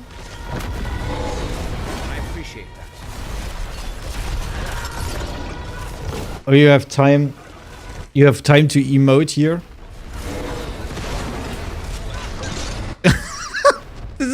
It literally does not deal any damage. Nothing deals damage. Even the poison here does not deal any damage at all.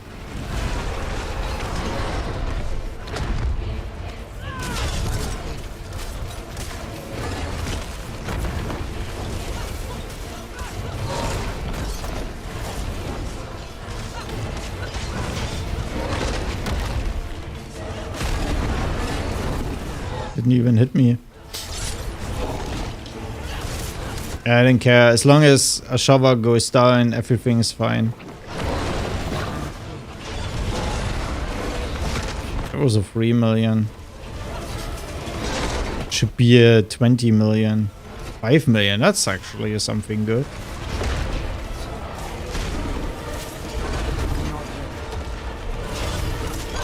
But yeah, I was, yeah, you know, immune to control impaling bullshit. There's another 4. There's another 4. And now you're dead.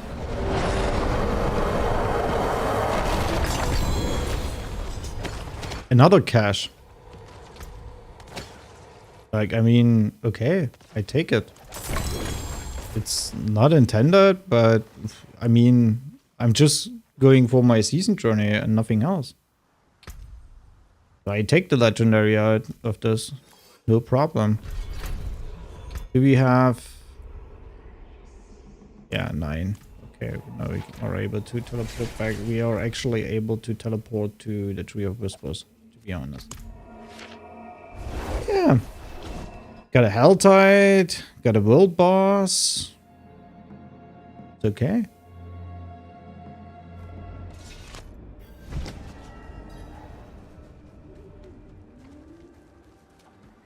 Got a Tree of Whispers. I started at 84, so I got 4 levels. Chaos. Give me the chaos.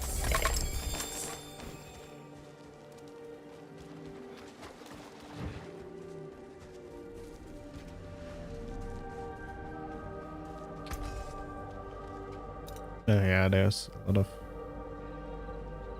legendary shit going on here. 680. Why should I care? You can still use these.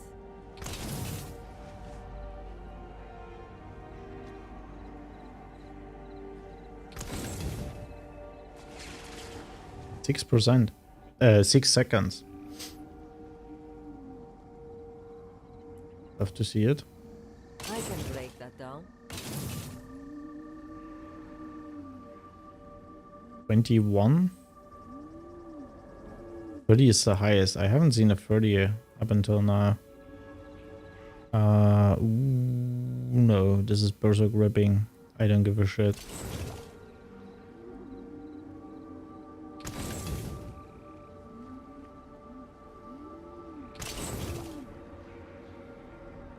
There's that.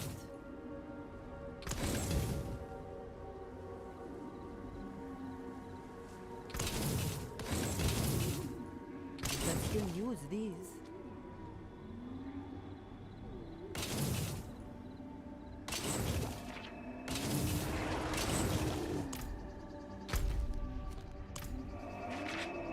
No. I wanna go to Kaya's shot.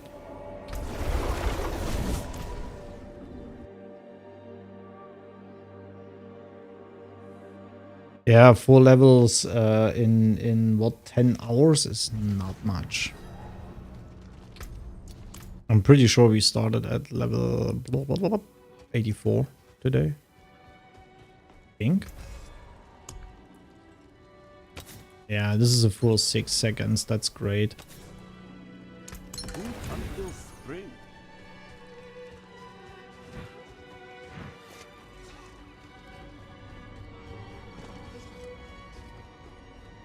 Arms for the light. Fair trade.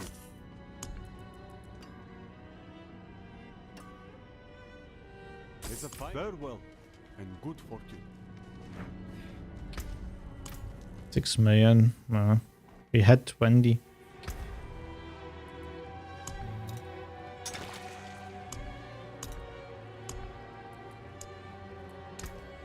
No.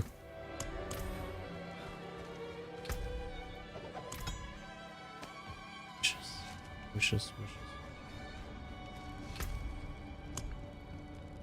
So many fucking invokers and so many fucking potions right now. Okay, that's it for today. Hope you had a great time. Wish you a nice day, morning, evening, afternoon, whatever it is in your time zone. Have a good one, and I'll be back tomorrow. See you.